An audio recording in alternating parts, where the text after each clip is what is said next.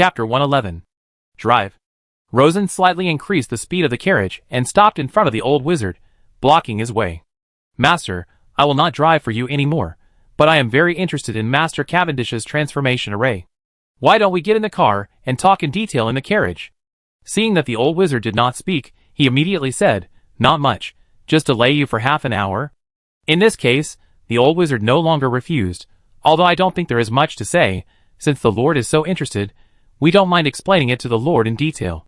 He got on the carriage. Rosen, Cavendish, and Alshut also got on the carriage. Rosen deliberately lit a light on the top of the carriage to make the carriage brighter. Rosen first introduced himself quickly. As a mage, I have always been very interested in turning base energy into noble energy, and I have always regarded this as my highest pursuit of magic. But I have only achieved the transformation of base energy into base energy, and because of long-term failure, I even doubt whether I can succeed.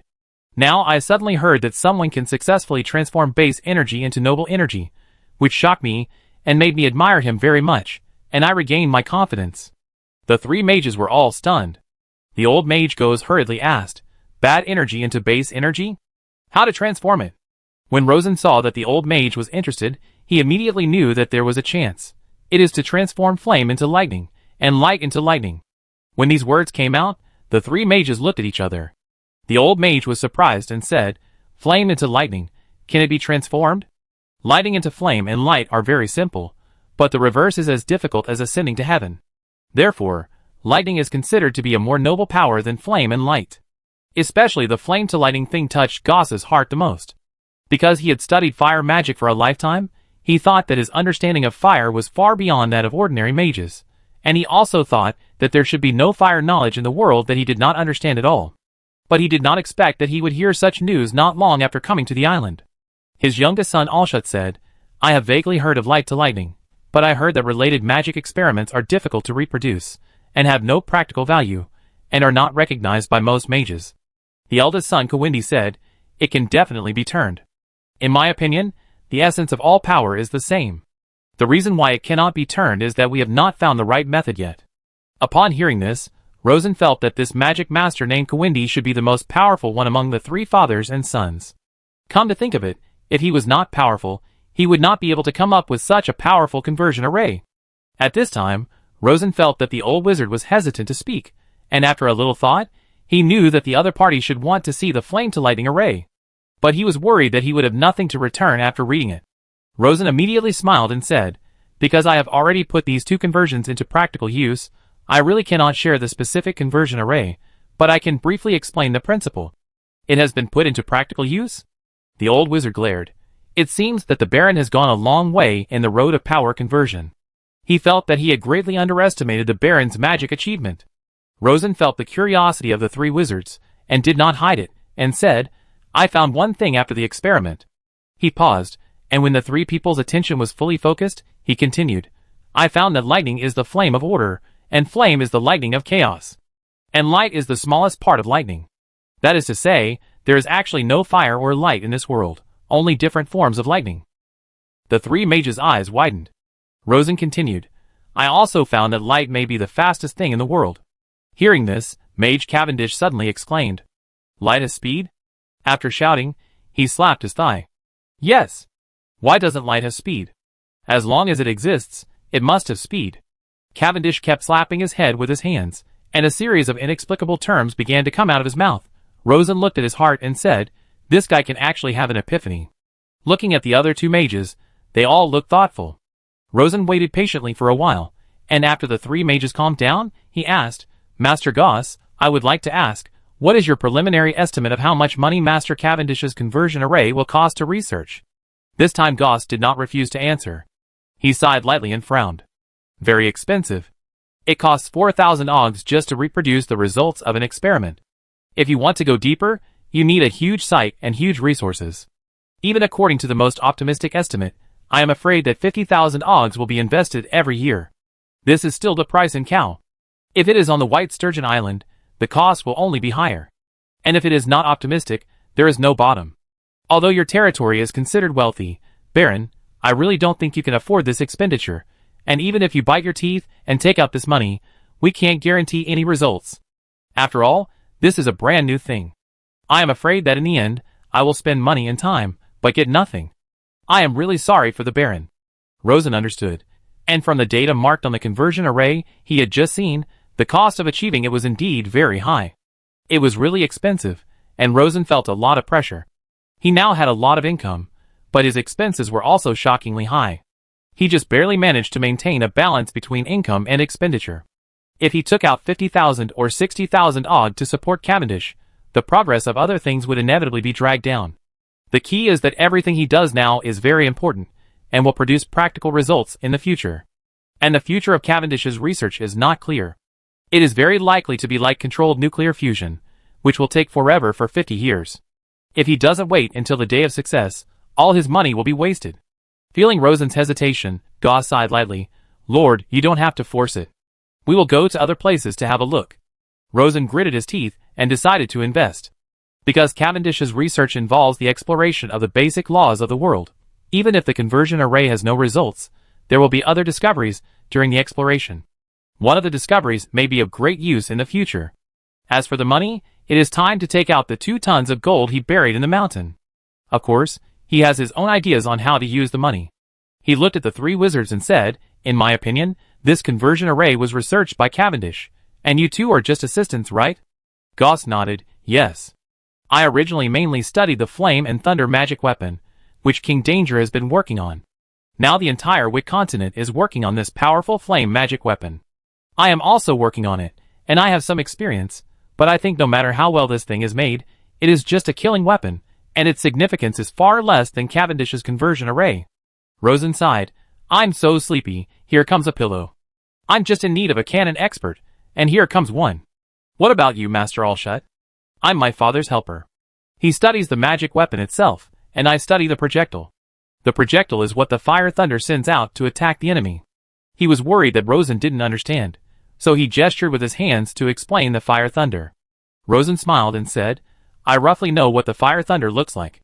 The main body should be a metal tube with one side closed, and then the projectile is stuffed into the opening, and then the flame is used to propel the projectile, right? Allshut nodded repeatedly. Yes, yes, the Baron is really knowledgeable. Since it has come to this point, Rosen doesn't say nonsense and gets straight to the point. 3 respected mages, let me be honest.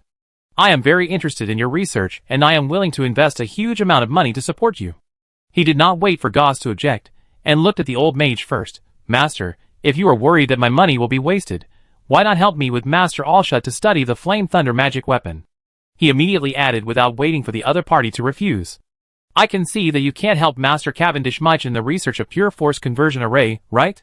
Master Goss swallowed the words that were about to come out of his mouth, because he knew that Rosen was right. He has 2 sons, and the talent of the younger son can only be said to be above average. But this eldest son is really a genius, the wisest mage he has ever seen, and has always been the pride of his heart. This time, in order to help his eldest son realize his life ideals, he first fought with Marquis Henry. After trying every means to get support but failed, he gritted his teeth and gave up the lifelong treatment provided by the Marquis. Now Rosen, the island Baron, saw at a glance that his eldest son was extraordinary, and the old wizard felt that the Baron had great vision. In addition to the previous communication, he was also very interested in the knowledge of flame turning into lightning, and wanted to find out more. So, he was reluctant to leave. After a moment of silence, he expressed his last concern. Baron, you have extraordinary insight, and are willing to invest a huge amount of money to support me. I am very happy. I am afraid that other people on the island will be dissatisfied, because this is really a lot of money. Of course, Rosen could not say that he had a windfall. In order to boost the other party's confidence, he waved his hand and said, I have the final say on this island, and most of the money is earned by my own strength. You may not know that I am actually very proficient in transfiguration. Using this skill, I can earn a lot of gold coins a year. In addition, my wife is the Princess of Dawn, and you must have known that. My wife's dowry is a huge and rich sea area, and I am about to conquer this sea area. By then, the territory's income will increase significantly. I can guarantee that if the 3 of you stay on my island, I am willing to invest 30,000 OGs in research funds for the Flame and Thunder artifact every year. As for the research on the Cavendish Mage, I will provide 20,000 OGs in the first year, and then increase it year by year. The artillery must be put on quickly, otherwise we will be beaten in the future naval battles, so we have to increase investment. I am afraid that Cavendish's transformation research will not see results in the short term, so we can only take long-term investment. Although he wanted to support Cavendish at a great cost, as a lord, he could not be completely willful. 20,000 odds in the first year was his current limit. Of course, if Cavendish can make rapid progress in subsequent research, he will have to invest heavily in him even if he has to tighten his belt. Seeing that the old wizard looked unhappy, Rosen immediately added, "In addition, I am willing to share with you the island's unique magic knowledge, such as the conversion between light, flames, and lightning." After hearing this, the three wizards looked at each other. Alshut said, "Father, the Baron is much more generous than the Marquis. He only gave 10,000 for the research on fire and thunder, and he was even unwilling to pay for my brother's research, otherwise." "Shut up." The old wizard looked at Cavendish. "What do you say?" Cavendish turned to Rosen. "Baron, you just said that light has a speed. So what is the speed of light?" "About 300,000 kilometers per second." Cavendish was shocked. "So fast? How did you measure it?" "Rosen really has a way. It has been measured and calculated." "Can this be calculated?" "Yes, it can be calculated. It is part of my research on lightning." Cavendish immediately turned to look at Goss. With a firm face, "Father, that's it." "Are you sure?" Cavendish nodded. "Yes, because if I want to make great progress in my research, I need not only experiments, but also the assistance of new knowledge, especially new knowledge of deep understanding of the laws of the world. Obviously, the Baron can provide great help in this regard." In this case, the old wizard had nothing to say. "Baron, then sign the contract as you said." Rosen was secretly happy. Master Luicato really advertised me well. Goss and Alshut can be of great use now. And the top geniuses like Master Cavendish, who explore the laws of the world, are really great treasures that can rewrite the fate of the human race. They are super SSR characters. Maybe you have to spend a huge amount of money to raise them in the early stage, but the growth potential in the later stage is absolutely explosive. Now that he has got it, he is so happy that he just wants to dance. Of course, although talents are precious, they are ridiculously expensive to raise, and they are harder to raise than princesses. The triangular sea strategy must be followed up immediately. Chapter 112. On the east side of the island, the Banshee trading port. Rosen was standing on the top of a mountain behind the port. There is a viewing platform built here to shelter from the rain. Standing on the platform and looking out, you can see the endless blue-green sea. You can see many combat speedboats cruising on the sea, many banshees flying in the sky, and groups of sea fish people in the sea. The sea fish people use ropes made of seaweed to drag the fish they hunted to the port for trading, and exchange them for many mainland materials that are difficult to obtain in the sea. For example, simple magic tools, pottery, barbecue, clay paintings, clothes, decorations, etc. Near the port, there is also a fairly spacious white sand beach, where you can see many men and women playing and frolicking on the beach. They are the Sun Warriors and Banshees. The way both sides play is direct and primitive. They will merge together while playing, without any shyness or reserve. There are quite a few of them. There are hundreds of Banshees visible to the naked eye, and new Banshees join in from time to time. At the peak of the day, there may be more than 500 Banshees, and they are increasing day by day, and even the Sun Warriors are almost insufficient. The person who reported the situation was Major Harry, who is now the commander of the East China Sea Fleet, specializing in maintaining the safety of maritime trade. Rosen sighed lightly. The Banshees are really too energetic. Don't they have any other hobbies besides this? Because of the Banshees, this beach has been called the Happy Beach. In addition to the Sun Warriors, there are many men who are insatiable and sneak over to have fun. It is impossible to stop them. Everyone is thinking about love, and it has even affected the normal production and life on the island. A young man's voice came from the side. "Lord, there are actually some, and they are not much different from us humans." Rosen looked over and found that it was Frodo.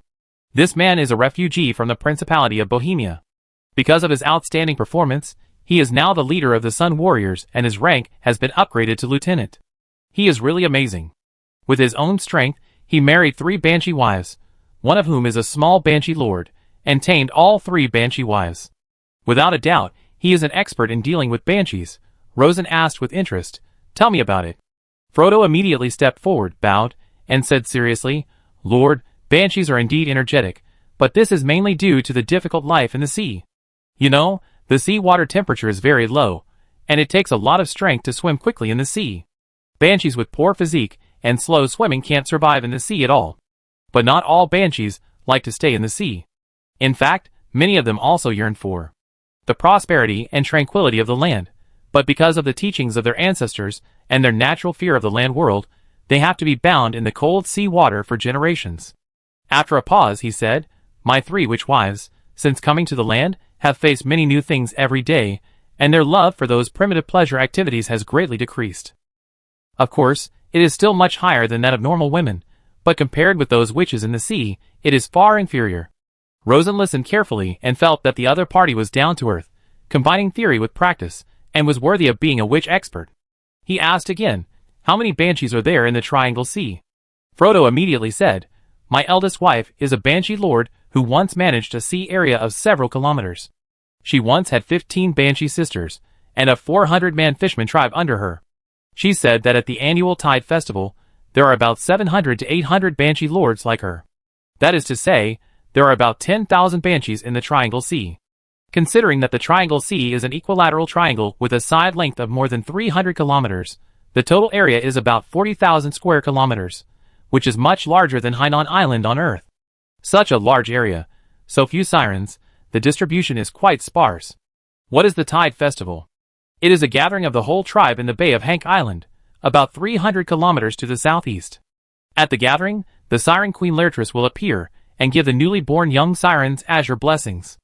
After a pause, Frodo said in astonishing news, "My wife said that once a banshee is born, she is no different from humans and can give birth to many boys. But boys will not receive the blue blessing of the Banshee King, so they will be abandoned by their mother soon after they are born. In the sea, once a baby is abandoned by its mother, it will drown in a few minutes." Everyone in the shelter exclaimed, thinking that this tradition was shockingly cruel. After everyone calmed down, Rosen immediately asked, "Are there any other rules about the blue blessing?" "Yes." Frodo began to explain in detail. "Every year at the Tide Festival, the Banshee King will only grant 50 blessings. Therefore, only 50 real banshees are born every year. The rest of the children will either be abandoned, but not thrown into the sea, but quietly left to the father of the child." At this point, Frodo turned his head and looked at everyone. It's true that the banshees like pleasure, but they are very picky about the objects of pleasure, and they must be strong enough. This is to ensure that the children born are as strong as possible to ensure that they can obtain the blue blessing. In the past, they all quietly approached the coast, carefully disguised themselves with transformation, and carefully looked for the man they liked to reproduce. Rosen nodded repeatedly and thought to himself, "I thought it was a new race, but it turned out to be just a group of poor women who fled to the sea to make a living." He asked again, "Your wives will be punished by the Banshee King if they marry you and never return to the ocean. Is it a punishment?" Frodo shook his head. "No, otherwise they wouldn't dare to do it." Rosen understood. In other words, the Banshee King does not restrict the Banshee's free will? Yes, but there is a restriction of power. The next generation of Banshees who choose to leave the sea will not be blessed by the blue, so they will no longer have the power to soar over the sea and the sky, and will become the same as ordinary people like us. Many Banshees are very afraid of this, so although they yearn for land, they dare not take the final step. They are worried that there will be no way out in the future. Rosen nodded to show that he understood. The Banshee trade has been going on for almost a month, and the Banshees have also shown a very strong yearning for land, but in the end, only a few hundred people took the last step. It takes great courage to fight against the ancient tradition that has lasted for hundreds and thousands of years. Are there other Banshees in the deep sea outside? No, because they can't find enough food, but there should be a group of Banshees in the coastal area of East Golden Cape. By the way, my wife said that the life of that group is not good, and the number is getting smaller and smaller, because they are always being hunted by Lavender slave ships. For this reason, many Banshees have to risk crossing the deep sea and rush all the way to the northwest to join Queen Lertris. This made Rosen slightly happy, and he immediately asked, "In other words, there's a group of Banshees who know the route from East Golden Cape to the Triangle Sea." "That's right." "What's in the deep sea?" "Behemoth, according to." "There are two most terrifying ones.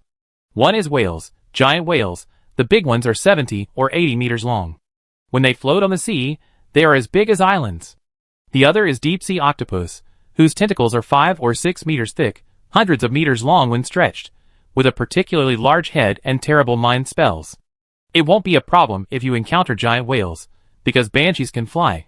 Although giant whales have bad tempers, they can't reach them. It's troublesome if you encounter deep-sea octopuses. The terrible mind spells can easily knock them out, and eventually become food for octopuses. So whether you can cross the deep sea depends a lot on luck. This news made Rosen's joyful mood a little dim. Not to mention his current sailing level, even the battleships of the Wick continent would be very difficult to deal with these deep-sea monsters, and would be easily overturned. I couldn't help but think, could it be that this deep-sea route can't be opened in a short time? In his strategy, this route is very important, not only involving the White Sturgeon Island, but also the fate of the whale on Giant Island. Because the current whale on Giant Island has only one safe route to the Wick continent, and this route is blocked by Aaron. This is equivalent to having only one breath and go. With one breath, there is no room for turning around. The throat is tightly strangled. The backbone will struggle, but soon they will find that the struggle is useless. The only way to survive is to kneel down and be a dog. Only by getting another breath and getting along with both sides can you be qualified to play cards at the table. Perhaps, when a truly sharp battleship cannon is built in the future, it will be able to pass the blockade of these deep-sea monsters. But to achieve this step, it may not be a matter of 1 or 2 years, it may be 5 or 6 years, or even more than 10 years. In this case, a lot of strategic opportunities will be missed. Moreover, he may not have such a long development period. Because when the size is large enough, it will not be hidden. If the trade route is always stuck, it will be very sad strategically. After thinking for a while, Rosen continued to ask, when will the next Tide Festival come? My wife said, it will be in a month. What do you think of the Banshee King's character? Frodo said, I have asked many Banshees about this. They all said that the Banshee King is a kind and humble king. She taught the Banshees to keep a low profile and reduce their presence as much as possible to avoid attracting the prying eyes of the land people. Rosen smiled. Obviously, the Banshees did not obey her orders. Today's Banshees are not low-key at all, and the Banshee trade is very hot.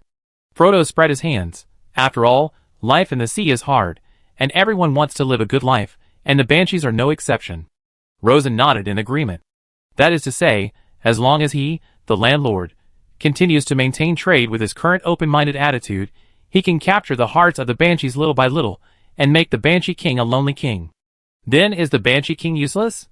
No, it is useful, and very useful.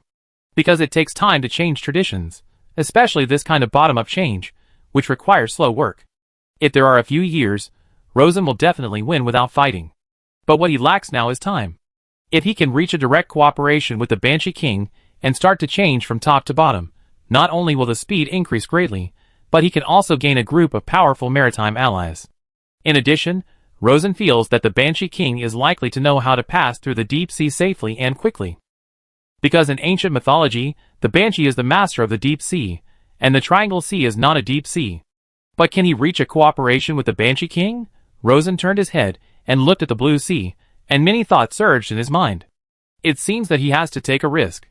Some things can be stable, such as conquering the island rebels before, because he has absolute initiative. Some things must be taken, because strategic opportunities are fleeting. Chapter 113. Crack, crack. Rosen stepped on the snow, carrying a package, and stepped onto the top of Longmian Snow Mountain again. Find a low-lying place where the wind and snow cannot reach, dig a small earth pit, sprinkle clean black stones, light a bonfire for heating, warm a pot of wine, and then hang a lamb leg to roast. While roasting, sprinkle various spices on the lamb leg, humming the folk song that night snow flying up Bewailen. Looks very leisurely. This time, he came in person, and his purpose was naturally to visit friends. When the lamb leg was roasted and the aroma was floating around the top of the snow mountain, a pleasant voice, like a snowball bird, came from the side. How did the Lord know I was here? Rosen smiled slightly. Madam, I know everything about the White Sturgeon Island. He ruled the island, and he controlled everything on it. Almost 5 months had passed, and he had already known every blade of grass and tree on the island. Not to mention the goddess's hiding place. He even knew what she liked to eat.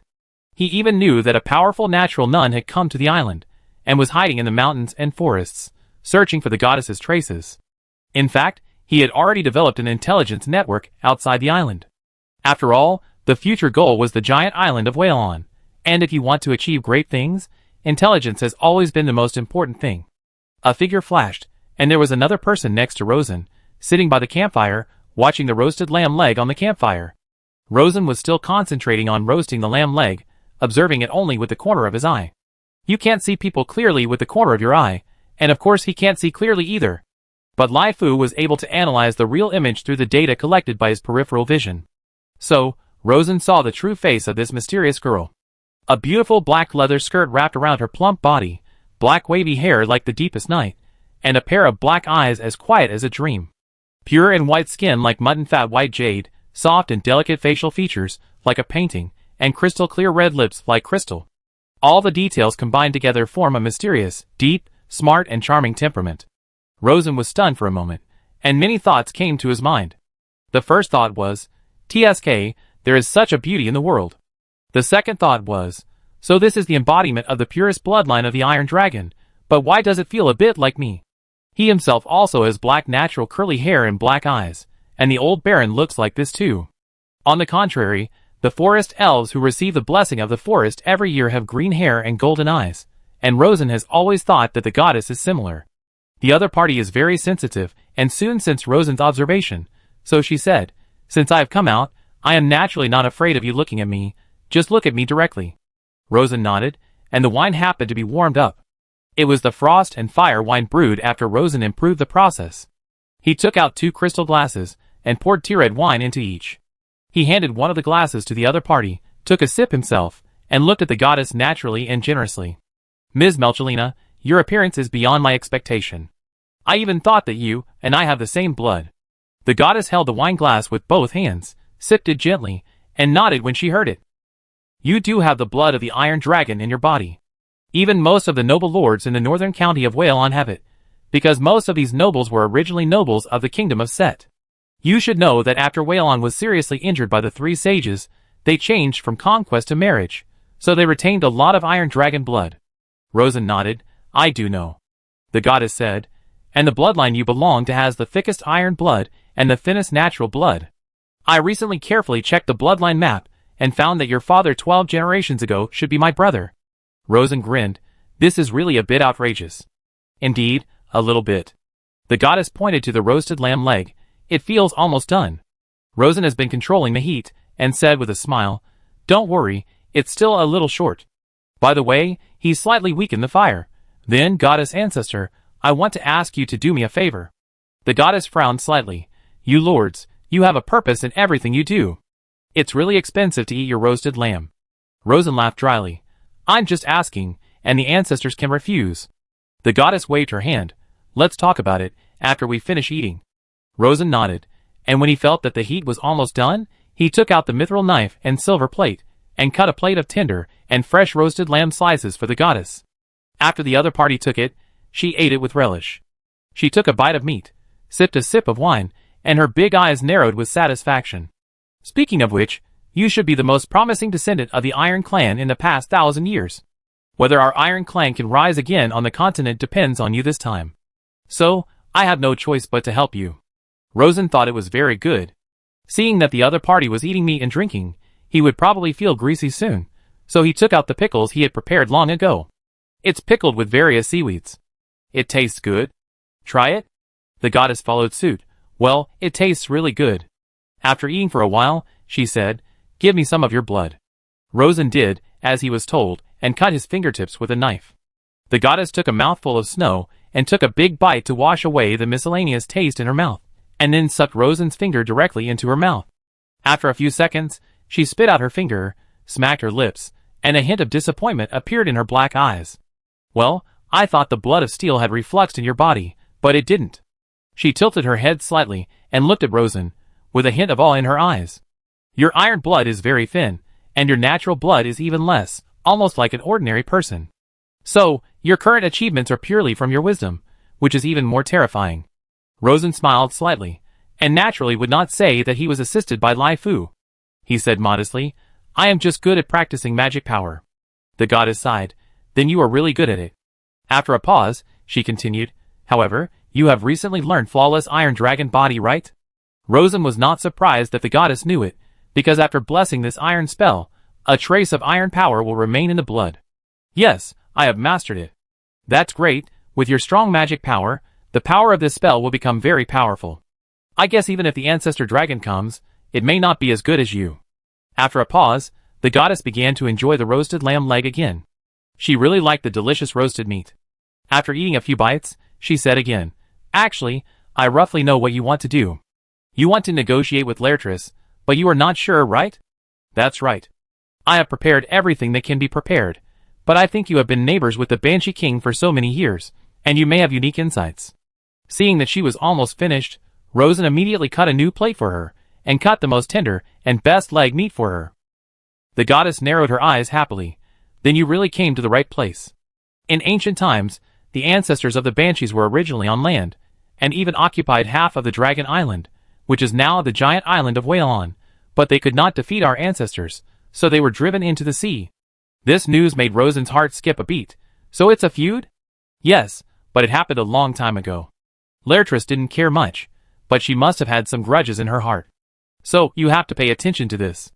Rosen immediately kept this point in mind. Earl Robert's flawless dragon body spell is actually only half of the content, and the other half is the essence of the steel dragon. After a pause, the goddess stretched out a slender white palm, and with a slight push of magic power, the palm emerged with fine scales at a speed visible to the naked eye, and the palm quickly turned into a steel-black dragon claw.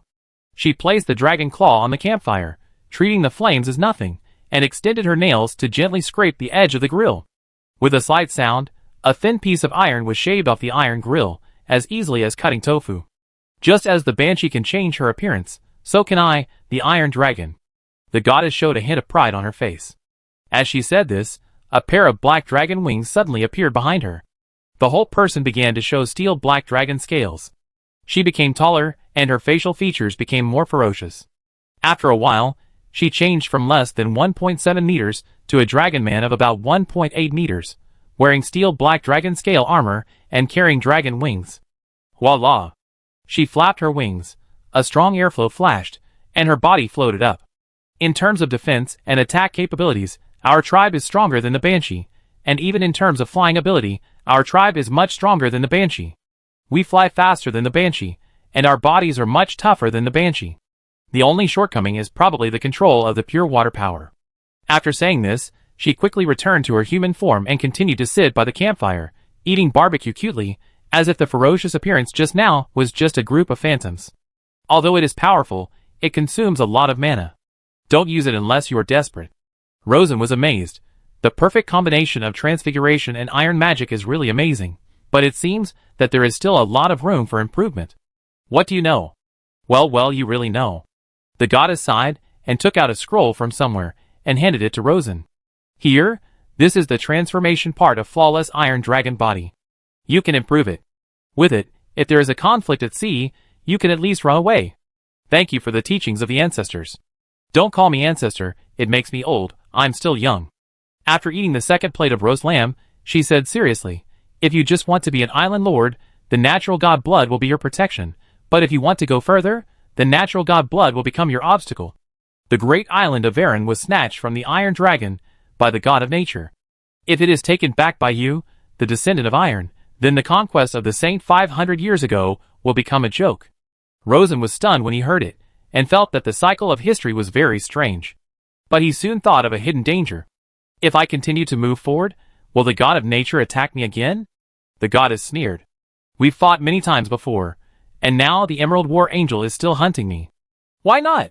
Of course, the times have changed a lot. The glory of our ancestors has gradually faded, and the descendants have their own ideas. And the strongest natural god, Mother Nature, is only an 8-ring wizard, so you just need to be careful of them doing bad things in secret. But remember, forget it, I won't teach you what to do with my shallow knowledge, you must have better ideas than me. After eating the mutton, she wiped her hands with snow, and got up to leave. The Emerald War Angel is still trying to catch me, I have to hide in another place. Rosen shook his head. It's just a magic puppet, I do it for you. The nun is of course very powerful in single combat. But as long as you set up an ambush circle and deploy 50 torrent crossbow warriors, and shoot them one by one, let alone the Emerald War Angel, even if the god of power comes, he will kneel in seconds. In modern times, high-ring power can only be used for assassination. Facing the mass attack of the army, it is meaningless. The goddess showed a hint of excitement on her face. She certainly knew that Rosen could easily kill the nun, but after careful consideration, she shook her head. Forget it, I'm safe here. You don't have to provoke the god of nature in advance because of my little thing. By the way, you can also use the blue blessing on the Banshee to study how to deal with Laertes. Rosen smiled slightly. I have already done so, and have achieved a lot of results. The goddess was startled. Hey, I still don't give you more instructions. The more I give, the more ignorant I appear. Let's go! She waved and left, but after a few steps, she suddenly turned back. There are so many delicious foods, I take them all. Chapter 114. Woo! Amid the humming sound of the motor, 3 newly built arc-bottom pointed warships slowly sailed on the sea surface of the East China Sea of the White Sturgeon Island. This is the 4th version of the transport cargo ship improved by the Wizard Bullet, which has a very obvious improvement in performance compared to the first version.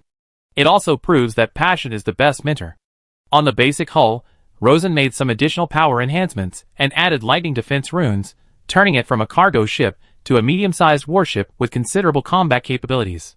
The first of the 3 warships is the flagship, and Rosen is in charge personally. The flagship cabin carries 50 guards combat mages, each of whom carries the latest lightning torrent crossbow. The 2nd and 3rd ships are each equipped with 50 fully armed Sun Warriors. Whether it is a bloody battle or other tactics, this batch of Sun Warriors has strong enough combat power. In addition, the surrounding waters are also guarded by 80 fishkiller speedboats. A sea fleet of the White Sturgeon Island version sailed slowly towards Hank Island, more than 300 kilometers away. The reason given by Rosen was to visit the Banshee Queen Laertress during the annual Tide Festival to discuss the management of the Triangular Sea area. As the fleet moved forward steadily, Banshees continued to gather around the fleet. They followed the fleet, howling in the sky and leaping forward in the surrounding seas. They looked very uneasy, but did not intercept the fleet, let alone attack. After more than 2 months of normal trade, the Banshees became familiar with the human race on land and the existence of the human lords. At the same time, they also felt the character of the human lords from all aspects. He was willing to communicate well, but there was a clear and firm bottom line. Once the bottom line was touched, the counterattack of the human lord would be very cruel. Banshees were not very aggressive to begin with, and faced with Rosen's humble and strong character, they had no idea how to deal with it. So, they could not help but give in step by step. With a clatter, a pearl blue-feathered banshee gradually lowered her altitude in the airflow, as if she wanted to land. The guards wanted to intercept her, but Rosen raised his hand to stop her. Let her land. The banshee landed on the bow of the flagship of the warship. She was the banshee leader who met in the first transaction. She was also Frodo's wife, named Dahlia. Compared with the boldness of the first encounter, this time she wore leather armor and many accessories, and her whole body had a lot more of the atmosphere of the civilized world. She looked very uneasy, and after landing on the ship, she looked at Rosen. Lord, I still think this is not a good idea. It's too reckless, and will make the queen very angry. Rosen came in real body, and was sitting on a chair at the moment, communicating with the commanders of the fleet about the sea situation. Seeing Dahlia say this, he smiled and said, Lady Percy, the last name Frodo gave himself, I will participate in the Tide Festival with a friendly attitude, and I will be careful, and will never anger the queen. Dahlia shook her head repeatedly. No, no, no, Queen's Bay is the holy land of my tribe, and outsiders are never allowed to enter, and you are carrying so many terrible weapons. Rosen immediately said, Oh, of course, I respect your traditions, so my fleet will be anchored outside the bay, and only 1 guard will enter the bay. No, no, no, even if it's like this, you can't enter.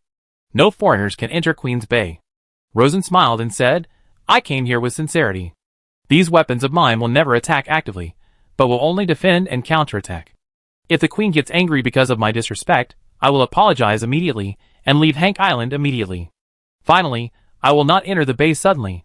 I will notify her in advance. If the queen does not allow it, I will definitely not force my way in.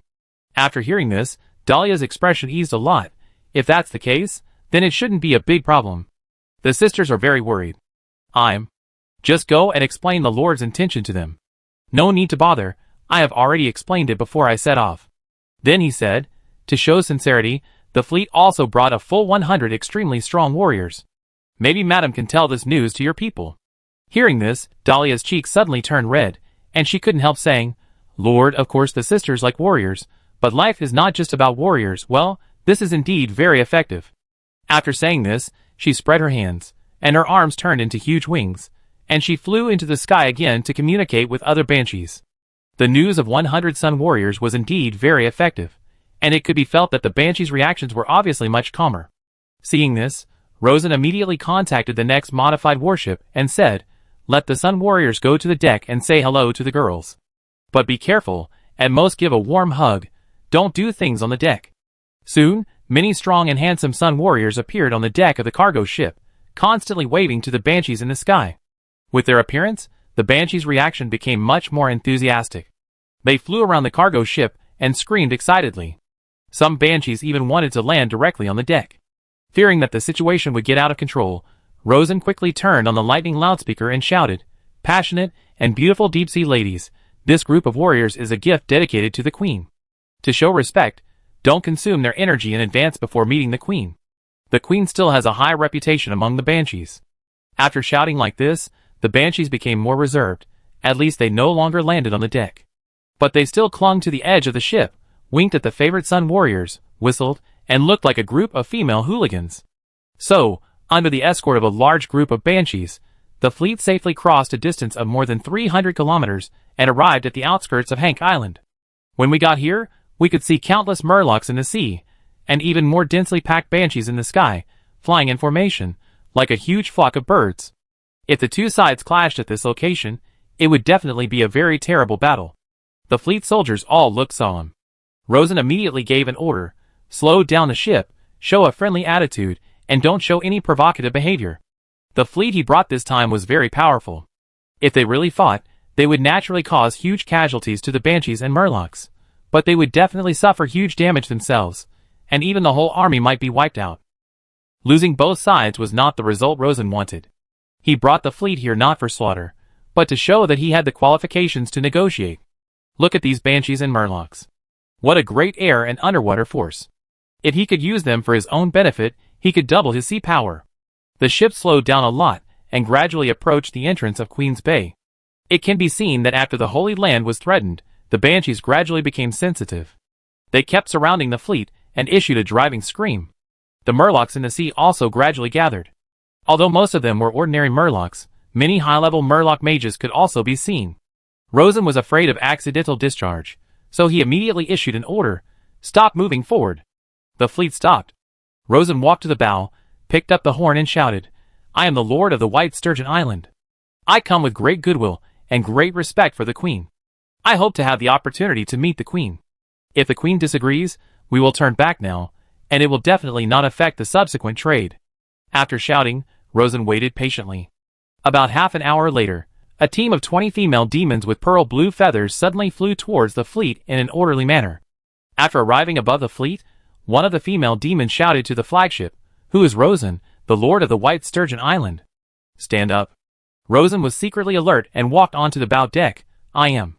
He also carefully observed the other party, and found that although the body of this female demon was still young and plump, her eyes were much calmer and more vicissitudes than those passionate female demons. The body can be kept young by magic, but the soul is difficult to disguise. If the total lifespan of a person's soul is set at 100 years old, then this female demon should be more than 70 years old. Considering the aura of the fourth order peak mana exuded by the other party, it is enough to prove that the other party is a high-ranking figure of the Banshee clan. Rosen estimated that she should be a close minister of the Queen. The Banshee spoke, her voice slightly hoarse.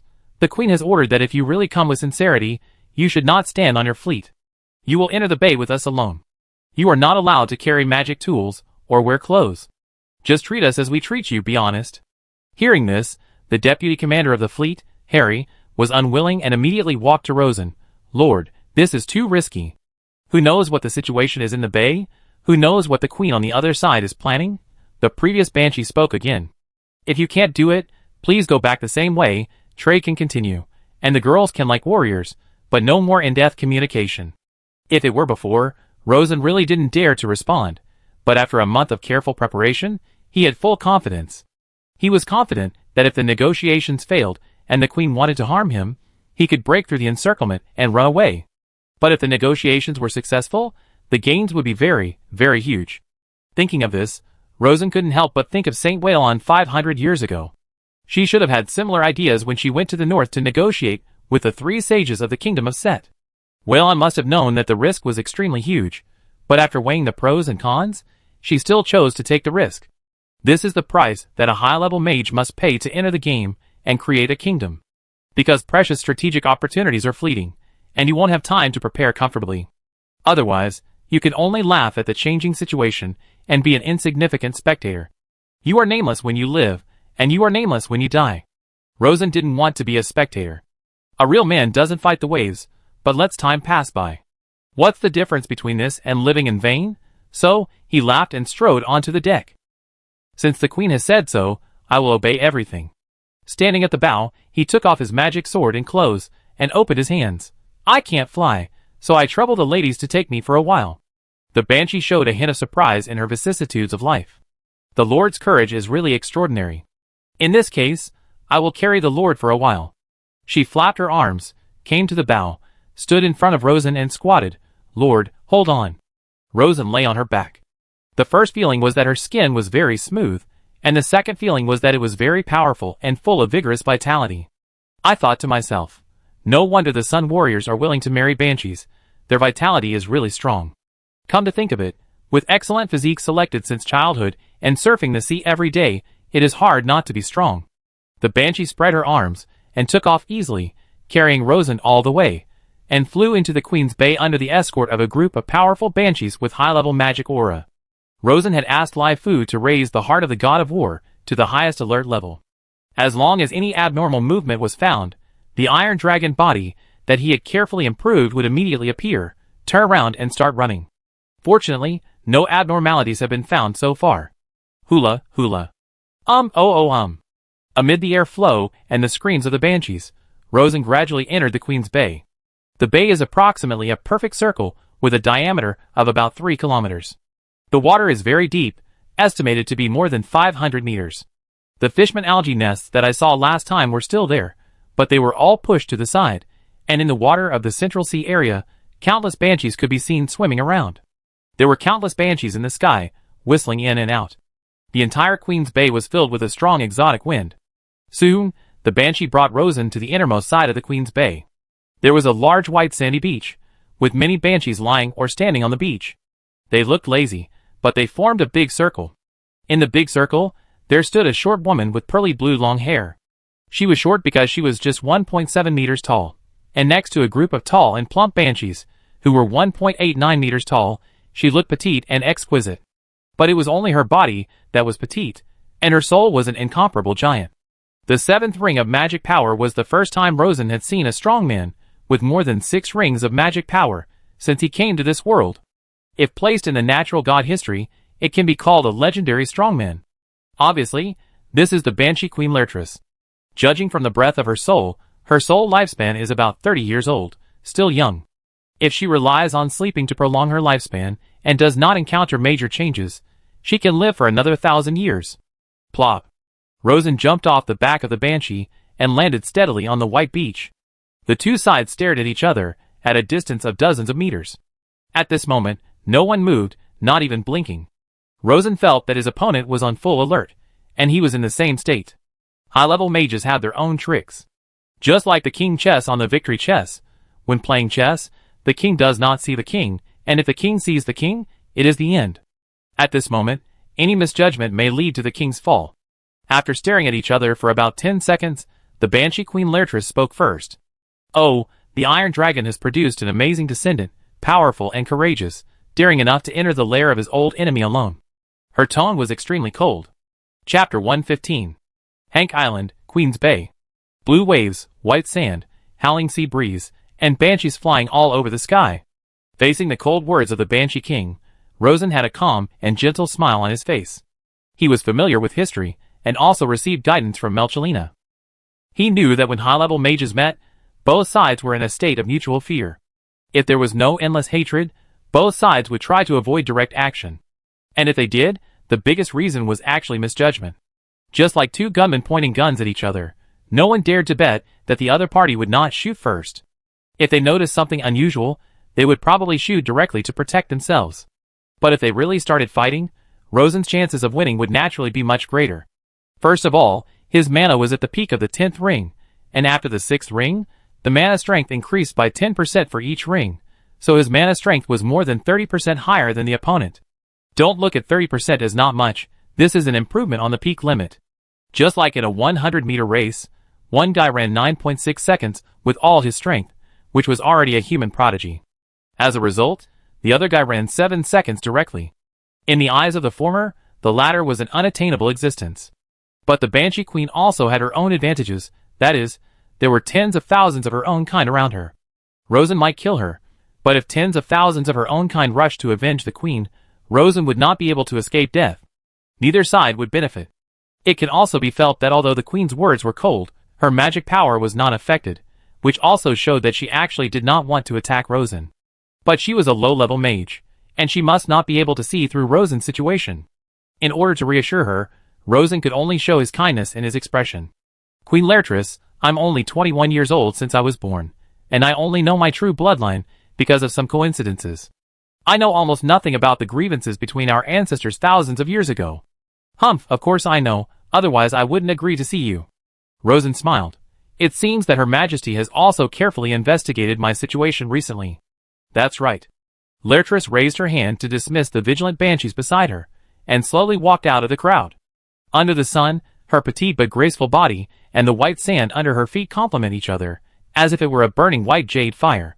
I know your thoughts and see your ambitions. I also understand that the times today are far different from any previous times. I'm afraid our Banshee clan can't continue to maintain this almost completely wild life. While speaking, she reached out and took off a mithril pearl headdress from the head of a banshee next to her, and put it in front of her eyes to admire it carefully. It's a beautiful hair accessory. To be honest, not only my sisters like it, but I like it too. As the queen of the Banshee clan, I certainly want my sisters to live a better life, but also because I am the queen, I must be responsible for the future of my sisters. I will try to change, and I will also try to cooperate with the lords of the continent, but there are countless lords on the continent. I must choose a lord with sufficient ability and sincerity to cooperate with. If he is not capable enough, then he is not enough to protect my clan. If he is not sincere, then his powerful ability is a disaster for my clan. At this point, the Banshee Queen has walked to 20 meters in front of Rosen, and stared at Rosen across this short distance. So, I need you to show your ability and sincerity.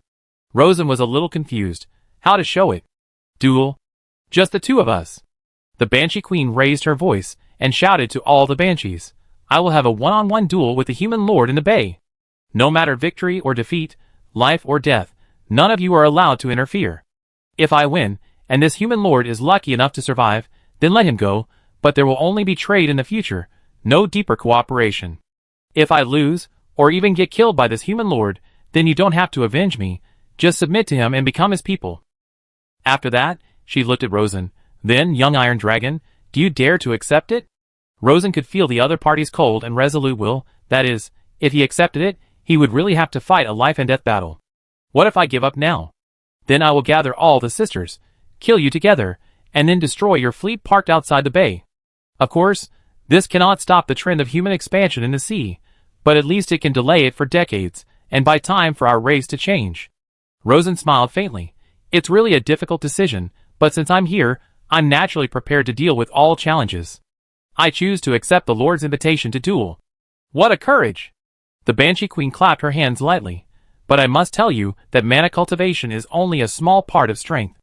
I have been working on it in the hiring field for at least 100 years, and you have only been working on it for less than a few years. Rosen nodded. Your Majesty is right. In terms of the control of mana, I am not sure I can beat you, but my biggest advantage is that I am very fast. Once I start, I will go all out, and not give my opponent any time to cast spells. If the Banshee Queen had used a sneak attack or called on her sisters to attack together, Rosen's life would have been in danger, but she chose a fair and square one-on-one duel.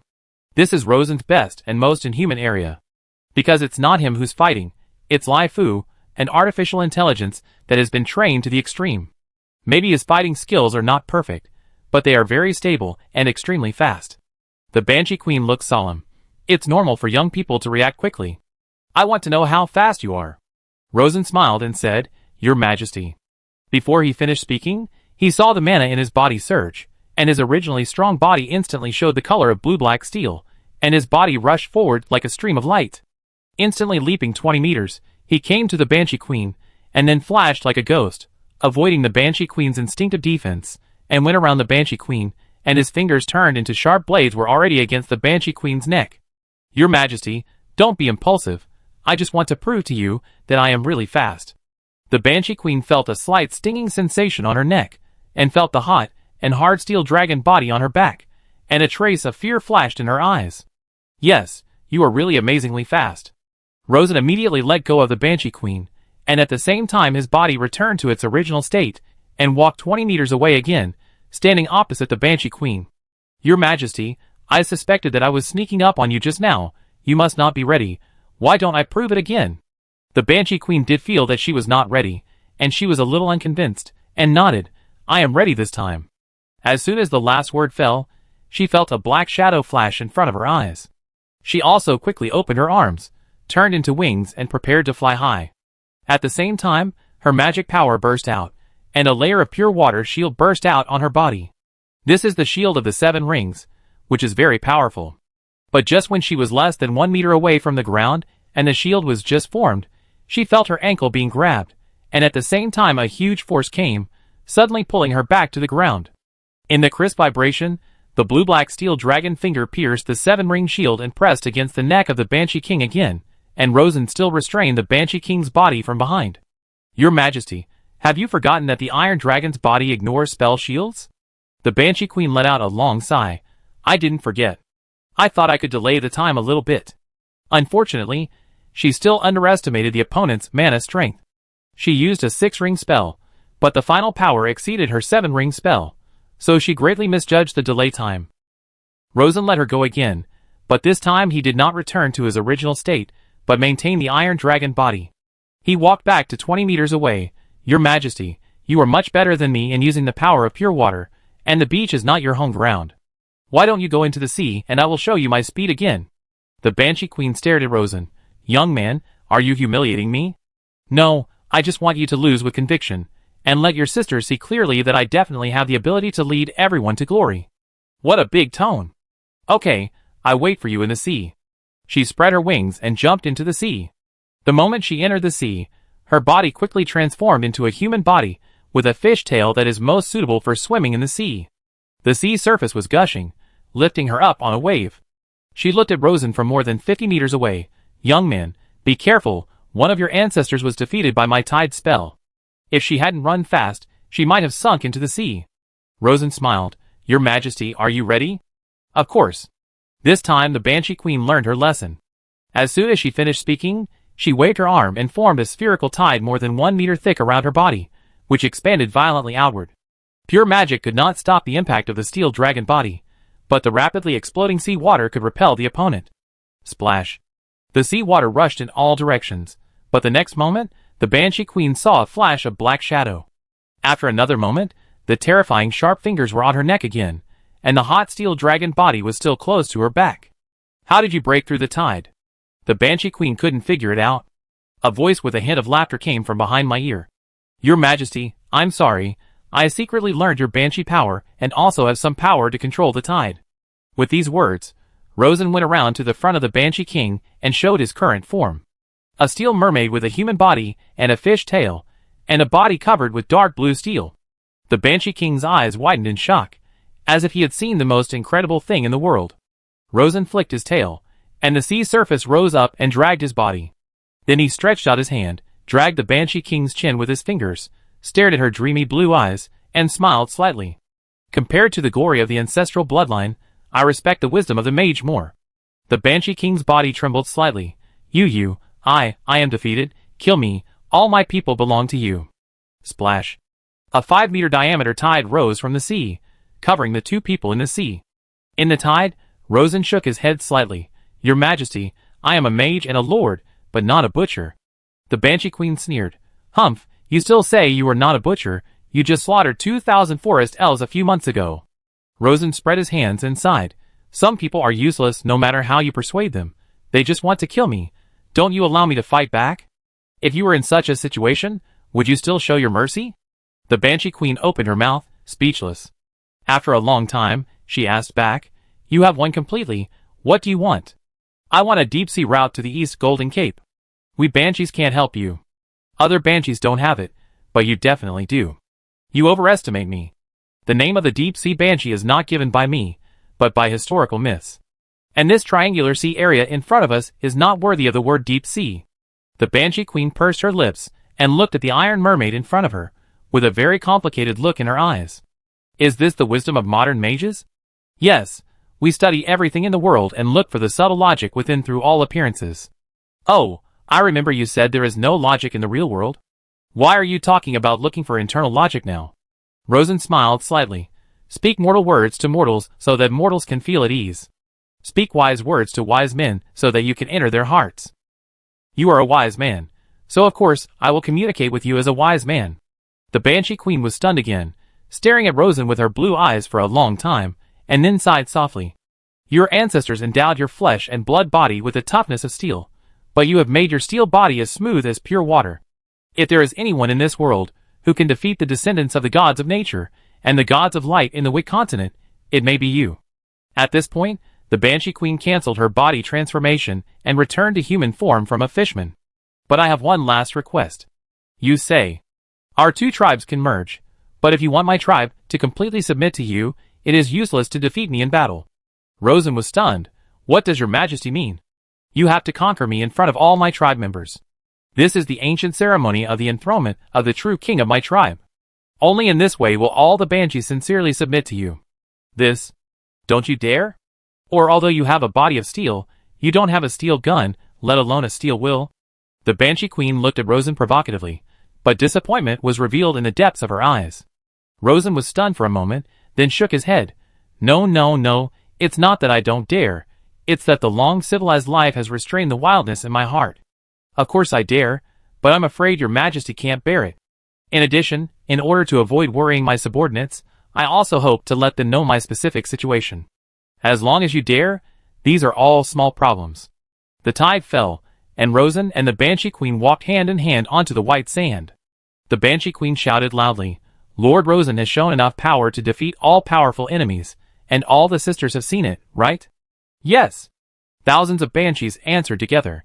The Banshee Queen shouted again, but if he wants to lead our tribe forward, he needs to show enough power to defeat the sea in order to lead us to truly conquer the sea.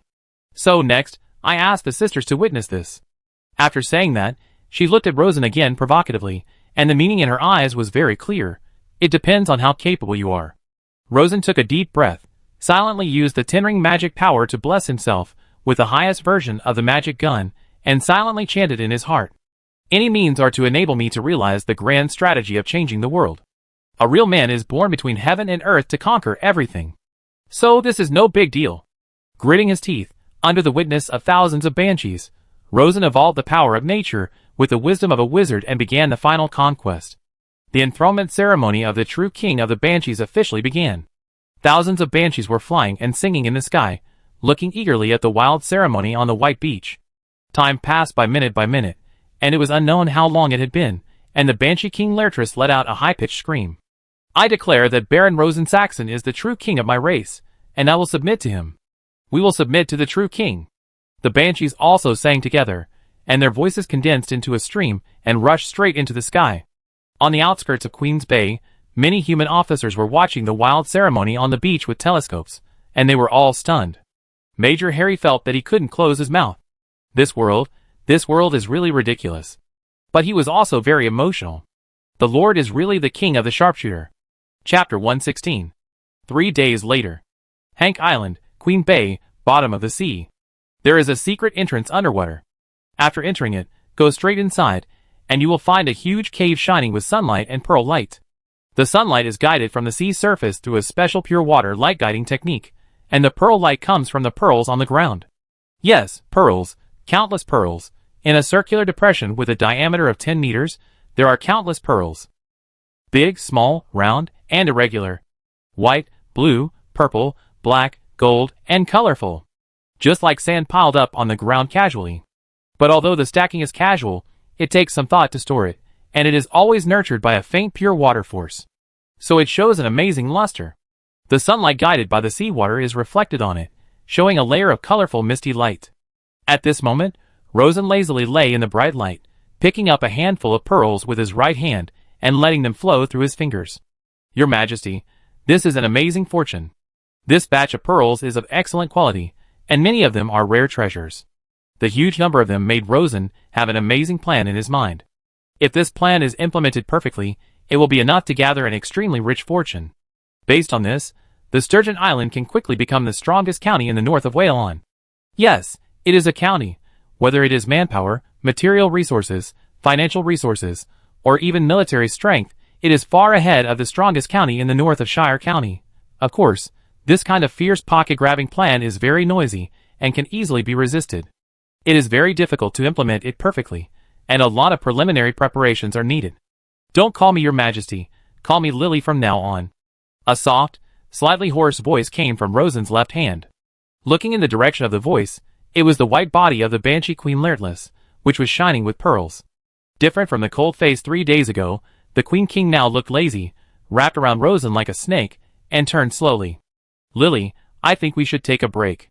Although the God Gun art driven by the Ten-Ring mana allowed him to easily deal with the Banshee King, the 3 consecutive days of fierce fighting also made him a little tired of this joyful game. The Banshee Queen didn't want to continue, because she had lost so many times that she couldn't bear it. Rosen, don't be full of wealth and conquest, calm down, and enjoy the comfort of the moment. Isn't it a very wonderful thing? This is true, having powerful power, and enjoying the world without worries is really as good as going to heaven. Rosen could also feel that Lyrtless said this from her true inner thoughts. Obviously, although she was a 7-ring mage, she had no ambitions. She just wanted to guard her own piece of land and live a comfortable life. This should be the spiritual trait left by the ancestors of the Banshee. But Rosen had different ideas from her. Lily, I'm afraid there is no truly quiet corner in the world now. Lyrtless's face, as beautiful as peach blossoms, was full of regrets. Yes, I know, so I accept you. But I can't change it. I can only rely on you. These pearls, the gold over there, and those messy, weird things, if you can use them, take them all. Rosen followed the Banshee Queen's finger and looked at them one by one. The pearl bed was about 75 square meters in area and more than 1 meter thick. The gold was all nugget gold, piled up in a mess, and the total weight of large and small items was estimated to be 7 or 8 tons. In addition, there were all kinds of beautiful and exquisite gems, some of which were well known, and some that Rosen had never seen. This was the wealth accumulated by the Banshee clan year after year for countless years. It was indeed a huge wealth, or currency. For the Lord, currency was not equal to power. It required various delicate techniques and careful operation to turn this wealth into real war power. Lily, I plan to transform Hank Island into a Midway Supply Island and Queen Bay into a seaport. Change it, whatever you want. The Banshees will go ashore and live with other tribesmen. Will the Azure Blessing be affected? My Azure Blessing is only effective for women, not men. Don't ask me why, it's what my ancestors left me. I know this is cruel, and I have tried to solve it, but life is too complicated. I tried everything but it didn't work, so I just gave up. In addition, if there are more children, I won't be able to bless every child. I don't have enough mana. Rosen thought carefully and said, although the power of the ancestors is magical, it is not perfect. My preliminary research found that the blessing of the sea god is a high-level application based on transformation and pure water power. Maybe I can improve it. The Banshee Queen listened to this and looked up at Rosen slightly, with a dazed look in her blue eyes. Oh, Rosen, if it was in the ancient times, with your wisdom and strength, you would definitely be greater than the so-called godly father Odergunther. As she said this, she gently rubbed Rosen's chest with her cheek, looking intoxicated. I never thought that my husband would be such a great man. These words were completely from the heart. Obviously, the thinking mode of this Banshee Queen is still stuck in the ancient times when the gods were fighting. Although it is somewhat inconsistent with the current era, Rosen feels that there is no need to force it to change. After a long time of getting along, it will naturally change slowly. Another key thing is how to get the ship across the deep sea to the East Golden Cape 1,500 kilometers away. Lily, do you really have a way? Of course I have a way. The Banshee Queen laughed softly. The sea monsters are indeed very scary, and they do possess very scary power. Their wisdom is not low, but they are not superior to mortals. In many aspects, they are even inferior. Those monsters rely too much on their huge bodies. While speaking, the Banshee Queen leaned close to Rosen's ear and gently told him the secret stories from ancient times. The monster's ears are very sensitive. Whether it is a giant whale or an octopus, they don't like the harsh noise in the sea. You know, we women like to scream the most, and this kind of scream is like a sharp knife to torture the monster's ears. If you use magic to strengthen this sound, you can drive the monsters away, and you don't have to worry about being harassed by them. This spell is called Screaming Spear. Rosen suddenly realized and smiled again. Lily, I don't hate your screams, but I think it's very pleasant. The Banshee Queen's cheeks flushed. You made my voice hoarse. In the past 3 days, she screamed more times than in the past 300 years combined. Rosen laughed out loud. After a while of tenderness, the Banshee Queen began to teach the screaming spear spell. Rosen naturally calmed down and studied carefully. Soon he found that this was a high-level spell that loaded the power of the mind on the ultrasonic wave and used the power of pure water to amplify the sound wave violently. It's not difficult, but it consumes a lot of mana. Without the blessing of the power of the mind, can the sound alone have a repelling effect? Yes, there are some, but to achieve the same effect, the sound must be greatly enhanced. It is difficult for a mortal's throat to make such a loud sound. It's okay as long as it works. For the lightning spell, sending ultrasonic waves is as easy as pie. It can be as strong as you want, and the frequency can be adjusted at any time to ensure that it fills the underwater space 360 degrees without dead ends. The Banshee Queen was indeed completely conquered by Rosen. After teaching him the screaming spear, he began to impart various sailing experiences of crossing the deep sea. He kept everything to himself. Rosen naturally listened carefully, and at the same time felt that although Laertes was the queen, her personality was relatively simple. Other banshees also had similar personality traits. Probably because the social environment was too simple and people's hearts were pure. If you meet a human lord with no bottom line, you can easily play with him, and after roughly squeezing out his value, you will discard him like a worn-out shoe. But Rosen would naturally not do that. He would play with her carefully, cultivate her carefully, and let this lovely and beautiful 7-ring pure water mage always shine for him. After that, he stayed in the treasure cave for another day, and then planned to return to the White Sturgeon Island to start implementing his new route strategy. When he stood up and walked to the cave exit, and was about to jump into the water to leave, the Banshee Queen suddenly asked, "Rosen, you have already got what you want. Will you come to conquer me in the future?" Rosen looked back at her and saw the Banshee Queen standing in the pearl light, seemingly full of luxury, but exuding a sense of loneliness and loneliness. Rosen smiled faintly. "Of course, I will build you the most gorgeous castle in the world in the best place on Hank Island, and come back to the island from time to time to reunite with my beautiful Queen Lily." Laertes smiled immediately. "Maybe not only me, but also our children." Rosen smiled. "Then don't be cruel to abandon the boy this time." After a pause, he said, "There will be many men on the island in the future, and my Lily will have to wear a beautiful skirt. I don't like skirts very much. It's not convenient to move in the water. Do I have to wear them? At least I have to wear them when I go out. I don't want other men to see the most beautiful scenery in the world." Laertes smiled like a flower, raised her foot, and gently kicked a handful of pearls to Rosen. "My true king, go conquer the world." Rosen then jumped into the sea and leapt. The 3 islands and the entire triangular sea area are all in his hands. The various resources in the territory have increased by orders of magnitude. He has to do a good job of statistics and carefully formulate a development plan. Soon, he returned to the fleet waiting outside, and put on his clothes again under the almost worshipful gaze of the soldiers. "Return." "Yes, Lord." The fleet set off again. On the way back, Rosen said to Harry, "Pass it down strictly. No one is allowed to disclose what happened on the island." Harlan smiled awkwardly. "Lord, this matter cannot be concealed. Too many eyes saw it." Rosen also knew that he could not hide it, and sighed lightly. "At least the details cannot be leaked." Chapter 117. "Rosen, I heard that you conquered the Banshee King?" In the underground magic laboratory of Crescent Castle, Instructor Anna suddenly asked. It was the 5th afternoon since Rosen returned to the White Sturgeon Island. At this moment, the tall and strong Baron was trying to create an ultrasonic magic weapon. Hearing this, his hands trembled slightly, but his face remained calm. "Teacher, where did you hear this news?" "The maid told me, and she heard it from the fisherman who delivered fish to the castle. The fisherman said that the banshees were talking about this everywhere. They also said that you are not only the Baron of the White Sturgeon Island, but also the true king of the banshees." Rosen's palm has regained stability. "It's true, I defeated her, and then she recognized my ownership of Hank Island and the Triangle Sea." "Oh, this news is amazing. I heard that the Banshee King is a very powerful water mage. How did you defeat her?" "Using flawless steel dragon body, the 6-ring spell that you gave me, teacher." "Teacher, you also know that I have a special talent for fighting and react quickly." Anna nodded. "That's true, but you should take fewer risks in the future. After all, you are a lord, not a warrior charging into the battlefield." She gave a serious exhortation. Rosen nodded. "Teacher is right, but it's worth it this time. In addition to a larger territory and a large number of new subjects, I also gained countless pearls and gold. especially the pearls.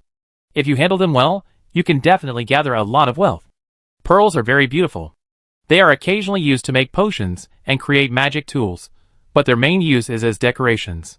Because of the small number and the popularity among the people, the price is high, and it has become a symbol of strength and wealth. This kind of thing has the attributes of luxury goods. And for a lord, the essence of creating luxury goods is a pocket-filling trick to exchange the lowest cost for the highest return.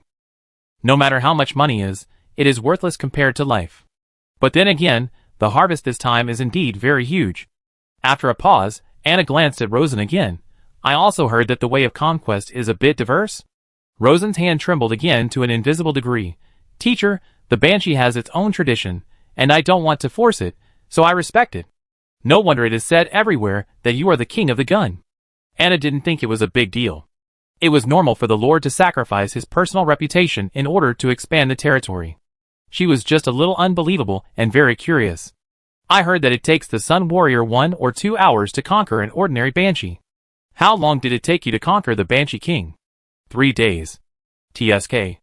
Anna was amazed. Her heartbeat uncontrollably accelerated, and she almost asked Rosen to show his bravery on the spot. It was hard to calm down. Are you going to develop a new route to Lavender next? Rosen nodded. Yes. He added, but this involves huge interests, and will destroy the jobs of countless people. Once the news of the new route is leaked, it will definitely attract countless powerful enemies. So, before opening a new route, you must be fully prepared. Of course he can use the new route secretly, but this matter will definitely not be kept secret for long. Once the news is leaked, Aaron and the Duke of Dawn will jump up immediately. All kinds of means will come to him like a storm. When the storm comes, it will be too late to start thinking about how to deal with it. It is a qualified lord to plan ahead and think about the overall situation. Anna also has enough knowledge to know the danger of this matter. Let's not talk about the distant ones. Just take the recent new route. It just bypassed the Dawn City, and several small-scale naval battles broke out in secret. The game between the major kingdoms in the rear is even more shockingly fierce. I don't know how many lives have sunk into the deep sea forever. She was even a little scared. Rosen, there is a real storm ahead. Rosen felt a slight tremor in his tone, looked up, and saw that Anna's face was a little pale, knowing that she was scared. On the sea, no captain can face the storm calmly. Rosen can't do it either, but he is the captain. Even if there are huge waves ahead, even if he has many worries in his heart, he must not show it. If he panicked and retreated, there would be no legendary feat.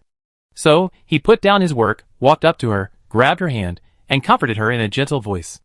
Teacher, you have always wanted to know how many rings of my magic power there are, right? Anna was stunned, not understanding why Rosen would say that, so she turned her head to look at him. Rosen raised his hand and pointed a number. In terms of magic power cultivation, I stand here, and if I take another small step up, it will be the ultimate magic ring. This number made Anna's eyes widen, and her body trembled uncontrollably. She didn't expect it to be so high. This last step is very, very difficult to climb over, and even I can hardly see the hope of climbing over it. So I firmly believe that in terms of magic power, no one in this world should stand higher than me, and naturally no one can see farther than me. Rosen exerted a little force on his hands, lowered his head, and stared into her eyes, and said word by word, my height allows me to see the future of magic. Although magic has no great power for individuals, it does for the country. This great power can move mountains, fill the sea, lift cities to the sky, and summon the sun to the world. Anna was shaken when she heard it. Is this possible? Summoning the sun to the world, this is too terrible. Rosen said firmly, Teacher, believe me, it's possible. The current mainland kingdom is far from reaching the upper limit of the power of magic. As long as we take the lead and get the power of magic first, we can break through the storm and even make ourselves a storm in the eyes of others. Anna's uneasy mind was greatly comforted. She sighed. In ancient times, you should be called a prophet. No, you should be called a holy king. Rosen picked up the ultrasonic magic weapon again and smiled. I'm just an island baron. After a pause, he said, Teacher, don't tell Selena about this in advance, at least don't tell her before the baby is born. Selena has been resting her mind and taking care of her baby recently. She doesn't worry about anything. She only practices the most basic magic every day and grows up to be plump and round. Anna nodded gently. I understand. At the same time, Rosen remotely controlled the number 2 puppet and secretly summoned his chief intelligence officer, Stonard, in the government study. How is the magic power improvement recently? The soul gem is very useful. It helped me reach the intermediate level. Very good, but not enough. I have to keep working hard. Yes, Lord. Okay, let's get back to the point. Rosen leaned back in his chair and looked at the intelligence officer who grew up with him. I plan to implement a Pearl Storm plan. Stoddard was about to take out his notebook to write it down, but Rosen interrupted him with a wave of his hand. It's not much, remember it in your mind. When Stoddard was ready, he whispered, I will make a large number of exquisite pearl magic tools, and then smuggle these magic tools to various places in the giant island of Whalon, and sell them as quickly as possible and at the highest price. Stoddard's eyebrows jumped. Lord, this is difficult. The northern counties are easy to sell, but the southern counties are not easy to sell. Rosen nodded. I understand. So, the lightning intelligence network I asked you to build before can be used. I want you to find a way to secretly contact the wealthy businessmen in each county, preferably those newly emerging, courageous, and adventurous civilian wealthy businessmen. This group of wealthy businessmen is the emerging bourgeoisie of society, and the group with the strongest average ability in this era. At the same time, it is also a new social force that the noble lords are gradually unable to control. If it's a southern county, find a way to get them to prepare cash in advance. If it's a northern county, it can be cash or supplies. Once the pearl jewelry arrives, settle the payment in cash and collect the money as quickly as possible. Stoddard listened carefully and asked, Lord, once there are more pearl jewelry on the market, the price will drop. Rosen smiled. It will indeed drop, but the market price reaction has a lag. As long as we are fast enough, we can sell the most goods at the best price. The market price reaction speed depends on the speed of information transmission, and the main way of information transmission in this era is word of mouth or express delivery by fast horse and pigeon. The lag of market reaction will be very serious. Now, Rosen uses telegraph communication to build an intelligence network, and then uses the intelligence network to build a secret sales network for pearl products, so that he can make a huge wave of excess profits before the market reacts. Loutrus's pearls are of excellent average quality and large quantity, so this wave of excess profits will be very amazing. At the same time, pearls are good but not very useful. The main component is calcium carbonate, but it is exchanged for real gold and silver. The more he sells, the more he earns. Stoddard is a smart man. After thinking carefully, his eyes suddenly lit up. I know what to do, Lord. Very good, you go to make preliminary preparations. I will start preparing pearl jewelry right away. After Stoddard left, Rosen looked at a document on the table again. The document had a string of statistics. The current territory, 3 major islands plus the triangular sea area, has a total land area of 5,500 square kilometers, and a sea area of 41,000 square kilometers. The fields on the islands are mostly mountainous, and it is estimated that more than 1.5 million acres will be opened up. Potatoes are mainly planted, with bird droppings as fertilizer and volcanic ash from Saint and Island as an auxiliary. If the potato yield per moo is 2,000 kilograms, the annual output can exceed 3 million tons. In the triangular sea area, let's not talk about other materials, just talk about food. With a sustainable strategy and gentle development, it is estimated that 2 million tons of seafood will be harvested each year, including at least 1 million tons of various marine fish. Of course, it is not possible now, it is just potential. But once it is successfully developed, according to the consumption of 300 kilograms per year for adults, it is enough to feed more than 30 million people. It can even cover the food consumption of the entire Whalon. This is the development potential of the territory. Then there is the current population of the territory. There are 135,000 human subjects, including 29,000 former white sturgeon islanders, 37,000 forest elves, 22,000 refugees from the Principality of Bohemia, 36,000 mountain people in North Whalon, and 11,000 banshees. Among them, there are 80,000 people with basic mana. There are 370,000 fishmen subjects. Among them, there are 340,000 ordinary fishmen, 30,000 high-level spellcasting fishmen, and 700 fishmen queens. Ordinary fishmen are the best laborers, and high-level spellcasting fishmen can be good marine combat mages with a little training. There are still not enough people. With the current situation on the island, there is no pressure to accommodate hundreds of thousands more. We have to continue to immigrate. The Azure Blessing must also be developed and improved so that the people can live not only on the island, but also in the sea. The next is military strength. 160 naval murlocs, 5 modified warships, a total of 3,200 naval soldiers, 1,400 battle spirit soldiers, and 1,800 battle mages. At 3,000 Murloc elite diving soldiers, and 20,000 patrol Murloc soldiers. Looking at this report, Rosen secretly said, with the Murlocs, the patrol of the sea area around the island is already sufficient, and there is no need to worry about being attacked. But the Murlocs are not smart, and their combat power is very limited. The war still depends on the human navy. The navy has too many people and too few ships, and its long-distance navigation capability is insufficient. Its weapons have a short range and poor direct confrontation capability. Speedboats are very fast and can gallop on the sea like a pack of wolves, but they can only deal with the weak. When encountering regular naval warships, it is difficult to bite the opponent. Others push their defense to the limit and rush forward regardless of anything, and they can break through the sea defense line built by speedboats. On land, a large number of coastal defense weapons must be added to build a solid fortress to avoid being beached. In the Navy, the role of shield ships is missing. In short, the current island Navy can fight guerrilla warfare, but lacks the ability to fight head-on. After reading the new situation in his territory, Rosen continued to read. It was the statistical information of various countries newly collected by the Intelligence Bureau. If you don't consider the overall situation, you are not qualified to plan a region. If you want to open a new route and benefit from it, instead of dying suddenly, you must consider the overall impact. In particular, you must know the strength of your opponent. 15 counties in the south of Whalon, Aaron's puppet, with a population of 19 million and a land area of 360,000 square kilometers.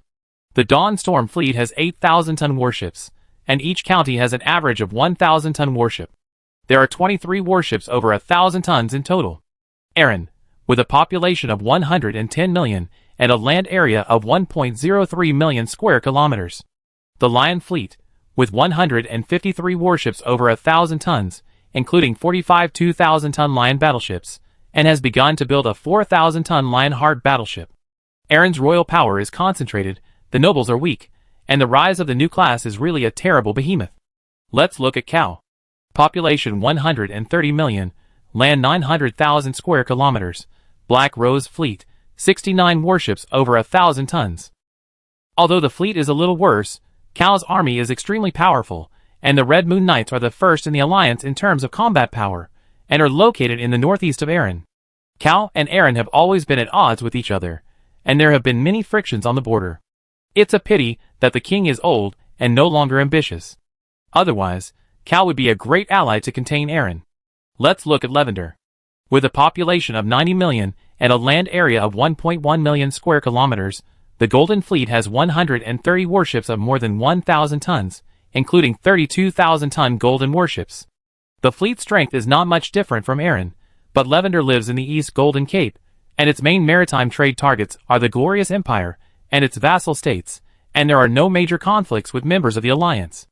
In addition to the 3 major kingdoms, the Natural Alliance has 6 major principalities. Whalon is one, and the other 5 are located in the Wick continent. Whalon is the largest principality, and it is overseas, which is a bit out of place. The other 5 do not have any extra thoughts, and are all vassals of the 3 major kingdoms. After reading the document, Rosen concluded, if the new route is opened, Lavender will welcome it. Cow's attitude is relatively neutral, and Aaron and Whalon Southern County are the biggest enemies. But although Aaron is strong, he also has many opponents. The biggest opponent is the Glorious Empire, which is located in the southwest of the Wick continent. That is a behemoth covering an area of more than 5 million square kilometers, and a population of over 500 million. It is a terrifying existence that makes the entire Natural Alliance breathless with the power of one country. Although Aaron's Lion Fleet is strong, more than half of it is fighting against the Glorious Empire's navy in the Storm Ocean. The fleet deployed in the Gilded Strait also needs to deter Cow and suppress Whalon. So, in the short term, the opponents I really need to face are Duke Whalon and the 15 southern counties. In other words, if the news of the new route spreads, the worst-case scenario is that there will be a southern combined fleet composed of 23,000-ton warships, all the way north to fight him.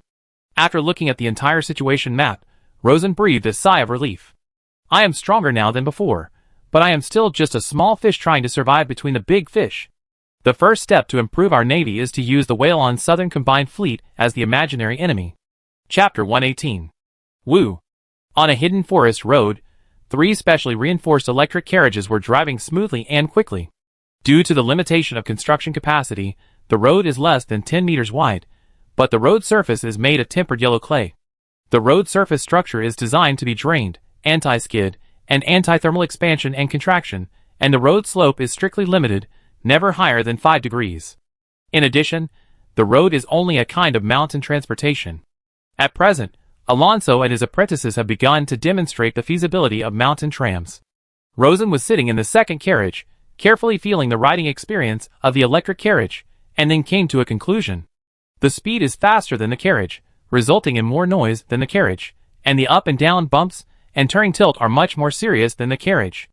The noise of the wheels is very noisy, and the anti-skid ability is not good, which is not suitable for high-speed driving. There are really many shortcomings, far less comfortable than his previous carriage, but the power is really strong. When driving hard, there is a clear sense of pushing back.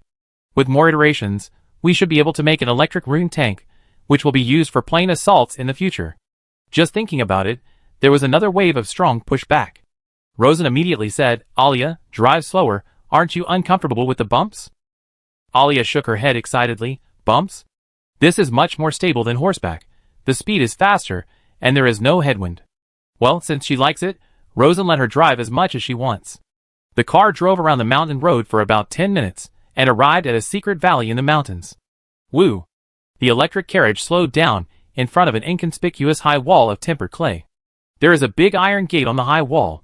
The iron gate has been opened, and the guards beside the gate are saluting the convoy. The convoy slowly drove into the iron gate. Behind the gate is a very empty natural fan-shaped valley, and the end of the valley is directly the blue sea. This is the secret test site of the island's flame weapons. 3 cars stopped at the open space beside the site. Alia got off the car first, and after confirming with other guards that there were no problems around, she escorted Rosen out of the car. Rosen looked directly at the weapon test bench in front. There was a row of tempered clay platforms, and hollow round metal tubes were fixed on the platforms. This is the flame and thunder magic weapon made by Master Goss, which is the artillery of another world. Master Goss and his second son, Master Alshut, are already there. In addition, there are more than 50 young mage apprentices who serve as their assistants. Seeing Rosen arrive, Master Goss came up to him in high spirits. "Lord, this is the first batch of flaming thunder magic weapons we made." I think it's better to call it artillery, as the Lord said. Especially the pronunciation of cannon. Although there is no corresponding word in the common language, it vividly describes the huge movement when the magic weapon is in full force. It is also catchy and refreshing to read. "Lord, you see, the barrels of these cannons are made of pure steel, which are precisely deformed using precision molds and deformation techniques. The caliber of the barrel is 9 centimeters.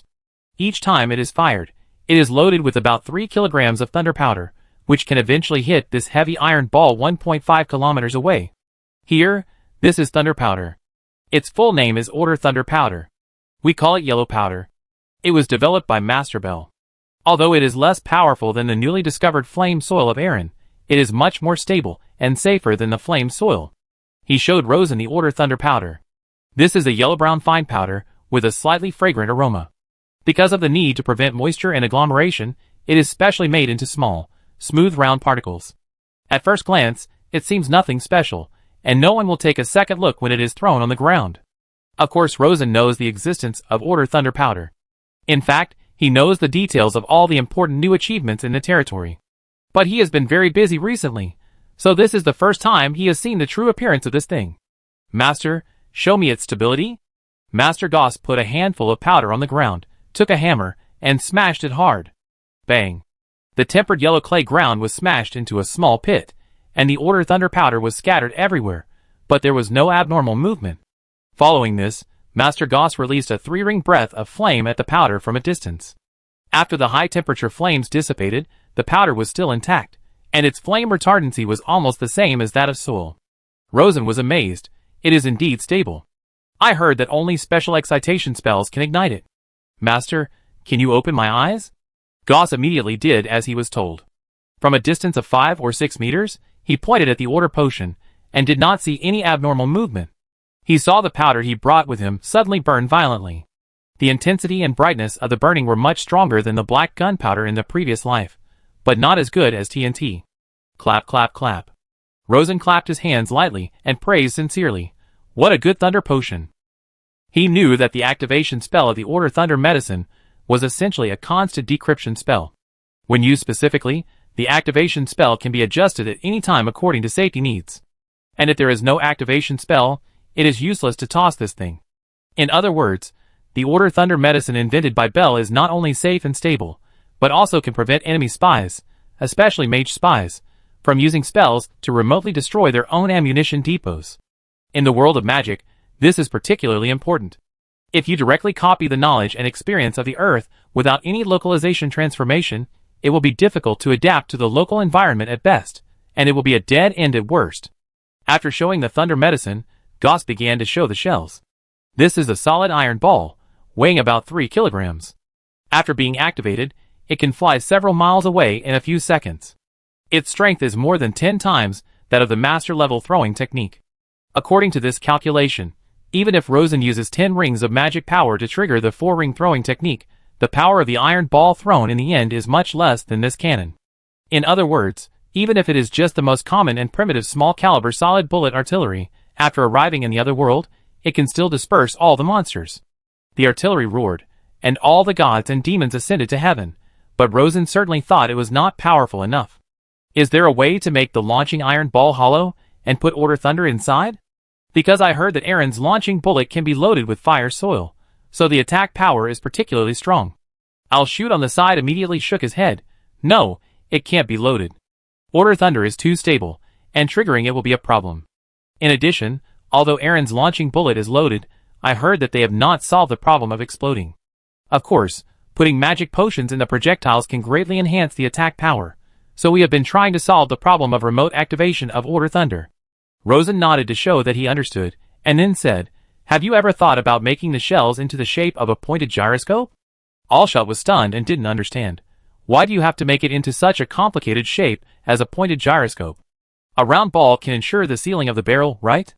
Goss's face changed and asked, "Lord, do you want to aim the tip at the target so that you can penetrate the opponent's warship more sharply?" Rosen nodded. "I have considered this aspect.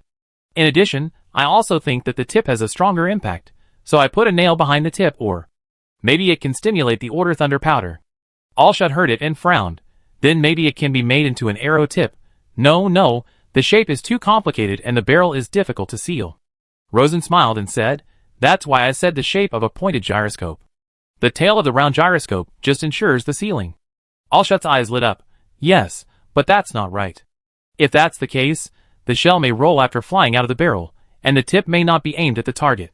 Before he finished speaking, he heard his father muttering, "No, it may not roll. The gyroscope is very special. As long as it rotates, it may not roll." At this point, Rosen knew that his hint had worked. With the beginning, the two artillery experts will naturally follow the road behind. Eat one bite at a time and walk one step at a time. After all, Rosen is not the one who really does things, and he can't do everything alone. Without nitpicking to dampen their enthusiasm, he said, "Then let's demonstrate its power now." Master Goes immediately waved to several apprentices. The latter skillfully loaded the gunpowder, loaded the gun, hid behind the thick earthen bunker, and used the excitation spell to ignite the Order Thunder powder in the gun barrel from a distance. Boom, boom, boom. A row of artillery burst out one after another. The gun body shook, the muzzle flashed, and thick green smoke was sprayed. After a few seconds, more than a dozen high water columns emerged on the sea surface several miles away. Rosen used a telescope to observe the sea surface, estimated the distance in his mind, and nodded with satisfaction. The performance is stable, the range is not bad, and the power is also okay. If it can successfully hit the opponent's warship, it should be able to cause considerable damage. From the perspective of artillery alone, this thing can be used. But there is still a lot of potential for improvement. For example, the range should be as far as possible, the caliber should be as large as possible, and the firing rate should be as accurate as possible, while the firing rate should be as fast as possible. Goss took a notebook and wrote them down one by one. "Lord, these can be improved one by one. The idea of the pointed gyroscope mentioned by the Lord just now is also very good, but these require more manpower and material support." Rosen smiled and said, "That's no problem. I will add 50,000 OGs to your laboratory." Goss immediately said, "Then I have no problem, but my son Cavendish. Of course, I will not forget Master Cavendish.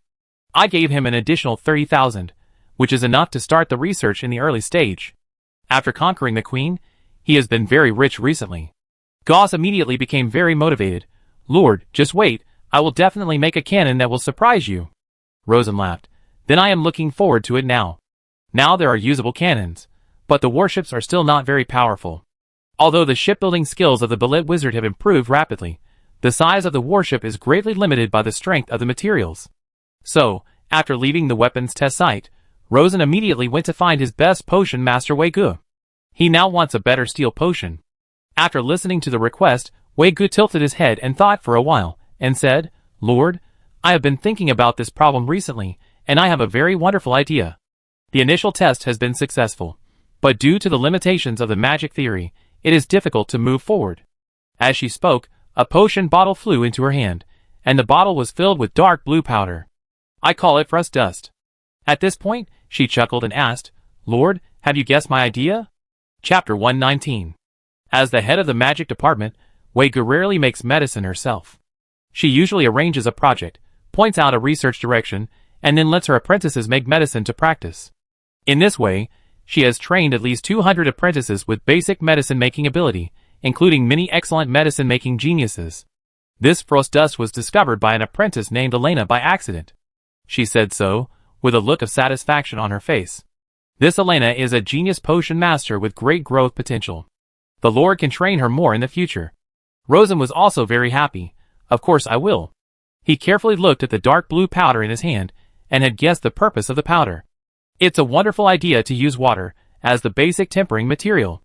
If it can be realized, it's really wonderful, but I feel that it's not easy to do. Turning soft water into hard ice, if this hard ice is useful enough, it will greatly solve the problem of resource shortage on the island. After all, the island may lack anything, but it will never lack water. Looking at it, Rosen had a bad feeling again. This powder should be very expensive, right? Wei Gu showed a trace of embarrassment on his face. It's really not cheap. It costs more than 300 odd to harden 1 ton of water. It's really expensive, but after mass production, the cost should be much lower. What about the strength of hardened water? Well, this is a bit complicated. Depending on the different auxiliary materials added, it has a variety of completely different hardening methods. But there are mainly 2 directions. Rosen's interest increased greatly. Show me. Wei Gu did it immediately. She took a large cup of water, about 1 liter, and poured a small portion of dark blue frost dust, a large portion of pitch black powder, and a small portion of white viscous substance similar to grease into the water. She began to stir violently. The black one is charcoal powder, and the white one is alkalized sheep fat. They are all auxiliary materials, and the total weight is less than 1/10 of the water. After stirring for more than a minute, the water in the cup turned black and became very viscous. Pachi. Wei Gu poured the viscous substance out of the cup, kneaded it gently with her hands, and it became a black round ball, and then threw it gently on the table, and the thing bounced up. This is the first hardening direction. As long as you add charcoal powder, yellow powder, lime powder, in short, soft basic elements, it will become something soft and elastic. The effect lasts for a long time, usually more than 3 hours. If you use the lightning permanence technique, even if you don't charge it, it can probably last for more than 20 years. Of course, there are also disadvantages. That is, it is not heat resistant and will melt when burned by fire. Rosen took the black ball and examined it carefully, and found that it was very similar to the properties of rubber. He was very happy immediately. Everyone on Earth knows that rubber is a great treasure. He praised loudly. Good stuff, really good stuff. This hardening direction is very good. What about the other direction? Wei Gu continued to demonstrate. The other is to use hard basic elements, preferably metal elements as auxiliary materials. This time, she chose iron powder as the basic element, and then she got a hard, steel gray ice iron. Lord, the weight ratio of iron powder to water is 1 to 100. The amount of iron powder can be almost ignored, but the properties of the final product are very similar to iron. After a careful inspection, Rosen found that it was true. The strength is similar to wrought iron, it is soft, and the density is very small, less than 1/5 of iron. If it can be stronger, it can be used as various building materials, even a good material for shipbuilding. Even if it cannot be used as the main strength structural parts, but the covering parts and unimportant auxiliary structural parts should be usable. This can greatly save the amount of precious materials, thereby greatly alleviating the shortage of island resources. Wei Gu smiled bitterly. It looks good at first glance, but the stability in this direction is very poor. The tempering effect can only last for half an hour, and the thermal stability and light stability are extremely poor. Even after the lighting is constant, the stability is much worse than tempered clay, even less than 1/10. Rosen patted his head gently. Well, this shortcoming is really a headache. Do you have any direction for improvement? Wei-gu nodded. I need to deepen my understanding of various basic elements, especially pure water. Speaking of this, she showed an obsessive look on her face. Pure water is an element with very, very complex properties, and it is also a bridge connecting life and non-life. The more I study it, the more I feel it is wonderful and powerful. She immediately showed a trace of regret on her face. Unfortunately, my understanding of pure water is very superficial, so in the field of hardening pure water, I can only do this level for the time being. Rosen listened thoughtfully. As for his understanding of the physical and chemical properties of water, he was naturally very deep. But in this world, pure water also has unique magical properties, and this magical property is extremely complex, even unfathomable. In this regard, there is an expert who is more powerful than Rosen. There is no doubt that hardened pure water is enough to create a new field of materials science. If it is well developed, all kinds of wonderful new materials will emerge in a blowout manner. Therefore, this is a new field worth spending a lot of money to cultivate. After thinking about it, he said, Wait, I invite a pure water expert. After that, he rushed to the Banshee port in the East China Sea, took a speedboat, and rushed all the way to Hank Island, pulled up the Banshee Queen Lertris, and took her back to Wei Ji's potion room without saying a word. At this moment, the Banshee Queen had naturally put on her dress. She likes to wear a dark blue silk dress, a fine fur waistcoat, and a lace hat, looking like a fair-skinned lady from an aristocratic family. As soon as she saw Wei-gu, she squinted and said, Rosen, pure water told me that you have conquered this young lady many times. Wei-gu blushed immediately, and barely managed to keep her composure. Lord, who is this? Lily, the Banshee Queen of Hank Island, may be the most powerful pure water mage in the Natural Alliance. Lertris shook her head. Not the most powerful, I can't compare to my mother in terms of the fine control of pure water. After that, she explained, my mother is in the Flying Fish Islands outside the East Golden Cape. She is not in a good situation at the moment. Rosen immediately said, maybe you can ask your mother to bring the sisters to the Triangle Sea. I thought so too, and I have already sent an invitation. I just don't know if she will agree. After all, she is a very proud and strong-willed woman. After a pause, she clapped her hands gently, and said to Wei-gu, show your frost dust. Wei-gu immediately demonstrated it. Lertris didn't say anything. She carefully felt the whole process of change. After observing for several hours, when the solution softened into water again, she said, I don't know much about the tempering process, but I can feel that your use of the power of pure water is very crude, and there is a lot of room for improvement. I can feel many directions for improvement, but I don't know how to describe it. Because the way I describe the magic knowledge, I know is not quite the same as the current magic system. Rosen immediately said, this is a small problem. Just communicate slowly. After saying that, worried about delaying Lertris's sleep plan, Lily, are you going to sleep this year? The latter spread her hands. Of course not. Such a wonderful world, I have to go to sleep, what a pity. He said again, I'm bored staying on Hank Island, why not stay here, just in time to learn new magic knowledge.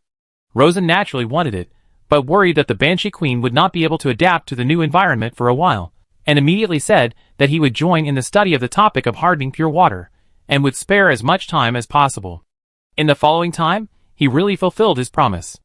No matter how busy he is, he will come here for at least 2 hours every day. He is not just sitting there doing nothing, because he is also a tempering mage and has a deep understanding of the tempering knowledge required to harden pure water. So, a genius potion master, a 7-ring pure water mage, and a 10-ring steel mage worked together to develop this new material field. Most of the time, the three of them focused on studying hardened water. Occasionally, when they had no ideas or were in the mood, they would have a big fight. After studying for about a month, the three of them did their best to basically perfect the basic theory of hardened pure water, and explored a large number of new material formulas that can be used. One of the formulas is called colorful steel crystal. Who? Rosen looked at the colorful steel crystal sample in his hand, with a satisfied smile. Lily, it's a good thing you helped me, otherwise I really couldn't make it. All the materials for this colorful steel crystal can be found on the island, and the cost of 1 ton is expected to drop to 20 og. Its density is 1/4 of that of steel, and its strength is 90% of that of high-carbon steel. Its stability and processability are very good. It can replace most steel application scenarios, which is much better than tempered black clay. Laertes was also full of emotion. I didn't expect that this small cup of water actually contains so many mysteries that I didn't know. Many of my doubts about pure water in the past month have been answered very close to the essence. She was referring to the basic element theory proposed by Rosen. Vigo smiled and said, "It's worth celebrating." Laertes asked, "How to celebrate?" Vigo bit her lip lightly and looked at Rosen. "It depends on the Lord's intention." How could Rosen not understand what it meant, then celebrate it? After the celebration, he asked Laertes, "Are we going back to Hank Island or staying in the Magic Center?" "Of course, I'm going to start studying all kinds of new knowledge seriously." Rosen naturally supported. "I arrange it for you right away." After carefully arranging the Banshee Queen, Rosen got on the 3rd edition electric carriage and returned to Crescent Castle under the escort of Alia and other guards. On the way back to the city, he suddenly found that there were many tempered clay buildings in Crescent City, and the streets were much cleaner than before. There were also many pedestrians on the streets, and it was even a bit crowded. At the same time, large areas of residential areas appeared on the plains outside Crescent City. Most of the new buildings were made of tempered yellow clay, and the architectural style was simple and practical. It actually made Rosen feel a little bit of the city in his previous life. He was relieved. "At least I have changed this island." While he was sighing, the telegraph on the car suddenly rang, and the intelligence assistant mage in the front seat quickly translated the code. After the translation was completed, he turned around and reported, "Lord, Sturgeonport reported that 3 mages with unknown intentions came, suspected to be Chalice spies." Rosen's heart moved. He had set up multiple detection guard seals in the port, and updated them from time to time to ensure 24-hour monitoring of incoming personnel without blind spots. At this time, he immediately asked Lai Fu to call up the screen and check it carefully. As he watched, the corners of his mouth curled up slightly. "Hey, are you playing Mission Impossible with me here? Send a telegram back and invite them all to Sturgeon Mansion." After saying this, he sighed in his heart. "I am now gradually entering the sight of the world's big players. As the size continues to increase, the impact on the world will naturally increase gradually, and it will gradually become impossible to hide. This is inevitable, and he has made full preparations." Chapter 120. Cow is the rose country of the Natural Alliance. The cow people like roses, especially the royal family, and they respect black roses. The 3 cow people invited to the Sturgeon Mansion, 2 are senior mages, and 1 is a 4-ring master. Each of them wears a mithril black diamond ring, which looks inconspicuous at first glance, but with the refraction of sunlight, from a certain angle, you can see the gorgeous rose light and shadow inside the black diamond. At this moment, in a spacious and bright room, the 3 people are sitting on a circle of thick leather chairs, and the small table next to them is placed with fine wine and nut snacks. At the door, there are 2 fully armed intermediate warriors standing. The 3 people were invited in not long after getting off the boat, and they didn't know the situation. At first, they naturally didn't dare to talk nonsense, just staring at each other. But after a long time, they couldn't stand it. So they quietly established a spiritual connection and communicated with spiritual whispers. Obviously, the island's defense is much tighter than we thought, and the Baron must have used lightning messengers on a large scale. If the Baron knew our purpose, how would he treat us? The Magic Master said, "Wait, we will know soon." The Magic Master was less than 40 years old, with short dark golden hair and a new black and white shirt, which was a standard successful businessman's outfit. There are many businessmen like this on the White Sturgeon Island now, and they are not eye-catching. After saying this, he stopped talking. The other 2 senior magicians looked at each other, and had nothing to say. So they continued to wait boredly. About an hour later, the 2 intermediate warriors standing outside the door suddenly stood up and saluted, calling themselves lords. Immediately afterwards, a very tall and strong young female warrior appeared at the door. Just when the 3 call wizards felt a little strange, the female warrior stepped aside, and a tall black-haired man, wearing a dark blue leather windbreaker, came over. The man was naturally Rosen, and he smiled faintly. "Good day, 3 wizards." The Magic Master took the lead in saluting. "Salute the Baron." His attitude was so respectful that the senior wizard, who originally just wanted to nod casually, had to increase the formality of the etiquette. Rosen raised his eyebrows, and looked carefully at the 37 to 8-year-old middle-aged Magic Master in front of him. He didn't speak until he looked at the latter so uncomfortable that he suddenly spoke. "Are you Sir Avelite of the Black Moon Analysis Bureau?" The Black Moon Analysis Bureau, the full name of the Special Magic Principal Analysis Bureau, sounds elegant, but one of its main functions is to steal technology from abroad, and the main target of theft is Erin. Because it is marked by the Black Moon, it is also named after the Black Moon. By the way, the cow people also like the moon, and they think that appreciating roses under the moon is the most elegant activity. Let's get back to the topic. Perhaps because his identity was revealed as soon as they met, the magic master's eyes narrowed. The Baron is well informed. He looked shocked, and did not deny Rosen's guess, but his heart seemed to be calm. Rosen vaguely felt the other party's inconsistent mood fluctuations, but he remained calm on the surface. He walked into the room, sat down on an empty chair, picked up a pine nut, and peeled it. "Are you here for the lightning messenger?" "No." Sir Evelyn immediately denied it. Rosen seemed not to hear, and continued to speak. "My lightning messenger is for sale. If you calls want it, just buy it. There is no need to take the risk of stealing it." Then he raised his hand and pointed at the chair opposite, signaling the three to sit down. After the three sat down, Rosen signaled Alia to close the door, and set up a magic barrier on the doors and windows. Seeing that Rosen had made his words clear, and the three of them were completely controlled by the other party, Sir Evelyn sighed deeply. "Baron, we didn't want to steal it, we just wanted to investigate it first, so as to seek some bargaining chips for the subsequent transaction." Rosen smiled and didn't respond. He suddenly asked back, "I heard that His Majesty Silge accidentally fell some time ago, and his legs and feet have been not very good since then, and no matter how he was treated, they couldn't be cured. So, His Majesty probably doesn't have much time left?" Sir Evelyn was shocked. "No, these are all rumors. His Majesty has completely recovered." That's good, that's good." Rosen's smile was unfathomable, and suddenly he asked, "First Prince Ryan, third Prince Aswan, sixth Princess Freya, which one do you support?" As soon as these words came out, the three call wizards looked at each other, and their expressions were very wonderful. Sir Abelet's heartbeat accelerated, and although the temperature in the room was cool, beads of sweat oozed from his forehead. He didn't want to talk too much about it, and immediately said, "Baron, our Black Moon Analysis Bureau only focuses on our job and never cares about court politics. What if this court politics is related to the future of the country? Don't you care at all?" Rosen was playing with a pine nut in his hand, and raised his eyes with a teasing light in his eyes. Sir Evelyn felt that his thoughts were all messed up, and he had no idea how to deal with it. "We are just small people. Even if we want to care, it's useless." In order to give himself time to reorganize his thoughts, he also picked up a nut and peeled it.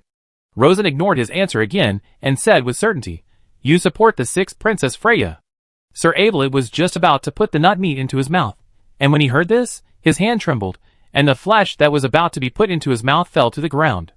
"Baron, don't talk nonsense, I am a neutral party." Rosen smiled, and turned to look at the two senior mages next to him.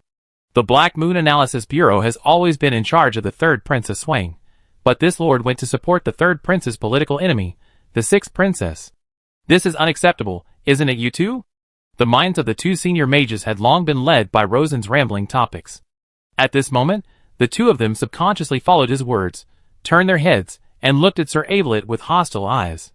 The king is old, and the struggle for the royal power in Cal has evolved very fiercely. The princes and princesses are all actively looking for opportunities, and the domestic political arena has also been divided into several distinct factions. They all know that the Black Moon Analysis Bureau belongs to the third prince, so they should be hostile to Sir Evelyn, who has defected to the sixth princess. One of the senior wizards said coldly, "Sir, the third prince is very kind to all of us, but you are on the side of the sixth princess. Isn't it inappropriate?" Evelyn frowned. "George, I didn't say I was on the side of the sixth princess. I have always supported the third prince." Then, the two sides started arguing. Rosen narrowed his eyes, and watched the three mages arguing with each other. He would occasionally interrupt. "If you ask me, it's better to support the sixth princess. The sixth princess is generous and kind, and she doesn't have any bad habits, unlike the third prince, who likes to hold peacock parties." Sir Evelyn felt that he couldn't continue to let the Baron talk. If he continued, they would really be exposed. He said coldly, "Baron, this is the domestic politics of our cow. As a foreign lord, are you meddling too much?" Rosen had already completely confirmed the true identities of the three people, and didn't want to continue acting. He smiled slightly. "Errand people, you made a mistake of insufficient preparation. These three mages are not cow people at all, and have nothing to do with the Black Moon Analysis Bureau. They are errand spies disguised as cow people." Sure enough, Sir Evelyn stood up again in shock, and this time not only his appearance was shocked, but his soul was also shocked. "Baron, what do you mean?" Rosen smiled and said, "I know that the real Sir Evelyn is actually the man of the great Prince Ryan. It turns out that you are completely unaware of such an important thing. This preparation is really disappointing. He was just guessing at first, but now he is completely sure. Sir Avelid looked at Rosen in shock. The two senior mages behind him were also shocked. Their faces turned pale. Rosen's expression was still very calm. He folded his hands on the desk and reminded with a smile. Don't think of using force against me. Half a year ago, I could defeat Sarath with low-level magic power. Now I have intermediate magic power, and I am protected by a battle master, but you don't have any magic weapon. I guarantee that I can make you three unable to use magic. Sir Avelid's clenched hands gradually relaxed. In the beginning, how did the Baron find out our true identity? At the beginning, I was just guessing. After all, when the Arryns and the Cow want to do bad things, they often disguise themselves as each other, and they pretend to be very similar. Arryn and Cow are 2,000-year-old enemies, and it is normal for them to blacken each other. Unfortunately, my eyes are good, and because of my wife Princess Chintzy, I have been particularly vigilant against the Arryns. Sir Avelid's face turned green when he heard it. Rosen ignored him and asked, I want to know your true identity. Are you affiliated with Arryn Night Guard? Or the Overseas Confidential Department of Lion Fong Manufacturing Bureau? Sir Avelid gritted his teeth and said, Baron, there is no need to ask more. Since the operation failed, there is nothing to say. Just kill us directly. Rosen shook his head, but I want to know, and I need you to serve me. He sent spies to various countries in the Wick continent, but the intelligence network has just started, and most of the time, he can only find out some insignificant surface information. And if you want to obtain confidential internal information, it is useless to rely on external investigation alone, and you have to connect with some key internal personnel. The three Arryn spies in front of him were favored by Rosen. Especially this Sir Avelid, who is a master of magic and must have access to a lot of confidential information. Sir Avelid's eyes widened. Baron, this is impossible. Rosen smiled slightly and revealed his trump card. I recently found a very powerful assistant. This assistant is proficient in pure water magic, especially good at finding blood relatives through the connection of pure water. While speaking, he looked at the three Arryn wizards, only to see that their faces were pale. Rosen's eyes returned to Sir Avelid's face. Serve me, and I will let you successfully purchase 10 lightning messengers, so that you can successfully complete the task and get more promotion opportunities. Your work content is also very simple. Just secretly pass on the progress of Arryn's weapon research to me. Note that it is only the progress, not the specific content. You and I know that the risk of this matter is not high. But if you refuse, I'm very sorry, I will make you and all your relatives disappear from this world, and then patiently wait for the next batch of Arryn spies to come and ask the same content. Sir Avelid's face was pale when he heard it. White and blue. Baron, aren't you afraid of Arryn's revenge? Rosen asked back. Why, if I don't do this, will Danger like me? He added, I admit that Danger is an ambitious king and very powerful, but his biggest enemy is not me, but Queen Zoya opposite the giant fortress. My island is 1,800 kilometers away from Arryn, and he has no reason to make a fuss over such a small matter. If he gets angry about this, I will at most compensate him with a sum of money. While speaking, Rosen took out a stack of chintzy bank deposits from his pocket and shook it gently, making a rustling sound. There are 200,000 ogs here, and I can take them out easily. I also think that your lives should not be worth so much. The blue color on Sir Avelid's face disappeared, leaving only paleness. When we return to the country, you won't be able to find us at all. Don't worry, you can. Because of this pure water mage. Speaking of this, Rosen stood up slightly, leaned close to Sir Avelid's ear, and whispered in his heart, he has a magic power of up to 6 rings. He has his own means to make your family die quietly, and no one can find out who did it. This is true. If a high-ring mage concentrates on finding someone, when he has obtained the opponent's soul breath, he will definitely find it.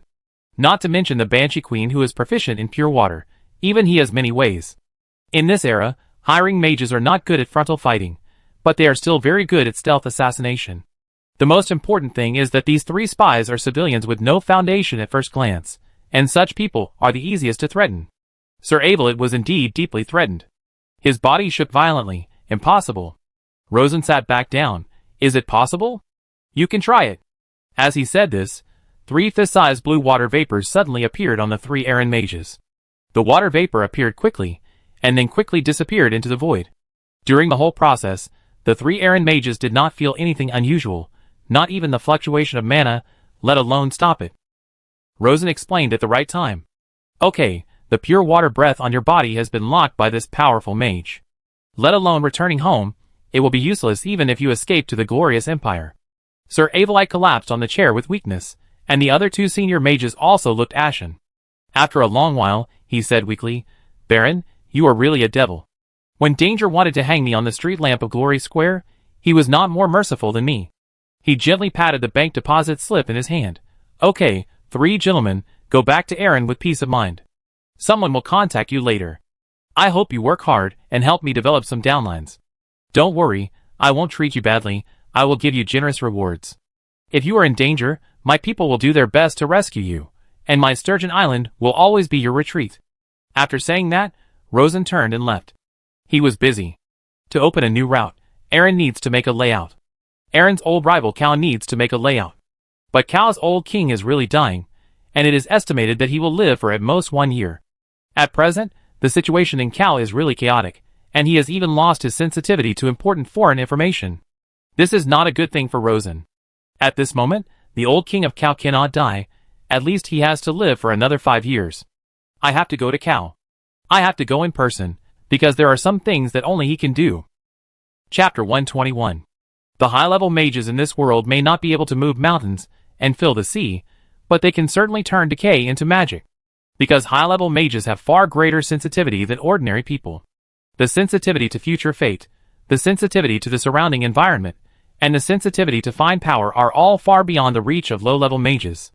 And Rosen not only has the super high-level sensitivity of a mage, but also has the fine control ability given by Lai Fu. In the potion laboratory of the Magic Center, Rosen, Lertris, and Wei Gu once again cooperated, gathering all the knowledge of human body treatment, and created a new bottle of healing potion. The color of this potion is like gold, the texture is like honey, and it is placed in a magic-sealed arcane bottle, with a total volume of about 100 milliliters. Wei Gu commented, "This is probably the most effective healing potion I have ever seen." She felt that even if a person died, as long as the body was not completely dead, after drinking this potion, he could come back to life on the spot, and be lively and active, just like a healthy person. Lertris chuckled and said, "What a coincidence, it's also the strongest healing potion I've ever seen." Rosen was not so optimistic. King Cal's body must have been on the verge of collapse. Cal's court alchemist must have tried every possible way to treat him. This medicine may not be 100% effective. Of course, the effect is indeed very strong. This potion combines the six-ring nature's gift, the six-ring flawless steel dragon body, and Lertris's pure water knowledge. The genius alchemist Wei Gu guided the alchemy process, and Rosen, the 10-ring mage, carefully grasped the overall situation, and finally succeeded in refining the name of the medicine, Golden Blessing. The purpose is to extend the life of the old king of Cal. The old king cannot die. Once he dies, the domestic situation in Cal will be chaotic at best and turbulent at worst, and the restraint on Erin will be greatly weakened. At this juncture, if Rosen, the little baron, jumps out to start a new route again, he will definitely be hit by Erin's iron fist. After carefully putting away the precious bottle of Golden Blessing, Rosen said in a serious tone, "I have to go to Cal quickly, and the magic department will be left to you, Wei Gu. I will take good care of it. All plans will be implemented in an orderly manner, and there will be no chaos. But you, be careful." Rosen smiled, "I am not going alone. Lily and the guards will accompany me all the way on the sea. I will also bring various powerful protective magic tools. The most important thing is that he has a steel dragon body. As long as he doesn't get hot-headed and fight hard, no one can stop him from leaving." After that, he and Lertris smiled at each other. "Dear, let's go to the eastern Banshee port together. Of course, we will take an electric carriage. There is no need to worry about the territory being in trouble, because Rosen has handed over the control of puppet number 2 to Minor Anna, and left all the plans for the next month. During his absence, the Mentor will control puppet number 2 to help him manage the island. And if there is a special situation, he can also remotely control it through the already built telegraph line." Soon arrived at the eastern Banshee port. The eastern seaport is not open to outsiders for the time being, and the operation is secret, so there is no need to worry about information leakage. There is already a medium-sized high-speed sea ship full of clean black stone waiting at the port. This ship is a high-speed ocean-going ship built by Master Balit and his shipbuilding team using the latest composite tempered materials and the latest version of power results, regardless of cost, and fiercely stacking materials. This ship was named the White Swan. It is 50 meters long, 6 meters wide, and has a cruising speed of 20 knots, which is about 37 kilometers per hour. It can reach a maximum speed of 28 knots. Because it is loaded with a large amount of clean black stone, its cruising range reaches 9,000 kilometers. If it takes the deep-sea route, it is not only enough to go to Cau and back, but also to take a detour to the Flying Fish Islands in the East Golden Cape on the way back. When Rosen arrived, 30 powerful battle mages had gathered in the cabin. Among them, there were 15 Banshee warriors, all of whom had high-level mana, and 2 of them were masters. There were also 15 human battle mages. There were 5 high-level mages and 10 intermediate mages. There were no battle spirit warriors. Because naval battles are extremely dependent on various spells, the role of battle spirit warriors is far less than that of battle mages. In addition, the cabin was naturally filled with various combat and long-distance supplies. When Rosen and Lertris arrived, everything was ready. After boarding the ship, Rosen said, "Let's go." The ship shook slightly, and the pointed bow cut through the waves steadily. The ship slowly accelerated and headed southeast. According to the plan, they would sail southeast into the deep sea to avoid encountering other naval fleets on the way and leaking Rosen's southbound plan. After reaching the deep sea, Lertris would serve as the navigator and guide the White Sturgeon to take the safest and most labor-saving route. After a while, the White Sturgeon increased its speed to about 20 knots and maintained stability. This speed is already far ahead of the current sailing warship's speed of about 10 knots. Even if there is an unexpected situation, such as pirates or warships, it can easily get rid of the other party. After more than an hour of sailing, the Chinese sturgeon left the Sturgeon Island far behind, and the sea surface gradually changed from light blue to dark blue, and then gradually turned to dark blue. At the bow of the Chinese sturgeon, Lertris whispered to Rosen about the sea conditions. According to the knowledge passed down by our ancestors, it would take about 30 hours to fly all the way south from the Sturgeon Island to Cau without stopping. Rosen made a slight estimate. In other words, the straight-line distance is about 3,000 kilometers. Because Lertris's long-distance flight speed is 100 kilometers per hour, because of the wide wings brought by the transformation, they can also glide with the help of the sea breeze, and even rest on the wind, so their endurance is very strong. If they are lucky enough to get the help of the sea breeze, Lertris can fly for more than 10 hours in a row, crossing more than 1,000 kilometers in one breath. Of course, if they use sprint flight, the speed can reach nearly 200 kilometers per hour, then they will soon be exhausted and have to fight desperately. At the speed of the White Sturgeon, it would take about 4 or 5 days to go in a straight line. After sitting for a while, Lertlis said, "It feels like taking a boat is too slow, why don't we fly over there?" Rosen shook his head. The old king's body should be able to last for half a year, so these few days are not a big deal. It's also a good opportunity to accumulate deep-sea sailing experience. Okay. At this moment, the front, back, left and right of the White Sturgeon are all endless deep seas, and there is no reference point on the sea surface. And there is no GPS positioning these days. If you want to ensure the direction, the biggest reference point during the day is the sun in the sky. Lertlis is very experienced in this regard, and she carefully teaches the human battle mages. The sun's altitude is different at the same time of day in different places. So, when you refer to the sun to determine the specific time, you must pay special attention to this point. After a while, she said, there are invisible rivers in the ocean. There will be a part of the seawater flowing in a unique direction.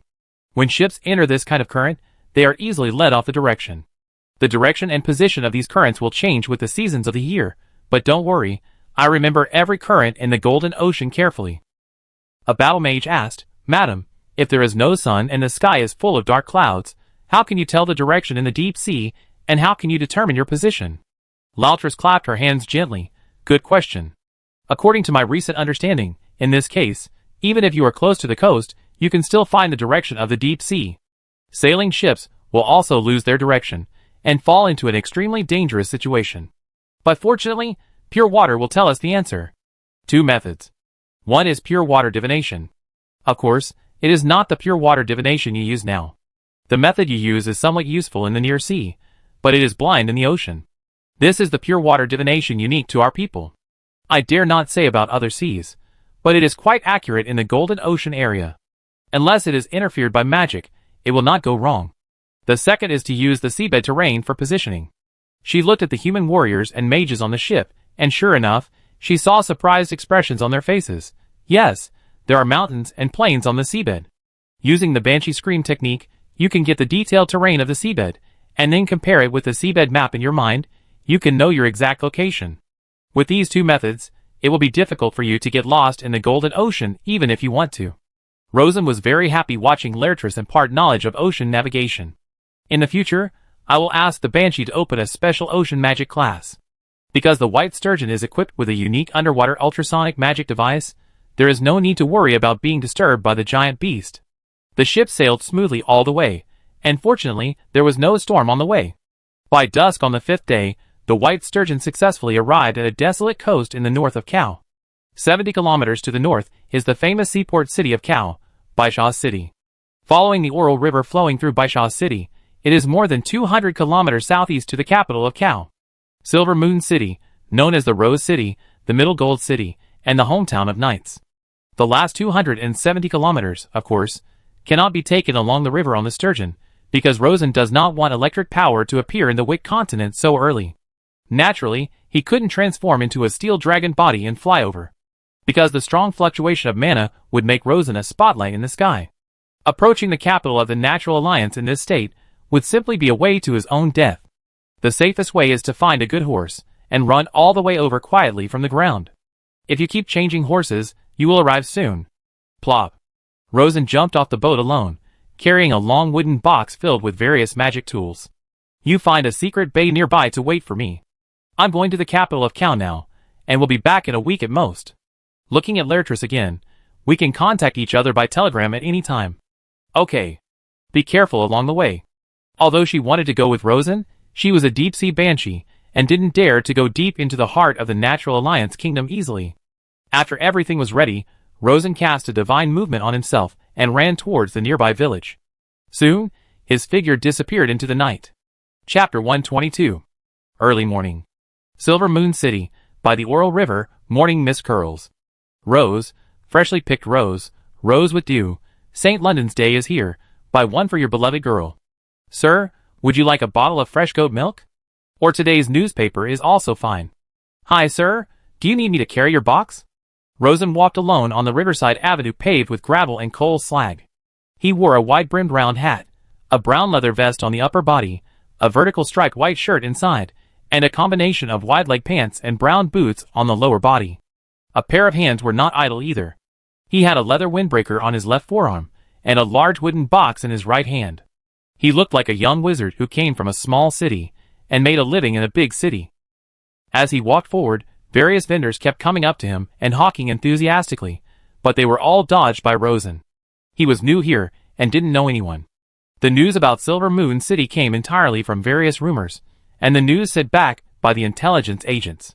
He was a little nervous. But after walking for a while, Rosen relaxed. Because he found that no one was watching him. In Silver Moon City, everyone didn't know each other. Everyone was in a hurry, and busy with their own lives. It felt like a super city in the previous life.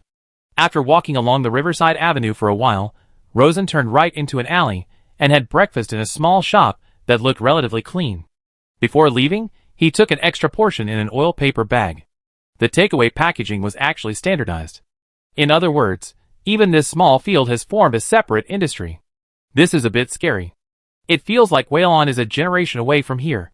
He continued to walk a few dozen meters into the alley, and saw a stone staircase going up on the side of the road. The material of the stone staircase is very similar to cement. A closer look revealed that it was cement.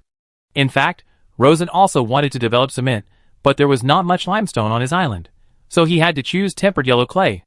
There was a house number next to the stone staircase, which read number 271 Sparrow Street, the home of Writer Margaret. Writer Margaret is an external identity, and her actual identity is a foreign intelligence officer developed by the Island Intelligence Bureau. It is reported that Margaret is a North Whalon who came to the Wick continent to make a living. Her daily job is to collect important news from the streets of Silver Moon City, especially news about big people. This is exactly the help Rosen needs most at the moment. He carried the box and walked up the narrow corridor less than 1 meter wide with some difficulty. Soon he reached the second floor, raised his hand, and pulled the spring doorbell beside the door, and it immediately made a ding-ding-ding sound. I'm coming, I'm coming. A somewhat impatient female voice came from inside the door. After a while, the door opened, and behind the door stood a young woman in a nightgown, with messy hair, sleepy eyes, and an ordinary appearance. She looked Rosen up and down, Are you the special operative Robin? Yes, Miss Margaret. Rosen did not use any transformation on himself, but he changed his hairstyle and clothes, and also slightly adjusted his expression. The other party had never seen him before, so naturally he didn't know his true identity. Well, Mr. Robin, you came really early, I haven't gotten up yet. Margaret scratched her hair in a very unpresentable manner, and welcomed Rosen into her small house. The house was very small, about 40 square meters, but it was divided into a living room, bedroom and bathroom. There was a large square table in the narrow living room, on which were placed messy newspapers, ink bottles, new ink pens, and a new female bra thrown around. Rosen glanced at the newspaper and found that there were not only words, but also illustrations on it. The paper quality was good, the font was standard, and the illustrations were vivid, which showed that a very high level of journalism had been developed. He looked at the bra again, which was black, with a shaping steel ring and decorative padding. Margaret noticed the bra from Rosen's eyes, and immediately let out a low cry, rushed over in one step, and hid the bra. Sorry, I threw it away when I took a shower yesterday, and I didn't expect it to fall here. Rosen shrugged, sat down on a small leather chair in the corner, and handed over the paper bag containing breakfast. I came in a hurry. I don't know what the lady likes to eat. I just bought some on the roadside. Margaret was very happy. She took the paper bag and looked at it. She was slightly surprised. Strawberry pie from Grill's breakfast shop. This is not cheap, but it is very delicious. Thank you. She ate it without any image. While chewing, she asked vaguely, It says that you want to go to the palace to meet the king? Rosen nodded. Yes, go to the palace to meet some big people and discuss some business. Margaret understood. This is not difficult. People go to the palace to meet the king every day. Just pay money. It doesn't need to be much. A few ounces are enough. Rosen immediately said, This kind of audience can only be seen from a distance. I hope to have a few words with the king face to face. Margaret shrugged. This is a bit troublesome. Money alone is not enough. You must also have the recommendation of an important person. Everyone wants the relationship with an important person, so the competition is very fierce. After a pause, she continued, In addition, the king has not been in good health in the past 2 years. He needs someone to help him walk. He usually only chats with his close ministers and rarely receives foreign guests. Rosen nodded to show that he understood. The funds given by the higher-ups are very sufficient. Do you have any way to know important people? Of course, after all, this is what I do. Wait for me. After a few bites of breakfast, Margaret turned and went into the bathroom. All kinds of private movements suddenly came from the bathroom. The house was too small, and all the movements were heard everywhere. After about half an hour, a frustrated voice was heard from inside. Robin, hand in the bra I just hid, thank you. Rosen had an illusion of returning to modern society on Earth, and he did as he was told. Then he casually said, This house is really a bit small. It is indeed small, but for such a small house, the monthly rent is 3 og, and there are so many people competing for it. If you are slow, it will be gone. After that, he sighed, Silver Moon City is not like our Whalon. The daily expenses here are ridiculously high. It is very difficult for ordinary people to support themselves. Maybe you think this place is narrow, but it is already a very good residence. At least there is a bathroom with a separate water supply. This is a good place that countless girls dream of. Margaret chattered for half an hour, and finally dressed herself up. Click. The bathroom door opened, and a well-decorated urban beauty walked out. In order to look better, she even used some transformation. At first glance, it is indeed very beautiful, but you can't look into it carefully because there are many flaws. This makes Rosen feel like he has returned to his previous life and met a smart and capable urban beauty. Well, it's really beautiful. He praised politely. Thank you, but my family knows my own business, and it's basically all fake. But there is no way, who makes men like to look at beautiful women. For the convenience of work, you can only cater to their preferences. It can be seen that Margaret is a very professional and capable intelligence officer.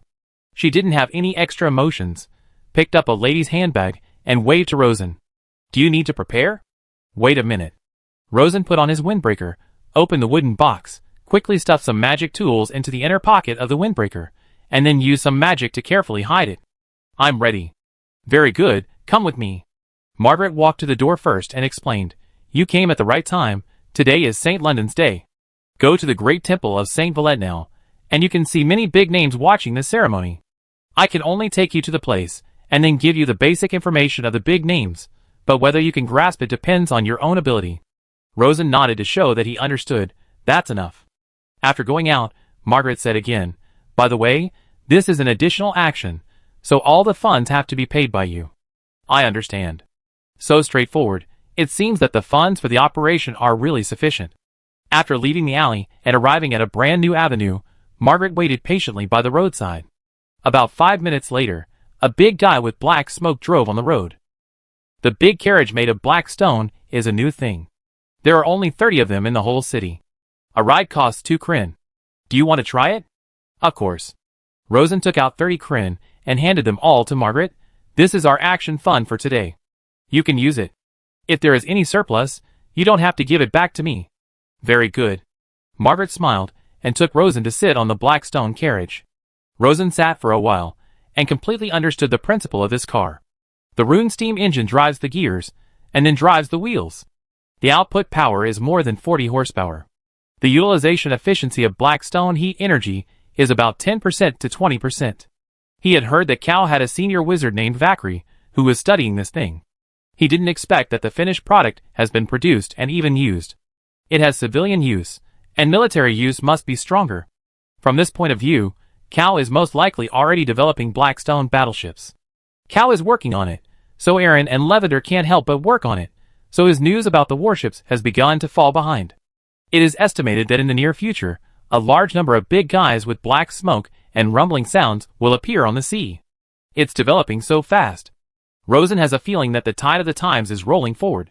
The speed of the black stone carriage is not fast, about 20 kilometers, running happily on the roads paved with gravel, coal slag, or stone slabs. Even so, it took more than an hour to reach the end of the field. It can be seen that this should be the upper city of Silver Moon City.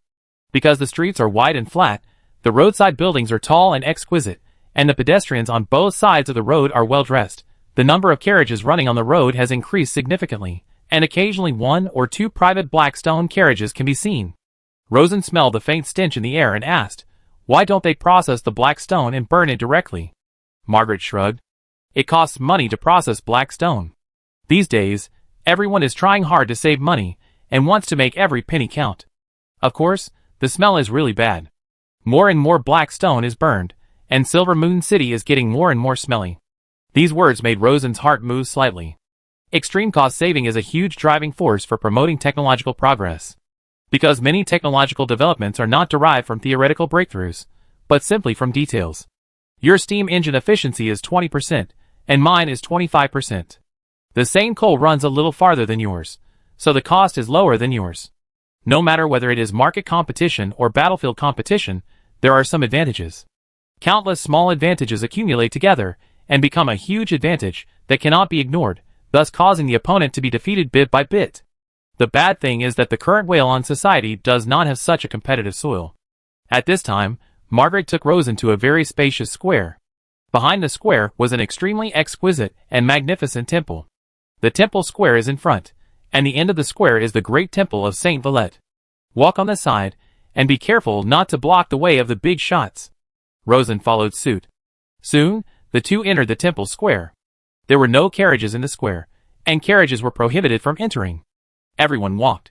The square was also very lively, crowded with all kinds of people. Hawkers hawking in low voices, male and female tourists participating in the sacrament, temple priests preaching, etc. There were crowds of people. Margaret introduced softly. Saint London is a natural saint of Cal. He preached free love and said that in love, both commoners and nobles have equal personality. At first, he was considered a heretic, but this statement is especially appealing to young people. When the young people at that time came to power, the heretics became saints. Now, every year St. London Festival is very lively, and getting more and more lively. Today in the Temple Square, whether commoners or nobles, rich or poor, enjoy basically the same treatment, as long as they are well dressed and behave decently. Because of this, you may meet the most destitute commoners here, or you may meet the most noble nobles. Rosen listened to these words, and took advantage of his height to look at the entire Temple Square. He indeed found many people who were dressed beautifully, and had a reserved demeanor, and who were used to living a life of luxury. Although these big men still looked down on the little men, Rosen could clearly feel that the gap between the two sides was disappearing rapidly. The purpose of his trip was to enter the palace in a reasonable way, meet King Cao in a reasonable way, and have a secret talk with him. Therefore, he needed a big enough person to introduce him. But he could also feel that Silver Moon City was really too big. It was said that there were more than 4 million people living in this city, which was a super city of this era. In such a big city, there were hundreds of magic masters, thousands of battle masters, and 3 five-ring sages sitting in the palace. Even in the dark, there was a natural power guarding the blood of the natural gods. Any mortal, even Rosen, a mage with the peak mana of the 10 rings and the inheritance of the Iron Dragon body, felt a sense of insignificance and helplessness. In such a magnificent city, everyone is an ant. While he was sighing, Rosen's heart suddenly moved slightly, sensing the presence of a very strong natural force nearby, and his heart moved. Such a strong natural divine blood, I'm afraid it's a member of the royal family of Cow. He wanted to chase it immediately, but immediately felt more than a dozen powerful mana auras. 3 of them reached the 4th ring, and the footsteps that had just taken a few steps stopped suddenly. Although the royal family was traveling in white dragonfish clothes, there were many guards, and there must be a lot of people paying attention to their whereabouts. Therefore, even if a member of the royal family was found, it was not easy to approach. While thinking about how to approach reasonably, Miss Margaret's voice came from the side. "Robin, look over there. It's the famous Lady Blue Rose." Rosen looked in the direction of the voice, and saw a beautiful woman, wearing a dark blue long skirt, and a lace lady's hat. She was chatting attentively with several women, who were also dressed beautifully. And this group of women of extraordinary status were surrounded by a group of guards. I saw it, and then what? She is a widow, the widow of the late Earl of Dortley. The Earl left her a very generous inheritance, at least 200,000 ounces. Margaret was full of envy. And then what? And then you are not bad looking, you go up to her, compliment her a few words, please her, and find a way to get her to take you into the palace. Miss Margaret had a look on her face saying, why are you so stupid?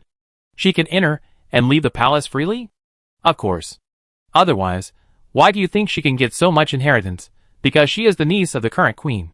Rosen understood, this is really a good opportunity. I try. He moved his feet, and slowly moved over to observe. Soon, he found that there were many potential competitors, and everyone was looking for a suitable opportunity to chat up, and he sighed in his heart. There are many troubles in front of the widow's door. Then he sighed. Cal is really competitive. He is competitive in all walks of life. No wonder all the magic masters can't stand it, and run to Whale on to make a living. Finally, he sighed again. In such a competitive place, those who can still win must be super monsters. I have to do my best, and can't underestimate it. Chapter 123. Temple Square.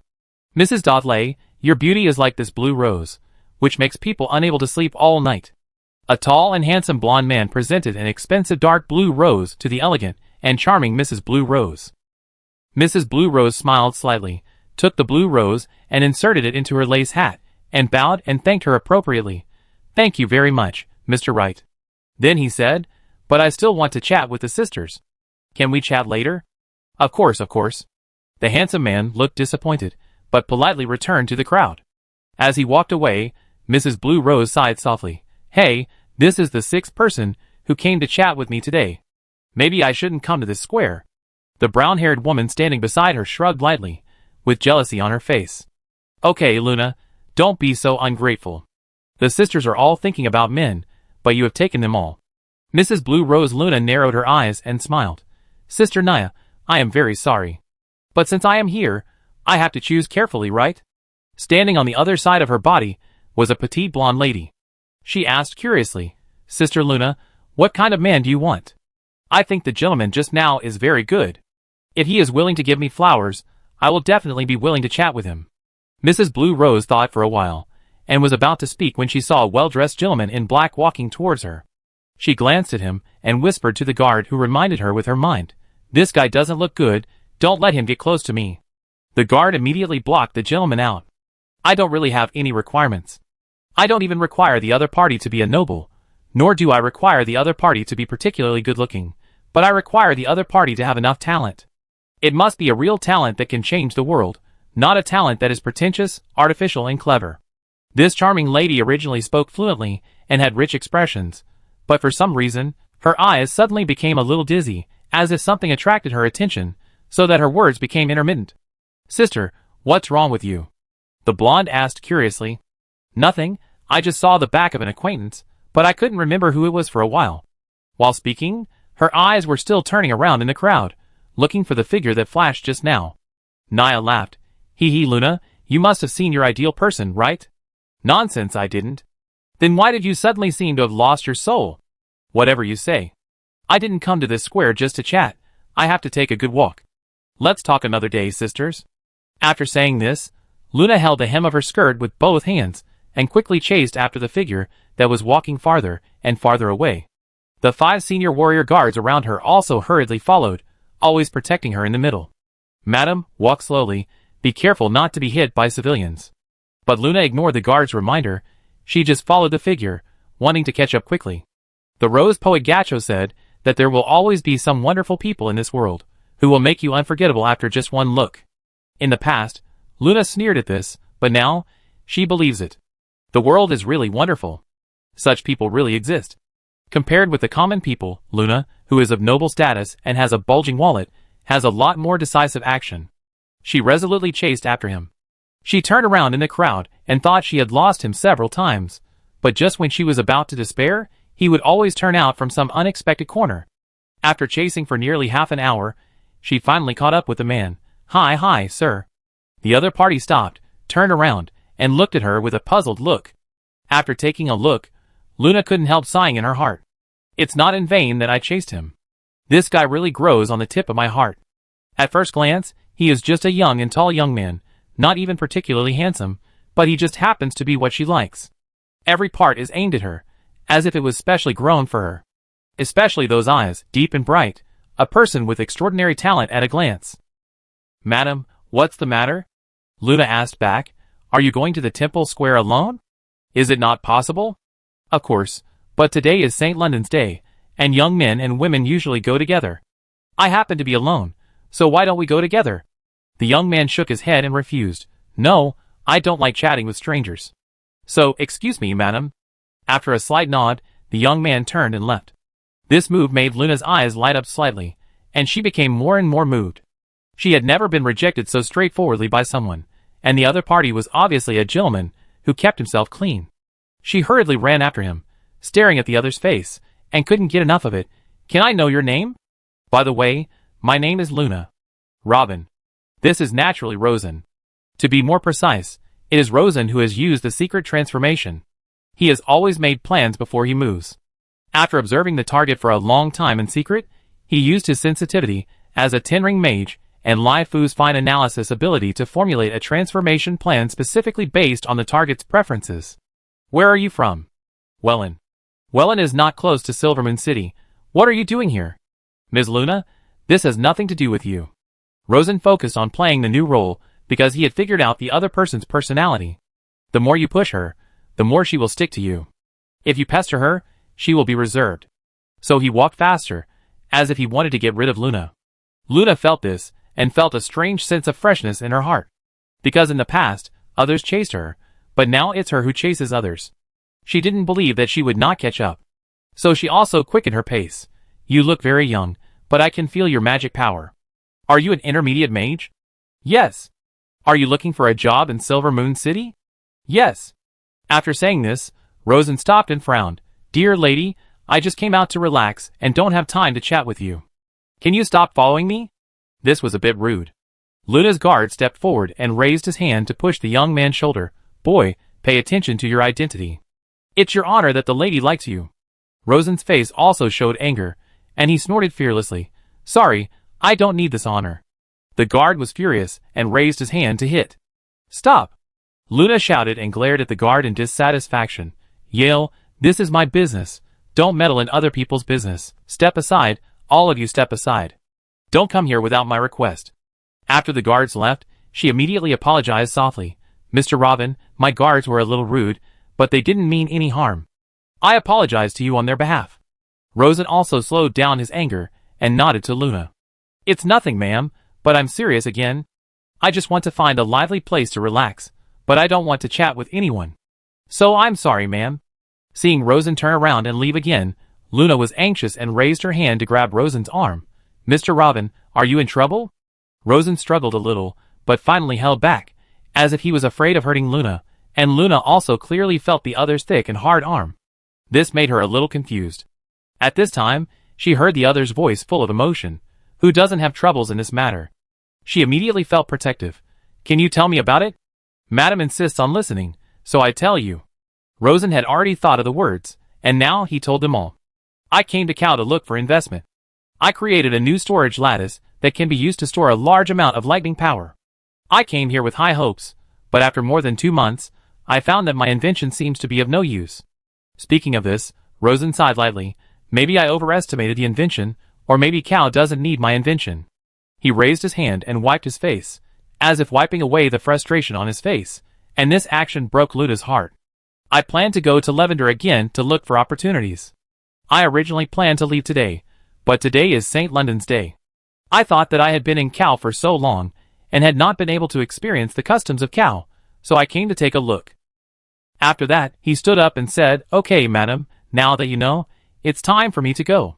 Luna didn't want to end the encounter like this. She wanted to keep chatting. I'm also a mage, and I know a little about refining. How much power can the lightning lattice you just mentioned store? Rosen turned his head and looked at Luna, shook his head. My dear madam, I can see that you are a noble, and noble ladies like you look down on the lowly lightning power.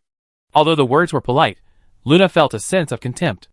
The other party seemed to be saying, You are learning magic for fun, and you won't understand even if I say it. Luna was immediately dissatisfied. I am a senior mage, and you are only a mid-level one. See, determining the level of achievement by the level of magic power is what you nobles like to do most. But I know that you nobles all have the help of the soul gem, not your own ability.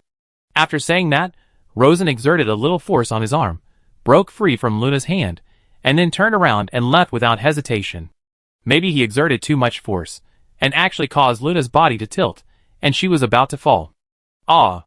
Luna exclaimed, subconsciously stretched out her hand, and hugged Rosen to maintain her balance, and at the moment of hugging, she sighed in her heart. Really strong, and a very smart mage. Strength is not a great trait, each of her guards is strong, but her guards are neither knowledgeable nor smart, they are all wooden heads, and she doesn't look down on them at all. The young man in front of her obviously had an excellent brain. Although they had only talked for a few sentences, Luna already felt intellectually suppressed. This feeling is very subtle, and only those who are in it can feel it. This made her feel very fascinated. Madam, I apologize to you, I was reckless. The other party's voice came to her ears, and at the same time she felt that her shoulders were also supported by the other party. She shook her head repeatedly and said, No, no, no, you don't have to apologize. I said the wrong thing and made you angry. After saying this, Luna was shocked. Oh, I actually spoke to a commoner so humbly, but I actually thought it was natural. This is really unimaginable. In the past, she would not even look at him. But the commoner in front of her was really different. With his extraordinary mind and strong action, he might fail in Cal, but he will definitely succeed in the future. Whether in magic achievement or personal economy, he will definitely achieve extraordinary achievements.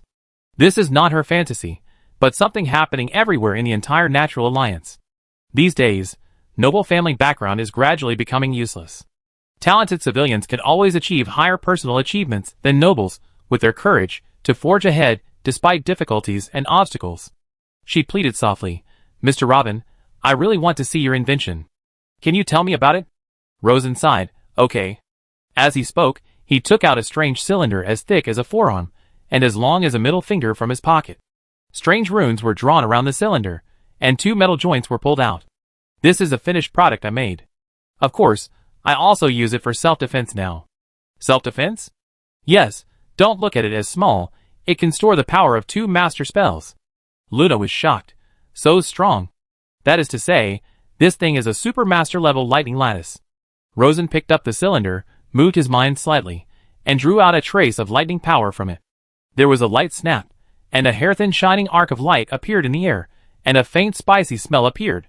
He showed a proud look on his face. I have encountered many bandits along the way, but with this thing, I can get through safely every time. Luna was more and more surprised.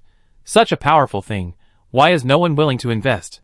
You came all the way from Erin, why don't the people of Erin invest?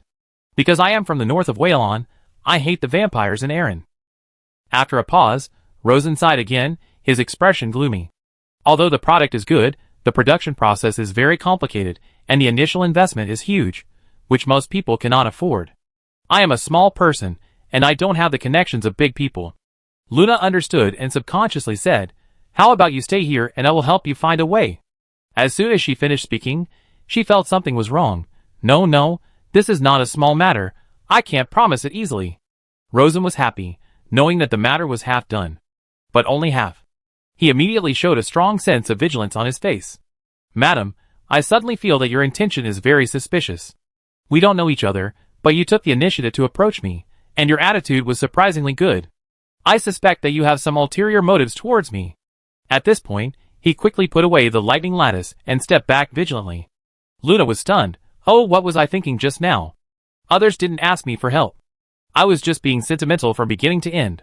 Seeing that the other party was about to turn around and leave, she felt anxious. Mr. Robin, I just want to help you realize your dream. Humph, there is no such kind noble in the world. I have bad intentions, because I fell in love with you at first sight, and I just need a man.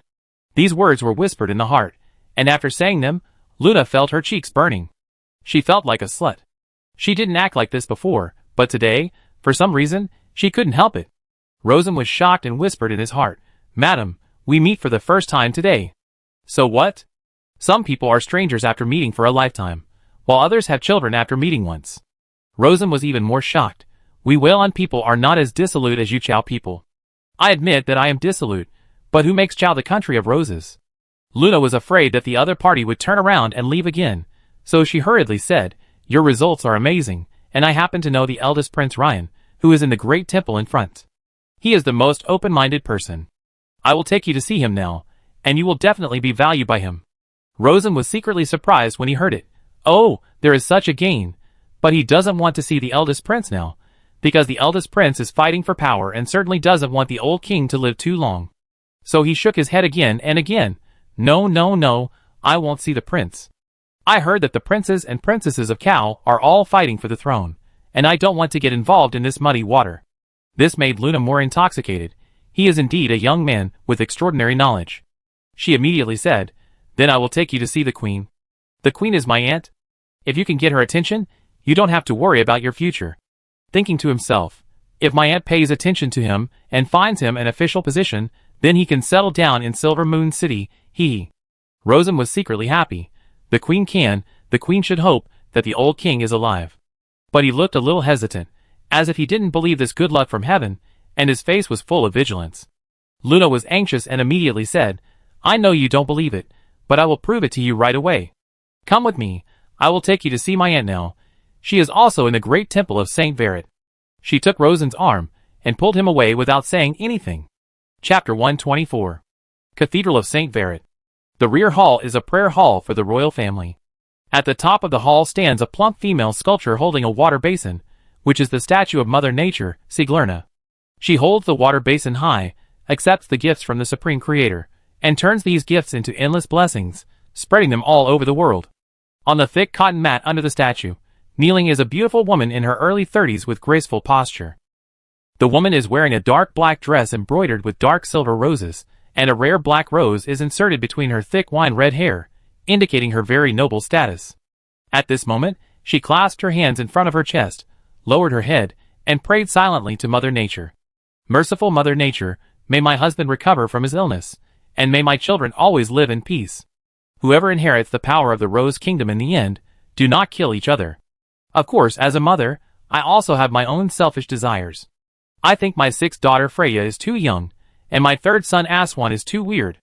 Only the eldest son Ryan, although slightly lacking in ability, is kind and generous, and is most suitable to be the king of Cao. Mother Nature, this is a mother's wish. If you have a better choice, I will also silently follow it. After silently reciting the prayer, the beautiful woman prostrated herself on the ground to show her respect for Mother Nature. As she moved, the soft and smooth dress slid to the ground with her body, vaguely outlining the plump and graceful body curves. No one who saw such a scene would believe that she would be the Queen of Cao, and the biological mother of many adult princes and princesses. After crawling for a long time, the beautiful woman stood up. A middle-aged maid with slightly silver hair came over and carefully helped the woman up. Your Majesty, are you going back to the palace directly? The queen was a very sharp-minded woman.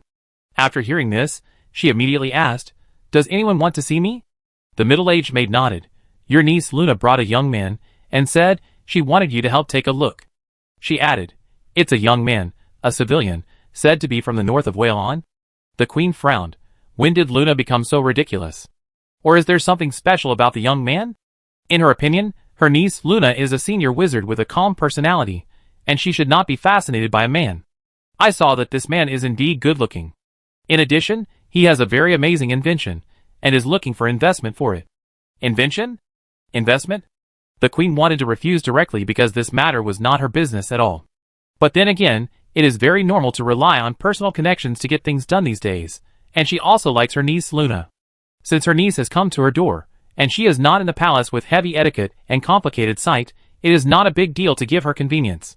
After thinking for a while, the queen made a decision, then go to the lounge next to it, and have a cup of tea. After saying this, she raised her hand and gestured a few hand seals, and her eyebrows suddenly trembled slightly.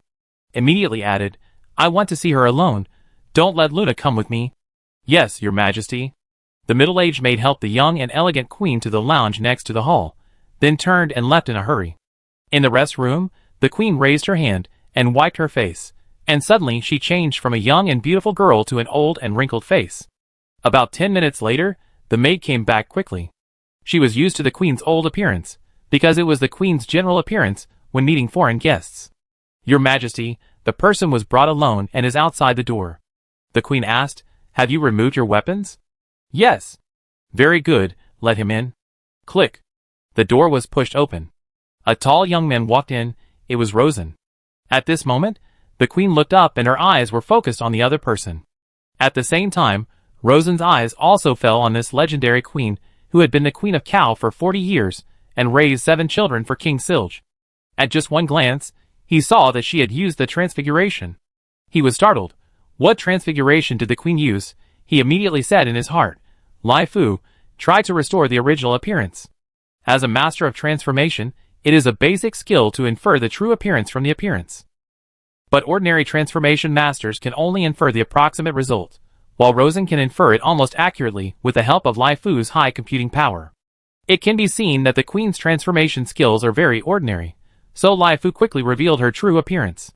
She is about 30 years old, with wine-red hair, ice blue eyes, a luxurious and generous face, sitting upright on a bench, plump but not bloated. In short, no matter from which angle you look at her, you can feel her natural luxury and elegance at a glance, and people will naturally feel that she is superior. The problem is that she is too young. She should be in her 60s, but she is only in her 30s. This goes against common sense, and is inconsistent with known intelligence. Rosen observed the other party intently, and then found the reason. The peak of the 5 rings, the realm of the sage. Queen Cow is actually a sage, and she must have been promoted at a very young age, so the aging speed of her body has been greatly slowed down. At the same time, the queen also spoke, Young man, I can't see through you, who are you?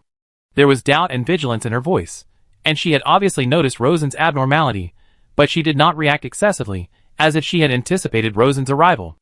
Rosen's heart moved slightly, and he understood that this was the sensitivity of a hiring mage. When the other party agreed to meet him alone, he had already encountered some unexpected things. It is likely that the 5 rings of destiny divination were used. So he smiled and avoided answering the other party's question. Your Majesty, the results of destiny divination are very unreliable. If you make a decision based on the results of divination, something bad will happen. The queen smiled faintly.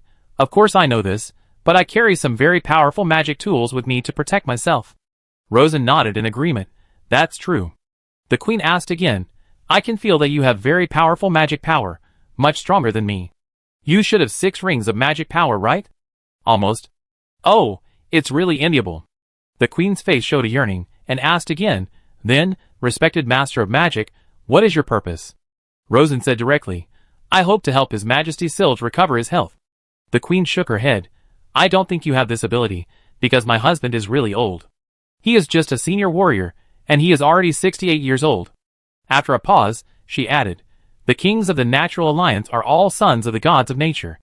As long as they can live, Mother Nature will not let them die easily. Rosen was mentally prepared for this, and he insisted, I understand, but I still want to give it a try, because I am very proficient in healing. The queen asked back, why? Rosen spread his hands. Of course, it is to get some rewards. I should have said it directly, but now there is an unexpected situation, and the situation is very unclear. For safety reasons, I could only hide my true identity first. The queen did not answer immediately. She folded her hands on her knees and thought silently. This performance made Rosen's heart move slightly. According to common sense, I had the intention to save her husband, and what she should do now is to verify my ability. Why is it still considered? Is there any concern? Or do you not want the king to continue to live, and want to rule yourself? This possibility is very high, because although the king is young, the queen is in her prime, and has amazing talent. While thinking, the queen spoke, I personally hope that you can save my husband, but if you fail, forget it. If you succeed, I am afraid that it will disturb the apostles of Mother Nature. After all, you have done something that even the apostles are powerless to do. At that time, no one knows what the result will be. Rosen smiled. This is probably not the main reason, because your majesty is not afraid of the apostles of nature. No, I am afraid. Oh, if you are really afraid, you will not choose to receive me in the grand temple of Saint Verit. The queen was silent again. Rosen said directly, So, your majesty, you don't want the king to continue living in your heart? The queen did not answer directly. Even if you are a six-ring magic saint, if you know too many secrets, you may not be able to leave Silver Moon City alive. There was a hidden threat in her words. But since Rosen was here, he was naturally not afraid of this threat. Your majesty, I know your trump card. Rosen looked at the gorgeous black silver patterned long skirt on the other party. His eyes looked down and fixed on the wide skirt. Under your skirt, there should be a powerful attack magic weapon. As long as you activate it, you can trigger a very terrible attack in an instant, right? The queen showed a hint of surprise on her face, but she nodded slowly. You guessed right. But I don't want to use it unless it's necessary. Rosen smiled. No matter how powerful the magic weapon is, it needs time to activate, and I am sure you don't have that time. The queen stared at Rosen. You are too confident, Mr. Sage. And you have to understand that any movement here will alarm my guards. If I delay for less than 5 seconds, you will be surrounded by my guards. At this point, the situation is clear. Either Rosen gives up the plan to treat the king and leaves Cal immediately, or he may be hunted down by the queen on the way. If he continues to move forward, he will definitely be intercepted by the queen, and judging from her attitude, she will definitely try her best to stop him. In other words, normal means can no longer achieve the goal. But Rosen's most fundamental goal is to keep Cal's political situation stable, so as to maintain the deterrence against Aaron, and even delay Aaron when necessary. Saving the old king is just a means for him to achieve his fundamental goal. But obviously, the appearance of the great variable of the wise queen made this road impossible. Now it seems that he has to make a new action plan. But how to do it? In a flash of thought, he asked softly, Your Majesty, can I know why? You don't need to know. Leaving immediately is your only choice at the moment. The queen looked very determined and refused to say more. Rosen sighed in his heart. It seems that special means must be used. Now is the best time. If we wait until the queen returns to the palace, there will be no chance at all. Chapter 125. The Great Temple of Saint Verit Lounge. Rosen stared at Queen Cal, who was sitting 5 meters away. Your Majesty, I have been learning magic for 70 years. In the past 70 years, I have never failed at anything I want to do. This time, I still think I will succeed. The words were false, and the voice was not heavy, but it was said in a very cold tone, like a fierce undercurrent of the mind hitting the opponent. Queen Cal's eyebrows jumped slightly, and she felt a heavy pressure in her heart. The six-ring magic saint has been studying magic for 70 years, and his understanding of magic must have reached a level that an ordinary magician can hardly imagine. Originally wanted to summon the guards to take down the opponent directly, but now she had a huge concern because of the other party's words. Of course, she didn't completely believe the other party's words, but she didn't dare to gamble. Even if the opponent had all his magic weapons removed, and she was carrying what might be the most powerful magic weapon in the whole Cal, she still didn't dare. After all, she was the queen, not a warrior who charged into battle. She was good at strategizing behind the scenes, not direct confrontation. So, she still sat upright, did not move, and only fought back with words. Your Excellency the Mage Saint, the truth that the focus cannot break the ring is a truth that has been passed for thousands of years. But today, this truth must be changed. The queen stared at Rosen, with a smile of superiority on her face. What can't break the ring is magic power. It's a noble ability. But cheap ability can. Not only can it, but it can also break it easily and increase the strength to an incredible level. This was a bit mysterious, but Rosen could certainly understand the threat in the words. The queen is saying, maybe my magic power is not as strong as yours, but I have mastered a power that far exceeds the ring limit. So your 6-ring magic power cannot threaten me." Rosen was not surprised but happy about this. Because the other party chose to confront with words, instead of taking direct action, it means that he was shocked by his previous words. People in high positions always think that they have a lot of chips and many ways out, so they lose their courage. This gives him more opportunities. But these opportunities will not last too long, because after a long time, the guards outside the door will come in to check the situation, so he must be quick. He continued, "Your Majesty, let's make a bet?" The Queen nodded. "I don't like to bet with others, but since Your Excellency the Saint of Law likes it, I don't mind paying you a bet." Rosen said slowly, "I bet that I can subdue you without alerting the guards outside the door. As long as the guards are alerted, I will leave immediately, and never bother Your Majesty again." The Queen's face showed a trace of strangeness. "Subdue? In this case, you are not going to fight to the death, and you dare to hold back on me?" Rosen smiled. "If I win, please answer 3 questions for me, Your Majesty." The Queen smiled. "If you can really subdue me quietly, then in order to save my life, let alone 3, 10 will do." Rosen's mind quickly gathered. Lai Fu's heart of the god of war has been fully activated and running to the extreme. "Your Majesty, are you ready?" The Queen was still sitting upright, her hands still folded on her knees in a relaxed manner, but her magic power had been concentrated to the extreme, and she was in a state of full concentration. No, she even wanted to take the initiative. Unfortunately, with the help of the super sensitivity of the 10-ring mage to the fluctuation of mana, Lai Fu closely monitored her every move. Just when she wanted to take action, she took the initiative to explode. With a slight sound, a crystal clear and restrained deep blue crystal membrane exploded in all directions from the bottom of Rosen's feet at the speed of candlelight illuminating a dark room, and immediately covered the walls of the lounge. In the blink of an eye, the wall was covered with a layer of shining blue crystal coating. The 6-ring pure water barrier breathless crystal wall, driven by the 10-ring mana. The effect of the spell is that it can perfectly block all the power auras inside the barrier with a strength lower than the 6 rings, including the barrier itself. This is a special spell prepared by Rosen for this operation. The core knowledge comes from Lertris, and has been transformed by the modern magic system, and all high-level mages in the territory have conducted various magic tests. No flaws have been found for the time being.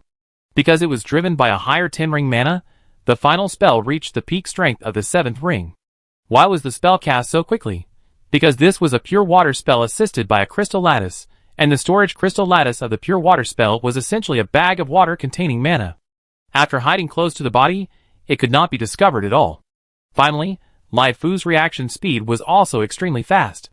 With the blessing of various factors, when the blue magic crystal wrapped the entire rest room, less than 1/10 of a second had passed. 1/10 of a second is almost the limit of the reaction speed of mortals, and it has to be a person with fast reaction, while the Queen's reaction speed is only medium. So, when Rosen's spell was completed, her mana had not yet touched the magic weapon hidden under her skirt.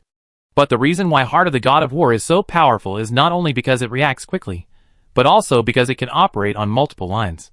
When all computing power is added to it, it can cast spells on 3 lines at the highest speed. While Breathless Crystal Wall is activated, it still accurately senses the operating state of the Queen's mana, and controls a wisp of 10-ring mana, which spreads quickly. A moment later, the 10-ring mana spans 5 meters and meets the Queen's 5-ring mana under her wide skirt. Because of the transmission through the air, Rosen's mana strength has decayed by more than 30%, but because it is a 10-ring, the final strength after the decay still reaches the peak of the 6 rings, which is much stronger than the Queen's 5-ring peak. At this moment, 2 powerful pure mana clashed repeatedly under the skirt. Pure mana is invisible and intangible, and the confrontation of pure mana will not cause much movement, but if pure mana is strongly disturbed, it will decay into various forms of spell energy. Under the Queen's skirt, light shines and thunder explodes. In a blink of an eye, the overflowing power book tore the wide skirt to pieces, revealing a pair of plump legs wearing new tights. If it weren't for the activation of the induced magic weapon on the Queen, she would definitely be seriously injured at this moment. But the activation of the induced magic weapon also gave the Queen a lot of confidence. She stood up. Because this induced magic weapon is called Rose Field, which is one of the highest achievements of the Cal Magic Department. Its defense strength is 6 rings, and it uses a very special secret technique to charge. Each such induced magic weapon is made at a huge cost, and only direct members of the royal family are qualified to wear it. After the magic weapon was activated, the Queen's body was covered with a layer of gorgeous flames, and this flame was not randomly distributed, but outlined a large number of rose lights and shadows, and was born and died at a very fast speed. But the queen's confidence did not last long, because Rosen still had one last line of operation. Under Lai Fu's control, his body showed a new and improved flawless steel dragon body. The dragon body that the goddess showed that day was hideous and terrifying, and it also had wings. But although Rosen's body was also blue-black, it was round and smooth, without any superfluous decorations for intimidation. His improved dragon body had a streamlined mechanical beauty, and greatly strengthened the defense of key parts, just like a steel armor. Brush. The dragon body that was also evolved from the 10-ring mana appeared, and its strength reached the peak of the 7th ring.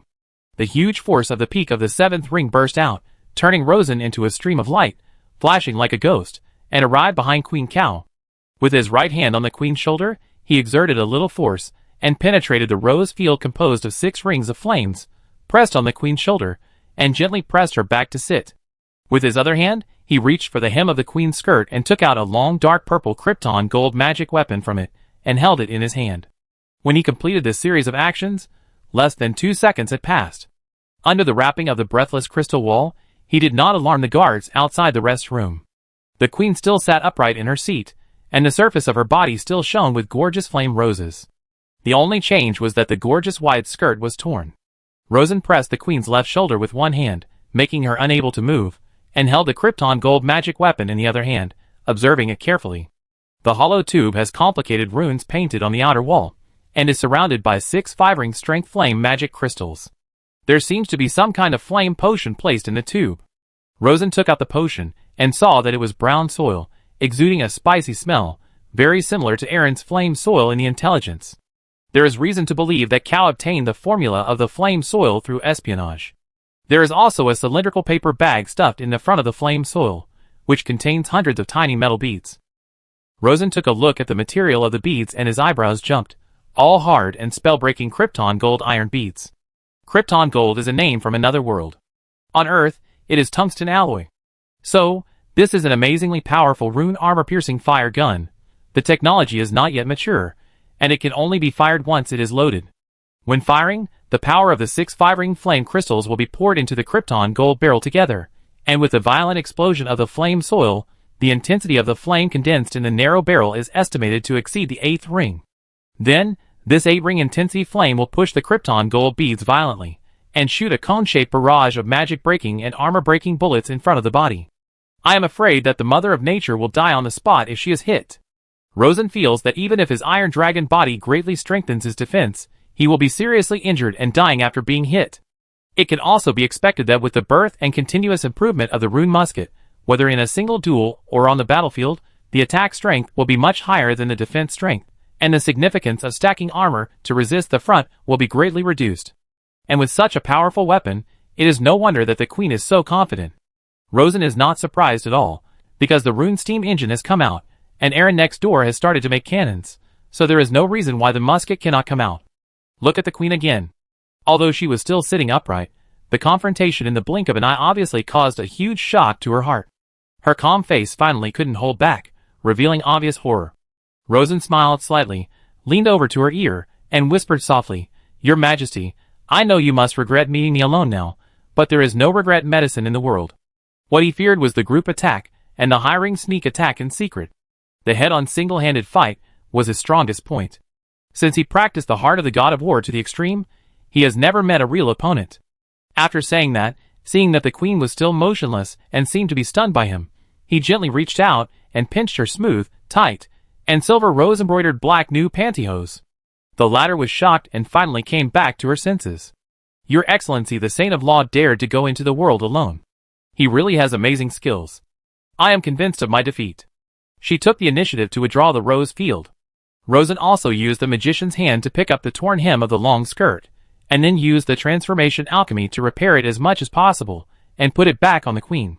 "Now, Your Majesty, can you tell me why you didn't save your husband?" The queen breathed a sigh of relief and said, "Take away your pure water barrier. It will arouse suspicion if it is left there for a long time." Rosen did as he was told. After the breathless crystal wall faded, the queen said loudly, "Lena, I want to have a good talk with this gentleman. For about half an hour. Don't let anyone get close to us." "Yes, Your Majesty." The maid responded from outside the door. The maid was separated from the lounge by a door, but she didn't notice the brief confrontation inside the door. The queen then activated a 5-ring arcane shielding barrier. Then she spoke. 2 years ago, the king's health failed. When he woke up, his eyes were crooked and his mouth was slanted. He couldn't speak clearly and couldn't walk by himself. After that, I assisted in state affairs. I hid behind the scenes for 2 years and secretly controlled Cao. I think I did a good job. Rosen nodded and admitted, yes, your majesty did a good job. But he was secretly shocked. The king had a stroke, his brain was damaged, and it might be difficult to cure. At most, he kept the king alive, but he couldn't cure his brain. The queen's gorgeous face showed a trace of anger. I don't have a noble birth. In fact, I am a commoner, but I have a nearly perfect talent for magic. I was promoted to the 4th ring at the age of 18, and secretly promoted to the 5th ring at the age of 22. I am one of the most talented magic practitioners in the history of Cao. But just when I was full of confidence and planned to move forward and become a 6th ring magic saint, the king discovered my secret and forced me to marry. I became the honorable queen of Cao, and began to give birth to children for the king one after another, one every 3 years, without stopping, and gave birth to 9 children. The queen almost gnashed her teeth. I missed the best time to practice because of this. When I finally didn't have to give birth to a child, and wanted to resume the path of magic, it was no longer possible to move forward. So I hate him. Rosen understood. You have reason to hate him. It would be fine if he had 2 or 3 children, which would only delay 7 or 8 years, and he could still strive for a magic saint, but he gave birth to 9 children, and the golden period of his life was all about giving birth to children. Who can bear this? Now, he is finally dying, and you want to save him. At this point, the queen turned her head and looked up at Rosen's eyes. If it weren't for you being a 6-ring magic saint, I would have sent the guards to kill you the moment I heard your thoughts.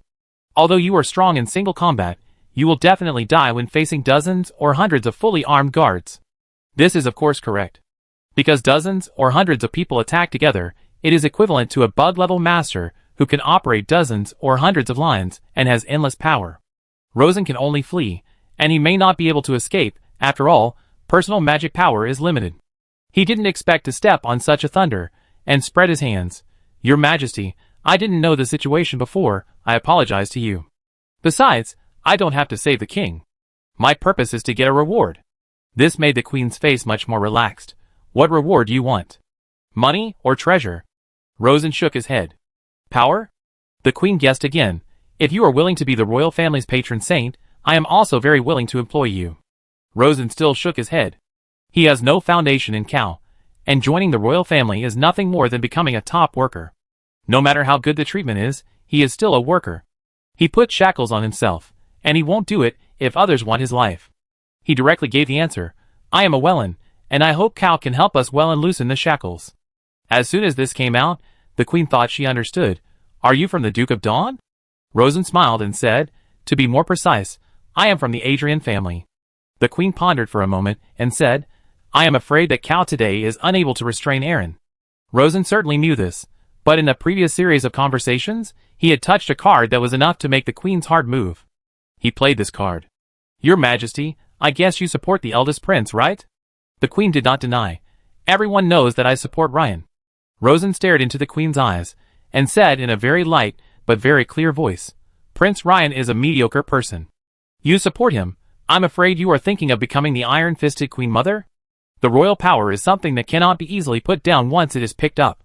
The queen has held it for 2 years, and now she is only 63 years old. She must be reluctant to put it down. Because she was promoted to the 5th ring at the age of 23, and the stronger the magic power, the slower the body ages. After having the 5th ring of magic power, even without any magic assistance, the natural aging rate of the body will be reduced by more than half. If it reaches the 7th ring, or even until the soul collapses, the body will remain young. So, the queen's body is actually only in her 30s, and her soul with the peak strength of the 5th ring can last at least 70 years. She is in the prime of her life. Sure enough, after saying this, although the queen's expression did not change much, her hand subconsciously grabbed the hem of her skirt. Chapter 126. Temple Rest Room. The queen remained silent for several minutes before finally speaking. This is what my husband owes me. He ruined my future in magic, and made me raise 9 children. He has to compensate me. And now I want the kingship. Rosen sighed lightly. Unfortunately, your third son and sixth daughter disagree with this. They are also ambitious to want the kingship. The queen also sighed. It's normal for children to grow up and have their own ideas. Rosen made his own suggestion. Why not let the old king live for more than 10 years in a muddle, and you continue to control Cal behind the scenes? With these 10 years of planning, you can completely control Cal, and even become the queen directly. Queen? The queen was shocked by this word, because it was far beyond her expectations. She subconsciously said, but my eldest son Ryan is already 42 years old, I'm afraid he can't wait for 10 years. Rosen grinned secretly. What's the matter? There are still people on Earth who can live to more than 70. Of course, you can't say that. You have to take care of your mother's love for her son.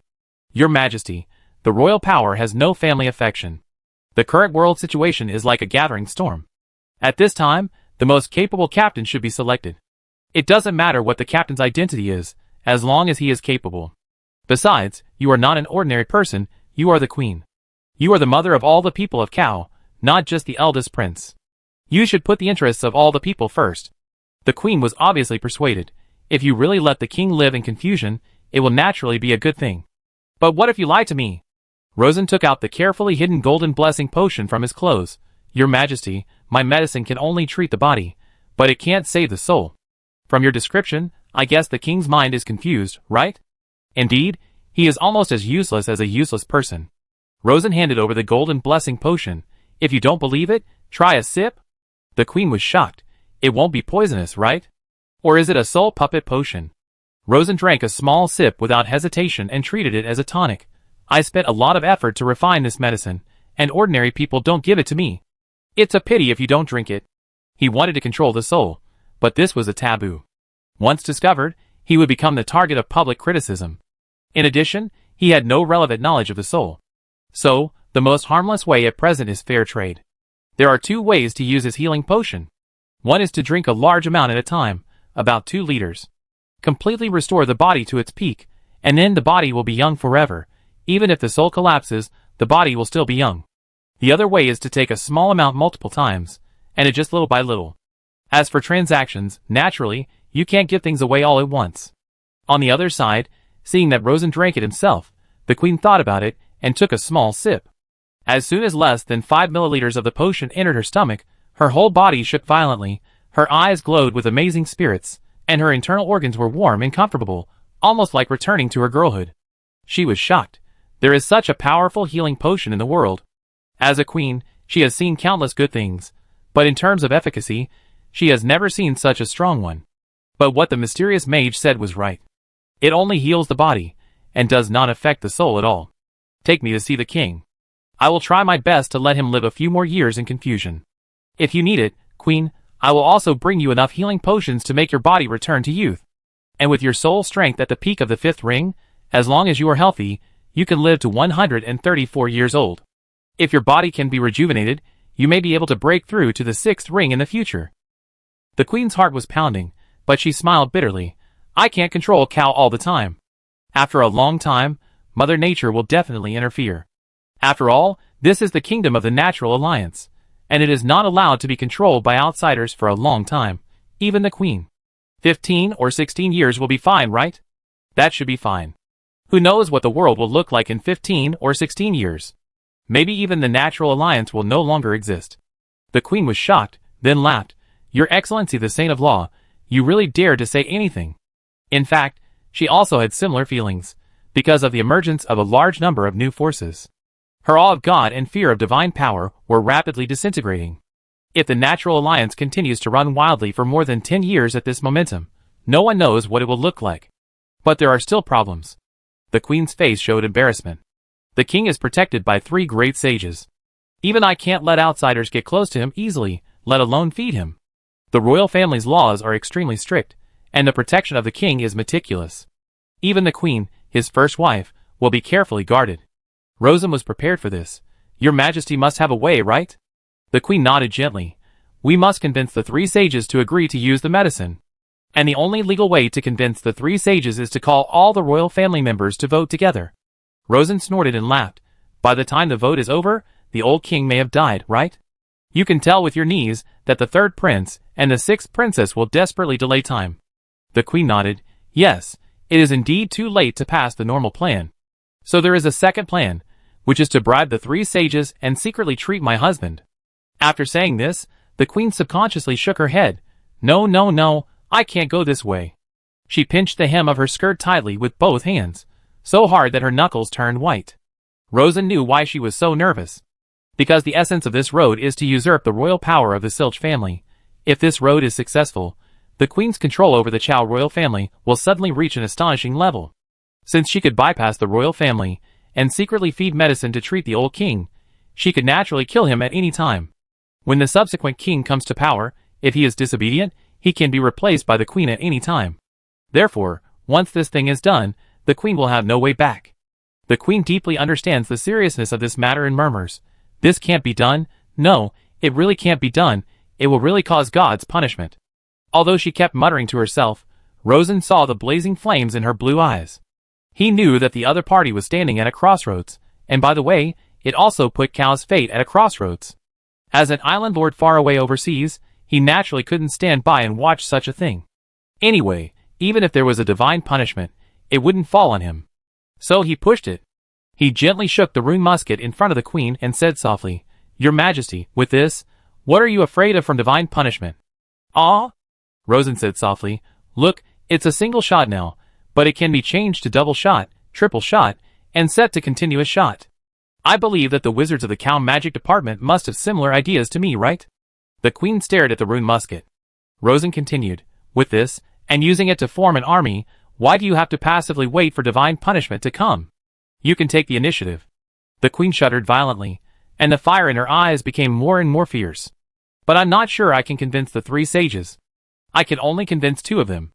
The 3 sages have been protecting the royal family for many years, and their connections and reputations are very deep. I can't force them." Rosen shook the golden blessing potion again and poured 10 milliliters into the teacup. "Can you convince them with this?" The queen stared at the potion in the teacup that looked like liquid gold and nodded gently. "This should work. The 3 sages are old, and people are afraid of death. So how long will it take for your Majesty to reply to me?" The queen thought for a while and said, "Give me 3 days, I will convince the 3 sages. After 3 days, you will quietly go to the palace to see the king and let him live as many years as possible." Rosen shook his head slowly. "Your Majesty, we are alone in this rest room, and I can guarantee my safety. But when I get to the palace, I won't be able to do that.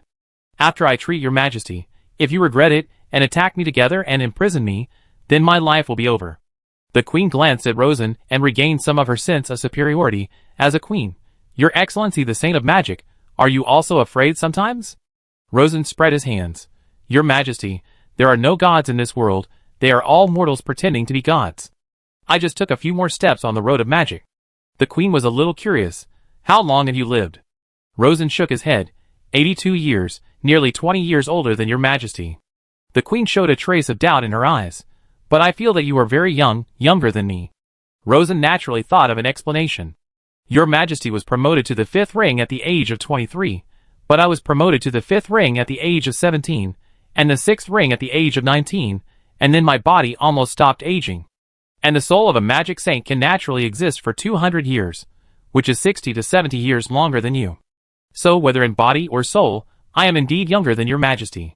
"Oh, you were promoted to the 6th ring at the age of 19, and reached the pinnacle of magic practice?" The queen's eyes showed deep shock. She always thought she was a top genius, but she didn't expect that there were people who were so much stronger than her. After a pause, she said, "What do you think we should do?" "You should quietly take His Majesty out of the palace, and find a safe place for everyone to treat him." The queen was a little unhappy. This greatly increases the difficulty of the plan. Rosen simply spread his hands. "There is no room for negotiation on this point. If your Majesty disagrees, then everything will be abandoned. I will give up the plan to rescue King Cao, and let your 3 children fight for power. Anyway, Aaron still has the glorious empire to hold him back.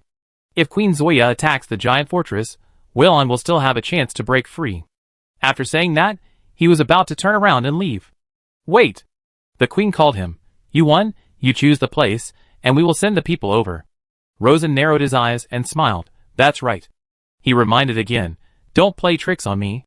I will search carefully before I show up, and if I find something wrong, I will leave immediately." The queen didn't think much about it. "Don't worry, I don't want any more accidents." Rosen walked back to the queen and poured out another 5 milliliters of golden blessing. Drink another sip.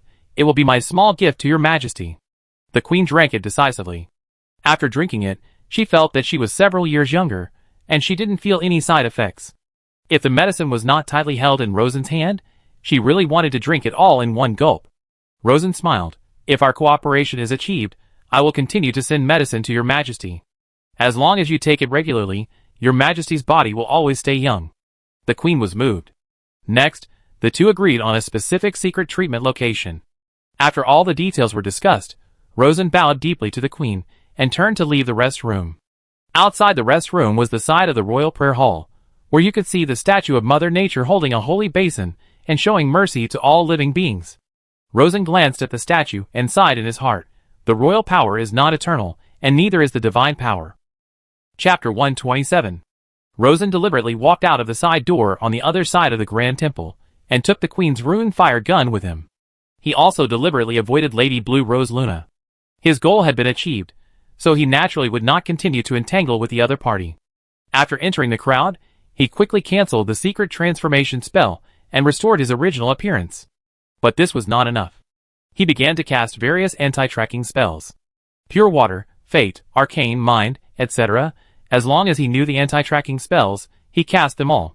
He did not fight with the other party, because he might not be able to fight. He directly used his strong mana advantage to perform a super large-scale interference spell. After the casting, he found Miss Margaret on the edge of the square and left the temple square with her. In the rest room, the queen was not in a hurry to leave. She carefully recalled the previous secret conversation and searched for possible flaws left by the other party. The reason was simple, because in addition to normal transactions, she had a better choice. That was to capture the mysterious magic saint, control him in the palace, and use him completely for her own use. At the same time, she was very dissatisfied. She had been a queen for 40 years, and had never experienced such a completely suppressed negotiation, so that after the negotiation was completed, let alone the specific identity, she didn't even see the real appearance of the other party. She only knew that he was from Waylon, but Waylon also had more than 30 million people. After thinking about it over and over again for more than 10 times, she still couldn't find any valuable clues, and even the magic used by the other party was brand new, and there was no corresponding clue in history. Try fortune-telling again, maybe you can get some answers. She made hand gestures and began to divine. She was very proficient in divination. She had been honing her skills in divination for more than 40 years, and had mastered many unique divination techniques. As soon as she divined, she felt something was wrong. The subtle inspiration of fate divination was seriously disturbed and could not be condensed at all. After trying for more than 10 minutes, and consuming a small part of her magic power, she still failed. She had to give up, and she was shocked. Using magic power to directly stir up the fate frenzy and disrupt all clues, is this the power of the six-ring magic saint? It felt much stronger than the six-ring magic saint she imagined. On the other side, Rosen followed Miss Margaret back to her simple rental house, got his wooden box, and said goodbye to her. He found a hotel to stay in, and then started waiting. He didn't just wait. He was familiar with the situation near the agreed treatment site. He was also constantly playing hide-and-seek with Cow's spies. Doing business with the royal family is like seeking the skin of a tiger, so it is not too careful.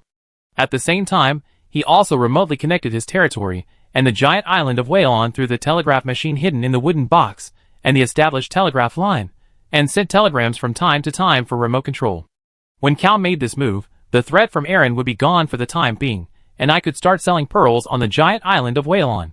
His island was about to be hidden, so before everyone focused on him, he sold a wave of pearl ornaments and made a lot of money to earn the last wave of information asymmetry dividends.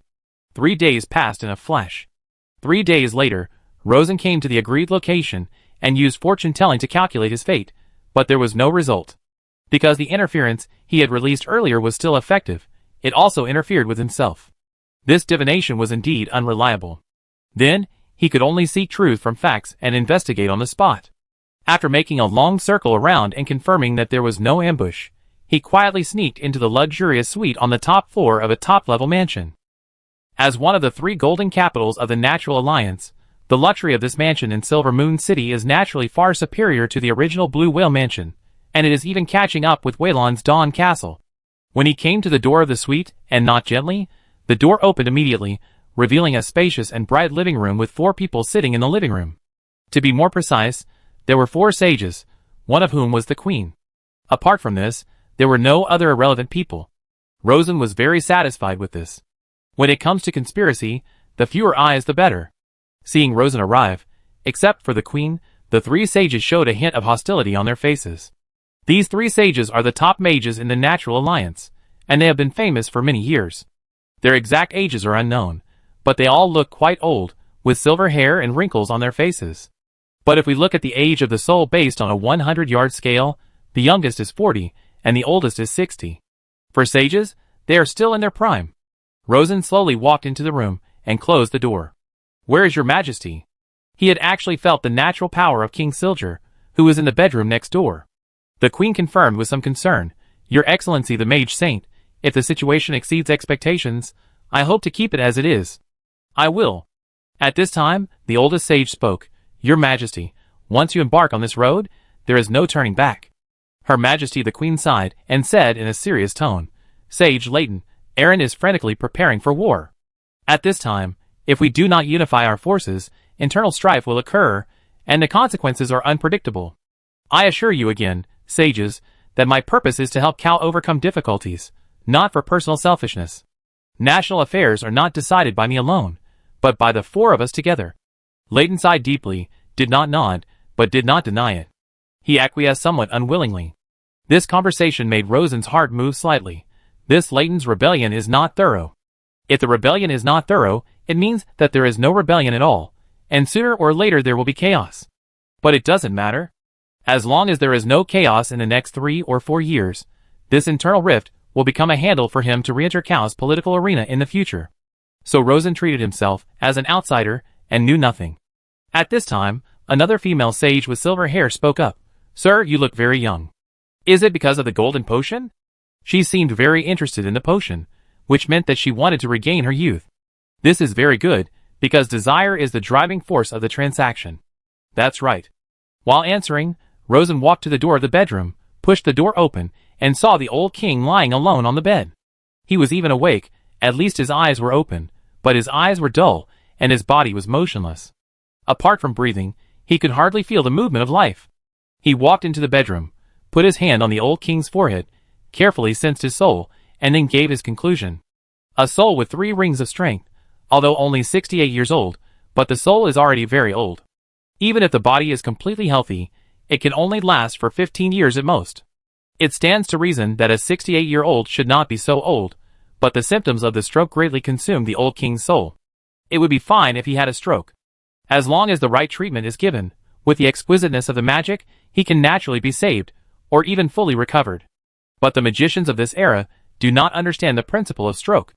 Therefore, the king did not receive accurate and timely treatment. The healers just kept using magic to replenish his vitality, but the replenishment could not stop the leakage. Such a waste of time greatly reduced the lifespan of the soul.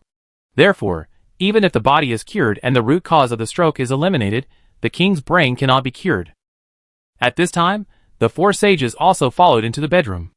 The youngest sage said, 15 years is not long, but it is not short either. Maybe it can outlast danger. After all, danger is already 40 years old, and he will be 55 in 15 years. For the king, 55 years old is a very normal lifespan. Especially those ambitious kings, although they are famous, they often die suddenly. As for how they died, no one can tell clearly. The queen said, "Then please ask the Lord of the Law to treat them." Rosen took out the golden blessing, and fed the remaining 60 milliliters to King Silger in one breath. Then he immediately pressed his palm on the king's forehead, to guide the medicine to repair the brain damage as much as possible. With his treatment, the old king's breathing became obviously stable, his pupils became more concentrated, and his gray face regained a lot of luster. Anyone can see that his body is getting better. About a quarter of an hour later, Rosen withdrew his hand. Cough, cough. The old king coughed lightly, spit out a mouthful of thick phlegm, his eyes moved slightly, and a changed but powerful voice came out of his throat. "Lala, my Lala." To be precise, it was Nana, the queen's nickname. The queen was slightly surprised, but she still went forward and grabbed the old king's hand. She clearly felt that the king's hand had become much stronger, and she also clearly felt the vigorous vitality in his body. Anyone who saw such a king would feel that the king's health had improved significantly, and he would definitely not die for a while. If the king could not die in a short time, the domestic political storm would naturally calm down a lot. When the old king saw the queen, a pure smile like a baby appeared on his face, and he closed his eyes and fell asleep peacefully. The queen was a little worried that the king would recover completely, so she immediately looked at Rosen. "What's the situation now?" Rosen knew her worries, and immediately comforted her. "In the best case, His Majesty is in good health, but his mind is like a child. He only remembers you." "Huh?" The queen exhaled softly. "Thank you for your help, Your Excellency the Saint of Law." Rosen whispered, "Take good care of him, and he will live at least 10 years. In other words, in these 10 years, the kingdom of Cao actually belongs to the 4 sages headed by the queen. Of course, this is the current situation. How it will evolve in the future, Rosen doesn't know, and probably no one knows." Afterwards, he increased the strength of the heart of the god of war to the highest level, closely watched the actions of the 4 sages, and slowly retreated to the door. "Everyone, my mission is accomplished. I will give Her Majesty the Queen 10 milliliters of gold potion every month. But I want to say that the gold potion is very precious. Because of my personal relationship with Her Majesty the Queen, these 10 milliliters are free. But if you want more, you have to pay for it. The price is 2,000 odd per milliliter." He then threw a beautiful lightning bracelet to the queen. "Your Majesty, if you want to see me, put your mana into this bracelet, and I will come within half a month." The queen raised her hand to take the bracelet. "I want to buy 50 milliliters of golden blessing now." The female sage also said, "I want 40 milliliters. The other 2 sages also ordered 40 milliliters from Rosen. The total is 170 milliliters. Rosen immediately set up a new trading rule: no more than 50 milliliters a month. It's not that I don't want more, but it's really hard to make potions. This is half true and half false. The potion is indeed difficult to make, but 500 milliliters a month is not a problem. But he can't give too much, because if the other party drinks too much, he will become completely young and no longer rely on the potion. You have to make the other party younger little by little, just like in online games. The characters become stronger little by little, so that they can last long. His reason is also reasonable, and the 4 sages have nothing to say. So the remaining 40 milliliters was divided among the 4 sages, 10 milliliters each. Rosen nodded to the 4 sages again and said, "Everyone, I leave first." After saying this, he left quickly and disappeared in the blink of an eye. After he left, the 4 sages looked at each other and felt that this was a bit strange. The oldest, Leighton, said, "Your Majesty, this sage knows all about us, but we know almost nothing about him. This is not a good thing. What they did was a rebellion, and if they were not careful, they would be punished by God. Now they have such a mysterious outsider involved, which makes people feel very uneasy." As soon as he said this, he immediately got the approval of the other 2 sages. "That's right, he has our leverage, but we have no leverage on him at all. This is too risky." The queen spread her hands, helpless. "Don't just talk. Try to find him out."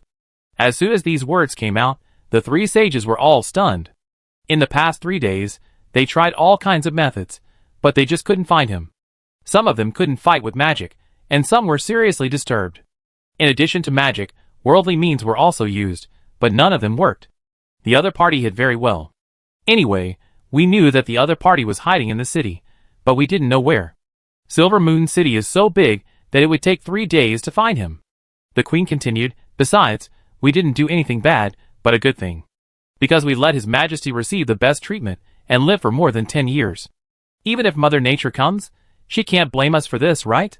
After saying this, it seems to be true. The anxiety on the faces of the 3 sages dissipated a lot. On the other side, Rosen quickly rode away from Silver Moon City on a fast horse. He released a 6-ring natural gift to the horse, so the horse ran very fast. After running far away, he looked back at the magnificent city behind him, and laughed in his heart. Let power and desire ferment freely.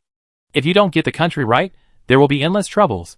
Now of course, there is no big problem. When he sits on the card table in the future, he will play a card at random, which will be enough for these sages to be busy. Chapter 128. Woo! With the low sound of the motor running, the sturgeon arrived at the East Golden Cape where Lavender was located. According to the rough sea map, the East Golden Cape is a large triangle that tilts upward, which makes the western coastline of the cape generally show a direction of about 20 degrees north by east. Because of this, if you walk along the northern coastline of the Wick continent, it is equivalent to going around the Golden Ocean in a big circle. When you reach the top of the cape, it is only about 1,800 kilometers away from the Sturgeon Island, which is much smaller than the more than 3,000 kilometers of Cow. The Flying Fish Islands are just north of the top of the cape, about 150 kilometers away from the mainland. Laertris's mother, and the Banshee tribe she led live in the sea where the islands are located. Although it is an archipelago, it is actually a large area of densely distributed islands and reefs.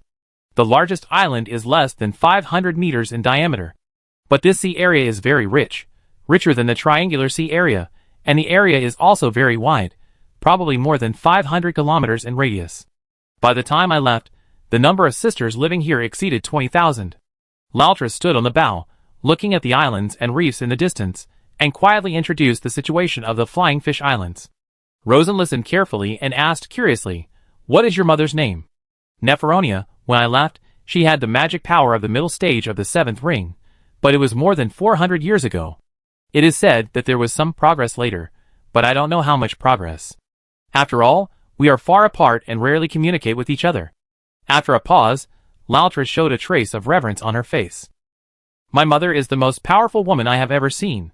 She is the true queen of the Banshee clan, with strong magic power and extraordinary magic, much stronger than me. As soon as the voice fell, someone on the boat suddenly pointed to the sea not far away and shouted, "Lord, look, there seems to be something in the water." Everyone turned their heads and saw a white thing in the water. A wizard immediately released the eagle eye spell. Now everyone can see clearly that it is a mutilated corpse. A Banshee warrior flew over to observe closely and screamed in fear. She flew back immediately. "It's the body of my sister." Everyone was shocked.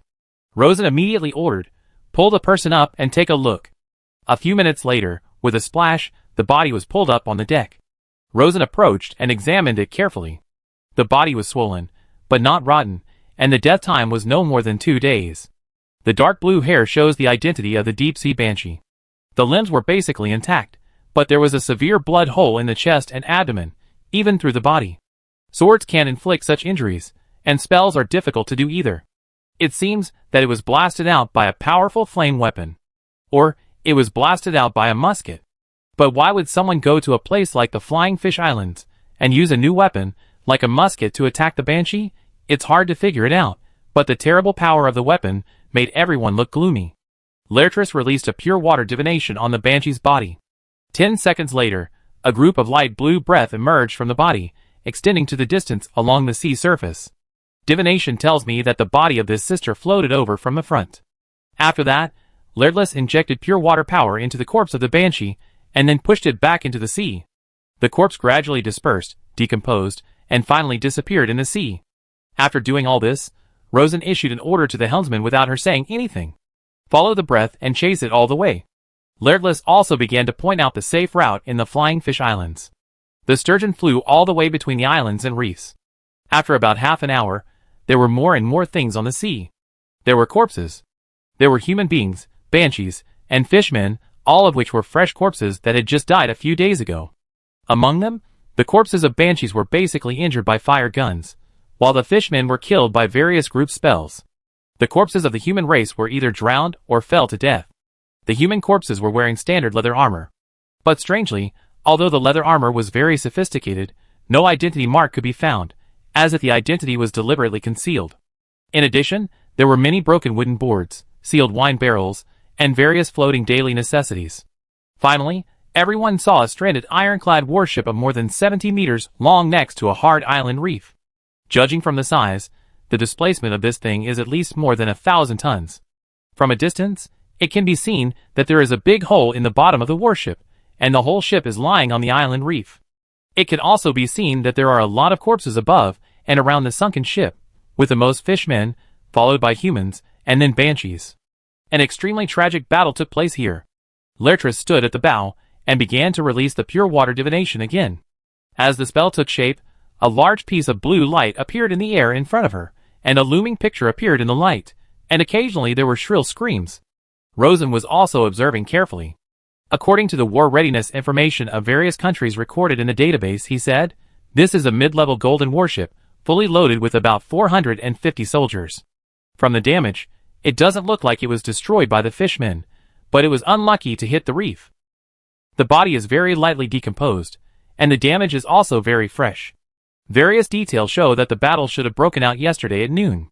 Then, he found the biggest reason for the warship to hit the reef. The mast of the warship was broken, and it was forcibly broken by a huge force. From the broken marks, it should be that a violent airflow suddenly blew up on the sea, which not only broke the mast, but also caused the warship to deviate violently, and finally hit the reef. As Rosen concluded, Laertes' divination also showed a similar picture. In a pure blue light, a vague figure suddenly spread his wings and flapped them violently, and the blurred light and shadow of the warship shook violently, as if it was pushed by a deep-sea titan and moved sideways dozens of meters away. Laertes shouted, "This is my mother. She participated in the battle in person." On the other side, Rosen also got more detailed information from the mana breath left at the scene, and these information surprised him secretly. The mana of the 8th ring strength, and the powerful wind spell. This Banshee Queen named Neferonia is amazingly powerful. This is an ironclad warship of more than 1,000 tons, and it is estimated to be 1,500 to 1,600 tons when fully loaded. It can be forcibly blown away by the wind, and even the thick mast can be forcibly broken. The absolute power of this 8-ring wind spell is so strong. If it appeared in ancient times, it would be the absolute master of the ocean, and it would be able to suppress the land people so that they dare not go to the sea. The terrible power of this spell also makes all the spells mastered by Rosen, a 10-ring wizard, seem dim. The source of power should not be the mana itself, but the strong wind that already exists on the sea. And what the Banshee King did should be to use the mana to gather the power of these strong winds together. But even so, the difficulty of casting the spell has reached an astonishing level. It is necessary to have an extraordinary grasp of the power of the strong wind to be able to pull out such a strong wind. Lily said that her mother is the real Banshee King. Now it seems that this is still underestimated. This should be called the Banshee God, right? If you can do what mortals can't, then you are naturally a god.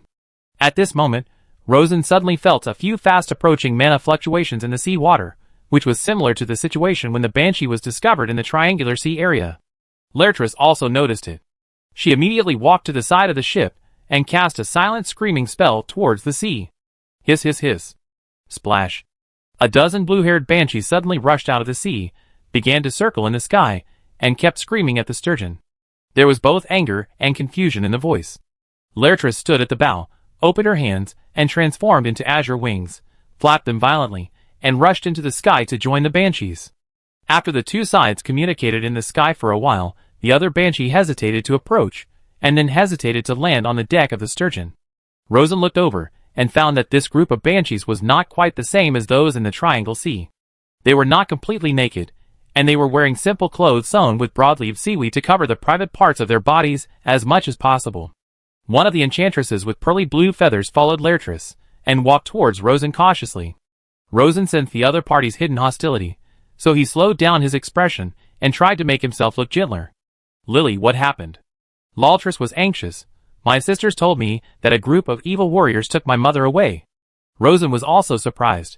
"When did it happen? Where did they take her?" The blue-feathered enchantress immediately said, "Yesterday, your majesty led us to fight against the human ironclad ships.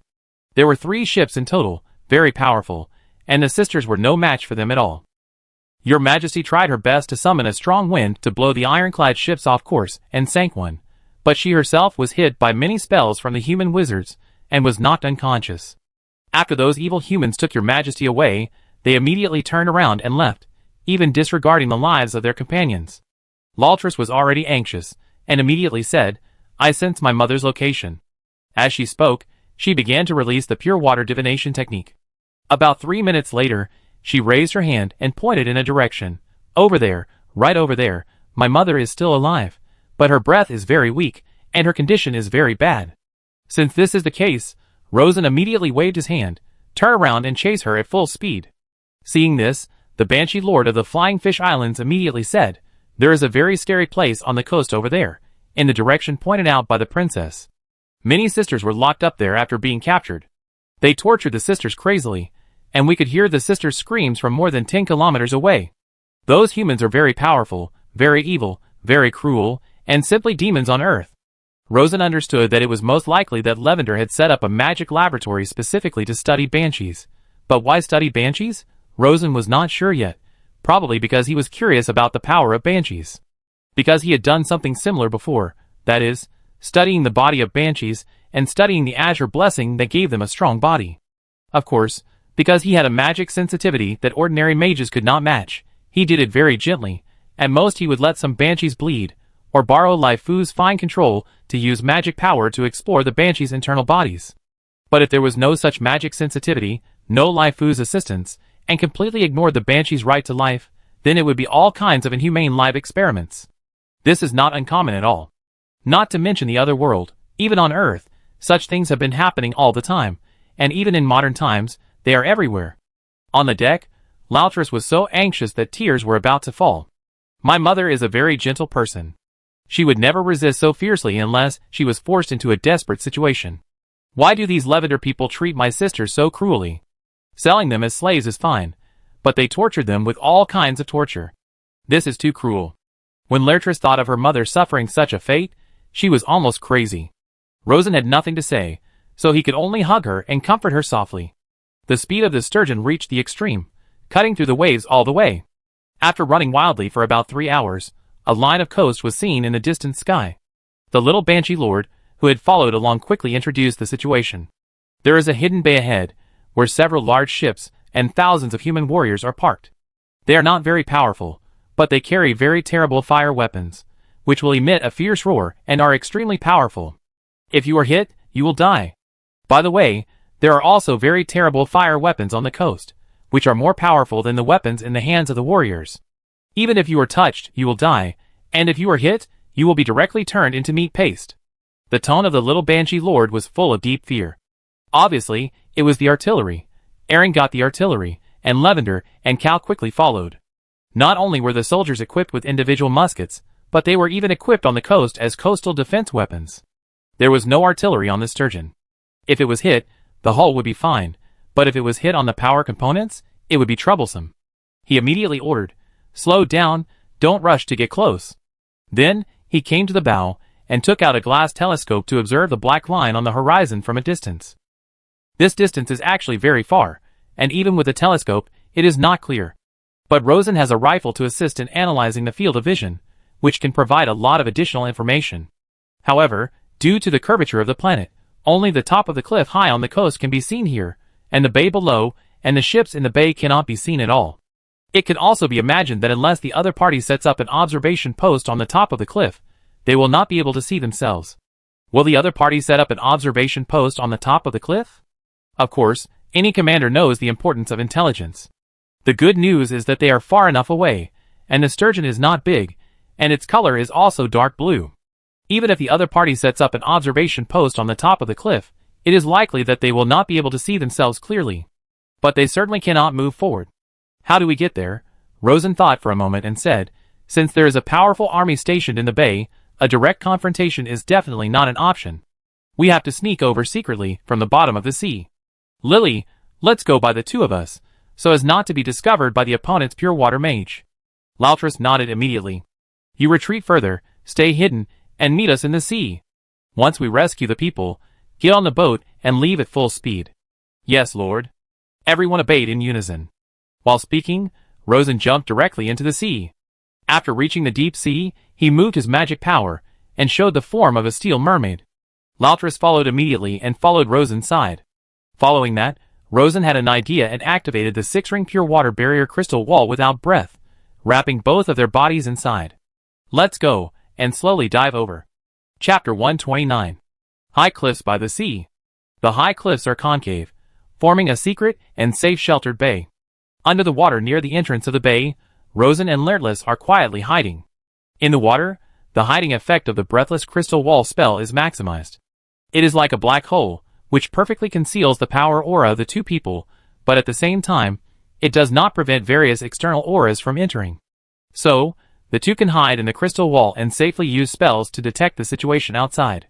At this moment, Lertless is using pure water divination to explore the situation inside the bay. Rosen has of course learned this trick, but he is not very proficient in using it. At this time, he uses the soul bridge to share Lertless's divination results in real time. With the guidance of pure water, Rosen can see the situation inside the bay very clearly.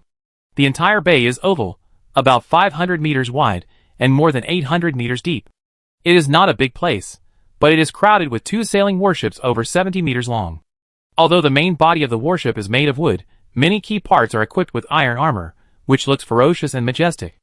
Around the bay, along the steep sea cliffs, many simple buildings were hastily built with gray cement and wooden boards. Many people can be seen, with a total of more than 1,200. All of them are warriors wearing standard leather armor, with an average strength of above intermediate level, and their weapons are very sophisticated. Most of the warriors are holding steel crossbows, and they should be continuous crossbows. Another part of the battle mages, about 1/3 of the number, are not holding staffs, but rune muskets. The style of these rune muskets is naturally not as exquisite as that of Queen Cow, and their power is definitely much less. But they should never be underestimated. Because there are too many of them, the whole camp may have more than 500 of them. Rosen was a little headache. Lavender still has too much money. These days, fire guns are new weapons.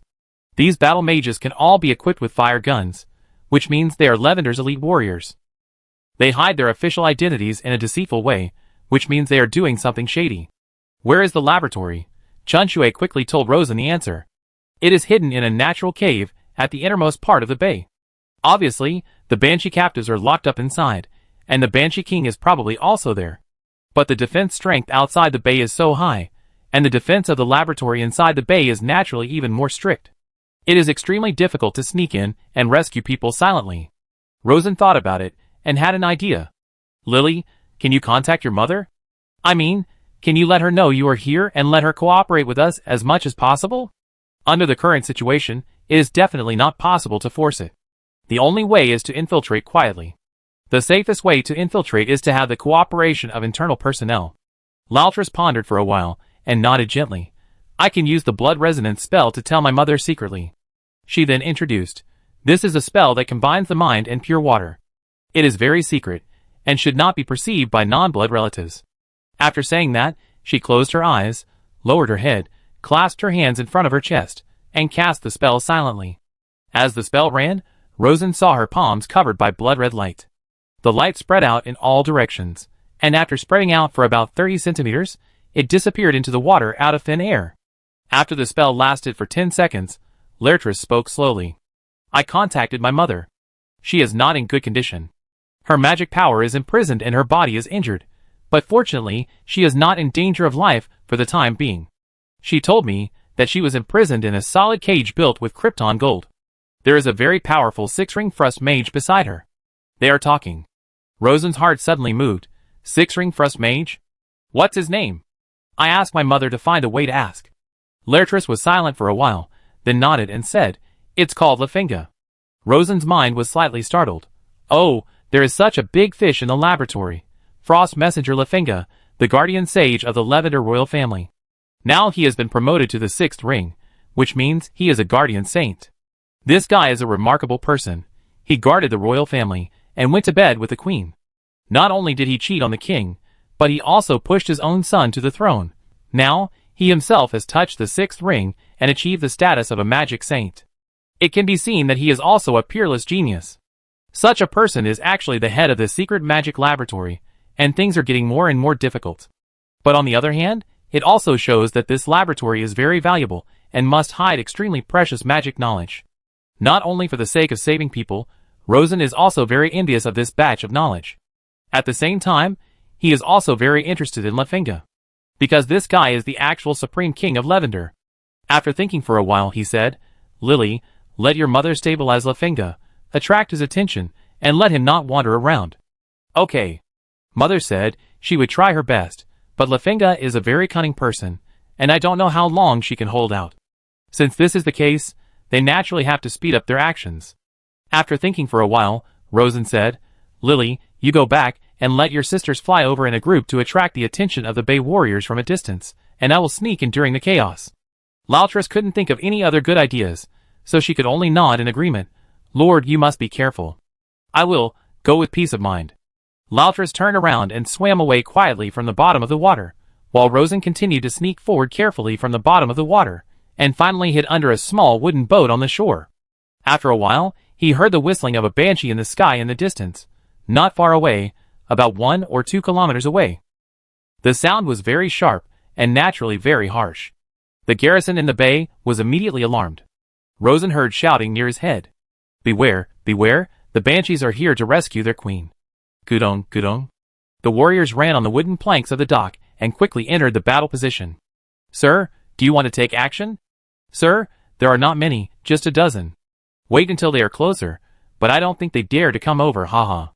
"Mages, is there a way to shut up these noisy women?" "Too far away, sir."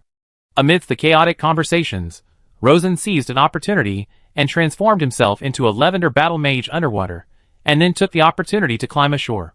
On the shore was the dock, half of which was made of cement, and the other half was made of wood. Because the terrain of the bay is complex, the buildings built along the terrain are also layered and very complex, with many blind spots. This greatly facilitated Rosen.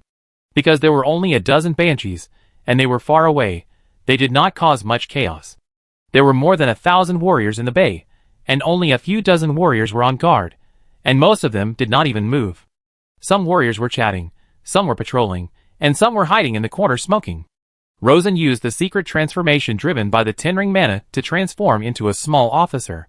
He did not arouse any suspicion along the way, and received many salutes. He walked and observed, and when he encountered an area with a wide field of vision, he secretly set up the detection guard seal. All the observed information was transferred to Lai Fu's Heart of the God of War, and the Heart of the God of War analyzed the best combat strategy. If he was exposed and recognized, Rosen would hand over the combat authority to the Heart of the God of War, with the first goal of saving his life and escaping. But fortunately, he was lucky. We walked all the way to the innermost cave entrance of the high cliff by the sea, but nothing attracted any special attention. The cave entrance is about 40 meters ahead, and there is a special guard post at the entrance. In addition to a senior warrior standing on each side of the gate, there are also many high-altitude defense posts set up next to it. If someone wants to break through the post, they will be attacked by a group of more than 20 warriors, 10 of whom are battle mages holding rune fire guns. As Rosen came all the way, Gio saw someone shooting with this thing at the shooting range. Judging from the power, the strength is about the initial stage of the 5th ring. This is naturally far inferior to the good stuff of Queen Cow, but it is better in quantity. Once besieged, it is really quite dangerous. There is no way to go in stealthily, because invisibility is only used to bully ordinary people. In such a highly alert place, the mana fluctuations of invisibility will be sensed immediately. Although the optics are invisible, the mana is almost the same as holding a torch. Rosen leaned against an inconspicuous corner of the stone wall, lit a simple filterless cigarette that he picked up on the road, and smoked it pretentiously, thinking about a reasonable way to enter the cave. At this moment, he suddenly found a team of warriors wearing leather bibs walking out of a wooden house in the distance. There were more than 20 warriors, each of whom was pushing a wooden cart with a large wooden barrel on it. There was steam coming out of the gap in the wooden barrel cover, and at the same time, there was a strong aroma of food. They pushed the cart towards the cave gate. It was a cooking soldier who delivered meals to the laboratory in the cave. The cave was not well ventilated, so the meals were prepared outside the cave and delivered. This was a normal situation, but it made Rosen's eyes light up. He immediately walked over and stood in a narrow corridor with poor visibility and waited patiently. Soon, the food cart passed through the corridor. Rosen seized the opportunity and replaced the last food delivery soldier. As for the original soldier, he was naturally knocked unconscious and thrown into a corner to hide. He pushed the food cart all the way and successfully reached the entrance gate of the cave. You can see that various detection magic tools are installed on the gate. When passing the gate, Rosen was still a little nervous and ready to run away at any time. Fortunately, the secret transformation technique he carefully developed was tested and did not trigger the magic tool alarm. I entered the cave safely. The cave was very bright, and the defense was extremely tight. There were 4 high-level soldiers at each corner, which was like a den of dragons and tigers. Fortunately, even the strongest soldiers had to eat, so the journey was smooth. As Rosen walked, he quietly printed the detection guard seal near every corner. In an open area, it is easy to be besieged by human wave tactics, and no matter how strong a person is, it is extremely dangerous. But in a cave with complex terrain and many blind spots, it is the best place for personal strength to flourish. Therefore, this cave is Rosen's home court.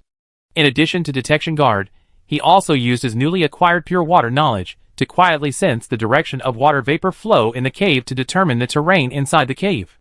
This perception ability is naturally not as good as Laertris, who has been immersed in it for hundreds of years, but with the sensitive blessing of the 10-ring magic power, the difference is not big. As he walked, Rosen suddenly saw the cave where the banshees were imprisoned.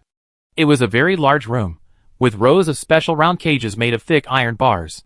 The banshees were locked in the cages, Their hands were tied to the Krypton gold buckles on the top of the cages.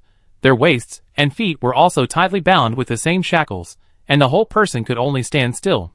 There were a lot of round cages, more than 200 in total, and almost every one of them held a banshee. At first glance, all you could see was black iron, white meat, long blue hair, and faces full of despair and fear. What shocked Rosen even more was that he found that half of the banshees had bulging stomachs, and from the shape, they should be pregnant. Let the banshees get pregnant so that you can study the blood inheritance in depth and make a more perfect blood disguise. Lafinga? Rosen roughly guessed the idea of the Frost Messenger. After walking for a while, they arrived at the cave restaurant, and the soldiers began to push the dining car into the restaurant. Rosen also had a full grasp of the terrain in the cave, and also vaguely sensed the approximate location of Lily's mother. He found a suitable opportunity, quietly left the dining car team, followed the passage, and quietly moved over. The situation has been basically understood. It's time to take action. Rosen rarely kills people, because in many cases there is no need to kill. With his status as a lord, he can make the other party a friend and create wealth for him with a little manipulation. But when necessary, he did it without any hesitation. Chapter 130. Sea Cliff Cave. On the way to rescue Lily's mother, Rosen soon encountered a corner. According to previous practice, there should be 4 warriors guarding the corner. 3 warriors and 1 battle mage, all of whom are high-level forces. Such power is very difficult to deal with. Any master of magic, even a sage born for fighting, may not be able to get through quietly. Rosen couldn't do it before, but after cooperating with Laertes to develop the breathless crystal wall, he could do it. Hiding in the blind spot of the corner, he quietly cast a detection guard seal on the wall in front. Observe the situation behind the corner, confirm the target position, and quietly activate a breathless crystal wall to wrap himself. With the cover of this exquisite pure water spell, Rosen began to activate a 3-ring mind-based group poison heart curse. This is the strongest attack-based mind curse spell that Rosen has mastered, with a maximum target number of 6 people. I didn't learn the stronger ones. At first, there was no place to learn. After becoming a lord, I was too busy to learn. But the 3rd ring spell driven by the 10-ring mana is absolutely powerful enough to even rival the 5th ring initial spell, which is completely enough to sneak attack the 3rd ring warrior. After a moment, Rosen's thoughts condensed, and the spell was activated. Buzz. The spiritual energy gathered on the advanced spiritual concentration ring worn by Rosen, and a faint blue light flashed on the ring. At the same moment, the spiritual amulets on the 4 warriors behind the wall shattered with a bang, and the remaining curse power was still very powerful, pouring into their brains like a flood. The 4 people rolled their eyes and fell to the ground with a plop, plop, but they were already dead. Huh? Rosen exhaled lightly. Mind spells are really energy-consuming. 1 strike costs me half of my mana. Lai Fu, activate Rosen meditations, and take time to meditate in the background. Doing so will greatly improve Rosen's combat endurance, but the cost is that it will take up a lot of computing power, which will reduce Heart of the God of War from 3-line extreme operation to 2-line. Therefore, taking time to meditate during the battle is the safest solution. After walking out of the corner, Rosen picked up the battle mage's rune musket and carefully examined its structure. Well, it is not quite the same as the structure of Queen Cow's musket. It should be independently developed by Levender's weapon development mage. The attack strength reaches the peak of the 5th ring. The rune is used to control the excitation, and the power comes from the explosion of the flame soil. The formula of this flame soil is different from Cow's. Well, it is improved, much more stable, and a special excitation spell lock is added. As expected, the paths lead to the same destination. Mages from all over the country all thought of the same thing, fearing that their ammunition depots would be remotely exploded by enemy mages.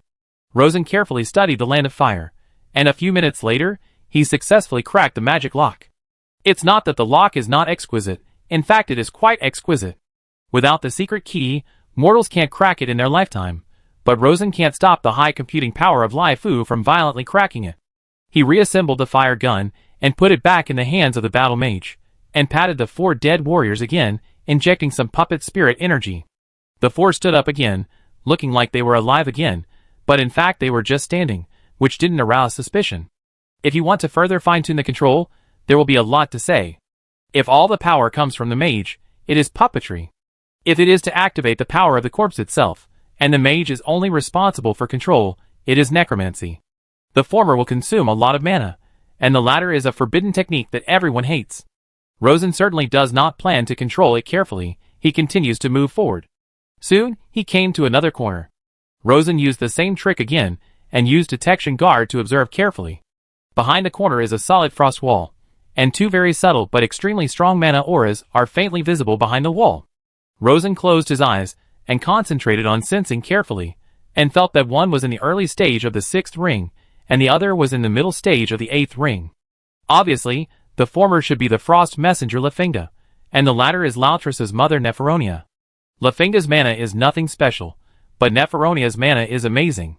Although the breath of the 8 rings is very weak, it is very pure, very lively, and has an endless taste. Rosen was secretly surprised. This is the strongest mana I have ever seen. Not only is the number of rings high, but the total amount of mana is also extremely strong. No wonder it can summon wind to push warships. The number of rings determines the strength of a mage's mana, but there is also a difference in total amount. Depending on the talent gap, it may even be 5 or 6 times different. Neferonia's total mana is surprisingly high, even reaching 70% of his. Moreover, her attainments in the 2 fields of pure water and strong winds far exceed Rosen. This queen is really too strong. If we really face off in her prime, once she pulls away from me, I will definitely be beaten by her. Back to the present. Rosen found that there were still 4 people guarding in front of the frost wall. After careful perception, Rosen came to the conclusion: 3 masters of fighting spirit and 1 master of magic. The weapons of the 4 4th ring warriors were much stronger than the 4 high-level warriors they had met before. Especially the magic master, the rune fire gun in his hand, was obviously much more advanced than the one Rosen was holding. The only one who could recruit 4 4th ring strongmen as gatekeepers was probably the Supreme King Lafinga of Lavender. How could he defeat these 4 people silently? If he used the poisonous heart curse again, he might not be able to kill the other party, and it would definitely alarm Lafinga behind the frost wall. Even if there was no additional escape passage in the secret room of the frost wall, once he was alarmed, he would definitely activate the alarm of the entire Sea Cliff laboratory. Then things would become very troublesome. While thinking about countermeasures, 2 battle masters suddenly walked towards Rosen, and one of them said as he walked, "It's lunchtime, brothers, let's go fill our stomachs first, and then it's your turn later." Rosen was delighted. God really helped me. He retreated a little distance, hid in a blind spot, then activated the breathless crystal wall, then stimulated the flawless steel dragon body, and finally activated the invisibility technique, and then patiently waited against the wall. Soon, the first battle master came over. Rosen concentrated his mind, activated the heart of the god of war to the extreme, took a step forward, and the finger that had turned into a dagger suddenly stabbed forward. Puff! The finger broke the defense of the triggering magic weapon, and stabbed directly into the brain. In addition to the triggering magic weapon, the first battle master had no time to respond and died without a sound. The second battle master was startled, and subconsciously wanted to shout. Rosen turned his body, and the finger of his right hand followed closely, and then stabbed into the eyes of the second battle master. The second battle master had already raised his arm to block, and was less than 10 centimeters away from Rosen's fingers. If he blocked it, things would have become more complicated. Fortunately, the speed of heart of the god of war was fast enough. After killing the 2 people silently, Rosen used his hands to drag their bodies, and then released the puppet technique to make them stand in place. Then, he controlled one of them to shout to the 2 masters who stayed behind. "Hey, brothers, come over and see what I found." The tone was surprised, as if he had found something good. In the seal of detection guard, the 2 masters who stayed behind felt strange, and did not move. One of them shouted, "Larian, what's going on outside? There is a strange bug here, it seems to be dancing. This little thing is really interesting." Another dead battle master also said with great interest, "This bug actually has a human face, is it a goblin?" Then, the 2 ignored the master who stayed behind, and talked about the human face bug with great interest. The 2 masters who stayed behind could not help their curiosity, and they were not far away, so they also came to watch the fun. Rosen hid behind the corner and waited. The first one to appear was the battle master. As soon as he appeared, he was greeted by a dagger-like finger. The second one was the magic master, and the magic power of the 4th ring made him intuitively sensitive to danger. He hesitated, but Rosen took the initiative to attack, advancing like a ghost, and while the breathless crystal wall covered him, his finger poked his eyeball. Bang! Puff! The first sound was the triggering of the magic weapon, but unfortunately it was only at level 4, and the dragon finger penetrated directly into it, piercing its brain. All 4 battle masters died. Rosen hid the bodies of the 4 people in a corner, then walked to the frost wall, and began to study this thick ice wall. The ice wall was very hard. Although it was colorless ice crystal, it shone with a metallic luster. Rosen raised his hand and touched it, and felt that the strength of this thing was not inferior to steel. It was also very thick, more than 1 meter, and it was very difficult to destroy it by force. The good news is that the power of frost is a variant of the power of pure water. And because Laertes taught him everything she knew, Rosen had a very deep grasp of the knowledge of pure water. So, he stood in front of the frost wall, carefully studied this spell wall, and tried to crack it quietly. As he continued to study, he got more and more relevant information. It was a very sophisticated 6-ring spell, with almost no flaws. The only way to break through seemed to be to smash it head-on. In ancient times, when magic was not popular and there were few mages, if you wanted to get a nearly perfect high-level spell, you could only spend a long time to figure it out bit by bit. But in modern times, for the low-level high-level spells such as lightning, fire, light, and pure water, the royal guardian sages should have a brand new way.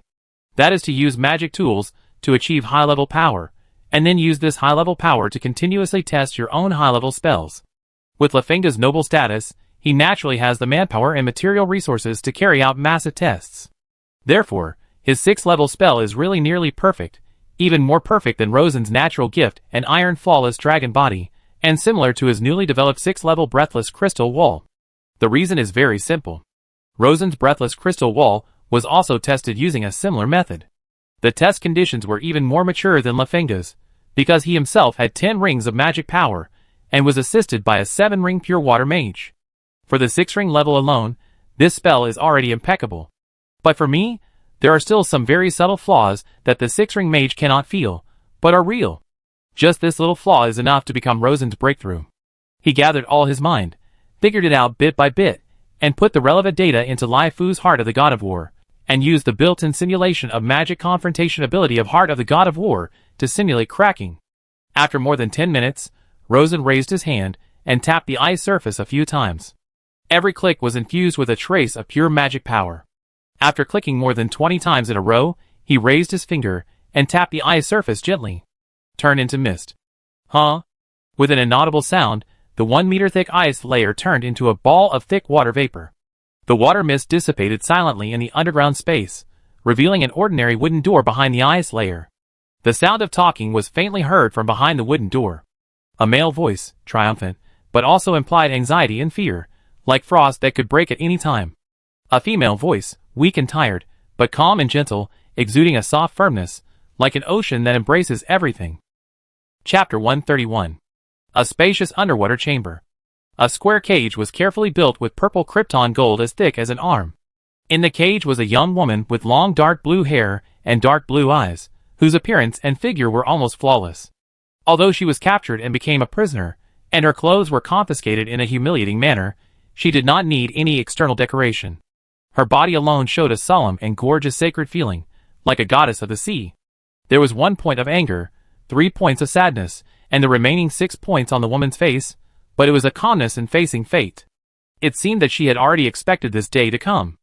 At this moment, she curled up her slender legs and sat weakly on the cold krypton gold floor, her dim, but still gorgeous eyes staring at a blond man not far away. Mr. Lothing, I have never provoked Lavender, and I have always restrained my people and never attacked passing ships. I don't understand why you treat my sister so cruelly. The blond man who was called to Lothing looked to be in his 40s. He was wearing a luxurious dark golden robe and a lavender-style hat with a square top and a round bottom and rune patterns on his head. He sat on a large leather chair, with a desk and a bookcase embedded in the stone wall beside him. The bookcase was full of books, and 2 beautifully crafted rune muskets were fixed on the desk. One muzzle was facing the door of the secret room more than 20 meters away, and the other was facing the krypton gold cage of the goddess. He held a glass of emerald green wine in his hand, and crossed his legs leisurely. Your Majesty, to be honest, I am very sorry for you and your people, but I have to do this. The woman shook her head slowly. Nothing in the world is necessary. It all depends on which path you choose to take. Obviously, you have embarked on a cruel and ruthless demonic path. Lefenga shrugged. Your Majesty, the biggest shortcoming of your Banshee clan is that you are too simple and too conservative. But this world is very complicated, and is becoming more and more complicated. There are no purely good people or purely bad people in this world. I am indeed a little cruel and ruthless to you Banshees, but I have poured all my love into my people and my son. Speaking of this, he paused and took a sip of wine. Your Majesty, don't insist. As long as you tell me all the secrets of the Azure Blessing, I will let you become my son's wife and the Queen of Lavender. The woman looked puzzled. Is the Azure Blessing so valuable? Is it worth exchanging for the status of queen? The Azure Blessing itself is of course not so valuable, but it contains the secret of transforming blood, which is extremely valuable. As for the queen, my son is a little weak. I think he may not live long, so I want a healthy and strong wife to give birth to several healthy and strong children for him. Obviously, your Majesty may be the healthiest woman in the world. While speaking, Lafinga squinted at the beautiful woman, his eyes lingering on the tall snow peaks, and a hint of obsession appeared in his eyes. His words sounded normal, but the woman heard some hidden meanings from the tone. Lafinga, do you want to kill the king? Lafinga grinned. What king? That's my son. I gave him his life. Since I gave it, I can take it away at any time. Aren't you afraid of being punished by the god of nature? Yes, that's why I'm studying the Azure Blessing so that I can disguise the blood of the god of nature more perfectly. To be honest, this is really hard to do. I haven't made any breakthrough progress so far, and I have to face a stubborn and stupid old man every day. The woman looked at Lafinga with shock. I can't think of anything in this world that you dare not do. Lafinga grinned, suddenly raised his hand, and a ray of bright ice crystals condensed on his fingertips. There are no gods in the world. The so-called gods nowadays are all born out of the cowardly and ignorant mortals kneeling on their own knees. You are not a god either. You are just a mortal who is lucky enough to inherit the glory of your ancestors and is lucky enough to be favored by the Creator. My magic power has also broken through to the 6th ring.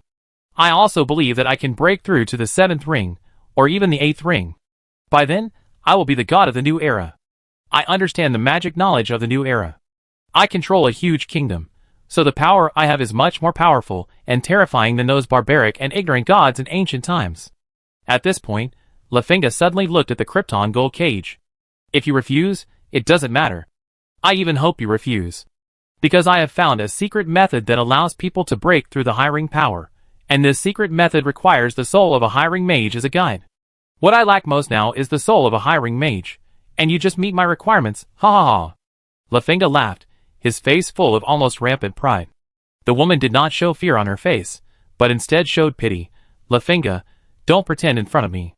Pure Water told me that you may have found some secrets to break through the high ring, but this secret is not mature, right? Lafinga was stunned, then laughed. Well, you are really worthy of being the great Majesty Neferonia. I really admire your fine perception of pure water. You are right, it is indeed not very mature, but every magic in the new era is gradually moving from immaturity to maturity. I will quickly perfect the secret through repeated experiments. Believe me, it won't take long, maybe just a few days. Years of effort. By then, not only will I break through to the high ring, I will also create a large number of 4th ring and 5th ring magic masters in the kingdom. Even if the punishment of the god of nature really comes, or even Mother Nature comes to punish me, my army of mages can turn her into ridiculous ashes in an instant. The woman called Neferonia shook her head and smiled faintly, with a stronger sympathy on her face. Lafinga, you are using arrogance to cover up the fear in your heart. Pa! Lafinga slammed the wine glass to the ground, with a fierce look on his face. Your Majesty, I hate to see pity on your face the most. When I split your soul, I hope you can still laugh. Neferonia sighed lightly. You are really a complete devil, but what I don't understand is that since you plan to make me the queen of your son, why don't you send me away, but lock me up in such a secret place? Lafinga smiled. His eyes slowly moved on the woman's perfect body that was almost like a god, and the greed on his face could no longer be hidden. Because your Majesty is too wild and unruly, I am afraid my son cannot control him. So, I plan to train your Majesty first, and also test the goods for my son, haha. Neferonia sighed again, and the sadness on her face became more intense. I never thought that I would experience such a tragic fate.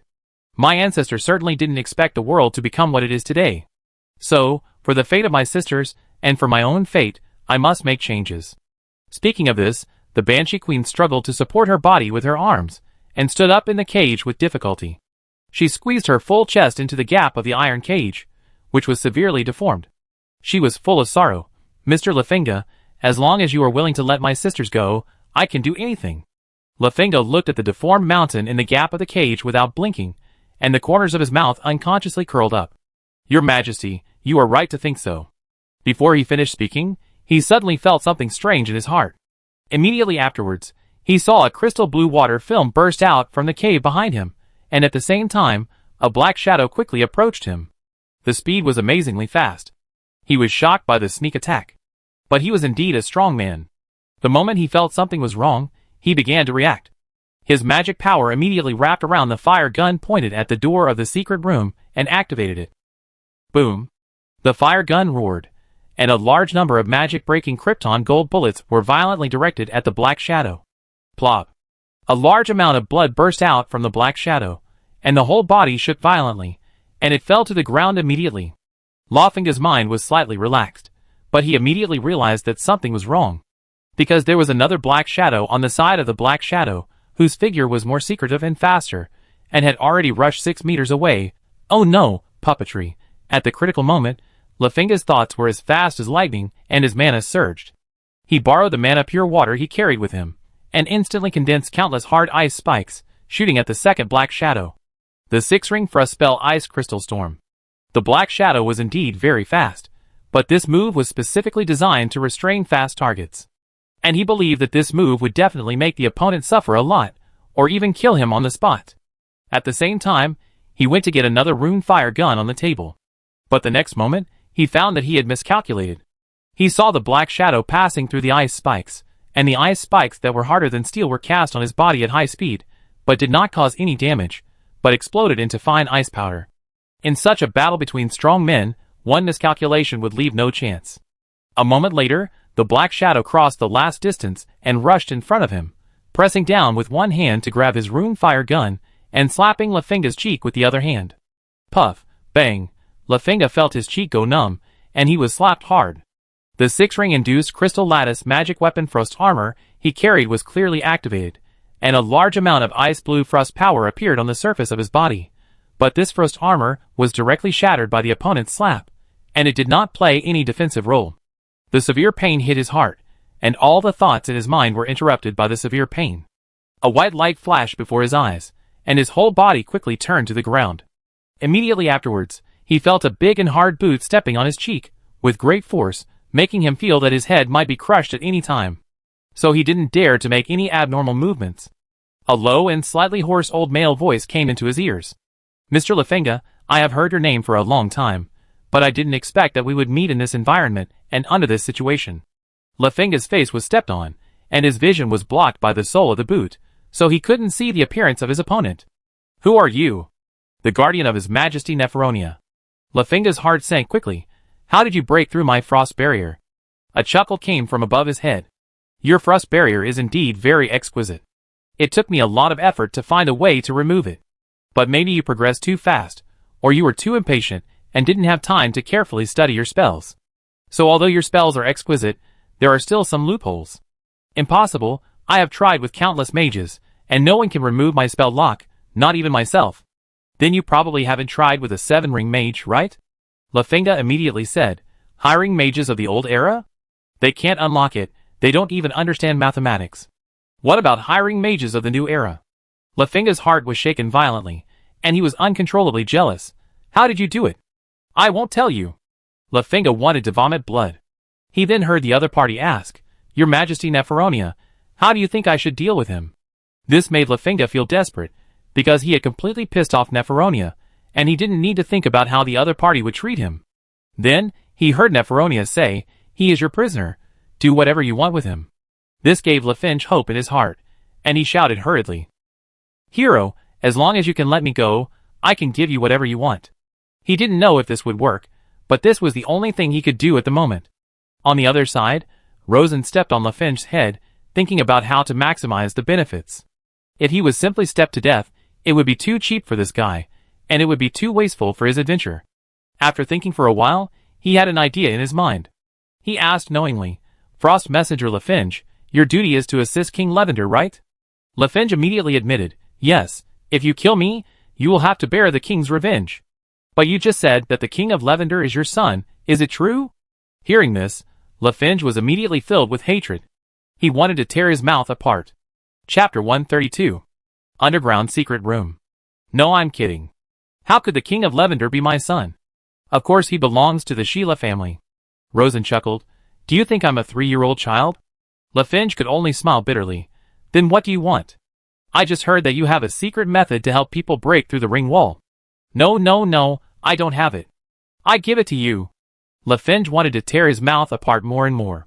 His heart was bleeding, because this achievement was the result of his life's hard work and the achievement he was most proud of.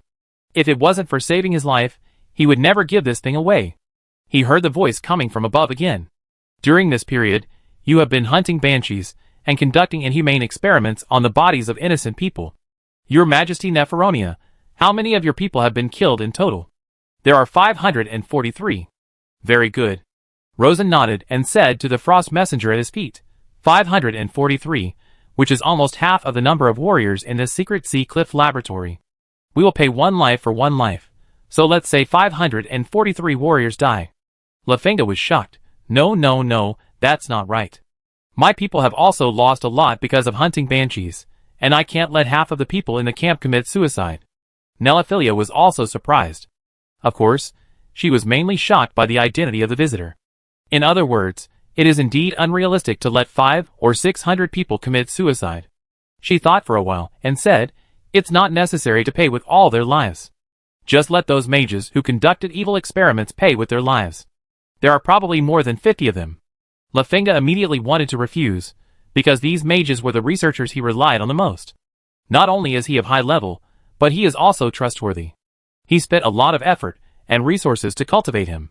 Rosen immediately felt this and laughed in his heart. I am here to cut off your future today, he said mercilessly. Master, you have no room for bargaining. You either accept it or lose your life. LaFinga sighed and nodded gently. Okay. But he said in his heart, there are only 2 of you. Wait for me to turn over. Before he finished thinking, he heard another voice from above. I know you must be plotting something bad, but I am also prepared. Look, this is the poisonous potion I prepared for you. If you eat it, you won't feel anything unusual for a short time, but as long as I have a thought, the potion will be activated, and you will taste the most terrible torture in the world. Believe me, it's useless even if you build a mental barrier, because this pain acts directly on the soul. As he said this, LaFinga felt that some strange liquid was stuffed into his mouth, which was a bit fishy, particularly bitter, and had some indescribable taste. Anyway, it was something he had never tasted before. After the liquid entered his stomach, he felt a bitter taste in his mouth and a burning pain in his throat. This made him feel depressed, but he still had some hope because the other party said that he needed a spell to activate the potion. Then as long as he could find a way to block the other party's spell, or simply kill the other party, wouldn't the poison have no effect? As soon as the thought came out, the man above his head seemed to be able to see through his thoughts, and another voice came. I know you are still thinking bad things in your mind. But feel it carefully, and see how many rings of pure mana are on the soles of my shoes. As he said this, LaFinga felt his cheeks numb, and a very strong magic power was slightly invading his body. He felt it carefully, and was shocked. What a strong magic power. It was much stronger than his 6-ring magic power, which made him feel powerless. He felt that this magic power was even stronger than Nerophilia in the cage. He couldn't help asking, how many rings is this? 9 rings. A cold laugh came from above his head. 9999 rings? You are not the godly father, are you? His biggest expectation was 8 rings, but the other party turned out to be as high as 9 rings. In the 4,000 years of recorded history of the Natural Alliance, it seems that only the godly father has reached the 9th ring. Combined with what he did, and the other party's old voice, he really suspected that the person standing above his head was the godly father himself. This suspicion made all the luck in LaFinga's heart disappear without a trace. This is not a magic power he can resist, at least not now. So, this time he was completely screwed. Rosen smiled faintly. It can be seen that you have fully understood the situation. Now, issue an order to release all the banshees in the laboratory back to the sea. LaFinga smiled bitterly. Sir, can you move your noble feet away from my humble face for a while, so that I can issue the order to release them? No, I just love to step on you. And can't you speak now? Do it immediately. Because I hate bargaining the most, and I like to make the bargainer have nothing to bargain for the most. As he spoke, he exerted a little force on his feet, and stepped directly on LaFinga's mouth on the floor. The huge force squeezed LaFinga's mouth flat. LaFinga was speechless, and could only use telepathy to issue the order. Rosen was not idle either, using pure water divination to carefully sense the situation in the cave. After receiving the order, the warriors in the cave felt puzzled, But Lafinga's prestige was obviously supreme, so the warriors faithfully executed it. After a while, all the imprisoned banshees were released back to the sea, a total of 231. Now, execute the evil wizard.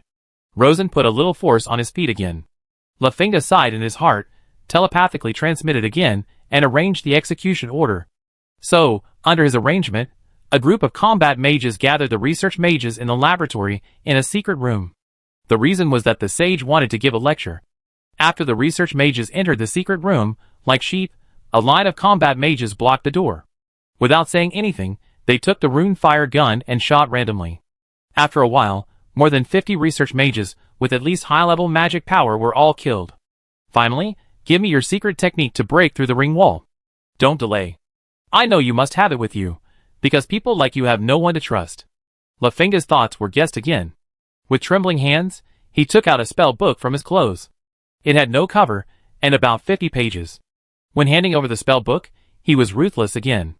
Take it away, take it all away. As long as I am alive, I can move forward and have the hope of revenge. He is not an opponent now, but he may not be in the future. There was a rustling sound of flipping books above his head.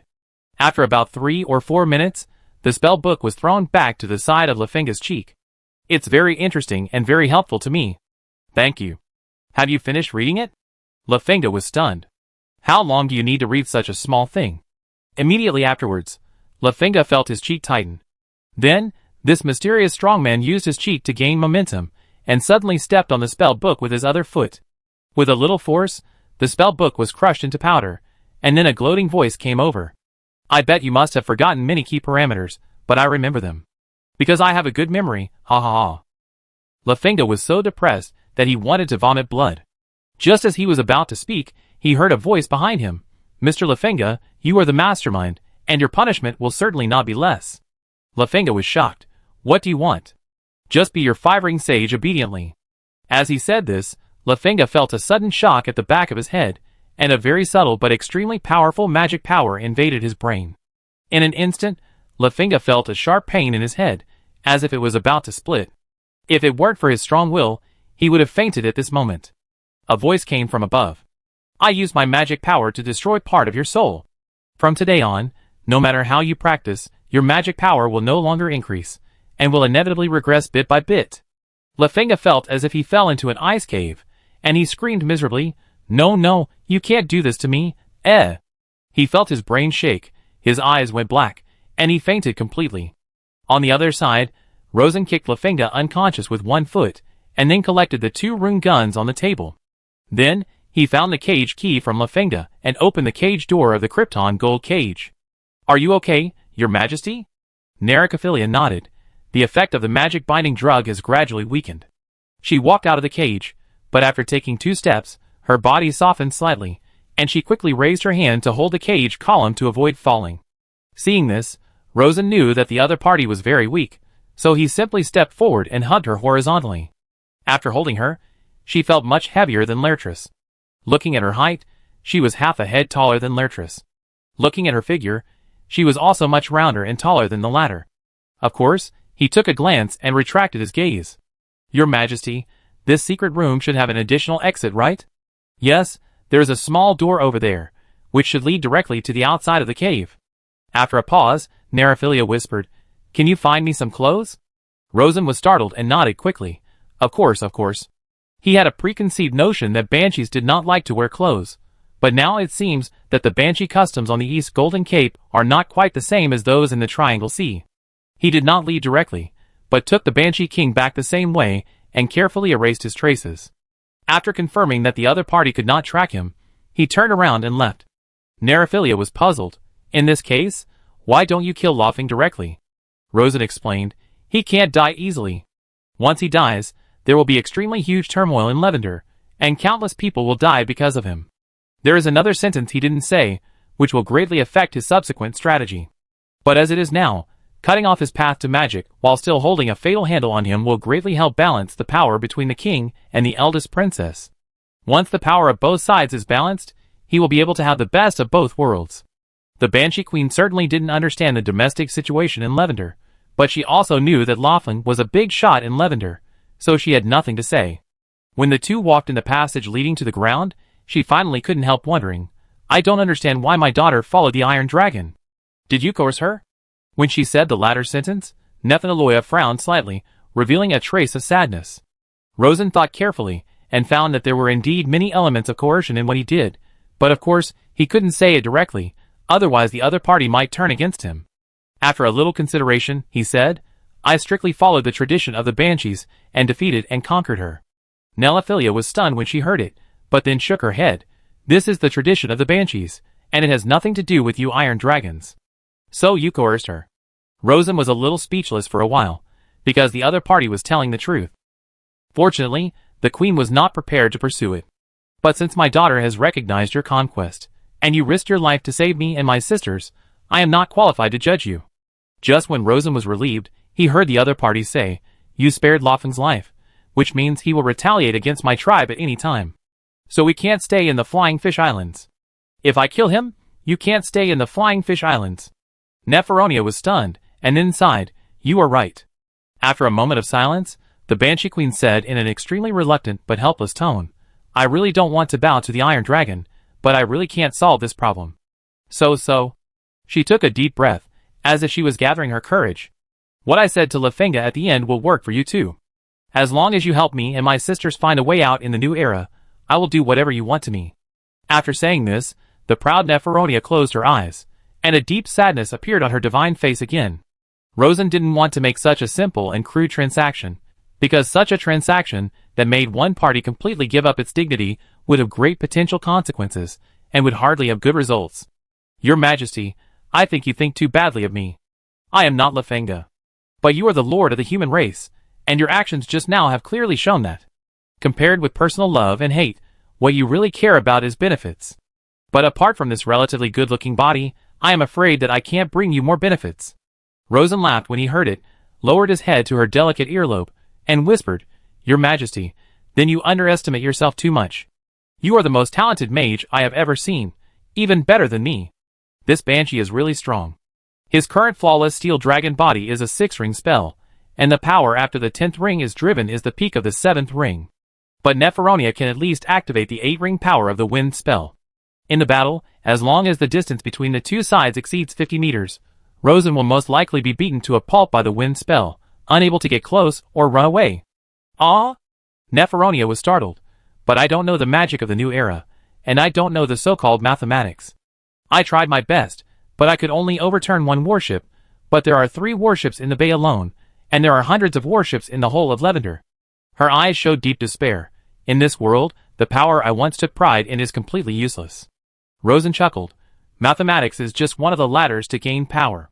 But if your Majesty wants to learn, I can teach you, just like I have taught Lily.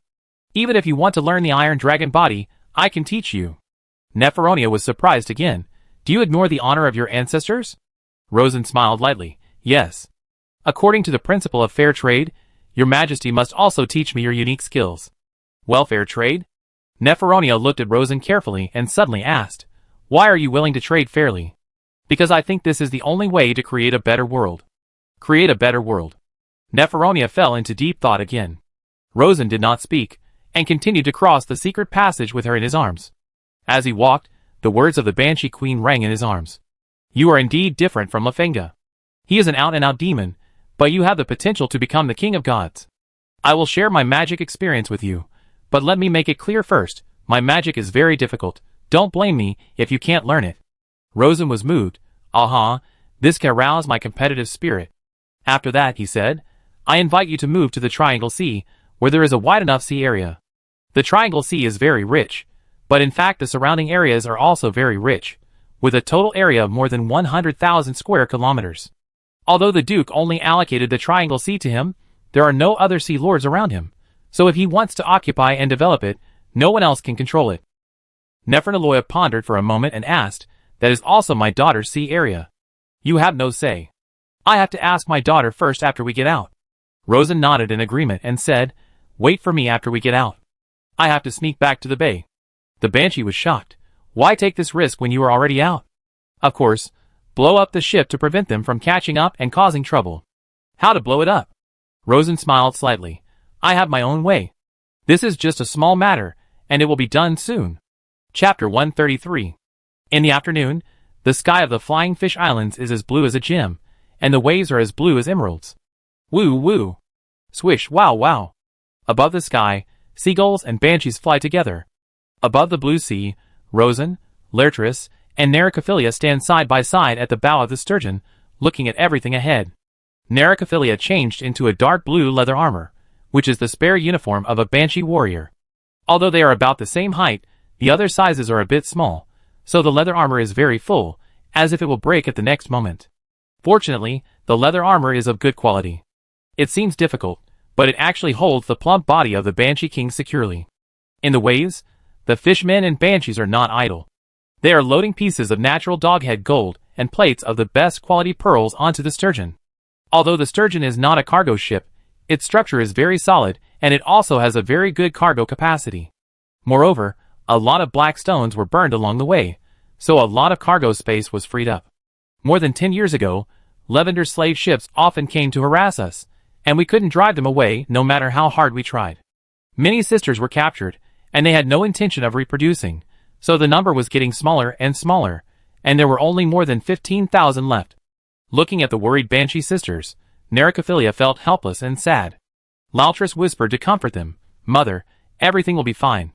Rosen is an excellent lord, he will definitely protect us and let the sisters reintegrate into this new world." Hearing this, Naricophilia's face became serious, and she turned to look at Rosen. "Although we have decided to move to the Triangle Sea, we do not recognize your lordship unless you go through the True King ceremony." Rosen felt that this was a bit embarrassing and discussed. Perhaps the tradition should be changed, and the True King ceremony should be held as usual, but only symbolically. As soon as the voice fell, the mother and daughter shook their heads solemnly and objected in unison. "No," Laertius said, "maybe it will be changed in the future, but not in our generation. Because all sisters grew up in the influence of tradition, without the True King ceremony, they are not true kings." Naricophilia said, "Lily is right. Or we can live outside the Triangular Sea area and be friendly neighbors. But if the Baron wants to control the sisters of our branch and use the gold and pearls we have accumulated for many years, the True King ceremony must be held." Rosen looked at the banshees flying on the sea.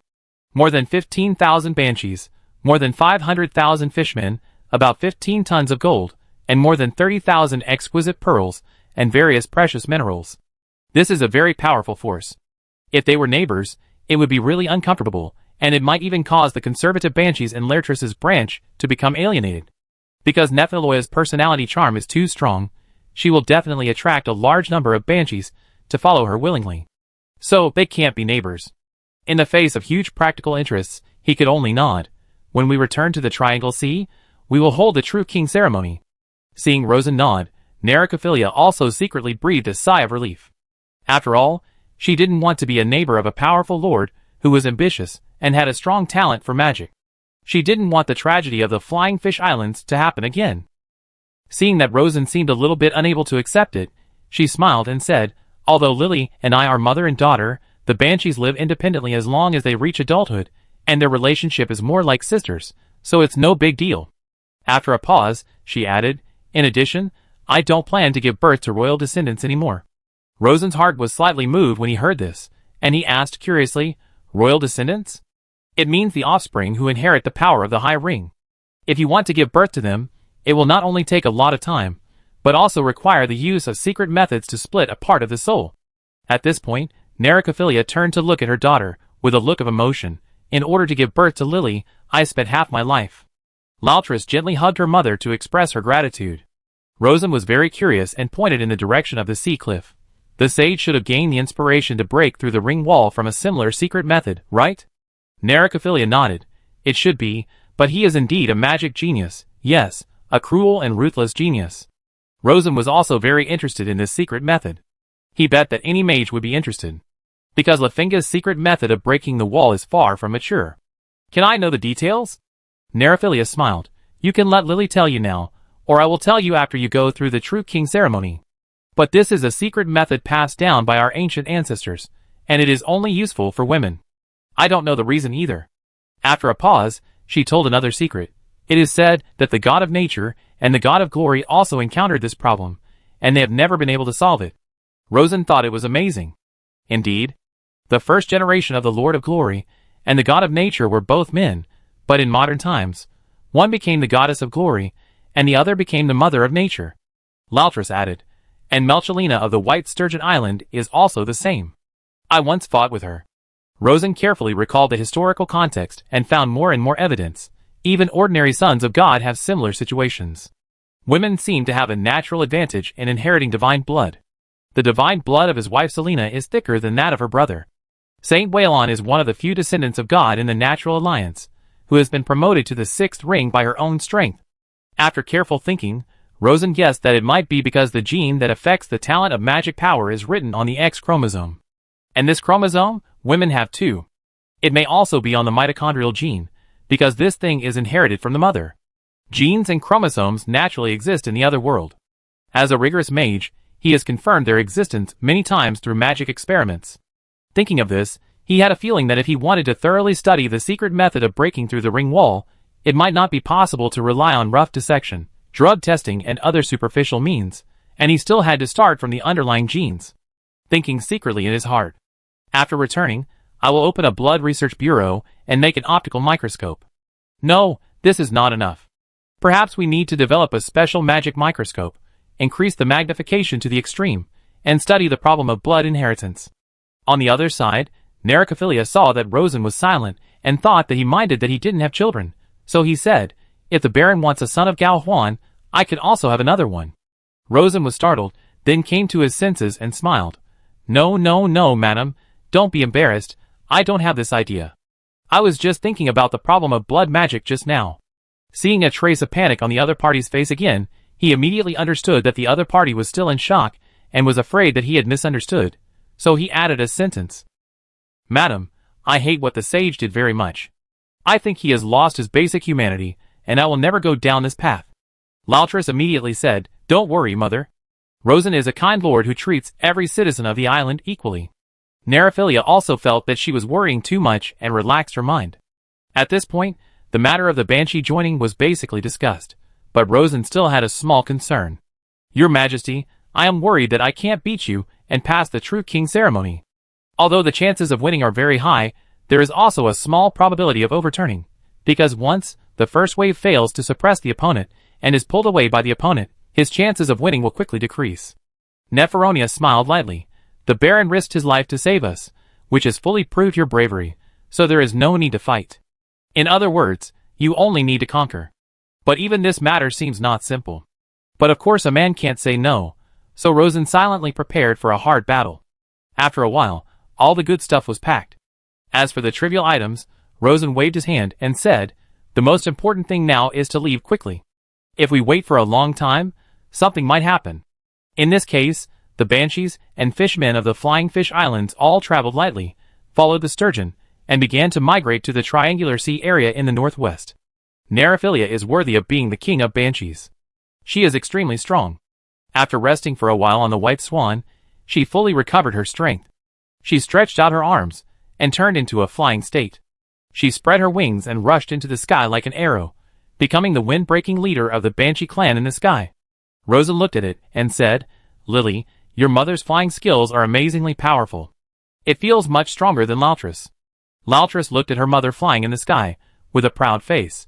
Even if the difference in strength is excluded, my mother's flying skills are the best among all the Banshees. She is the queen of the waves, and the queen of the sky. No one can fly better than her.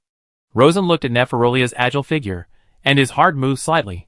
Isn't this the best aerodynamic expert? When I go back, I will ask her to be a flight consultant for the Flight Research Bureau to help me build an airplane. But looking at Neferolia's plump body, he still expressed his worries to Laltris. Lily, I am a little worried that I can't conquer her now.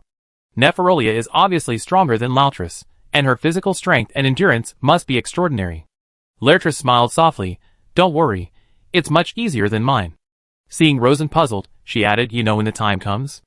After that, she said, the sturgeon is too slow, I take my mother back to Hank Island first. The sisters will lead you on the way back. After that, she also spread her wings, rushed into the sky, followed her mother to the left, and became the temporary second windbreaker. Soon, the Banshees left the sturgeon behind.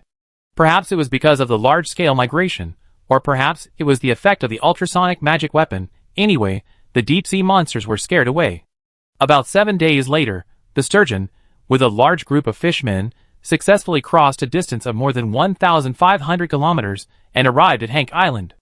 Hank Island is developing rapidly, and Queen Bay is going to be built into a seaport, so there are more people. But there is still a deserted beach in the north.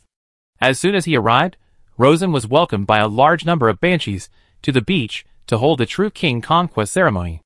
This time was even more grand than the last time, with nearly 25,000 banshees coming to watch the ceremony. Being stared at by so many eyes, Rosen felt numb all over. But soon, he understood what Lairdless said. Although Nelophilia is strong, her spell resistance is very low. She is simply a banshee made of water. In just 3 hours, she was conquered by Rosen and almost fainted. "See, I didn't lie to you." Lairdless, who was watching the ceremony, smiled. It took a long time for Neferonia to recover. She was shocked. "Lord, no wonder Lily would submit to you. You are indeed a powerful person." Rosen looked at the two banshee kings, one big and one small, who were as beautiful as flowing white jade, and sighed in his heart. "Thank goodness I have endured for 10 years to rush my magic power to the 10th ring. Otherwise, I would not be able to taste such delicious food now." After that, he stayed on Hank Island for 3 more days, settled many matters for the new Banshee tribe, and then returned to Sturgeon Island. As soon as he arrived at Sturgeon Island, he landed at the northern fisherman port. At this time, the dock of Fisherman Port has been greatly expanded, and 4 medium-sized tempered warships can be built at the same time. In fact, the 4 docks are under construction.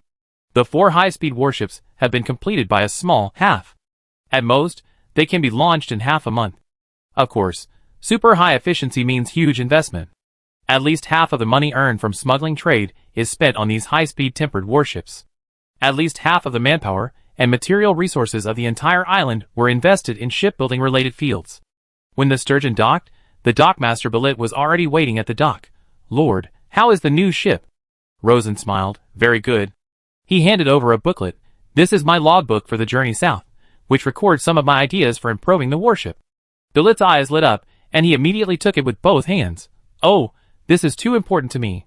The warship can be improved so quickly, and the new ideas provided by Rosen, the Lord, played a huge guiding role." Then, Rosen waved to the battle mages who participated in the voyage. "You should communicate with them about the specific situation. My biggest hope now is to install as many artillery as possible on the new warship and ensure the accuracy and effective range of the artillery as much as possible. The artillery is certainly not the strongest weapon that Rosen dreams of, but it is the best way for him to quickly achieve combat power under the current conditions. Because this thing is simple and crude. It is simple to build, maintain and use, but its power is very rough. Of course, even for simple artillery, it is necessary to train artillery mages. This is also being done simultaneously." "Yes, Lord, but the cost may increase significantly." After the first sentence, Mage Bentley hesitated and said immediately, "4 warships are currently under construction, using a lot of new technology and new materials, and the cost of one ship is more than 150,000 og. After adding artillery, the price will definitely be more expensive." He was a little scared of spending money, for fear that the island would go bankrupt. Rosen naturally knew about this. "It doesn't matter, continue to build at this pace. I just got a lot of money recently."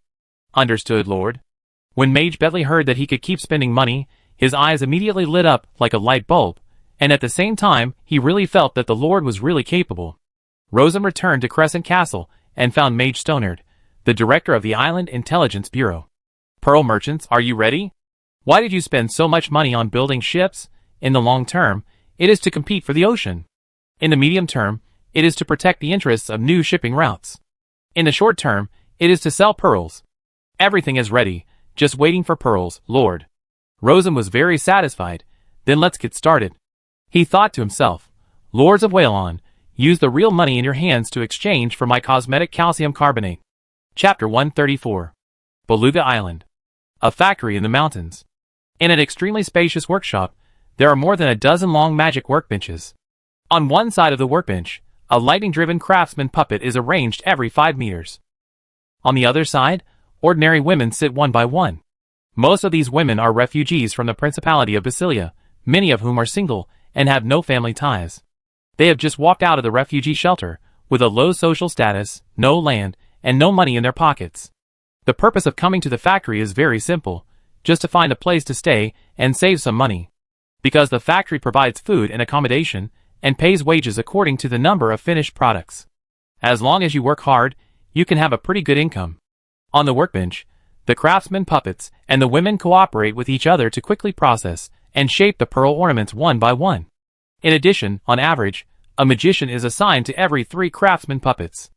These mages are quite young, generally only in their early 20s, with low-level mana and a very superficial understanding of magic.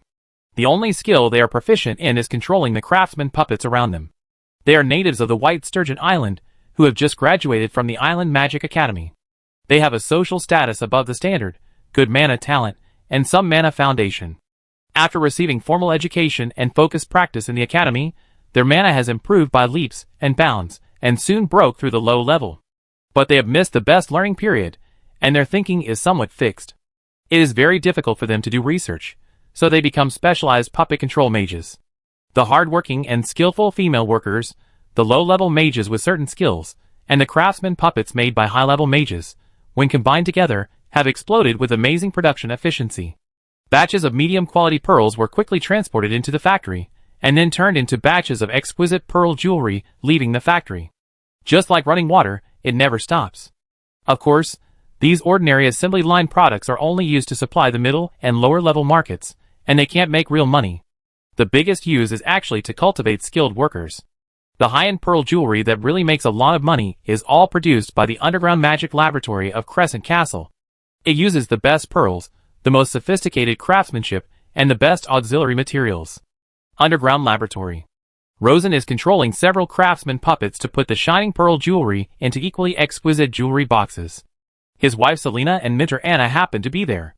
Selena was admiring the pearls, and Anna was also admiring the pearls. Selena was obviously pregnant. She supported her lower back with one hand to make herself stand more steadily, and held a string of colorful pearl necklaces in the other hand to appreciate them carefully. This is the best quality pearl necklace I have ever seen. Especially the pearls, which are so big, the shape is almost perfect, and the luster is dazzling.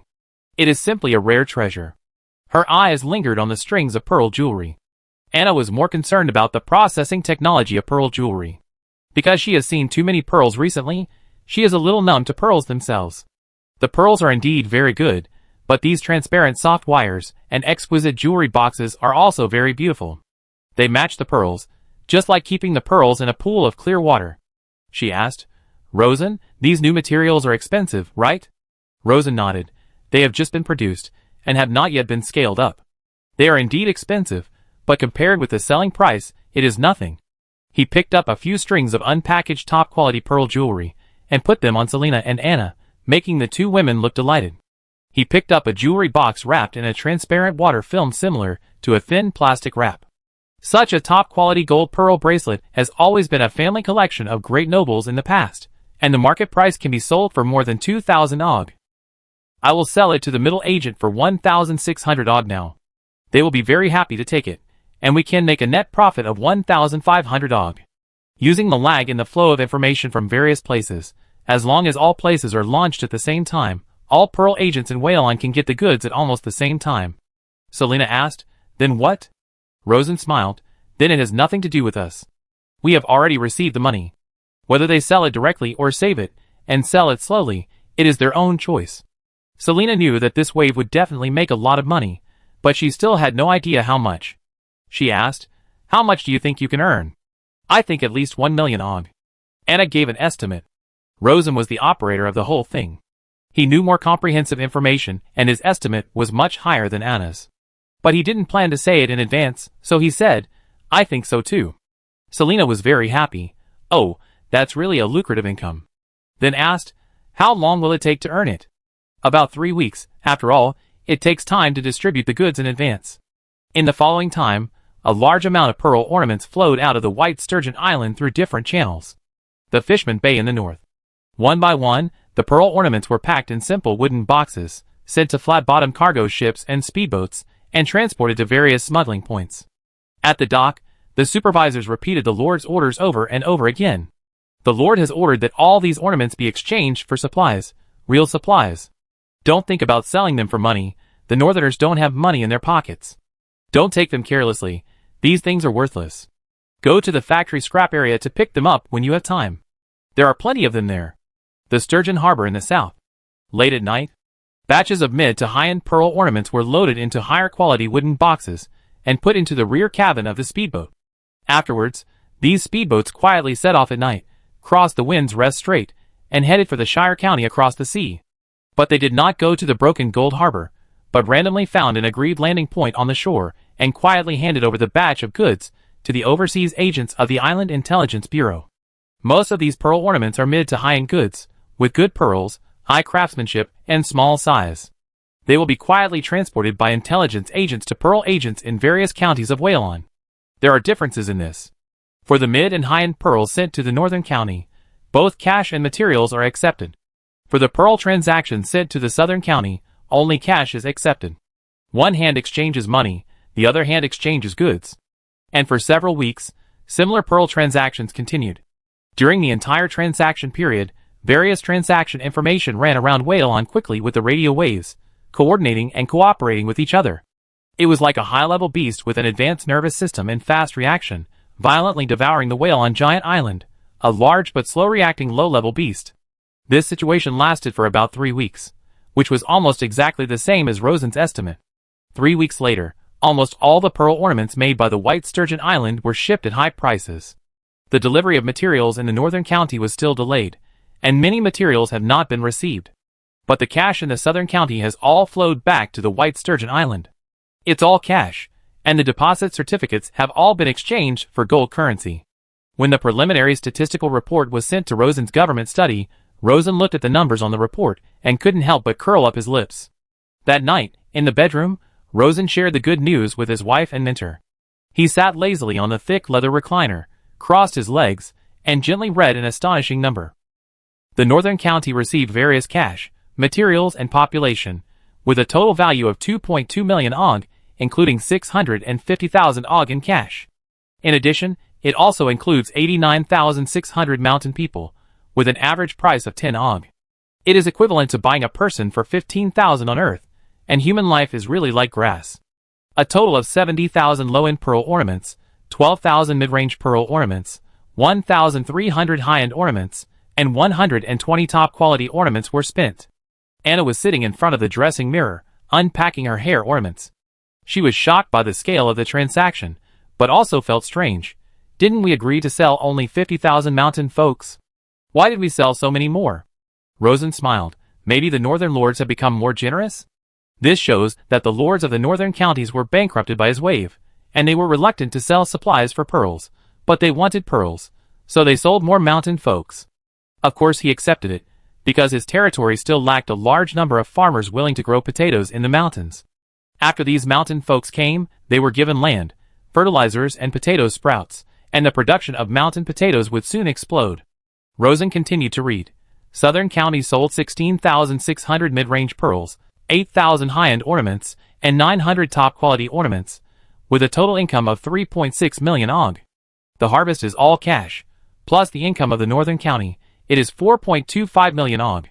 Even if we don't mention the huge amount of material income, Rosen also exchanged pearls for 42.5 tons of gold from the giant island of Varen. This number is amazing. Selena was eating snacks, and she couldn't help covering her forehead when she heard it. Oh, the Varen people are really greedy and vain. She witnessed the entire pearl transaction, and knew that pearls are just beautiful limestone beads, but they were actually exchanged for precious gold. I think these people are really stupid. Anna was shocked again. I remember that the Duke's annual income is only over 10 million OG, right? Rosen nodded.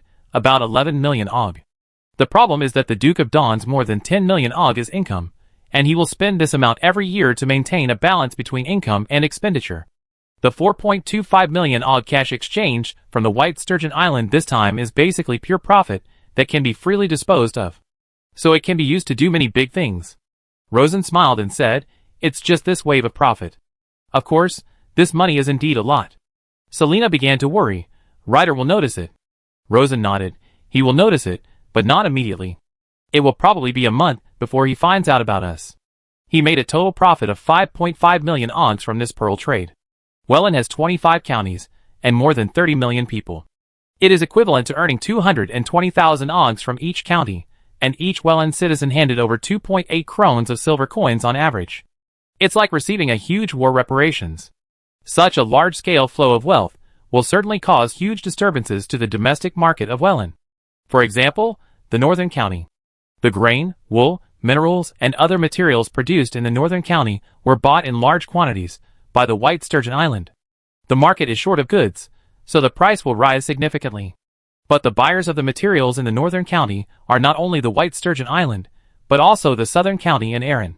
The price rise will of course be felt by the buyers, and they will naturally investigate. This investigation will naturally lead to the head of the White Sturgeon Island. After all, the scale is too large. But why does the Duke not notice it immediately? Because this time in the pearl trade, Rosen relied on the power of the emerging bourgeoisie. In the Wick continent, this new class has already gained some voice, and no one dares to despise them.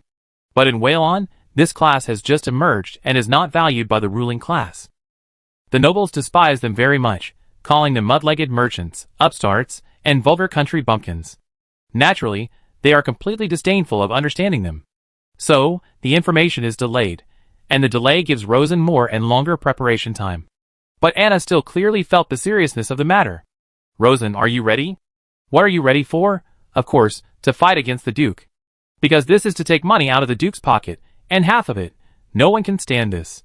In the face of such huge interests, all legal contracts are false." When the Duke found out, his reaction was one and only one, that is, to take the money back by force. Rosen nodded, almost ready. While speaking, he read a new document, which was a report from the Navy Department. 200 fishkillers, 5 medium-sized Blackstone gunboats have been built. 30,000 Murloc divers, 2,000 Murloc divers mages. Finally, there are 1,000 Banshee scouts. This is the latest naval force, which is certainly not enough to fight Aaron's Lion fleet in the ocean. But it is enough to fight against the Storm fleet heading north from Dawn City, or to add some Lion warships coming from afar. Now that they have money, the island's investment in various aspects has increased significantly, and the largest one is shipbuilding. Intense shipbuilding. In Rosen's plan, the construction plan of 20 improved Blackstone warships has begun, but strength alone is not enough without endurance. Selina then asked, "What if the island is blocked from foreign trade routes?" Rosen smiled and said, "Currently, there are 500,000 tons of grain in the island's granary, and there are countless kinds of cloth, ores, and black stones. The most important thing is that we can open a new trade route to Levander. The new route is far away from the control of Arran and Dawn City, so there is no need to worry about being blocked by them. As long as the White Sturgeon Island can withstand the attack, it can continuously obtain supplies from Levander, and even cow through the new route. And in the North Whalon Sea to the west, we have the strongest naval force, and can trade with the northern county all the time, without fear of blockade." Hearing this, the two women were relieved, and at the same time, they had a sense of epic in the turbulent history. And for the manipulator behind all this, they all had a sincere sense of reverence. Anna smiled. "I want to see the Duke's reaction now." Selina was also very happy in her heart, and she imitated the Duke's appearance. Ryder would be furious, slamming his hand down on the desk and yelling, "What a jerk." Rosen laughed and said, "Then let's put an end to the Duke's anger at sea." Chapter 135. Early morning. Dawn Castle in Dawn City. When the morning light passed through the exquisite carved glass and fell on the equally exquisite dining table, the Duke and his family were enjoying an even more exquisite breakfast. After taking a sip of the refreshing mouthwash and spitting it into the water tray brought by the servant in due time, the Duke twisted his neck again, adjusted the neat white napkin, and then turned to smile at the Duchess opposite. "My dear, this golden pearl necklace looks really shiny." The Duchess was talking to her 7-year-old son. Hearing this, she turned to her husband and smiled. "Really? I think so too." Just then, a ray of morning light shone on her. The golden sunlight and the golden pearls complemented each other, making the already very beautiful and elegant Duchess even more beautiful and noble. The Duke realized belatedly that his wife had many more pearl ornaments on her body. Not only the gold pearl necklace, but also the gold pearl headband and gold pearl bracelet, and each pearl is full and big, and you can tell at a glance that it is worth a lot of money. He even found several strings of pearl jewelry on his little daughter. "Dear, I don't remember you having so many pearl jewelry before." The Duchess was drinking milk, and shrugged her shoulders when she heard it. "They are all new, and cost a lot of money." "Ryder, don't look like that. These pearl jewelry are very cost-effective." The Duke is not really short of money. His wife is good in everything, obedient, beautiful, and has given birth to a pair of beautiful children. But he just loves to dress up too much, and often spends a lot of money on some flashy things. Of course, the Duchess does need some good jewelry to decorate the facade, but he doesn't think it's necessary to get too much. After all, these are just embellishments. Therefore, he was not in a very good mood. The Duchess was a little afraid of her husband. Although her mother's family was an ancient noble family of Erin, their power had been greatly weakened, and could not provide much help to her. She immediately explained, "My dear, these accessories are really worthwhile. Look, this gold pearl necklace, each pearl is top grade. I only spent 1900 og, and this head flower, it only cost 1300 og." The Duke was impatient to listen, but as he listened, he found that the price was much lower than the usual market price. At least 10% lower. He was a little surprised. "Well, that's really worthwhile. You won't buy fakes, dear?" He didn't believe that there would be merchants in the world who would actively reduce prices. The Duchess's charming face immediately showed an exaggerated expression of humiliation. "My dear, although my brain is not as good as yours, you can't look down on me like this, right? Maybe I am not good at other things, but I am definitely more proficient in jewelry than you. And I didn't go to buy it alone, I brought the jewelry appraiser in the castle with me." The Duke also felt that he had said too much. "Okay, I apologize to you, madam. I shouldn't doubt your professional ability." He quickly glanced at all the pearl jewelry within his sight. "Did you buy only these ones you wear?" "No, there are quite a few more, and the total cost is less than 30,000 og. I didn't want to buy so many, but the rich ladies in Dawn City all went to see it. Everyone knows the goods and scrambled to buy them. I thought I couldn't embarrass you, so I bought more." The Duke had nothing to say. Okay, let's leave it at that." Breakfast returned to calm, and after breakfast, the Duke took a walk in the garden as usual. While walking, he could naturally see servants cleaning the garden and gardeners taking care of the flowers. As a result, he actually saw pearl jewelry again. Although the quality of the jewelry was far inferior to the one his wife carried, it was not particularly bad. If it were usual, the Duke would certainly not pay attention to this matter, but because of breakfast, he was particularly sensitive to pearls today. "It's strange, how come so many pearls suddenly appeared? Did someone rob the treasure house of the Queen of the Sea Fish?" With such confusion, he came to his study room, which had just been renovated. As soon as he arrived at the door of the study room, he found that his housekeeper, Bede, was waiting at the door, holding a roll of documents in his hand, with a solemn look on his face. As the Duke entered the study room, he asked, "Bede, what's the situation?" Bede followed and put the documents on the table. "Master, the investigation report handed over by Master Williamson of the Shire County Government Affairs Department is about the White Sturgeon Island." White Sturgeon Island? What could happen in that shabby place of the White Sturgeon Island? The Duke couldn't figure it out. If his sister hadn't insisted on marrying to the White Sturgeon Island, he wouldn't even remember the name of this place. Bede shook his head. "Master, the messenger from Master Williamson said it was very important, and must be delivered to you as soon as possible." The Duke lowered his head to look at the document. The document was still in the envelope, the magic seal was still intact, and there were 5 pentagrams drawn in bloody ink on the envelope, indicating that the content of the letter was very urgent. He was slightly shocked, and immediately opened the envelope to read it. As he watched, the Duke's expression became more and more gloomy, his brows furrowed more and more, and his hands holding the letter paper subconsciously exerted force, so that the 5 knuckles turned slightly white. After a long time, he slowly put down the documents in his hand and said, "You step back, and go call Master Ander over." After a while, Master Ander came over. "Close the door." Click. The door was closed, and the confidential magic circle on the door was automatically activated, isolating the information transmission inside and outside the room. The Duke whispered, "Baron of Sturgeon Island is planning a rebellion." Ander was shocked when he heard it, and his face showed an extremely surprised look. This is not his fault, because the duty of the Black Iron Guard is to guard the Dawn City. Especially the Dawn Castle. Investigating a barren island thousands of miles away is not within the scope of the Black Iron Guard's duties. Even, there is no need to tell him about this, but to find the generals of the Storm Fleet, and let them go to the fleet to suppress the rebellion. But since it has been said, Master Ander naturally can't pretend not to hear it. He said carefully, "My Lord Duke, this, he is a small baron. Why? Because he married my sister?" The Duke raised his hand and threw the document in Master Ander's face, and said in a low voice, "If you hadn't hesitated that night, there would be no trouble at all." Master Ander hurriedly picked up the document and read it carefully. The more he read, the more shocked he was. Master Williamson didn't make it up. This is too outrageous. What North Wayland's maritime trade is busy, and the northern counties are frantically transporting people and goods to the island. What Shire County, from noble ladies to laundry women, all wear beautiful magic tools from the White Sturgeon Island. What else?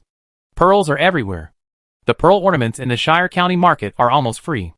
It feels like a story made up by a bard. The Duke gritted his teeth and sneered. I don't know about other things, but pearl ornaments are indeed flying all over the sky, and they all flew to my wife. I was wondering why there were so many pearls all of a sudden. It turns out that someone really robbed the fishman. Master Ander had also discovered that many noble ladies had more pearl ornaments on them, and he immediately believed the investigation report. But as I said, this matter was not his responsibility, so he didn't say a word. I want you to send someone to the city to investigate immediately, and show me how many pearls this baron sold to my city. This matter was under the responsibility of Master Ander, and he immediately nodded. I check it out now. Get the results as soon as possible. Master Ander nodded, quickly left the study, and sent his men to the city to investigate the situation. In order to complete the Duke's task as soon as possible, he worked very hard, and made a very detailed and serious statistics for about half a month, and then put a survey report on the Duke's desk. The report was very detailed and tedious. The Duke was too lazy to read the process, and looked at the results directly. It is estimated that a total of about 670,000 ogs of pearls were sold. The Duke's hands trembled a little. Dawn City alone sold 670,000? About this number. There are 25 counties in Wayland, and each county has a big city. They must have sold all of them.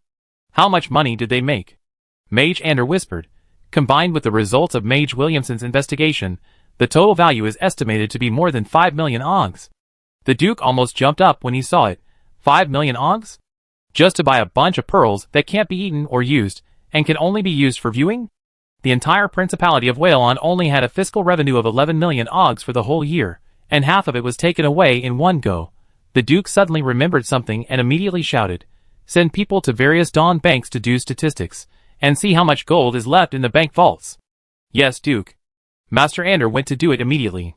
This matter is a bit troublesome, because Dawn Bank not only has a head office, but also many branches, distributed throughout Dawn County. But since it was the Duke's intention, Master Ander naturally did his best to handle it. With the help of the rapid information exchange of telepathic mages in various places, he and his men spent 10 days to calculate the detailed situation. The result was that the total amount of gold coins in banks in various places was at least 7 million ogs less than the previous year. This is 7 million ogs, 70 tons of gold, accounting for more than 30% of the total. When the Duke got this data, he was so shocked that he almost choked to death on the spot by the hot tea. Did all this money go away by the White Sturgeon Island? He didn't believe that the White Sturgeon Island could do such a thing quietly. This is too cruel. Mage Andy shook his head. My Lord Duke, the investigation time is too short to confirm this. The only thing that is certain at present is that most of the money must have flowed into the White Sturgeon Island. And the current White Sturgeon Island must be very, very rich. The Duke was furious, stood up, raised his hand, and slapped the table hard, roaring. What a bastard! This is not only a rebellion, but it is already a trend. The Duke immediately shouted, Bed, Bede. The old slave is here. The chief steward Bede pushed the door open. Convene the upper noble council immediately. I want to fight against the rebellion. This day, 2 months have passed since the end of the pearl trade. Chapter 136. Sturgeon Harbor. A small cargo ship flying the flag of the Shire County Maple Leaf County quickly approached the shore. Click plop. The hull hit the berth heavily. I thought it would vibrate violently, but I didn't expect it to be gently pushed away by the dark cushions on the berth. The captain thought it was very strange, but he didn't have time to get to the bottom of it. He turned around and shouted to the cabin, Ladies and gentlemen, we have arrived at the White Sturgeon Harbor. So, a group of well-dressed northern gentlemen from Varon came out of the cabin, led by Sir Humphrey from Alpine County. They all looked solemn and walked hurriedly. After leaving the cabin, they did not take the sampan that the sailors had hastily built, but directly landed quickly using flying skills. As soon as I got on the dock, I found a row of high-end carriages parked on the dock, no more, no less, exactly 10. Next to the carriage, a tall knight in a navy blue officer's uniform came up quickly. It was the guardian knight of the dock, Tato. He smiled, My lords, the Baron ordered me to wait for you here. The Lord said that as soon as you arrive, he will take you directly to the Sturgeon Mansion to check in. By the way, the Lord also said that he will come later. The lords looked at the Sturgeon Harbor, which had a completely new look and was still being built like a construction site, and they were all surprised. But of course they couldn't show their surprise too much, lest they be regarded as country bumpkins. Sir Humphrey waved his hand. "Get in the car, let's go to the Sturgeon mansion." So, 10 lords, each got on a carriage and was taken to the so-called Sturgeon mansion. As soon as the carriage started, Sir Humphrey felt something was wrong. The carriage was very stable, so stable that the wheels rolled on the ground with almost no sound, and the shaking of the carriage was very gentle, even comfortable. The decoration inside the carriage was simple and exquisite, with many new things that had never been seen before, and even many pearls were used as decoration. As soon as Sir Humphrey saw the pearls, his heart was bleeding, and he was annoyed at the same time. This baron is so bad. He has so many pearls, but he actually sold them at such a high price in the northern county. He is simply robbing. Although the quality of these pearls is indeed very high, he, as a man, thinks they are very beautiful, and even paid for a string. But when he got home, he found that he bought a string with great pain, but his wife actually bought 10 strings behind his back. Then he found that many wealthy families he knew also spent a lot of money to buy pearl jewelry. The total value of the ones he knew was as much as 50,000 ogre. There must be many things he didn't know. Later, he found that it was not only his Galshan County that was in this situation. The Shire County, Icefield County, Eamon County, and even the entire Whalon are all in a similar situation. Top-quality pearl ornaments appeared as if they were free, and even the Duke spent a lot of money to buy a large amount of pearls. Taking a deep breath, suppressing the anger in his heart, Humphrey looked at Sturgeon Harbor through the crystal-clear car window. The last time he came here, it was still a small dock. In just half a year, it actually showed the atmosphere of a prosperous city. At a glance, new buildings are everywhere, and many of them are even 5- or 6-story high-rise buildings. The unified feature of these buildings is simplicity, without complicated decorations. No exquisite reliefs, each one has edges and corners, square, like a building block box. When I was at the Blue Whale Mansion, I felt that the Baron was extraordinary and must have made extraordinary achievements. But now it seems that this achievement is really extraordinary. I thought that no matter how much the White Sturgeon Island grew, it would be a wealthy island at most due to the land of the island. Even if the princess successfully replaced the Duke, the Baron would be a regent minister, and would need the support of their northern county to maintain his position. I didn't expect that it would grow into a giant so quickly, and start to control the northern county in turn, and even have the momentum to control Whalon Island. This is really scary. The Sturgeon Mansion is not far away, and we arrive soon. There is a small square at the entrance of the mansion. A beautiful fountain sculpture was built in the center of the square. The water flow was 5 or 6 meters high and kept spraying. From the outside, the mansion is also square. There is nothing to say, but it is very high, with as many as 7 floors. After entering, a servant immediately came up to greet him. "Dear sirs, please come this way." He turned around and led the way, and the knights followed. The interior decoration of the mansion was unusually luxurious, just like a palace. It can be seen that not only Humphrey was surprised, but also other knights, and even some knights from poor counties felt a little at a loss. Because there are too many new things that have never been seen before, people don't know how to deal with it. Soon, everyone was taken to a very beautifully decorated, very spacious, and very bright room. There was a long square table in the room, and the best chairs were placed on both sides of the table. Drinks in flawless crystal glasses were also placed on the table. After the servant led the knights to the door, he said in a polite and gentle tone, "Dear sirs, please sit down. After a while, the Lord will come over."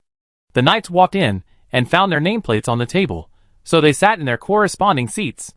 After they sat down, the servants closed the door and left, leaving 10 knights from the northern counties in the room. Without outsiders, the knights immediately talked about it. "Is the Baron going to do something big? I support him doing big things, but he can't use pearls to trick us." "Yes, yes.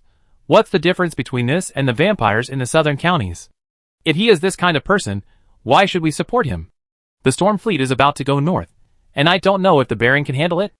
Amid the whimpering discussions, the door was knocked, and the servant's announcement came from outside the door. "Gentlemen, the Lord and Lady Agnet, the Princess of Shire County, are here." Everyone stopped talking and turned to look at the door. Click. The door was pushed open, and a young man in a new simple navy blue suit walked in. He had short black curly hair, black eyes, a dignified look, and a tall and full figure. When he walked over, he gave people a feeling of being strong, powerful, and gentle. Apart from other things, his appearance and temperament were indeed very impressive, making people feel that this was the perfect example of a lord. Behind the man was a female mage in a lavender dress. Of course, the knights all knew this female mage, especially Humphrey, who often met her in Dawn City. He glanced at her and felt that she looked much better than before. Her face was ruddy, her figure was graceful and light, and her eyebrows were relaxed. The trace of resentment that was often seen before disappeared without a trace. It seems that the Princess of Charles is living a happy life on the island. At this time, Lady Agnes sat down next to Sir Humphrey and asked softly, "What's wrong with these people? They look so angry?" Sir Humphrey spread his hands. "Anna, the Duke has announced that the White Pelican Island is rebellious, and the first storm fleet is preparing to go north. Aren't you worried at all?"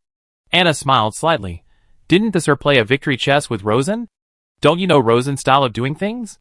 Humphrey was stunned, but this is different. What's different? The speaker was Rosen, who was sitting at the head of the conference table. Humphrey was stunned and wanted to say that this was not a small matter, but a very big matter. But then he thought, isn't this what they have been doing all along? So he was speechless. At this time, Rosen tapped the table lightly and said loudly, "Gentlemen from the northern county, I know why you are here." As soon as he spoke, the knights who came from the Earl family and spoke for their own Earl Lord stopped talking and turned to look at him. Rosen smiled and said, "I did sell a lot of pearls, and most of them are rare and top-quality pearls. Do you agree with this?" The knights had nothing to say, because pearl jewelry is indeed very rare and exquisite. The reason they are dissatisfied is that they sold too many. They are everywhere, and everyone has several strings. Wearing them is just for the sake of beauty. But how much is the value of simply looking good? They spend a lot of money to buy this thing, and what they really want is the sense of superiority of I have what others don't have. Rosen continued, "Of course, I did sell a lot, mainly because I got a lot. These are all small matters, and the real big thing that I called you all here for this time is this one." As he spoke, he stood up, took a few steps back to the wall, and stretched out his hand to pull the decorative curtains on the wall to both sides. As the curtains slowly retreated, a new ocean trade map centered on the Golden Ocean appeared. The trade map was very beautiful and attracted the attention of the knights. Rosen stood in front of the map and began to explain. "Please look, everyone, the red line is the main route of Waylon's ocean trade. Minerals, wool, leather, black stone, wood and other raw materials from the northern county, and various cotton, sugar cane, tobacco, various fruits and other economic crops produced by the plantations in the southern county, all entered the Wick continent along the red route. 80% of them were obtained by Aaron, and of the remaining 20%, another 80% were obtained by Cow, and finally 20% of the 20% were obtained by Lavender. This is common sense known to everyone, and all the knights nodded in agreement."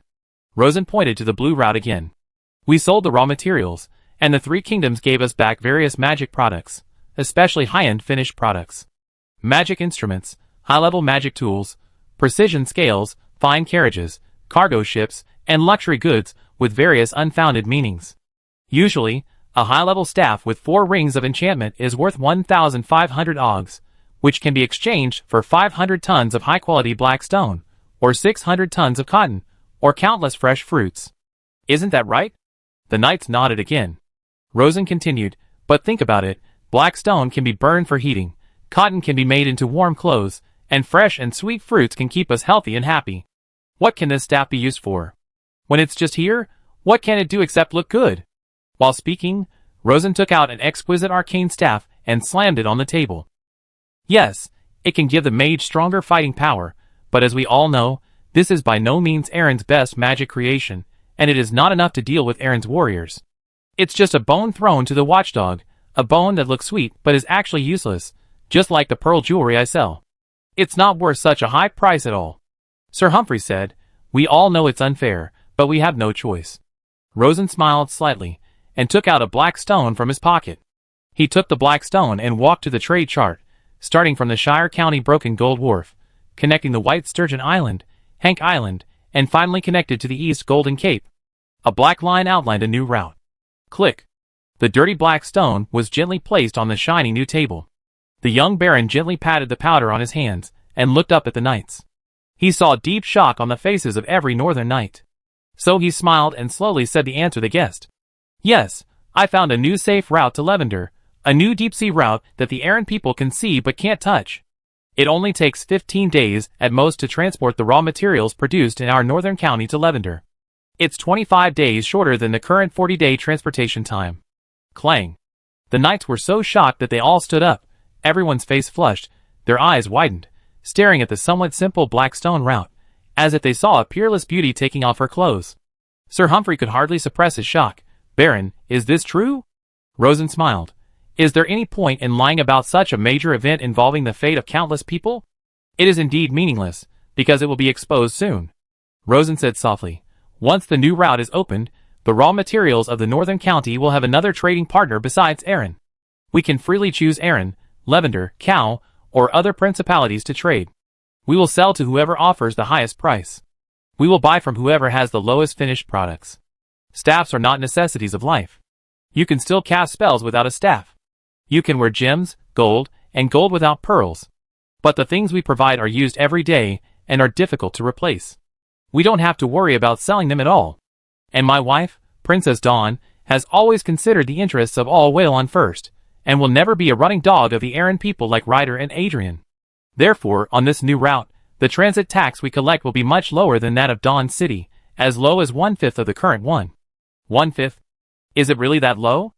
A knight subconsciously exclaimed, this is just like a dream. Rosen repeated again, yes, it is 1/5, and this money will be used to maintain the port and fight pirates. If you don't believe it, we can sign a sacred contract in the name of Mother Nature. He didn't intend to make a lot of money from tolls, because this was the most hopeless money, and it would only support a group of lazy islanders with no future.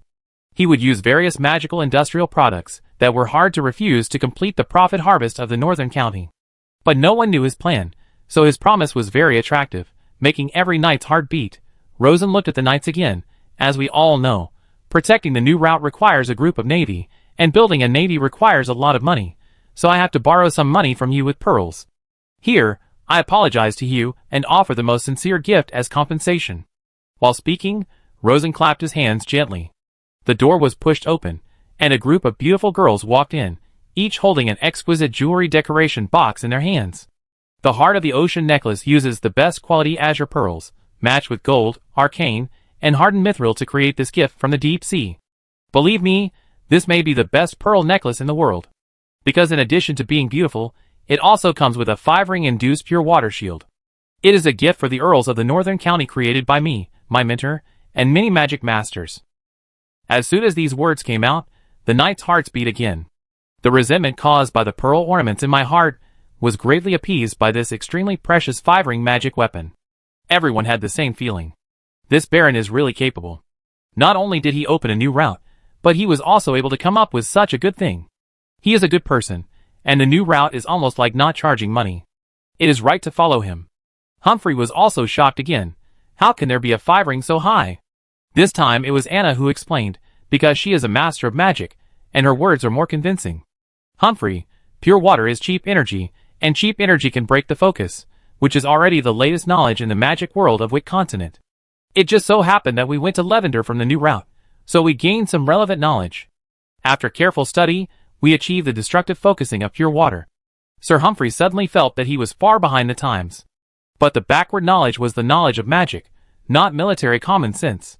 But the Northern County has no navy, so it can't help the White Sturgeon Island resist the Storm Fleet. Rosen smiled, but there is a brave army, right? That's right. The army is the most proud trump card of the Northern County, especially the cavalry regiment, which has been fighting the Southern County on the front battlefield since ancient times. Rosen said the most important sentence. At present, our White Sturgeon Island already has a pretty good navy. I hope that after we defeat the Storm Fleet in the sea, the Earls of the Northern County can clean up the Duke's power in the north on land, and propose to open a Lord's meeting on the entire island to re-elect the Duke of Dawn. As soon as these words came out, the knights swallowed their saliva subconsciously. They had been prepared for this, but they didn't expect that this day would come so soon. Humphrey looked unbelievable. Navy? Is it a navy composed of those fast rune boats? Of course he knew that speedboats existed, and he also knew that there were many such gadgets on the White Sturgeon Island, but he didn't think that these speedboats could confront warships head-on. Rosen smiled slightly. No, it's a 50-meter long, still fast-running navy fleet equipped with the latest thunder and flame magic weapon. Humphrey was confused. Where did this ship come from? Of course, it was built with a lot of money, otherwise why would we need money? In this case, each knight looked at me and I looked at you. In the end, it was Humphrey who said, "This is not a trivial matter, we must see the navy of the White Sturgeon Island with our own eyes. This is a complete break with the Duke, a real rebellion, and the ability of the White Sturgeon Island must be confirmed." Rosen nodded. "I will show you one of them.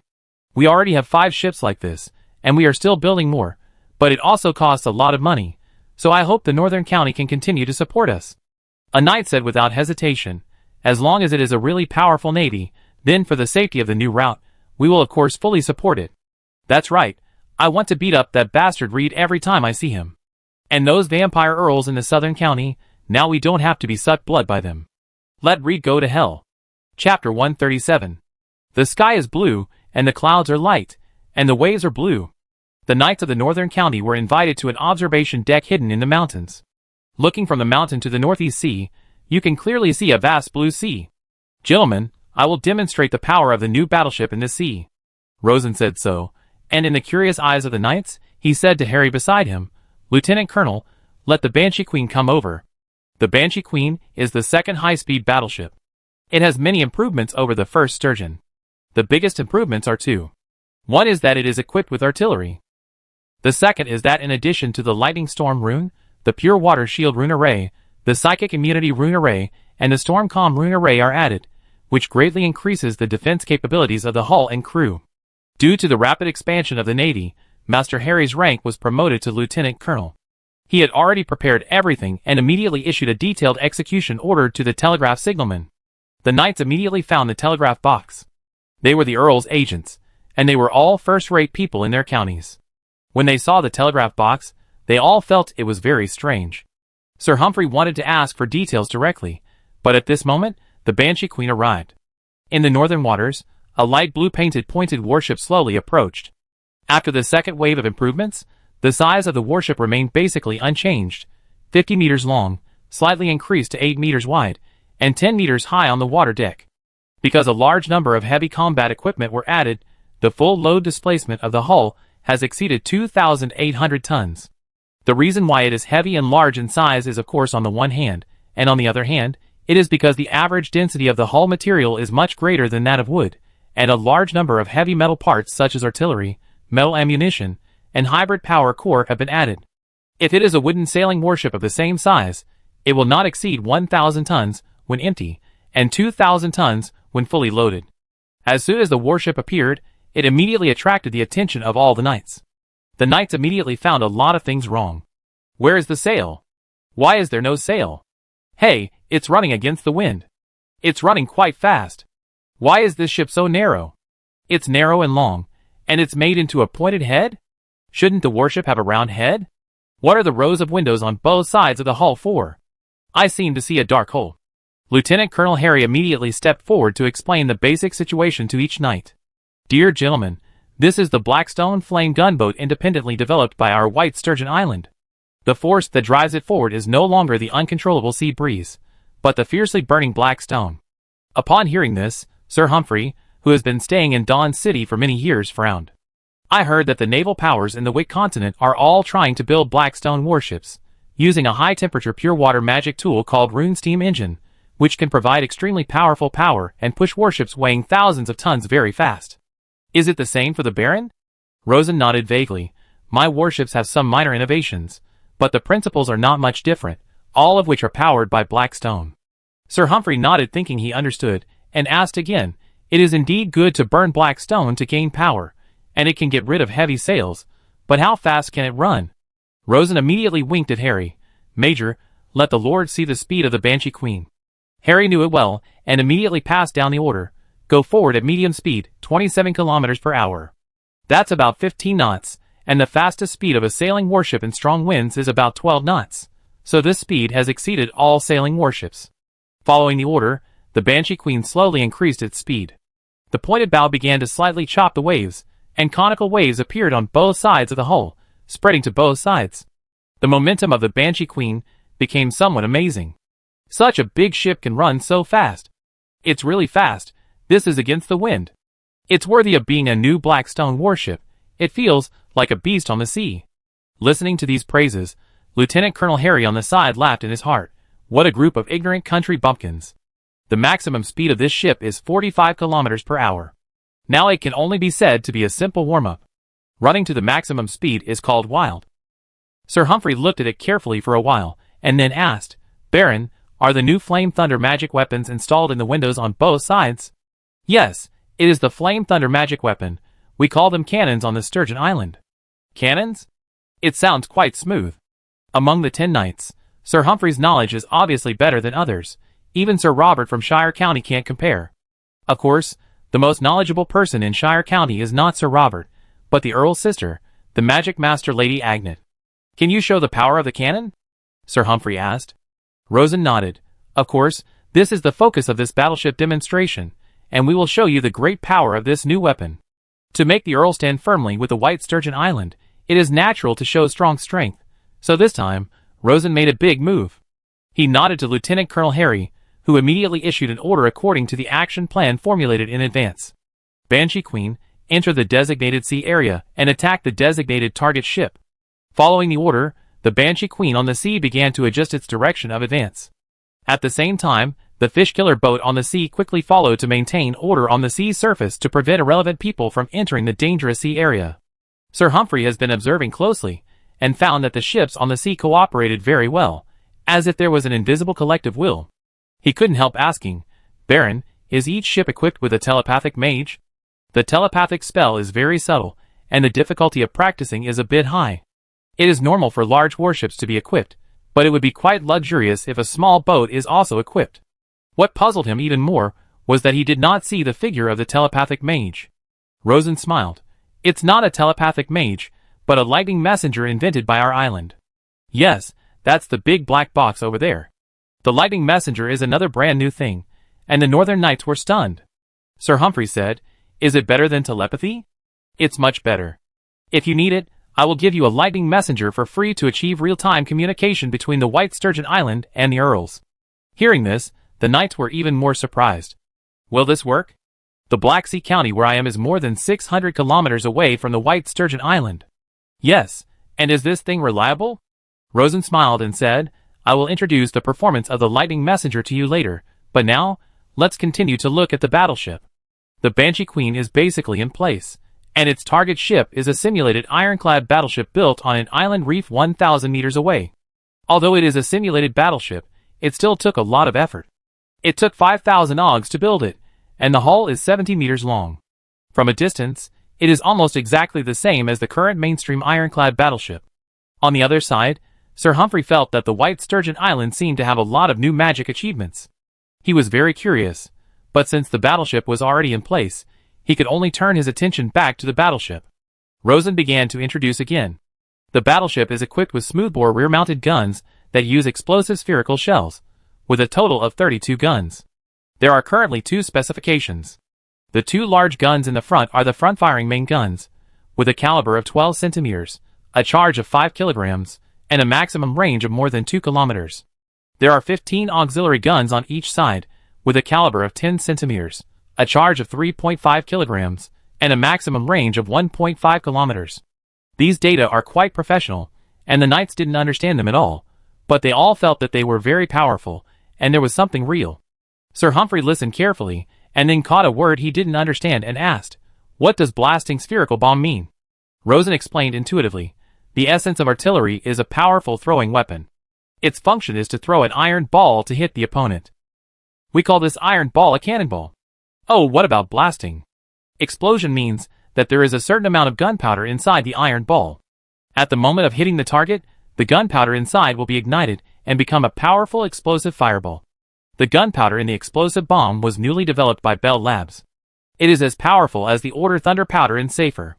So how to achieve safe and stable excitation? Bell geniusly divided the excitation process into 2 steps. The first step is installed at the exit of the barrel, which is a special rune ring. When the shell passes through the barrel, it will inevitably pass through the rune ring, which will complete the first step of the gunpowder excitation and put it into the collision excitation state. Thus, the safety of the shell is guaranteed, and the huge explosive power is obtained. After a pause, Rosen concluded, The power of throwing and pyrotechnics is very amazing, so the power of the shell is also very amazing. The knights listened carefully, and were very curious in their hearts. They didn't know what kind of amazing method it was.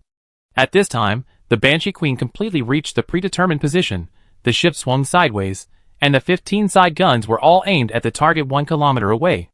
Lieutenant Colonel Harry received the captain's request. Lord, the Banshee Queen requests authorization to attack. Wait a moment. Rosen raised his hand and reminded, please pay attention, gentlemen, the noise will be a bit loud, don't be scared. The lords were a little unconvinced. The distance was 2 kilometers, how loud could the noise be? Some even questioned. It's a bit far from the target ship, can we reach it? This target ship looks very solid, and real warships will activate pure water shields, which are the best defense against fire spells. At such a long distance, what can we do even if we can reach it? Lieutenant Colonel Harry on the side immediately explained, Sir, please look carefully at the target ship. We not only wrapped a layer of iron sheets on the surface of the wood, but also activated the pure water shield, and the shield strength is as high as 5 rings. After saying this, all the knights squinted their eyes to observe with the eagle-eye technique.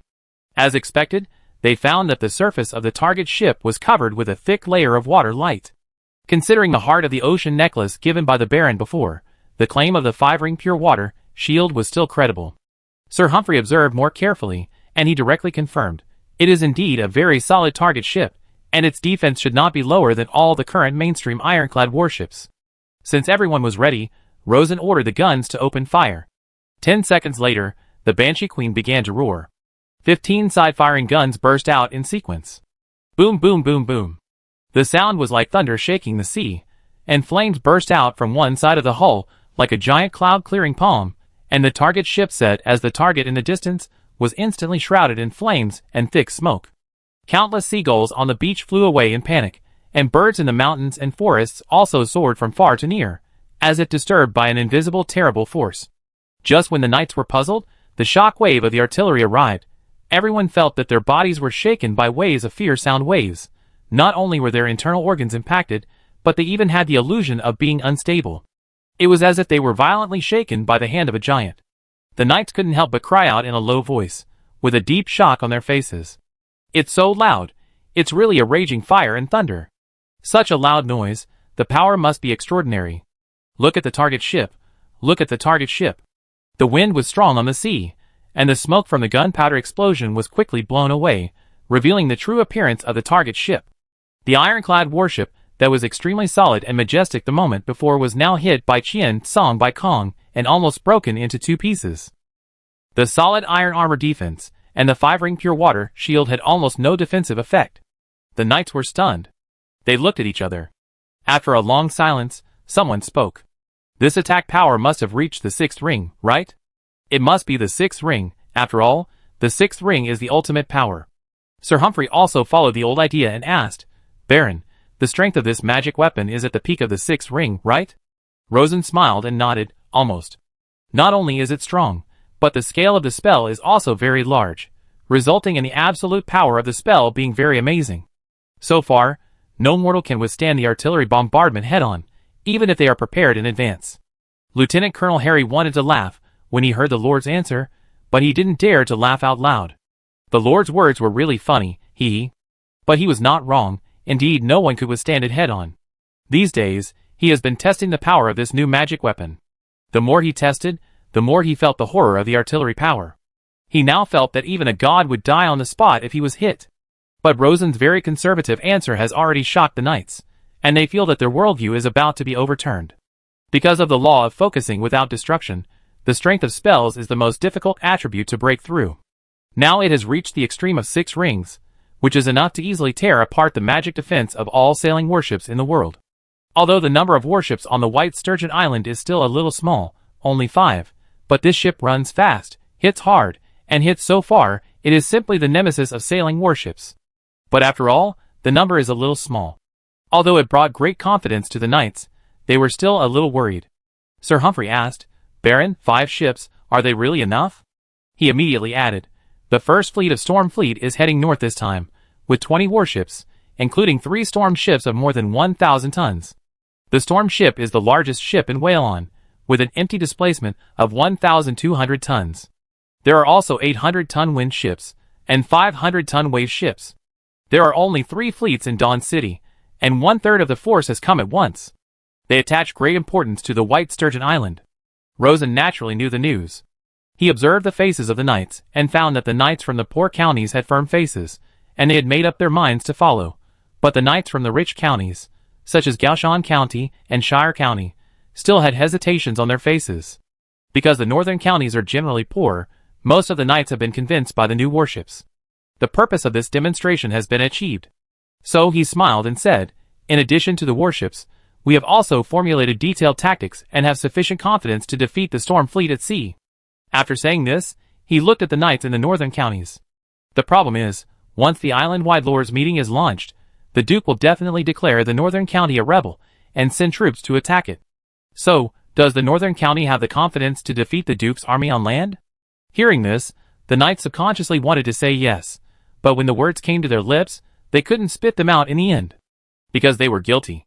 Although in history, the army of the northern county was indeed very capable, and often defeated the army of the southern county, as the times changed, the northern county became poorer and the southern county became richer. When a place is poor, the equipment and training of the army will be poor. Of course, the training of the army of the southern county is also poor, but it can't stop them from having good equipment. Occasionally, there are conflicts between the counties, especially between the north and the south, where small frictions often occur. But the northern counties clearly feel that they are gradually beginning to lose the advantage of the southern counties. If you can't win on the battlefield, you naturally can't be tough. The silence of the knights was all within Rosen's expectations. Because the Island Intelligence Bureau has long understood the bottom of the 25 counties of Whalon.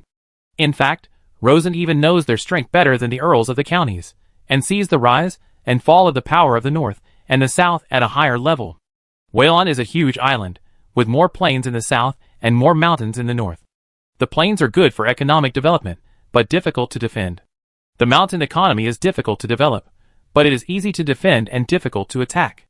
Because of historical reasons, the two sides of the south have long disliked each other, so there is a vague dividing line of power confrontation. But as the south becomes more and more wealthy, the population is increasing, and there are a large number of high-end magic equipment supported by Aaron. This power dividing line is gradually moving northward. If there is no interference, the northern county will sooner or later be completely swallowed up by the southern county, and the Whalon Giant Island will completely become Aaron's puppet. But the northern county is Rosen's current base, and the earls are currently the strongest force in the northern county. So he has to cover the earls. Of course, it's just a cover. He won't let the northern county collapse, nor will he let the northern county kill all around. Because he wants the entire Whalon Giant Island, not just the northern county. Facing the silence of the knights, Rosen said loudly, "Dear brave gentlemen, we in the north are not short of brave warriors, but we lack powerful weapons and equipment." This has been a fact for a long time, and all the knights nodded. Rosen raised his hand to take the lightning torrent crossbow handed over by Lieutenant Colonel Harry, walked to the edge of the observation deck on the top of the mountain, pulled the trigger at the distant air, and kept shooting left and right. The lightning torrent gushed out, and the continuous electric light illuminated the eyes of every northern knight. The terrifying lightning flash lasted for a full minute before it stopped. Then Rosen held the steaming lightning crossbow in one hand, and turned to look at the knights of the northern county. The lightning torrent crossbow can spray 300 intermediate lightning balls per minute, with a range of 400 meters. It is a new weapon on the battlefield. One costs only 1,500 OGs. Want a batch, knights? Chapter 138. Night. Shire County, Maple Leaf Castle. After half a year, Mrs. Anna Agnet left the Sturgeon Island for the first time and enjoyed dinner with her eldest brother's family. The atmosphere of the dinner was very calm. Everyone was eating quietly. Except for the occasional clinking of knives and forks hitting the plates, there was almost no extra sound. After a while, Anna commented, "This sturgeon stew tastes bad, far less delicious than the moonlight sturgeon." The voice broke the slightly oppressive silence. Count Robert said, "Sister, although the Baron has good intentions to develop new routes, and our cooperation in magic tools has indeed made me a lot of money, I still have to say." At this point, the Count wiped his mouth with a napkin. He is a little too impatient. He is not short of money, and he should not sell so many pearls to the south. Even if he does have so many good pearls, he should sell them slowly. Maybe the money will be less, but it is a safe and long-term business. The Countess smiled and said, "Grant, don't you often say that if you want to make money from investment, the most important thing is to seize the opportunity and then go all out? Why are you talking about safety now?" The Count was stunned by what he said, and was speechless for a while. After a while, he explained, "That's different. My investment is just an economic investment, but the Baron has gambled the lives of his entire family. This will cause big problems. He has never seen such a crazy investment." Anna chuckled and turned to her niece Alice and said, "Do you like the pearl jewelry that your aunt gave you?" The girl nodded repeatedly. "Of course, these are the best pearls I have ever seen. I love them very much." "Anna, don't change the subject. Tell me how the Baron plans to deal with the Duke's fleet." At this point, the Earl gritted his teeth. "If he can't hold on at sea, we can't follow him on land. Those poor Earls in the ravines have gone crazy, but our Robert family can't go crazy with them. 10 kilometers to the west is the sea. If the Baron loses at sea, the sea area will be controlled by the Duke's fleet. Not only will all the trading ships at the Broken Gold Wharf be blocked, but the Duke's army may land in Xiaolin City at any time and behead their Robert family. At that time, his earldom will end, and the lives of his entire family will also end. A branch of the Robert family, perhaps his distant cousin or uncle, will definitely be a coward with no ability, and will become the new Earl Robert." Anna felt her brother's fear, and she came for this matter. "Brother, the Baron's sea fleet is already very powerful, enough to crush the storm fleet heading north. And what our Robert family has to do is to respond to Princess Dawn's call at the right time, and clear out the forces of the southern county, and the Duke from the land." Earl Robert's eyebrows jumped. Is it time to break up completely? It's only been a little over half a year, and he felt that it was just a blink of an eye. Has the situation reached this point? Anna looked at her somewhat panicked brother, but Rosen's appearance emerged in her mind. Comparing the two, she clearly felt the huge gap between the two sides. After all, her brother was just a wealthy lord who grew up in a comfortable environment and could not withstand the storm. "Brother, if you feel scared, then slow down a bit. It won't be too late to act after the news of the victory of the naval battle comes." Count Robert was relieved immediately. Yes, it's safer this way. During the time when the storm fleet was heading north, similar conversations were taking place in other counties in the north. But except for Gashan County, which was still a little hesitant, the earls of the other 8 counties started to act directly. They summoned the army and began to eliminate the Duke's power in the county. They were so poor that they were almost sucked dry by the Duke and the southern county. There was nothing to lose, and the situation couldn't get any worse. It was better to take advantage of the opportunity and fight hard, so that they could get more benefits when the new lord ascended the throne. During this period, on the new trade route, 5 Eagle Beach freighters were transporting a new batch of Bohemian refugees northward. When the fleet was replenishing fresh water at the Midway Supply Island on the new route, Sir Maxim also received news that the storm fleet was heading north to quell the rebellion. He looked puzzled. Go north to suppress rebellion? What rebellion? Who rebelled? The one who brought him the news was his loyal guard Ade. He spread his hands and said, as a matter of course, who else could it be? Of course, it's the Baron who married the princess. Maxim stood up in shock. So fast? Although he knew that this day would come sooner or later, the speed was beyond his imagination. He even felt that the Baron did not keep it secret and let the Duke find out in advance. What's going on? Tell me in detail? Ade reported the news he had inquired at the dock to the knight in detail. From the huge amount of pearl ornaments to the Duke's rage, he directly declared that the Baron had committed a shameful pearl fraud and sent a fleet north to try the Baron. Maxim calmed down as he listened, and even laughed. Selling pearls made the Duke furious. It seems that the Baron made a lot of money. Ade nodded. There are all kinds of rumors in the market. Some say that he made at least 1 million ogs, and some say at least 2 million. Anyway, it is a lot of money. Maxim laughed. It must be at least 4 million to make the Duke so angry. I estimate that it may even be 5 million, ha ha ha. He laughed so hard that he slapped his thigh. The Baron must have used the role of the lightning messenger to the limit to make so much money in one go. Ade was puzzled. Master, this is not funny. If the Baron is judged by the Duke, no one will want us refugees. Maxim laughed. Don't worry, the Duke can't judge the Baron, and we can get a share of the profits from the Baron's money. Originally, he prepared various barter trading methods for the Baron, so that the Baron could pay for the refugees. But now, he plans to ask the Baron for cash directly. Who made him rich now? After thinking for a while, he immediately said, notify the fleet, set off immediately, and go to the White Sturgeon Island to watch the excitement. Ade was stunned. Watch the excitement? Maxim's eyes lit up. Yes, watch the excitement. Watch a wonderful battle. I don't understand. Why is the young master so optimistic about the Baron? Although he said so, Ade still turned around and spread the news. Maxim smiled in his heart and said secretly, because the Duke of Dawn is a fool, and the Baron never does anything big without preparation.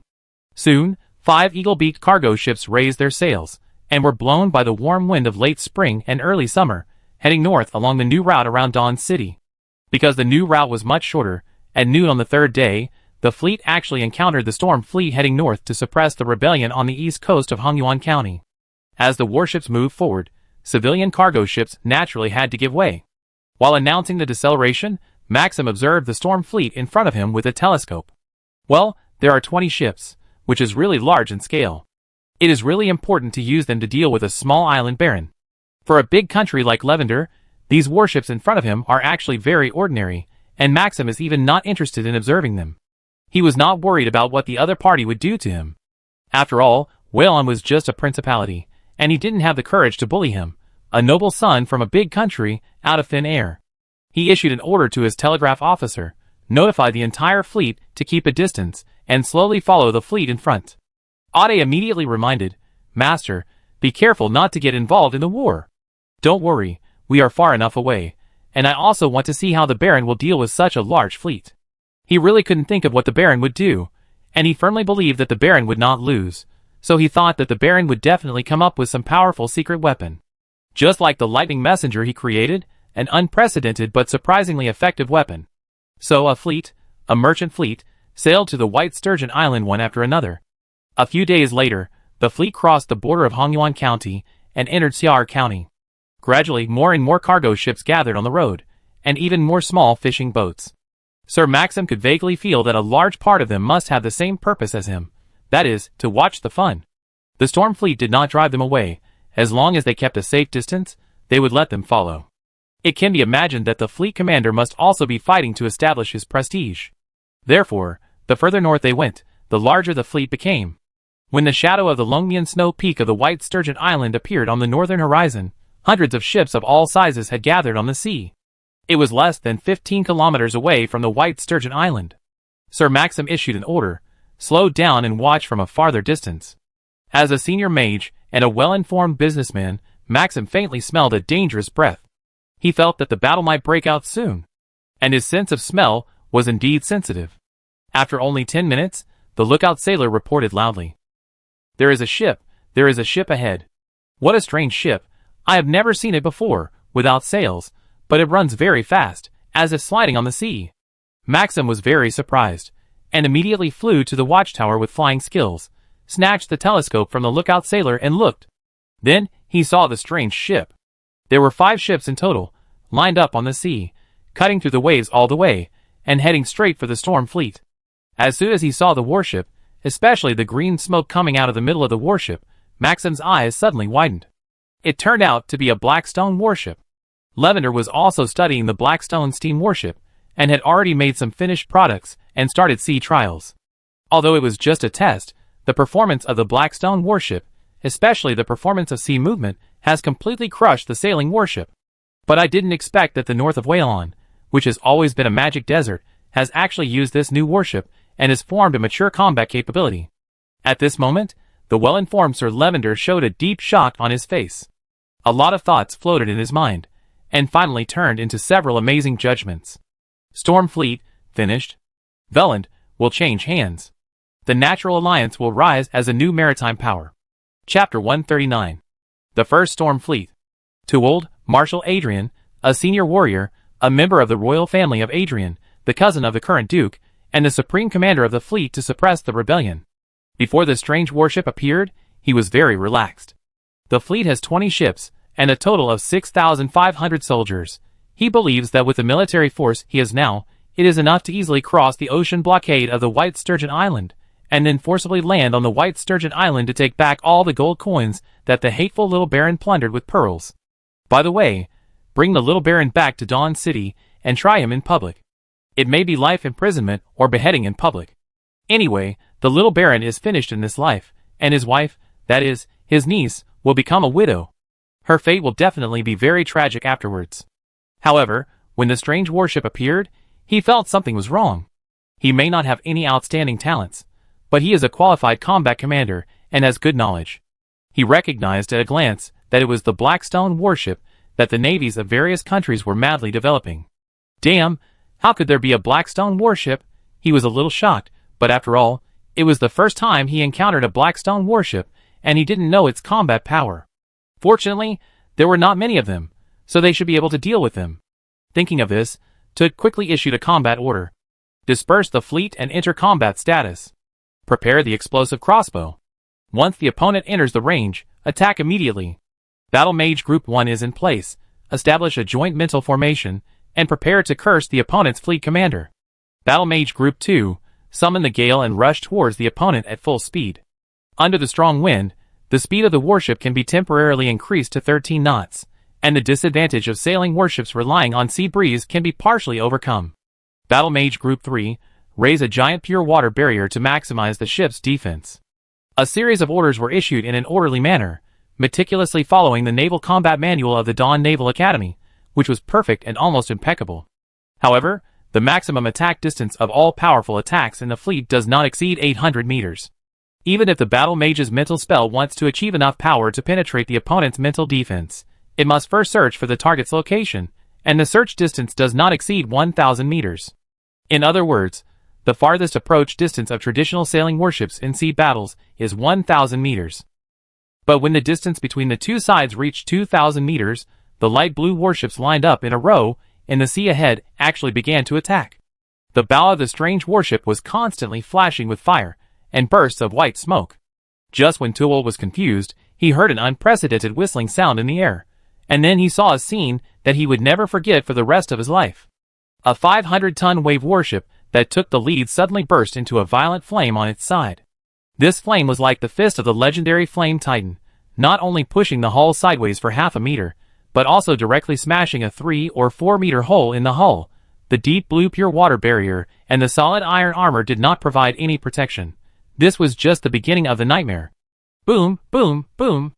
A muffled thunder-like sound came from the sea in the distance, and deafening roars continued to appear on the sea where the storm fleet was located. Water columns dozens of meters high splashed on the sea surface, violent flames raged on the wooden warships, and the terrifying sound waves were deafening, making it almost impossible to cast spells. The shrill screams, the splattered flesh and blood, and the scattered burning fragments filled the entire storm fleet in an instant. This scene was like the end of the world. Todd was stunned. The high-speed warships, and the terrifying attacks he had never seen before made him helpless. In the violently shaking vision, he saw the strange warships in front of him approaching quickly and began to turn sideways collectively. In this process, Todd found that the opponent's ship's speed was astonishingly fast, reaching an incredible level, like a giant sword gliding across the sea, cutting a wide chasm in the sea. As soon as he saw this speed, Todd knew that his ship would never catch up with the opponent.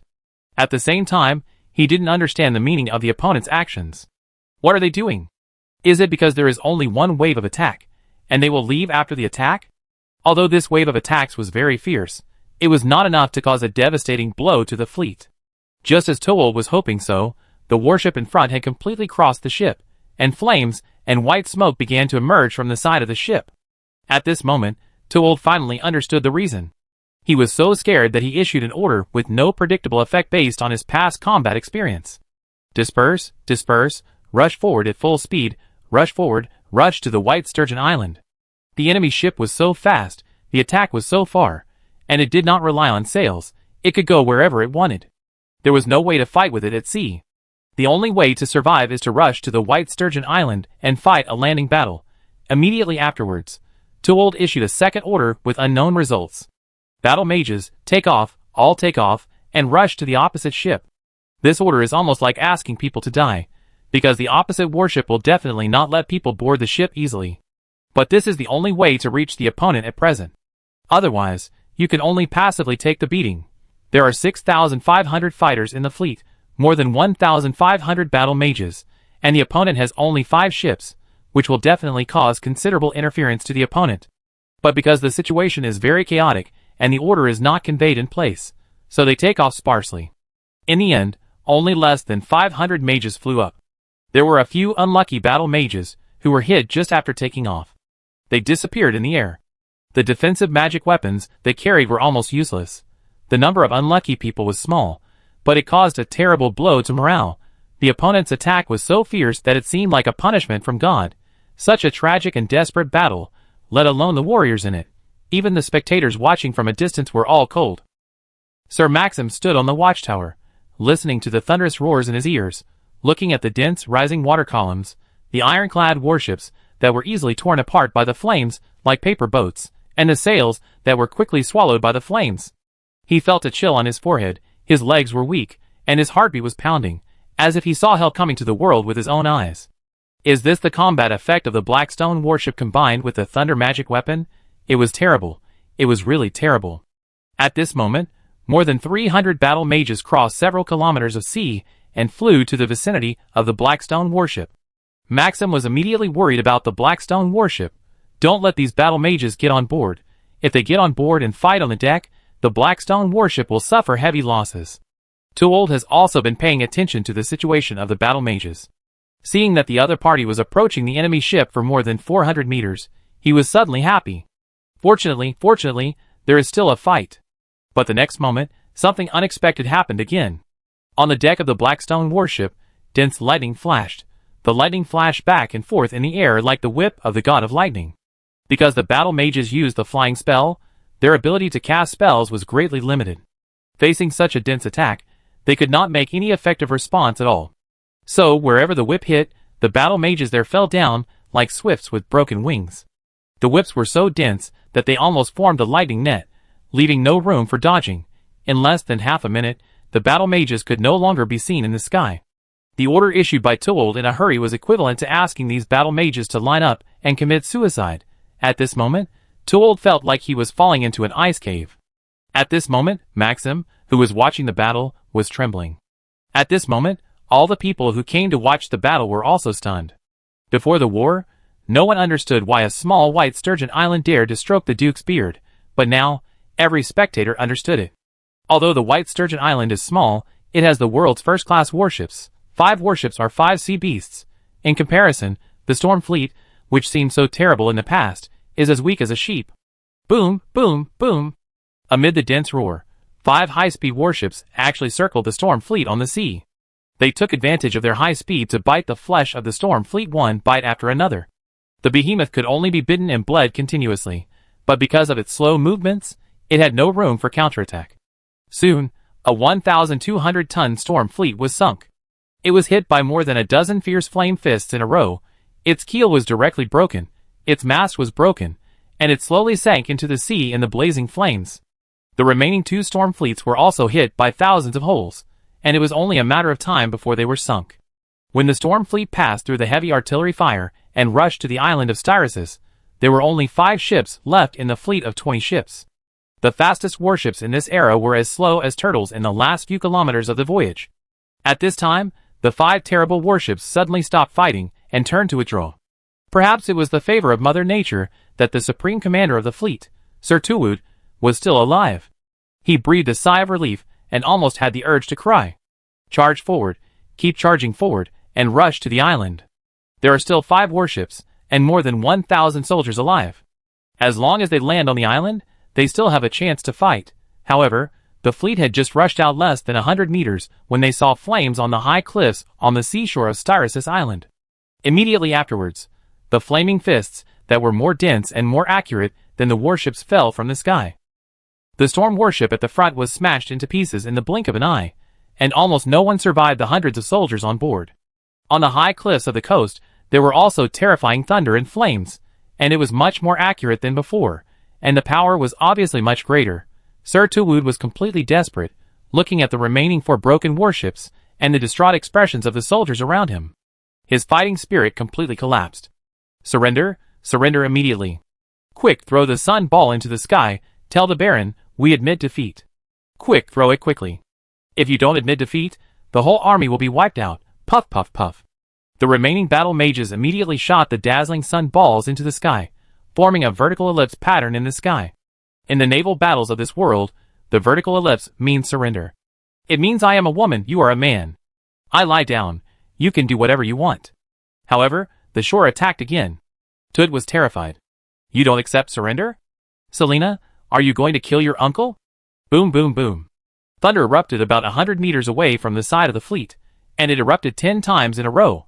The eruption point was very concentrated and less than 100 meters away from the flagship. It was obviously deliberately missed. Immediately afterwards, a sun ball appeared on the high cliff by the sea, but it was a long sun ball, which meant to accept surrender, remove weapons, and slowly approach the shore. Todd let out a long breath and issued an order weakly. Throw away weapons, take off armor, and go ashore. Faced with brand new weapons, brand new warships, and brand new tactics, all the decisions he made were to let his soldiers die.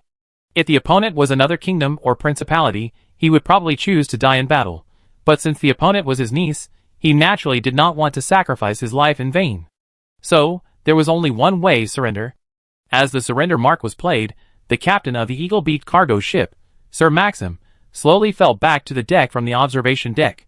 As soon as he arrived on the deck, he saw faces full of fear and shock. Obviously, everyone was deeply shocked by the massacre at sea. And anyone with a little common sense of naval warfare knew that even if Levander's Golden Giant ship came, its performance would definitely not be much better than that of the Storm Fleet. It was nothing more than a few more hits, and a few more deaths. Wanting to fight back, forget it. Maxim walked back to his cabin with heavy steps, and his loyal guard Ade followed him in silence. The master and servant looked at each other in silence, and the deathly silence in the cabin lasted for a long, long time. Master, this Baron is so scary. The rumbling thunder still echoed in Ade's ears, and the flowing flame still splashed in his eyes. He was a battle master, but there was definitely no shortage of battle masters in the Storm Fleet, and these battle masters were slaughtered like dogs. They didn't even have a chance to fight, they died inexplicably, and their bodies might not even be found. The martial arts that he was proud of lost their meaning, and Ade's worldview was about to collapse. Maxim nodded gently. Be thankful that he is now just a little baron, not a duke or a king. Also be thankful that our Levander is far enough away, and has enough time to react, and the one who should be really worried now should be King Danger. Master, do you think the Lion Fleet will go north? Maxim shook his head. I don't know, Ade, I just see more than you, but I don't know everything. The only thing I know is that we have to be more humble to the Baron. Oh no, maybe in the near future, we should call him a duke. Ade was stunned. Why not the princess as the duke? Maxim turned his head, and looked at his loyal servant, and smiled disappointedly. Ade, remember, this world has gradually begun to belong to the real strong, not the noble blood. Obviously, the Baron of the White Sturgeon Island is the real strong. But he is just an intermediate mage. Ade's voice became lower and lower, and obviously, he also felt that his words were not convincing. In this world, it is difficult for the weak to pretend to be strong, but for the strong to pretend to be weak, it is just a matter of whether they want to or not. If someone really believes that the Baron who created so many miracles is a mid-level wizard, then his brain is probably no different from a stone. Maxim whispered, I feel that he is at least a sage. In today's world, sages are the ticket to participate in the world's battle. Chapter 140. Crescent Castle. The meeting hall of the Lord's Longhouse. Rosen and Selina like puppets sat side by side on a bench. Why puppets? Because Selina was about to give birth in a month, and her pregnancy was very obvious, and she couldn't hide it. On the left and right of the two were soldiers of the island guards, and further down, on the left were generals of the navy, and on the right were generals of the army. The navy was naturally the main force in this naval battle, but the army artillery regiment also made contributions. Further down, there stood a group of soldiers with disheveled clothes and black and gray faces and scars. They were the senior officers of the Dawn City Storm Fleet. There were not many of them, just over 30. There were originally nearly 200, but they all died in the sea. The leader was the fleet's highest commander, Tuwood, and Marshal Adrian, one of the 3 marshals of the Storm Fleet. He looked at a man in his early 50s, with short gray hair, a neatly trimmed beard, and a pair of emerald eyes unique to the Adrian family. Of course, these eyes were already a little cloudy, and at this moment, they were filled with a strong sense of frustration. Selina looked at the old man and asked with a frosty face, Uncle, why are you here? Todd took a deep breath. I was ordered by the Duke to come to fight against the pearl fraudsters on the White Pelican Island. Selina sneered, Pearl fraud? What, are we selling fake pearls? Todd spread his hands. I am a warrior, I don't care whether the matter is true or not, I only obey the Duke's orders. Selina sneered and suddenly asked, If Ryder tells you to eat shit, will you go too? Todd frowned. Your Highness, please be careful with your words. Don't use rude words to tarnish the noble glory of the Adrian family. Selina wanted to laugh when she heard this. What is noble? Is it noble to convict someone at will? Is it noble to rob someone? Or is it noble to be Aaron's dog? Toowold felt that he could not stand up to such sharp words. He felt that Selina had changed. She used to be much more reserved than she is now. Selina chuckled. I know what Reed thinks. He is just unhappy because too much gold has flowed to the White Sturgeon Island due to legal transactions. But I want to say that this gold does not belong to him, but to the Adrian family. As a duke, he only has partial control over the gold. But I, Princess Dawn Selina, do not recognize his dukehood. I think he has not fulfilled his duties as the Duke of Dawn. I think he is not worthy of being the Supreme Lord who protects Varen. And now, Marshal Toowold, in the name of Princess Dawn, I ask you seriously, and I hope you will answer seriously. Do you think Reed is competent? After saying this, Selina looked down at Toowold. This is a very thorny issue. Toowold did not want to make a public statement. He wanted to lower his eyes to avoid it, but he heard Selina shout again. Uncle, don't hide from me, answer my question. Toowold was forced to raise his head again. I'm just a soldier. Are you still a member of the Adrian family, or do you plan to give up the glorious surname of Adrian? Toowold was forced into a corner, with no way to retreat. He gritted his teeth and said, well, Reed didn't do a good job. He was indeed dissatisfied with Reed, especially his attitude towards Aaron. Serena nodded with satisfaction. He is indeed incompetent. He controls so many resources of the giant island of Varen, but he can't even build a decent fleet. If my husband and I were in charge of Varen, within 3 years, our Varen navy would be invincible across the ocean. This is really arrogant, but after such a huge victory, no one can say anything, and even think it makes sense. The princess and the baron only relied on the resources of a small island to build such a terrible warship in less than a year. If the power of the 25 counties of Varen was integrated, hundreds of warships would be built in a year, and Varen would be the lord of the ocean. Everyone present was a warrior. Warriors are very direct in character, and they recognize who can fight. Whoever can fight is the boss. Of course, Toowold is also a warrior. Although he has some habits of aristocratic lords, his military literacy is still very good. He has been completely defeated. Seeing his niece openly saying that she wanted to deprive Reed of his dukehood, the underlying meaning was naturally that he wanted to be the duke. He thought about it, and felt that this idea was actually quite good. After all, they were all members of the Adrian family, so who would be the duke? And in recent years, as the admiral of the Whalon Navy, he was intimidated and even restrained by the Aaron Navy everywhere, and he always felt angry in his heart. In daily life, he also couldn't stand Reed. As a duke, his wife spent tens of thousands of ogs on pearls, and dressed herself up with jewels. Looking at the niece and her husband in front of him, they obviously made millions of ogs, but their clothes were still simple, and the castle they lived in was even more simple. In contrast, one was incompetent and extravagant, and did not want to make progress, while the other lived a simple life but was determined to make progress. The gap is really too big, it's simply two extremes. The frustration of failure, and the sense of honor of the Adrian family made Marshal Toowold's brain hot, and threw away worldly concerns. He said bluntly, Your Highness, I personally think that Reed's crime was very hasty. I have seen that batch of pearl jewelry, it is indeed very exquisite. Selling it at this price is also legitimate and reasonable. But I am just a soldier. As long as he is still the duke, I must obey orders. This is my highest honor as a soldier. Subconsciously, whoever is the duke, he will work for him. The marshal changed his tone. What else can the other officers say? They all changed their tone and said that they all felt that the order was unreliable, but they had to obey the order because of their duties. Selina nodded with satisfaction. Come on, take my uncle and all the officers to the prisoner of war camp temporarily, and treat them well. The naval soldiers of the Storm Fleet, the injured should be treated well, and the list of the dead should be counted. Immediately, the guards came up to execute the order. Toowold and the officers also cooperated very well, and followed the guards to the prisoner of war camp. Uncle, you should have a good rest first.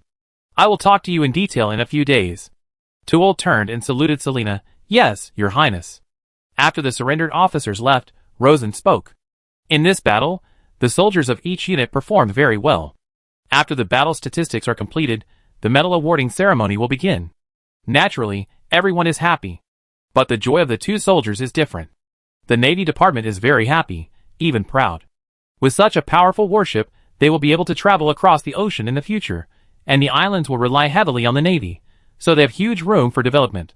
The Army Department was a little worried, because even a blind person could know that the Baron attached great importance to the Navy, and countless real money was invested. The army might soon become a stepmother's child. For a moment, it was hard to laugh. Rosen saw all these subtle emotions and decided to appease the army department. The army could not really be forgotten. Because to truly conquer a piece of land, it is far from enough to rely on the navy, and the army must be relied on. In addition, the complacency of the Navy soldiers is not a good thing. He spoke again, reminding in a solemn voice. Island warriors, this battle is just a trivial victory in the process of rising. Our opponent is just the incompetent Duke of the old times. Please remember, warriors, today's battle is just the beginning. In the near future, we will usher in more battles, on the sea and on land. Our opponent is not only the Duke, but also Aaron behind the Duke. As soon as the word Aaron came out, the high spirits of the general stagnated. These two words represent the strongest royal power of the natural alliance, and the shadow behind the scenes that has enveloped Varen for hundreds of years.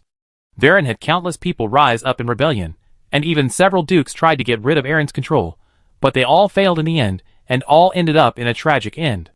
Even the Duke was not spared. Therefore, the weight of these two words was too heavy, and all the warriors, even the Princess Selena, felt heavy, and the joy after winning the war was mostly dissipated. Seeing that it worked, Rosen looked around at the generals, from General Codron of the Army Department to General Yop of the Navy Department, and then said, "Now, I ask you, when the lion roars at us, what should we do?" Yop was speechless. Coming from the Shire County, he knew that Aaron was terrible. Codron was stunned for a moment, and then shouted, "Fire at him!" Rosen nodded to Codron with satisfaction. "Warriors, remember these 4 words from General Codron. I ask you to remember that it is not glorious to swing a knife at the weak. Firing at the strong is the real hero." After these words, the pride of the naval officers disappeared and turned into a deeper fighting spirit. The Lord was right.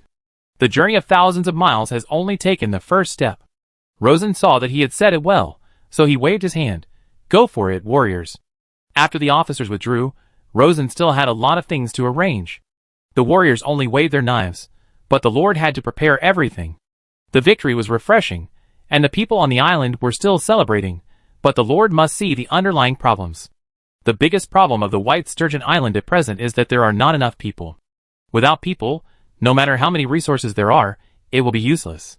From another perspective, the combat power shown in this battle is almost reaching the upper limit of the power of the White Sturgeon Island. A small island basically has no war potential. Let alone Aaron. Even compared to Whalon, the White Sturgeon Island is just a little guy who plays extreme operations. If you play well, you will win applause, but if you play too hard, you will die suddenly. You must take advantage of the advantage, and move to the next step immediately. After returning to the government study, I immediately found the Chief Administrative Officer Kruber. "Kruber, you will draft 3 official documents immediately. The first victory document will send the news of the victory in the naval battle to the Earl of the Northern County." "Yes, Lord." "The second is the meeting document. Set a time with the Northern Earls to convene a telegraph meeting to discuss the issuance of a joint statement." "What joint statement?" "Of course, it is a joint statement requesting the opening of the island-wide Lords' meeting and the re-election of the Duke.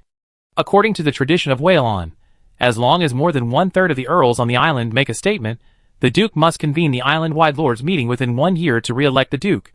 Otherwise, the Duke's position is illegal. This is not only an ultimatum to the Duke, but also a way to completely pull the Northern County on the chariot. As long as the Northern County is completely on the chariot, he will use a series of combos to integrate Whalon North into a whole, to greatly enhance the war potential." Kruber didn't think so much, but he was a little excited. He didn't expect to get to this point so quickly, and he is only 33 years old this year, still very young. He is doing well now. If the princess really becomes a duchess, he may become the parliamentary minister of Dawn City. He is just a civilian mercenary, and never thought he could get to this point. Trying hard to suppress the excitement in his heart, he nodded calmly. "Yes, Lord." Rosen said, "Third, issue a document to recruit high-level talents, and recruit various high-level talents from the entire Natural Alliance with high salaries. Mages, craftsmen, etc., all are needed, whether they are nobles or civilians, it doesn't matter. The only thing we value is talent. The factory's production capacity wants to be further improved, and the dock needs to be expanded. In particular, new weapons must be developed faster to maintain the generation gap advantage. What to do?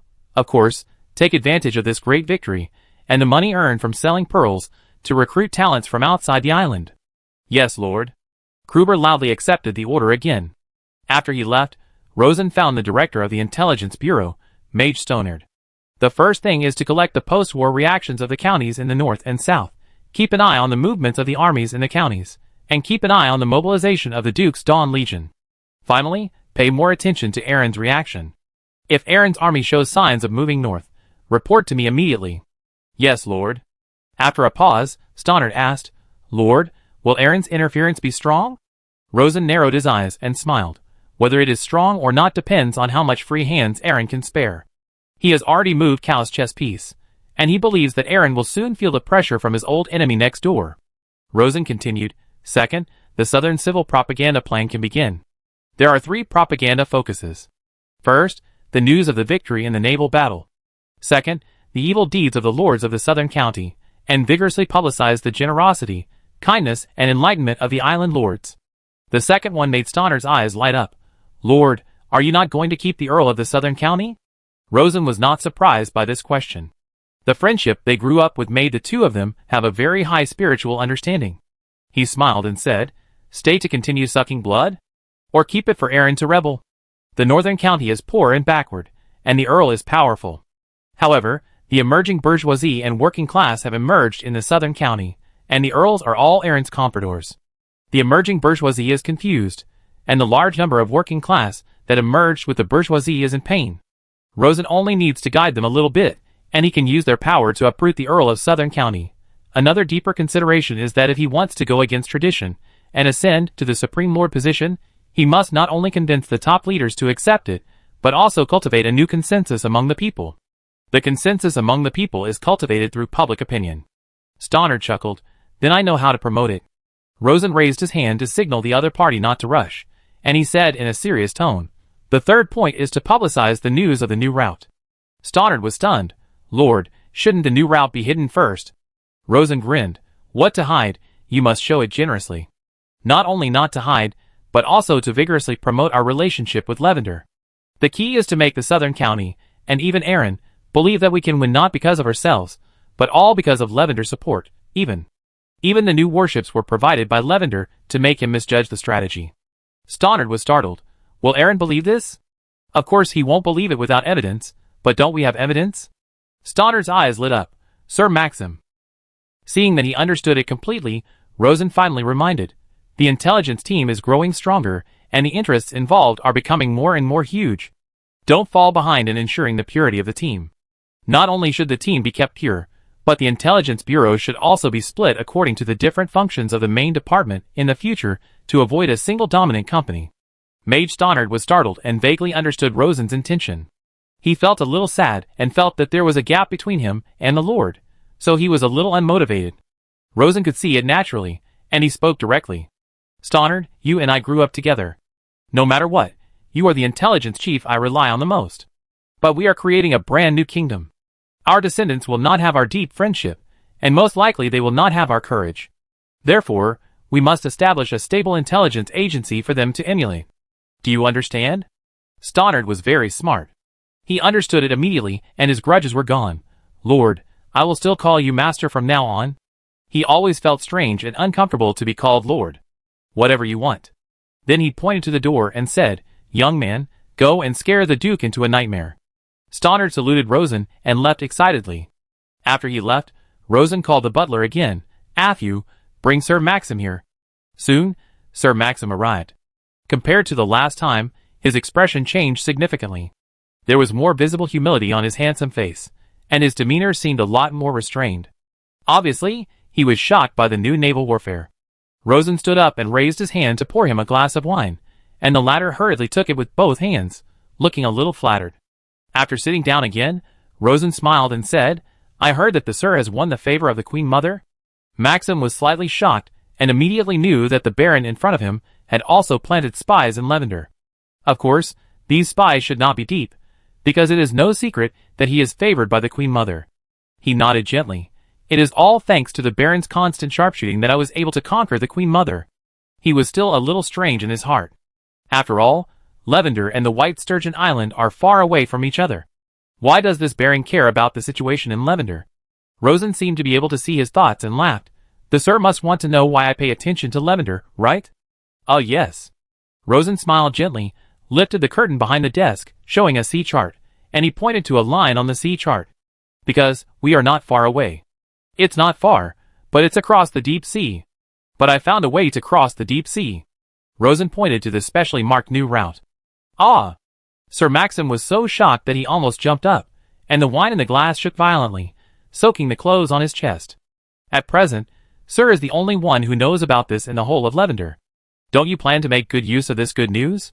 This simple sentence made Maxim's heart beat like a drum. Of course, he knew the huge value of this news. He also knew that there is no free lunch in the world, and immediately said, "How should I repay the Baron?" Rosen had thought about it a long time ago, but of course, he couldn't say it directly, which would hurt Maxim's sensitive heart. No reward. This is just a small return for the generous act of an old friend. Maxim was really happy, and couldn't help but smile.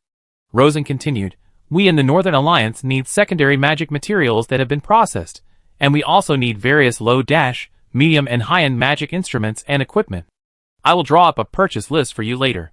I can guarantee that we will buy them at a price significantly higher than the market price in Lavender.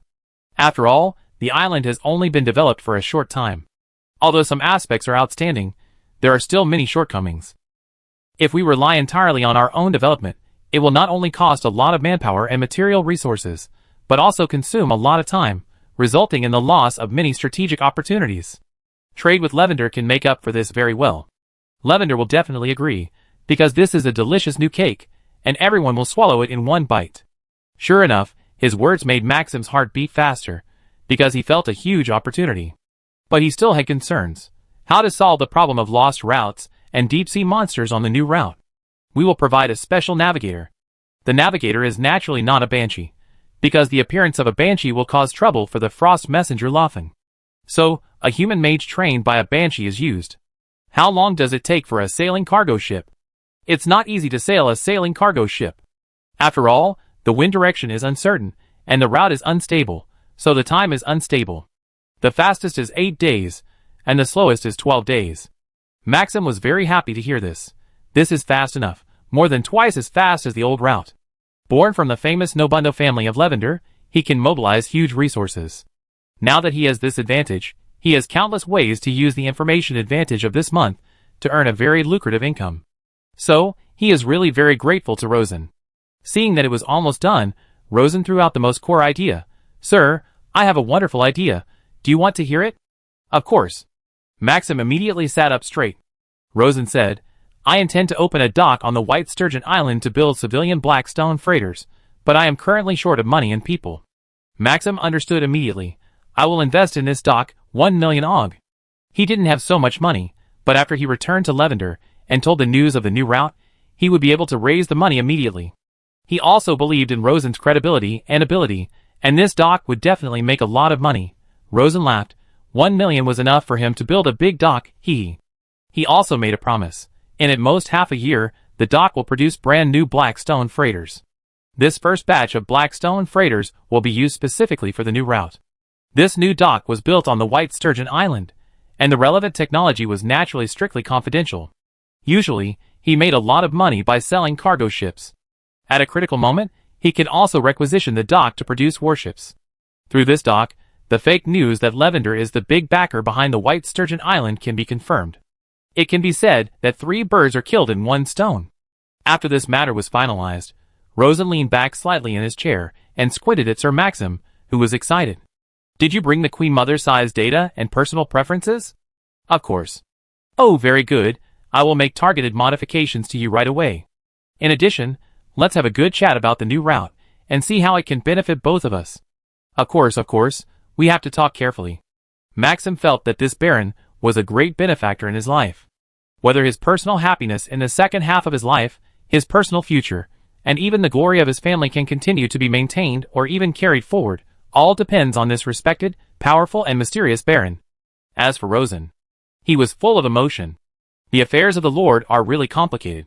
Fortunately, I have live food to help me. Otherwise, this is really not a job for humans. Chapter 141. Maple Leaf Castle. About 3 hours after the Battle of the White Sturgeon, Count Robert received a detailed report of the battle. He was so shocked that he almost swallowed his tongue.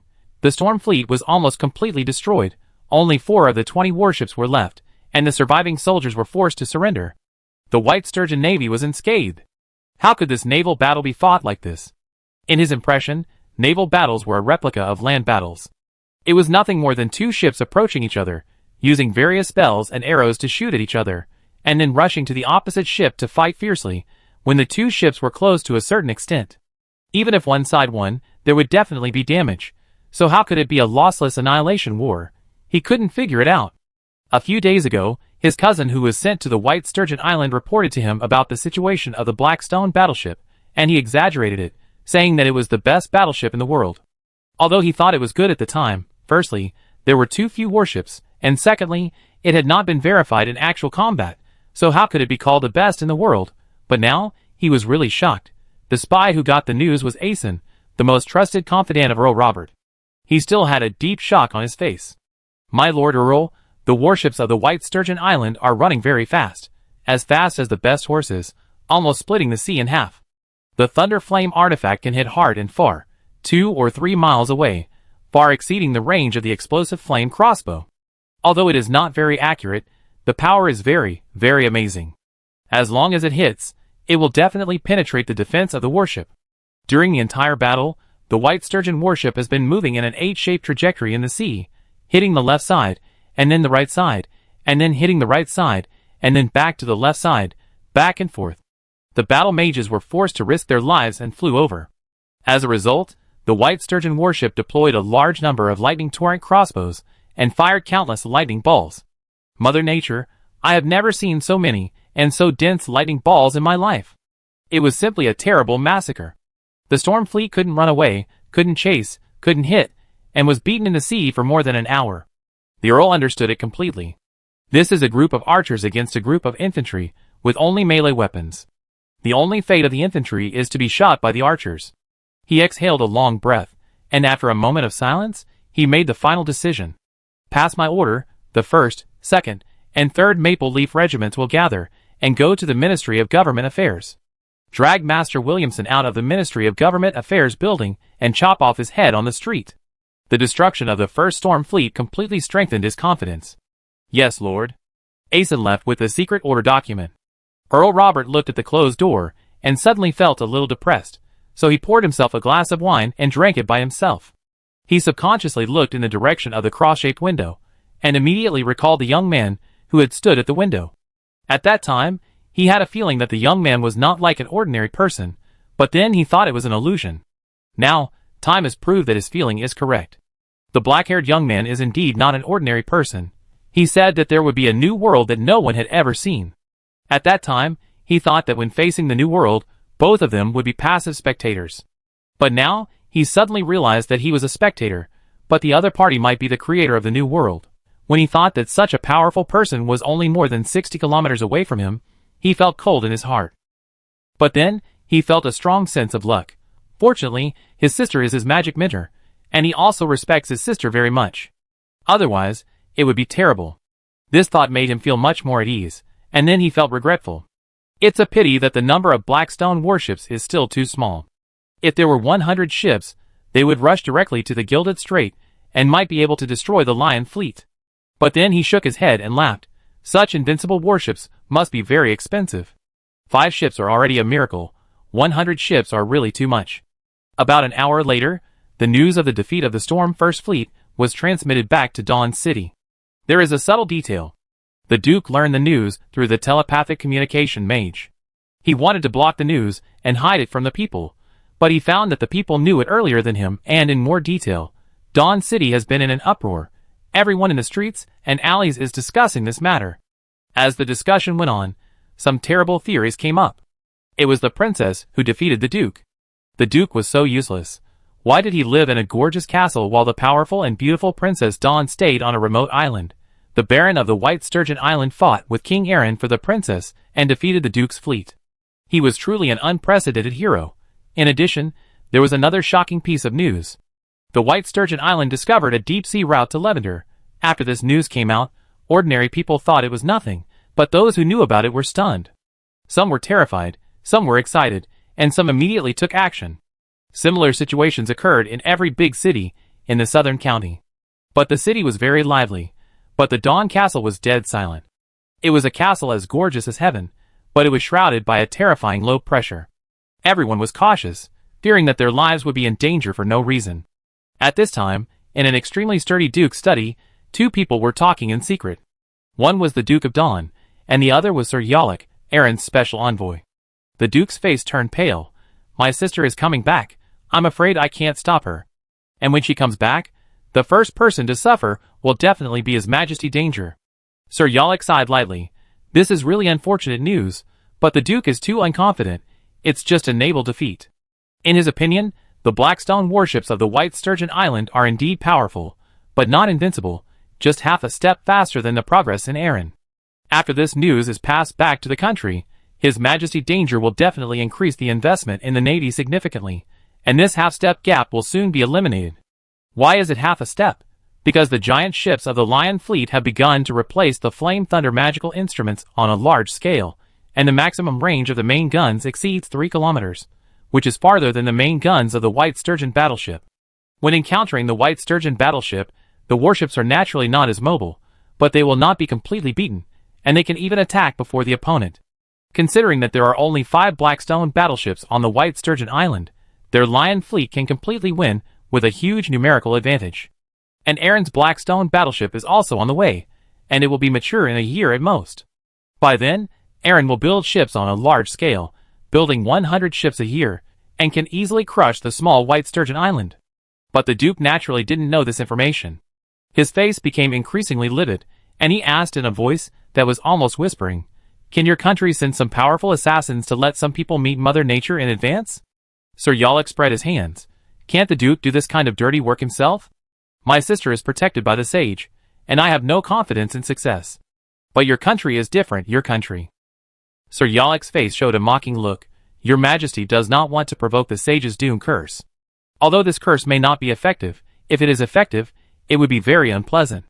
The Duke's face was almost black. "Then I can't guarantee your country's interests in Varen." Almost a begging threat. Sir Yalak spread his hands again. "The Storm Fleet still has 40 warships. Perhaps I will persuade His Majesty to help the Duke with a batch of powerful Flame Thunder magical instruments." The Duke smiled bitterly. "What's the use of magic instruments alone? Our ships can't outrun the enemy. That's better than nothing, right? At least we can fight back, and the number of your warships is still superior. If we go again, we may suffer heavy losses by crushing them with numbers, but we may still win, right?" This is true, and the Duke was slightly moved. "Your country is ready to help." As he was talking, someone suddenly knocked on the door, very hard and fast, making the Duke furious. "Come in, but if you don't give a reasonable reason, you can wait to see Mother Nature." Outside the door was the Chief Steward Bede, who walked to the Duke's ear, and whispered a few words. The Duke jumped up on the spot, his face almost black. "What? How is this possible?" Sir Yalak was curious. "Duke, can I know?" The Duke almost collapsed in his chair, and said weakly, "The Earls of the Northern County actually followed the White Sturgeon Island to oppose me. They issued a joint statement, insisting on convening a meeting of lords from the entire island to re-elect the Duke." Sir Yalak was slightly shocked. "It seems that the Baron's series of actions are premeditated. Duke, you are in big trouble." Duke Dawn wanted to curse, but in the end, he didn't dare, and only said 2 words, "Nonsense." Sir Yalak paced back and forth a few steps. "But I can't understand why the Earls of the Northern County dare to do this? Are they planning to cut off trade with the entire alliance? After all, Aaron and Dawn City can easily block the trade routes on the sea, and in the Northern County, except for the Shire and Alpine County, which still have some advanced industries, the other 8 counties are large rural areas. If there is no maritime trade to sell their wool, wood, leather and other primary raw materials in exchange for various new era creations, the days of those earls are almost the same as those of the ancients. The Duke only needs to dispatch the Dawn Legion and summon the Earl troops of the 15 southern counties, and march northward to easily suppress them. After all, no matter how powerful the Baron of the White Sturgeon Island is, he is just a small baron. How can he lead tens of millions of people in the northern counties? So, he really doesn't understand, and even can't help but suspect that the Baron of the White Sturgeon Island is charm." The Duke sighed lightly, and said the second amazing news. "Let me tell you, this is because the White Sturgeon Island has discovered a deep-sea route to Lavender." As soon as the news came out, Sir Yalak staggered and almost fell. "This is impossible." "Obviously it's true." Duke Dawn covered his forehead. I now suspect that the Blackstone battleship was sold to the Baron by Lavender. Otherwise, how could he, a small island, own such a good thing? Of course, he also knew about the Blackstone battleship, and even knew that Aaron's Lion Tooth Manufacturing Bureau had been researching it. He once wanted to jointly develop it with Aaron, but Aaron ignored him at all. Sir Yallock was finally completely shocked. Lavender is going to get involved? The essence of the matter now changed from an internal rebellion in the principality to a battle between kingdoms. The situation suddenly became an order of magnitude more serious. I take my leave first, Duke. This news was too terrible, and he had to report it back to the country immediately. Chapter 142. Rhine City, the capital of Aaron, is the western gold capital of the Alliance, the iron capital, and the undisputed first magic city of the Natural Alliance. Lion Castle, the family castle of the Danger royal family, was built 700 years ago. After many renovations and expansions, it currently covers an area of more than 200,000 acres, and is a city within a city in the capital. It is also the center of Aaron's politics, economy, magic, and even military. At this moment, the owner of Lion Castle, the contemporary Lion King Danger Zix, is lazily sitting on the golden throne of the Hero Hall, accepting the audience of envoys. These envoys come from all over the world of the Wick continent. There are kingdoms and principalities within the Natural Alliance, as well as from the glorious empire and its surrounding allies, and even from the more distant west, the magnificent capital known as the Holy Elf Empire. The Holy Elf Empire is very, very far away, at least more than 8,000 kilometers away from Aaron, and the land is covered with deserts, mountains, and swamps. Moreover, there was the glorious empire blocking the way, not only by land but also by sea, which made Dongay, who was bent on opening up new trade markets, very unhappy. Of course, these were all strategic matters, and could not be resolved overnight. Listening to the respectful and humble speeches of the envoys below, Dongay felt very bored, because he had long been tired of hearing these flattering words. After finally getting through this boring time, Dongay stretched his waist and lazily sighed. Another boring day. He stood up, left the magnificent Hero Hall, and turned to the martial arts training ground behind the hall. As the king of the lion, he certainly knew the extraordinary uses of magic, but personally, he loved the fighting spirit martial arts. He also made great achievements in the cultivation of fighting spirit.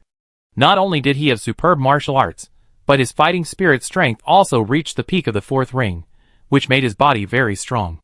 Arriving at the martial arts training ground, he picked up a Krypton gold spear and focused on playing with it.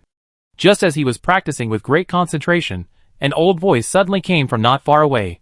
Your Majesty, I think you have spent too much time on practicing your personal martial arts. Danger did not speak, nor did he stop practicing. He practiced and sweated profusely. Fighting spirit is just a kind of magic energy.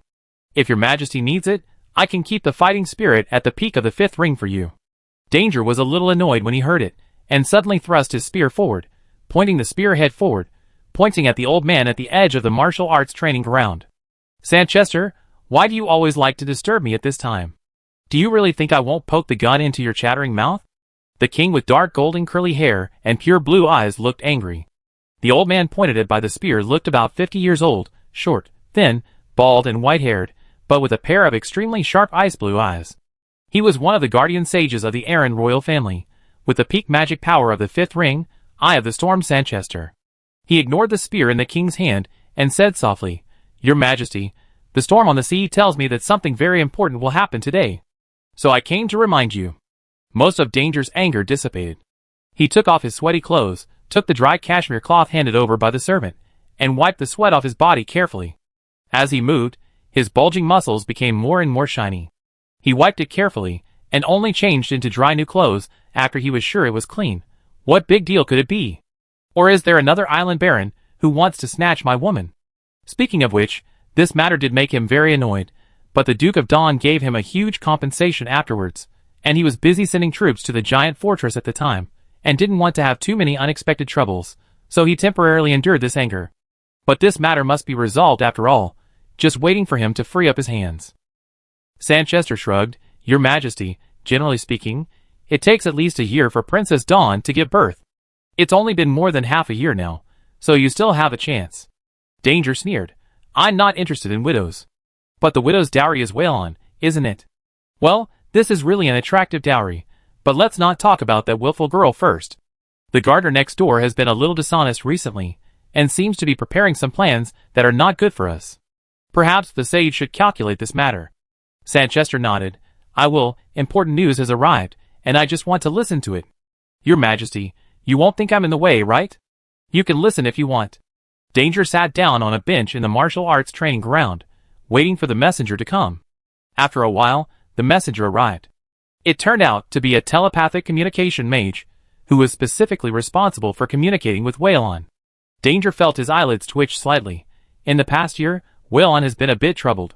When the messenger arrived, the sage Sanchester waved his arm and immediately summoned a 5-ring storm barrier to seal the 3 people inside. Now tell me. The messenger mage immediately said, Your Majesty, Waylon has had several major events in succession. Tell me one by one. The messenger mage immediately said, In the past 2.5 months, the Baron of the White Sturgeon Island sold a large number of pearl ornaments to the whole of Waylon and earned at least 5 million gold coins of ogre. Danger had vaguely heard about the pearl ornaments, but he didn't take it seriously at the time. After all, he was very busy. He didn't expect that the matter would be so big.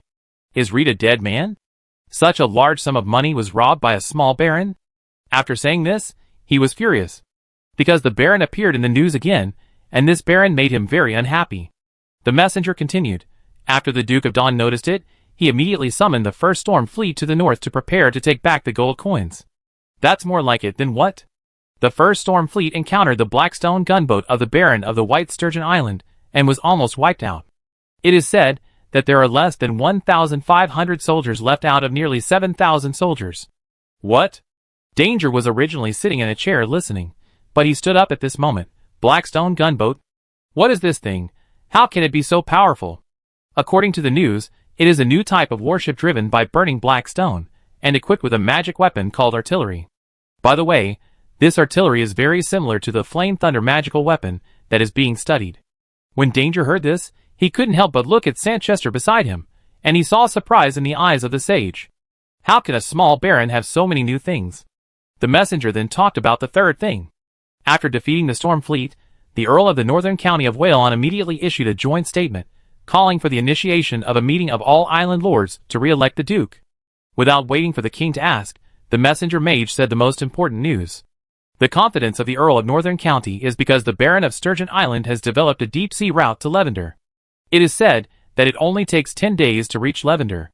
Danger clenched his fists and felt a rage burning in his heart, almost bursting out of his throat. Good, this little baron is really powerful. Without making a sound, he actually made so many big things. Not only did he steal my woman, but now he even wants to steal Waylon from me.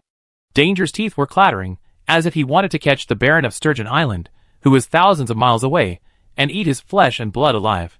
After a while, he suppressed his anger a little and asked, Anything else? The communication wizard shook his head. That's all for now. Very good. Danger waved to the communication wizard. Continue to investigate Waylon's situation, and report to me immediately if there is any news. Yes, Your Majesty. The communication wizard retreated, and Danger turned to look at Sanchester. Sage, the Baron must die. Sanchester showed a trace of hesitation on his face. The blessing of the sage Levin cannot be underestimated. Danger was furious. Then do your best to capture the sage, and then capture the Baron and the Princess of Dawn alive, and test them one by one, and you will always find a way to crack it. This is indeed a way. But what is Your Majesty going to do? Order the Lion Fifth Fleet to go north? The Lion Fifth Fleet is specifically designed to deter Waylon. There are 10 2,500-ton Lionheart ships, 10 1,500-ton Lionheart ships, and other large and small warships, a total of 40 ships. And half of them have been equipped with the Flame and Thunder magical instrument. Is it not possible? Our fleet is a sailing warship, and the Blackstone warship is not mature yet, and is no match for the new warship. We can certainly win by numbers, but we will definitely suffer heavy losses, and our opponents are many and strong, far more than just a small baron. These words calmed Danger down a lot, and at the same time he felt very strange. Where did this little baron's Blackstone warship come from? Since he opened up Lavender's deep-sea route, it is very likely Lavender's. It is impossible for a small island to come up with such a new thing, because the other party has neither resources nor people. This is common sense. Therefore, it can only be external assistance, and in the entire natural alliance, the 3 kingdoms are capable of doing this. Now that a new route has been opened, it is natural that Lavender will help. The sage's speculation was like pouring ice water on his head, making danger calmer. That is to say, Lavender has mastered the mature Blackstone warships, and even gave them to the Baron of Sturgeon Island. No, not giving them, but secretly stationing troops on Sturgeon Island. The new route only takes 10 days, and using new warships will take even less time. In other words, the time for Lavender's warships to reach the north of Whalon is even faster than ours. Hiss.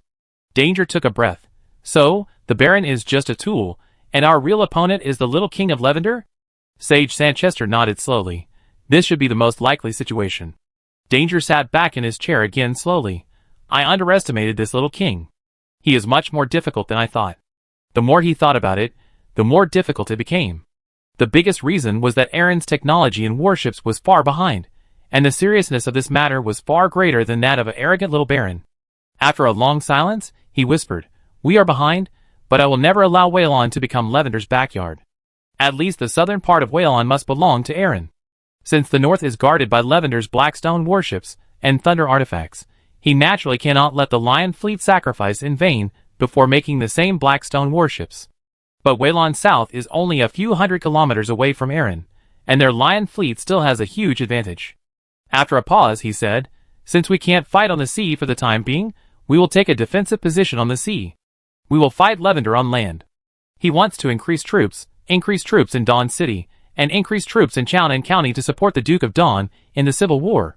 Aaron's Blackstone warships must also be heavily researched and strive to build usable Blackstone warships in the shortest time.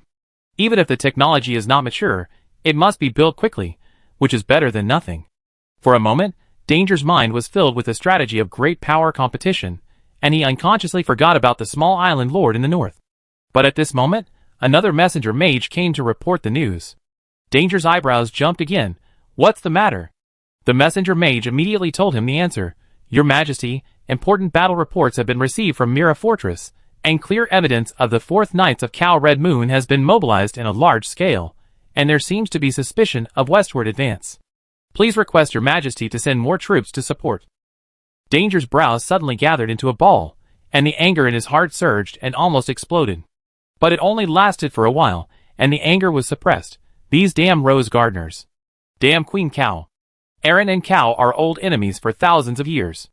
Whenever one side has something wrong, the other side will definitely add insult to injury. Obviously, Cow came to mess with him. Can it be ignored? Of course not. Mira Fortress is very important. If it is breached by the Red Moon Knights, Aaron will lose a large area of fertile plains, and even the safety of the capital will be threatened. On one hand, there are overseas interests, and on the other hand, there are local threats. After a difficult balance, Danger sighed. "It seems that we can't send more troops to Whalon." Sage Sanchester certainly knew that the situation was difficult, and whispered, "Then give more weapons." Danger nodded helplessly. "For the time being, this is the only way." Chapter 143. Northeastern coast of the Sturgeon Island. Rosen lazily lay on an undeveloped white sand beach, with a large box of iced bitter ale beside him. Bitter winter wheat is a hard thing to eat, but when used to make wine, it has a unique flavor that makes people linger, especially after being iced. It is a great drink in summer. Rosen held a large glass of ale, accompanied by smoked dried fish, fried beans, and other special side dishes, blowing the moist and cool sea breeze, enjoying the beach and the blue sea, very comfortable. But of course, he was not here to enjoy. On the sea in front of him, 2 banshees were performing various difficult flying movements. Sometimes they dived at high speed, sometimes turned at a large angle, and sometimes climbed at a large angle, showing extremely exquisite flying skills. When the 2 women focused on flying, Rosen carefully collected the fluctuations of their magic power, the fluctuations of the airflow around them, and the delicate wind control skills. In short, as long as it is data related to flight, he will collect it and transmit it to Lai Fu to train the magic flying skills of the alien world. Of course, for such a mechanical and tedious action as collecting data, as long as the parameters are set in the early stage, the rest will be left to Lai Fu. Rosen's attention is actually in the Crescent Castle more than 30 kilometers away. He is checking the multi-party intelligence collected by the Island Intelligence Bureau through the eyes of Puppet Number 2. The first key intelligence. Aaron supports a large number of weapons and equipment in Dawn City, including a batch of large-caliber rune artillery and various new single-soldier flame staffs. The Storm Fleet is urgently transforming warships and training artillery mages. It is estimated that it will be able to form combat effectiveness in 3 months. The intelligence also specifically marked the parameters of 2 new weapons. Rune Cannon, caliber 15 centimeters, maximum range 2.5 kilometers, using fragmentation blasting bombs. A round of reloading can be completed in 10 minutes. The total number of 8 exceeds 500. This is stronger than the strongest artillery on the island at present, and the number is quite large. Single soldier flaming staff, using flame charging, can release continuous fireballs. The longest range is at least 300 meters, and the number is at least 10,000. The performance is worse than the lightning crossbow, but charging is simpler, and the number is also very large. And this is the support squeezed out from the gap under the dual pressure of Cow and the Glorious Empire. Aaron's huge production capacity for magic creations can be seen from this. Rosen secretly sighed. What a huge monster. If Aaron had not been dragged down and fully supported the Duke of Dawn, Rosen would not dare to jump like this. Look at the rune cannon again. If it forms combat capability in 3 months, even if it is equipped in a sailing warship, it will be enough to pose a certain threat to the Blackstone warship. Of course, the Blackstone warship can rely on its huge speed and maneuverability to make most of the opponent's attacks miss. But the opponent has a large number of warships and a large number of artillery. If they really use a turtle punch, it is still possible to hit the warship. Rosen sighed again. As long as the weapon generation gap is not large enough, scale can make up for quality. What the White Sturgeon Island lacks most at present is scale, and the opponent's greatest advantage is scale. He continued to read the second piece of intelligence, which was a battle report from the north and the south. The southern allied forces are gathering, and the main force is the Dawn Legion, with a total of 30,000. The 15 counties have an average of 5,000 legions, and the combined military strength exceeds 100,000. At the current speed, the army will be assembled and march north in 3 months. 100,000 troops, that's a lot. After 3 months of assembly, it is obvious that they are waiting for the Navy to realize the joint attack between sea and land. Also 3 months later, the second batch of warships of the White Sturgeon Island was launched. Although the dock was fully expanded, only 8 ships could be launched, which added up to 13 ships. The number is still too small. If a naval artillery battle really occurs, there will probably be war losses. The northern counties are of course also forming a coalition army, and Rosen also has detailed data at hand. The 10 northern counties, on average, each county has 7,000 troops. In addition to traditional weapons, there are a total of 5,000 lightning crossbows of various types. There are 600 two-wheeled small-caliber rune cannons driven by horses, and 3,000 shells.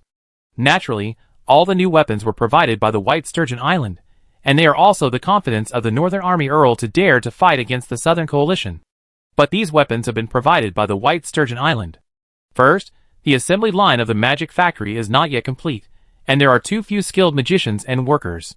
Second, the entire industrial chain is incomplete, and the final production capacity will always be limited by one or another intermediate material. With the opening of the new route, it will be greatly alleviated, but if you want to compete with Aaron in production capacity, you can't compete for the time being. Looking at the data comparison between the two sides and the topographic map of Whalon, Rosen's eyes were fixed on the location where the Southern and Northern Legions first exchanged fire. Well, if a fight really breaks out, Shire County will become the first battlefield. Whalon's terrain is high in the northwest and low in the southeast. The transition point between the mountains and the plains is Shire County. If the Southern Alliance takes Shire County and controls the outlet of the Broken Gold River, it is equivalent to strangling the throat of the Northern Alliance. It not only cuts off the main trade route between Northern County and the outside world, but also relies on it to move northward step by step and drive the entire Northern County into the sea. Northern County certainly understands this, so it must protect Charles. If the North and the South go to war, the most crucial battle should take place in Longing Valley in the south of Charles County. Rosen once passed through Longing Valley and made a detailed record of the valley's terrain, which was now in Lai Fu's database. He called up the terrain and observed it carefully, and came to a conclusion. If a war breaks out here, it will definitely be an extremely cruel meat-crushing war. With the current weapons and equipment of both sides, I am afraid that tens of thousands of terrible war losses will be inflicted on the first day. If this war ends like this, Whalon will definitely be seriously injured, so it must not be fought. How to stop it? Rosen has prepared 3 trump cards. One of them is already prepared, and it depends on the timing to play it. The other 2 are still trying to condense, but 3 months is enough time. Walala, walala. The girls were tired of flying and their magic power was almost exhausted. They flapped their wings and slowly landed beside Rosen, regaining their human form. It was Neferonia and Laertes, mother and daughter.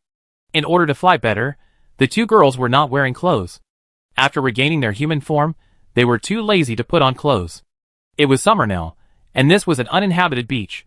There were no other men except Rosen, the true king of the female demons. The two girls walked to Rosen, who had already poured 2 glasses of ice beer. Girls, you have worked hard. Put on, put on. The two girls sat on the beach next to Rosen, one on the left and one on the right. The crystal sand was stuck to the sweat on the surface of the body, and evenly stuck to the plump and crystal white jade skin, just like glutinous rice balls with white sesame seeds. Rosen, we have been flying every day for almost 3 months. Do you understand? Neferonia took a big sip of beer, breathed a sigh of satisfaction, and then picked up the dried fish and ate it. Rosen smiled and said, the girls' flying skills are too exquisite, and their control of the wind is simply flawless. Of course, I am slow to learn. But after watching for so long, I have learned almost everything. Since he brought Neferonia back to the White Sturgeon Island, he has let the two girls fly for more than an hour every day for nearly 3 months, and has collected a large amount of flight data. Laifu's flight-related abilities have been trained to an extremely high level. The mastery of wind magic has naturally reached a nearly perfect level. Maybe a little worse than Neferonia, but much better than Laertes. After Laertes drank the beer in one gulp, she snuggled into Rosen's arms, and drew circles on his chest with her fingers. Rosen, are you sure you can really make a flying magic weapon? Of course, I already have a very mature idea, and the two ladies have taught me so much. Lily, stop it. Pushing away Laertes' hand that was moving all the way down, he grabbed a handful of white sand and used transfiguration to transform it into a fixed-wing aircraft. Of course, it is not a jet plane, nor a propeller plane, but a rune plane that directly controls the strong wind. I plan to design the flying magic weapon like this, so that it can carry 2 people. One person is responsible for flying, and the other person operates the weapon. It looks weird, it should be able to fly, but it must be very inflexible. Neferonia used her pearly toes to poke Rosen's calves one by one, and even tried to poke the leg hair, causing Rosen to keep dodging. When he couldn't dodge anymore, he simply clamped her feet tightly. It's not flexible, but because of its fixed shape, it can fly at a very high speed. Because there are high-strength transparent materials on the outside, including the wizard's cabin, it can fly very high without worrying about the impact of high-speed violent airflow. Finally, I added a combustion chamber that burns special fuel, which can convert a large amount of flame power into wind power through the conversion array, thereby greatly increasing endurance. This last step requires superb skills in converting and controlling wind. It was an ability that Rosen did not have before, but now he has it. Neferonia still didn't understand. It takes a long time to practice to control the wind. You built the rune plane. I'm afraid it will take a long time to practice to have a wizard who can control it skillfully. Rosen smiled. No, any intermediate wizard can control it. If there are sisters willing to fly it, I am very welcome. As he said, he hurriedly reminded Laertes in front of him. Don't get sand in, it hurts. Once he accidentally got it in, it was uncomfortable for a while. Laertes smiled, condensed a pure water spell to carefully clean the sand stuck on her body, and then questioned. Rosen, flying is difficult. The faster you fly, the harder it is. Rosen nodded in agreement. It is indeed difficult, But he was blocked by Laertes, so he changed to whispering to the mind in the group. But I am also proficient in puppetry. I will create a flying puppet to assist the mage in completing most flight control actions. Flying puppet? What a great idea! Neferonia was immediately very curious. Seeing that her daughter was pestering Rosen, she could not help but scold her. Lily, take the bun out of Rosen's mouth and let him talk properly. Okay, Mom. Laertes did it with a wronged look on her face. Neferonia said, puppetry is the ancestral skill of the Iron Dragon clan, so your puppetry must be very powerful. Rosen smiled and said, if Niall wants to learn, I can teach you. Neferonia's eyes lit up. Of course I want to learn, but I heard that puppetry consumes more mana. If you create a flying puppet, wouldn't it increase the mana consumption? This is not in line with the original intention of saving mana. Rosen nodded. It will increase a little, but not much. In addition, I have built 2 flying magic tools in total. One with a flying puppet. For powerful magicians to use, the advantage is that it is easy to control, can perform various difficult flying actions, and has a high top speed. The other one does not have it, and the power supply method has also been changed to a propeller similar to the Blackstone battleship. The top speed is much slower and the flight is clumsy, but the advantage is that it does not require much mana, and low-level magicians can control it for a long time. The first one is a magic plane unique to the alien world, which is considered an advanced second-generation machine. The second one is a fixed-wing propeller plane that is very close to the Earth, which is a basic first-generation machine. In terms of aerial combat ability, the former naturally crushes the latter. This magic tool should be difficult to make, right? And it must be very expensive, right? Neferonia has been studying the knowledge of the land-human race at the Magic Center recently. She has studied very seriously and has understood the cost, manufacturing difficulty, and other considerations. Rosen shook his head. It depends on the situation. If you know the trick of flying, you can make it fly no matter how you build it. If you don't know the trick, you will fall to the ground no matter how you build it. It's just like when the Banshees first learned to fly. This involves the fine control of aerodynamics and wind power, which is a huge threshold. Rosen was not very good at it before, but now he has learned it from the two Banshee Kings. Because the threshold is so huge, and the three kingdoms of the Wick continent have not heard of related research for the time being. Once he builds the plane, he can maintain the equipment lead for a long time. As for the cost, it is not high, far less than the Blackstone battleship. After all, the size of the flying magic weapon is much smaller than the battleship, and the consumption of materials is much less.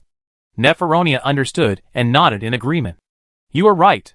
Children have to fall dozens or hundreds of times before they can learn to fly, but once they learn, they will never forget it for the rest of their lives, and they will never fall no matter how they fly. Seeing that his daughter kept pestering Rosen, she also felt like she was growing weeds in her heart, but there was only one position, so she could only wait in the same place. Rosen naturally felt it, laughed, and activated the transformation. There was a burst of thunder on the beach, which lasted for more than half an hour before it stopped. Why only more than half an hour? Because Rosen had changed to a high-speed heavy artillery with a larger caliber and faster firing rate, and the artillery fire became more intense. When everything calmed down, it was already past 3 in the afternoon. There was still some time, and Rosen planned to go to the Aircraft Research Bureau hidden in the mountains first. If there were no powerful weapons to cooperate with the aircraft, the absolute power of the aircraft was actually very limited, but it could have a huge psychological deterrent effect on the ground army. Because in this era, aircraft are assassins who come and go freely and can easily achieve decapitation strikes. Therefore, once the island builds Rune aircraft, it does not need many, just a small team, to gain a huge strategic advantage. This is his second trump card to stop the war. But because there are no relevant talents on the island, although Rosen had the idea of building aircraft very early and secretly established a research bureau very early, the investment was not high, and it was a state of day-to-day progress for a long time. But after more than half a year of progress, a lot of results have been achieved. At present, he is also the director of the Aircraft Research Bureau, and has gathered about 100 refiners and 200 manufacturing craftsmen in various fields.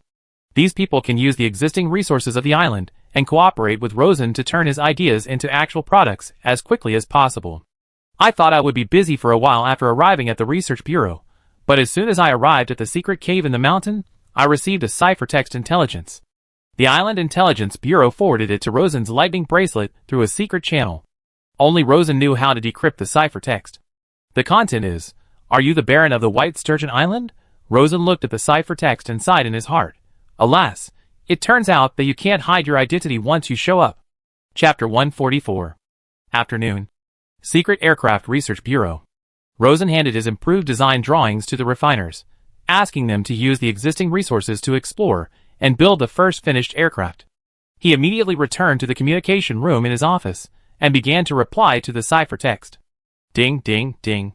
Sent the encrypted ciphertext skillfully at a special frequency. After the ciphertext is received by the next relay station, it will immediately be transmitted to the next relay station. After about 20 relay stations, it can be transmitted all the way to Cal and received by the questioner. His reply was, "It seems that His Majesty has been persevering in finding my true identity. You guessed it right, I am." He felt that he had nothing to worry about, because the present was different from the past. Cal was 3,000 kilometers away, and there were Lavender and Aaron on both sides, so he could not reach him. About 13 minutes after the message was sent, the reply arrived. This reply speed made Rosen think, this is not right. Because the relay station is manually operated, The normal signal time should be more than 15 minutes. It can only be slow, not fast. After a little thought, Rosen guessed a possibility. Don't pretend to reply slowly. Rosen took this into consideration when he established the relay station, and immediately adjusted to another signal frequency, and set a signal. Highest authority. Requires verification of the number of relays of the previous cow's first-level ciphertext. Soon after the signal was sent, each signal relay station sent self-inspection information one after another. Number of relays, 1. Rosen's heart skipped a beat. I really guessed it right. Queen Cow actually sent people to the White Sturgeon Island to catch me. The number of relays is 1, which means the distance between the two parties is about 200 kilometers. Because the relay station greatly increases the signal strength, and assuming it is at a high altitude, it can stably transmit 200 kilometers. It can also be imagined that Queen Cow guessed that the signal transmission would take time, so she deliberately delayed the reply, but because she did not understand the working principle of the lightning messenger, she misjudged the time. So Rosen immediately noticed the flaw. 200 kilometers, he was still some way away, so Rosen went to see the content of the ciphertext. The signal content is, I am so shocked that I can't believe it, but the facts are right in front of me, and I can't help but believe it. I want to say now that the current situation in Waylon is very serious. From my personal perspective, I really can't think of how you can solve this situation. But I can help with 2 conditions. 1. Help our country research lightning messengers. 2. Sell the relevant technology of our Blackstone warships. Rosen wanted to laugh. It's really a lion's mouth. There are only a few big treasures in my territory. But if Cal is willing to help, it will indeed be a big insurance for Waylon's situation. It's a pity that this is a trap set by the other party, and the purpose is also easy to guess, which is to use ciphertext communication to find his current precise location. So Rosen replied, Your Majesty, there is a risk of leakage of ciphertext. If there is a sincere cooperation, agree on a place that can guarantee safety for both parties, and discuss face-to-face in detail. The other party must be planning to arrest secretly, and must send a team of strong men. Rosen does not intend to make a big fuss about this matter, so he decided to solve it secretly in the mountains. But he can't be safe alone, he needs help. Immediately use telepathy to contact the 2 Banshee Kings. I may be in trouble, come and help me.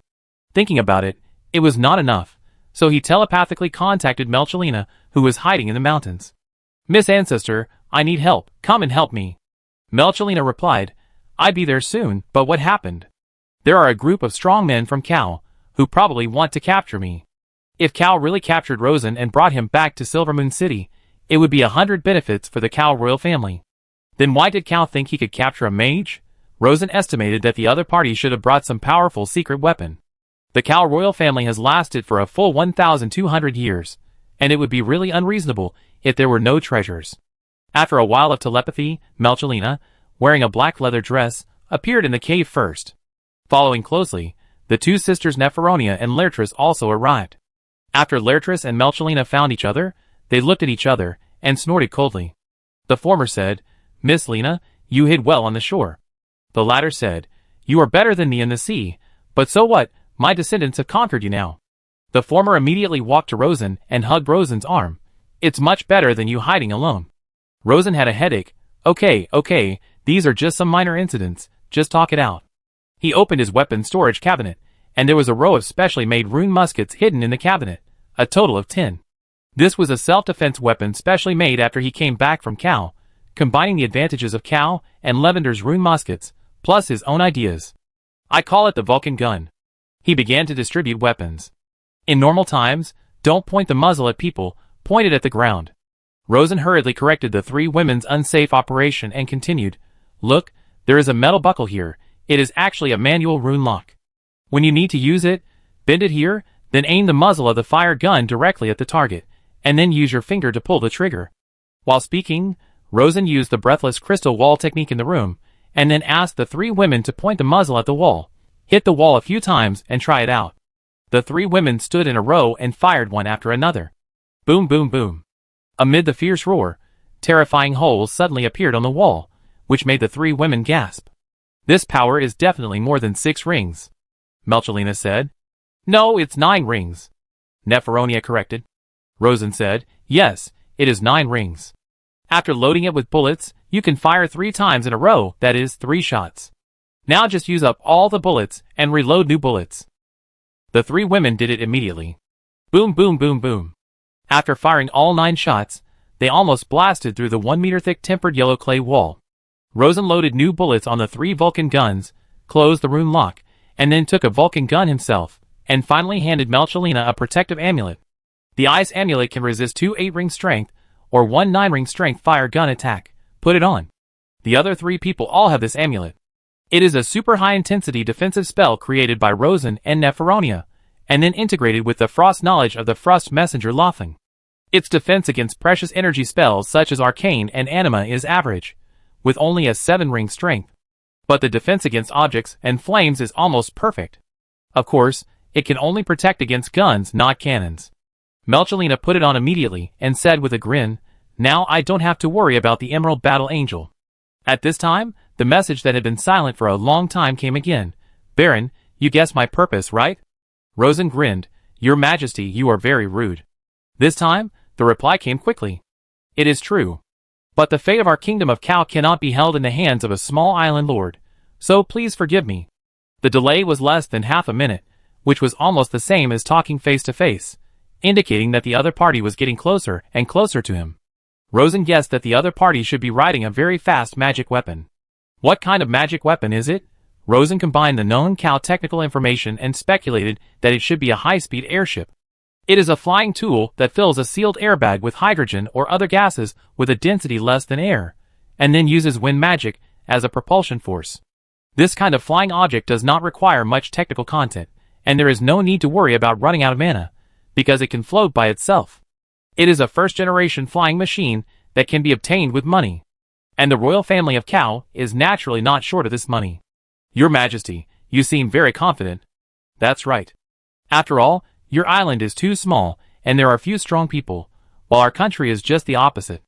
Of course, please rest assured, we have no intention of hurting you, but just want you to come back to Silvermoon City with me. When we arrive in Silvermoon City, I will immediately make the Baron the great sage of Kau's protector of the country.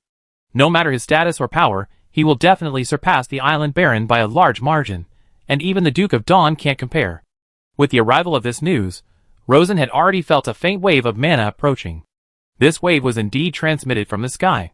Although it was very weak, even Neferonia did not notice it.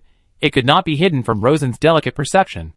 But Rosen was very strange, and did not understand where the other party's confidence came from. And this doubt made him feel a little worried. After all, the field of magic is extremely broad, and no one dares to say that he has understood all the secrets of magic. He did not care about hiding his shortcomings. With a thought, he consumed 50% of his mana and released a 10-ring strength law interference shield for himself. Because he recently acquired a lot of high-ring knowledge, this super high-ring spell has been greatly improved compared to the past. Although he was not sure whether it would work, he naturally had to do his best in the face of unknown threats. When the mana was released, there was almost no visible abnormality around Rosen's body. Only the air on the surface of the body twisted slightly, but it quickly returned to normal. It felt as if no spells were released. But his mana had been greatly consumed, so Rosen immediately opened Rosen's meditations and started to restore his mana quickly.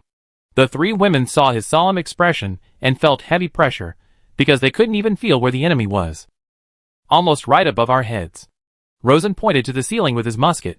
"I have a feeling that the opponent should use a mysterious spell to deal with me, and this musket may not be useful again." Before he finished speaking, he suddenly felt like he was being spied on, and then he heard the voice of Queen Kau ringing in his mind. "Your Excellency, long time no see." It was a simple telepathic communication.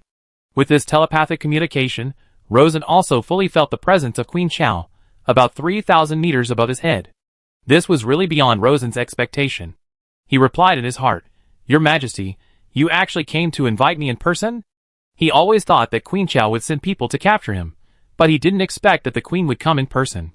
This queen is really a tiger, how can the queen take risks? But on second thought, it's not particularly surprising. The queen had done this once in the Saint Vera temple. Now it seems that she didn't learn her lesson. The queen's telepathic communication arrived again. "Because your excellency is different from others, it is related to the fate of the kingdom of Chao, I must ensure success." "Sorry, your excellency."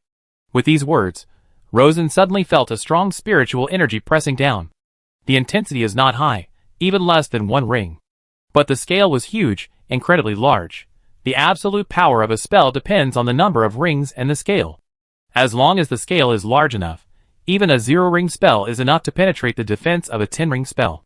Rosen immediately felt that this majestic spiritual energy not only pressed on himself, but also on everyone within a few hundred meters around him. It was like a waterfall torrent falling from the sky, violently covering the earth. This spiritual torrent pressed for 5 seconds, plop, plop, plop. The ice amulets on the 3 women beside him were broken on the spot, and they were fainted by the pressure. Even the 8-ring Nephronaloia was no exception. But fortunately, they only fainted and did not suffer greater damage. It can also be felt that hundreds of personnel in the entire Aircraft Research Bureau have all fainted. The only one who is still standing and awake is Rosen himself. His ice amulet is also broken, and the newly added law interference shield has also consumed a lot of power. After checking, it is found that about 80% of the power has been consumed. If he hadn't used up 50% of his mana, if it weren't for the additional resistance of the ice amulet, if it weren't for the fact that he had just improved this 10-ring spell recently, he would have been knocked out today. It's a close call. I was almost caught by Cow. In order to avoid a bigger accident, he immediately took action. He directly took 2 Vulcan guns, transformed into a steel dragon body, flew out of the secret research room, and transformed into dragon wings, activating Lai Fu's newly trained super flying master ability, and his body flew into the sky like an arrow, with an absolute speed of more than 200 kilometers per hour. Soon he found the flying object in the sky. It was indeed a huge airship. The balloon of the airship was very large, but the cabin at the bottom was very small. Judging from the size, it could only accommodate 20 people at most. The sensitivity of the 10 rings mage told Rosen that there were 18 passengers inside, 10 senior mages, 5 magic masters, and the remaining 3 were sages. The other party also discovered Rosen and was shocked. Rosen did not wait for the other party to counterattack, and directly pointed the fire gun at the big balloon of the airship, and then used a group mind voice. Don't move, or it will explode. He saw at a glance that the balloon was filled with hydrogen, because he found a device suspected to be a hydrogen-making magic tool under the balloon. And hydrogen, this thing, burns fiercely. Such a large hydrogen balloon is enough to finish off everyone in the cabin of the airship, and no spell can stop it. The shocked voice of Queen Cow came from the cabin of the airship. Why are you still awake? Rosen thought to himself. I almost fainted. He chuckled. Land immediately, and don't move, or I will open fire. Land. Land immediately. Queen Cow didn't dare to gamble at all, and obeyed immediately. The balloon slowly deflated, and the altitude gradually began to decrease. Soon, the airship landed in the mountains. Rosen also landed on the ground, holding a Vulcan gun in each hand, one aimed at the balloon, and the other at the cockpit. Your Majesty, I believe you have experienced my combat ability. My advantage is that I am very fast. So of course you can fight back, but I can definitely dodge and fight back as soon as possible. If you don't want to die, please line up and come out, 3 sages. Your Majesty, please be the first to come out. Don't play tricks. Don't let me feel any tricks in your magic power. I was just attacked. I am very sensitive, and I will overreact if I am not careful. Chapter 145. Click. The airship door opened, and it was obvious that it was made of a very light material, and lightness often means low defense. It definitely couldn't stop his Vulcan gun, let alone the huge power of the hydrogen balloon explosion. A young woman came out, with thick wine-red hair tied behind her head, showing a luxurious and young face. It was Queen Cow, whose nickname was Nana. Compared to a few months ago, she looked much younger, from 33 or 4 years old to 28 or 29. And this was naturally the credit of the Golden Blessing Potion. Rosen grinned. Your Majesty, even if you want to invite me, there is no need to come in person. The Queen sighed. Of course, I can leave it to my subjects to capture other people, but to capture you alive, I must come in person. Rosen looked at the Queen wearing a gorgeous dark red combat leather armor, and pointed to the ground in front of him. Squat down, turn your back to me and hold your head with your hands. Yes, that's it. Don't do anything small, otherwise my hands will shake. During the whole process, the Vulcan gun was always pointed at the Queen's heart. If there was any abnormal movement, he would shoot immediately. But Rosen had to admit that the waist and hip lines of the Queen's back were really beautiful, especially plump and round. The Queen was afraid that Rosen would really do it, so she squatted meticulously. The second sage came out immediately. It was the female sage who yearned for youth that day.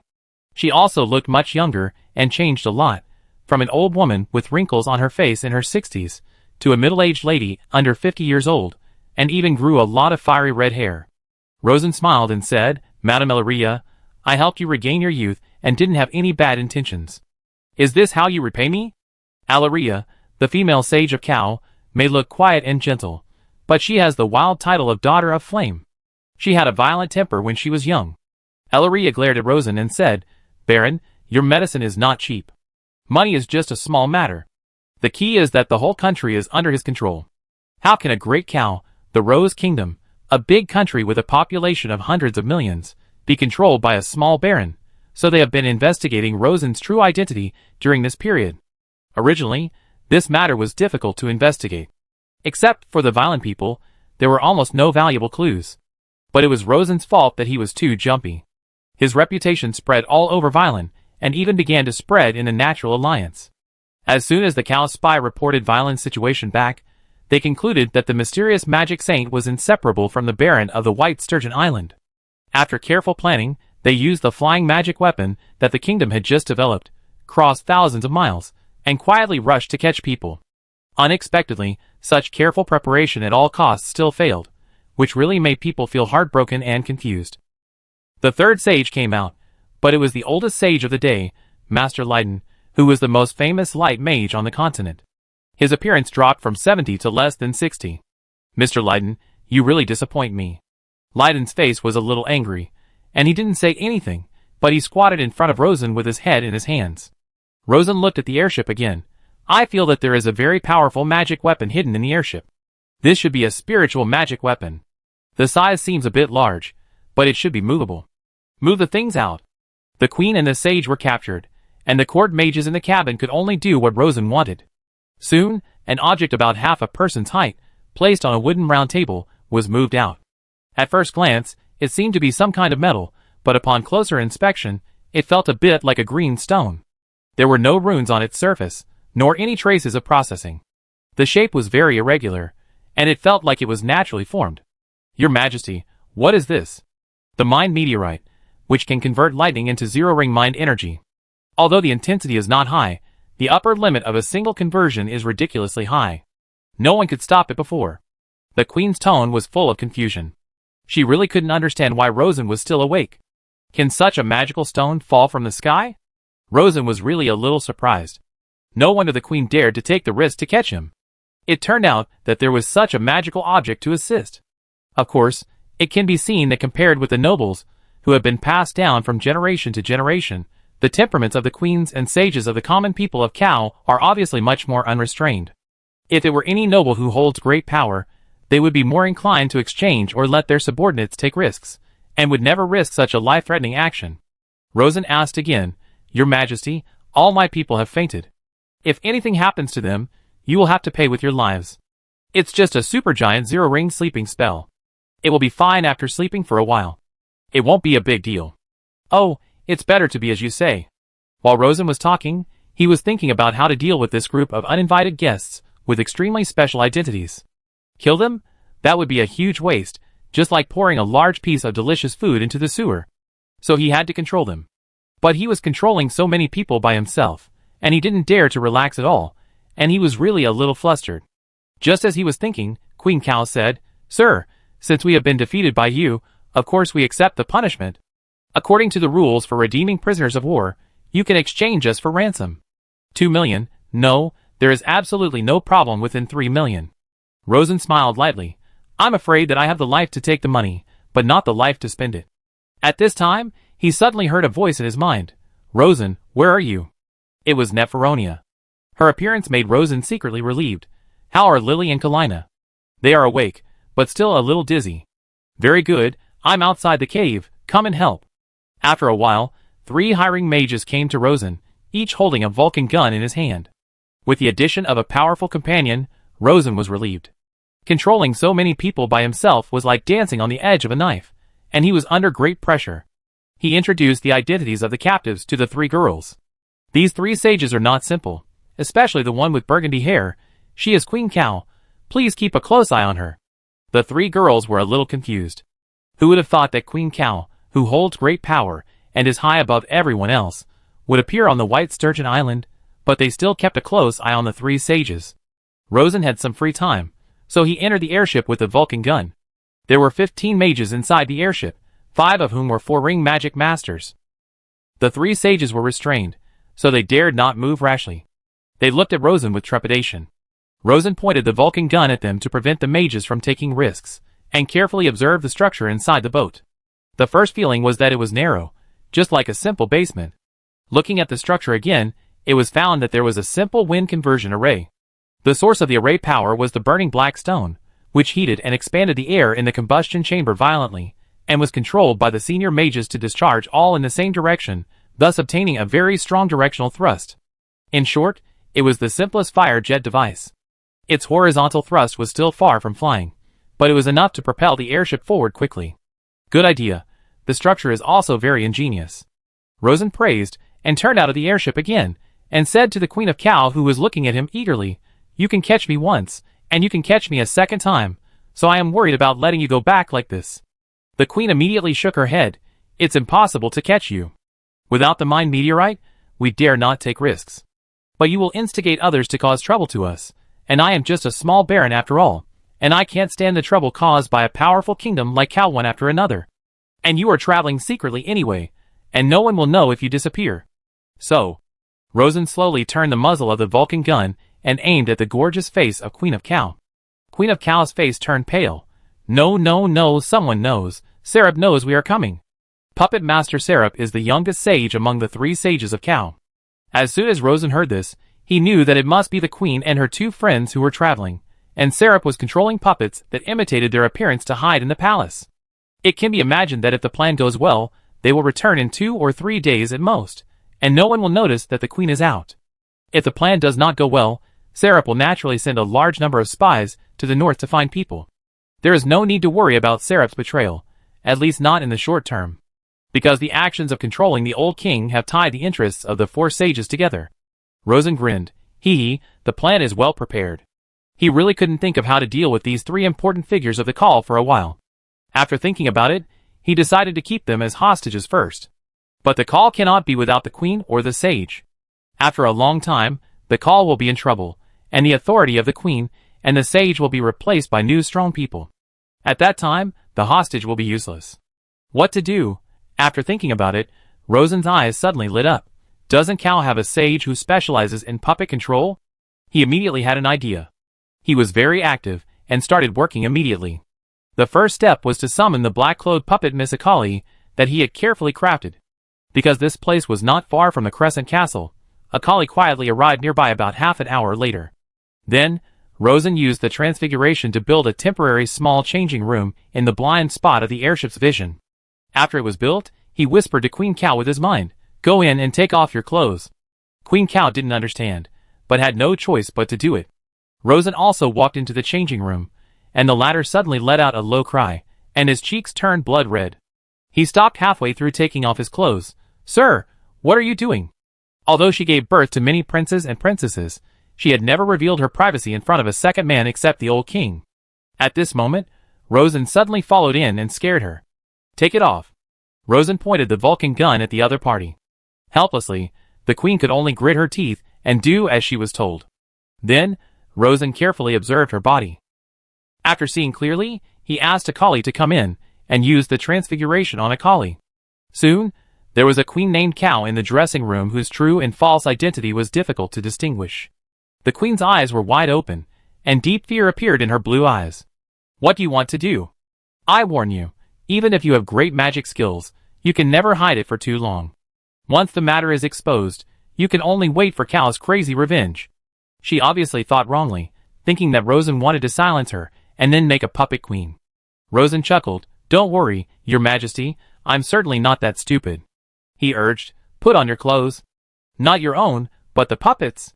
The queen hesitated, but under the threat of the Vulcan gun, she did as she was told. And Akali put on the queen's clothes. Rosen said again, "Madame Elleria, Mr. Layton, you all come in." After the 2 sages came in, Rosen told them the detailed plan, and sure enough, the 3 of them were stunned. Leandy shook his head repeatedly. "No, absolutely not, the Queen of Cow must not be a hostage." Elleria also denied without hesitation, "This is ridiculous." And the queen, as the person involved, was silent. Rosen sneered at the 2 sages. Of course, you have a second choice.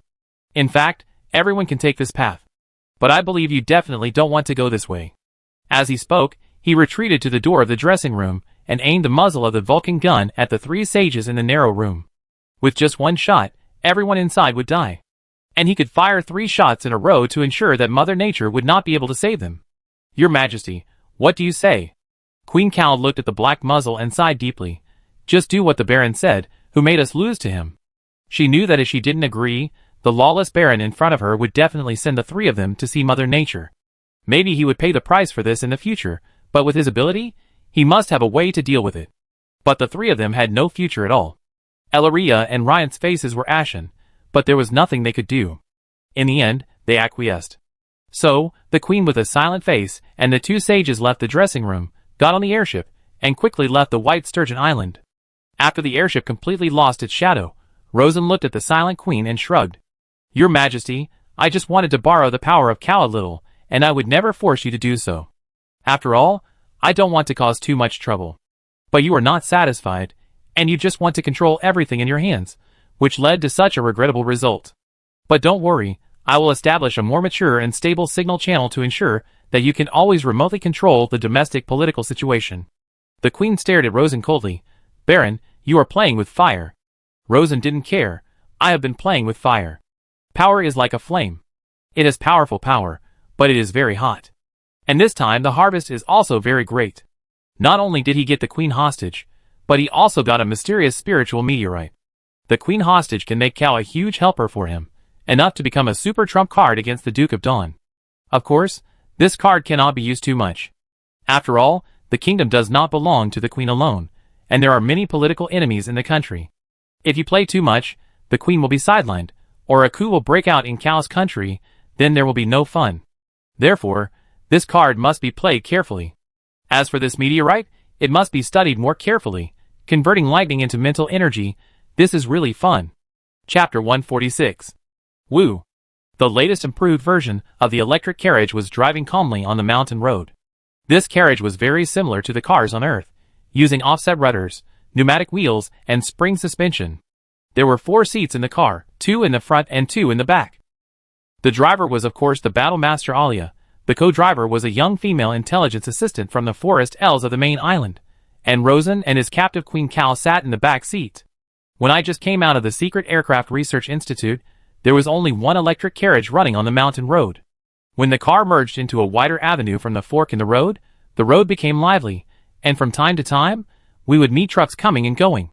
These trucks were very large, with a chimney emitting green smoke next to the front cabin and a huge trailer full of goods at the back. Compared with the electric carriage that Rosen was riding, the truck was not very fast, only more than 30 kilometers per hour, and the absolute speed was not much faster than that of a real carriage, but the cargo volume was greatly increased, generally more than 10 tons. In the back seat, Queen Cal kept her face tense, said nothing, and sat upright without moving her upper body, and even her eyes did not move more than a few times. Rosen was lazily lying on the soft and thick suede recliner, with his hands clasped behind his head and his legs crossed. Alia, drive steadily, there are guests here today. Alia reluctantly stepped on the accelerator lightly. Yes, sir. Stoddard changed his words, and continued to call him sir. After she knew it, she immediately changed it because she also felt uncomfortable calling him lord. Rosen looked at Queen Cal who was sitting beside him. Madam, don't be tense, I feel tired for you. He planned to adopt a soft strategy of tightening inside and loosening outside for this queen, so as not to trigger too strong confrontational psychology. Queen Cal did feel a little sore in her waist and back. She looked at Rosen and finally imitated him, and laid back on the thick leather chair. After lying in silence for a while, she suddenly said, This is not the Blackstone steam carriage. There are already many Blackstone steam carriages in Silvermoon City. They are not so stable and quiet. The smell is much stronger than this car, and there is often black smoke. Rosen took out nuts from the snack box next to him, and handed them to Queen Cal. The latter shook her head and refused. He grabbed a handful of nut meat, and put it in the snack box on the front seat, because Alia and the female assistant are both foodies. It's probably because of the different magic routes. Cal is crowded and pays great attention to cost, and doesn't care much about comfort. On the contrary, our island has higher requirements for the user experience of magic creations. The Queen still shook her head. No, you avoided the point.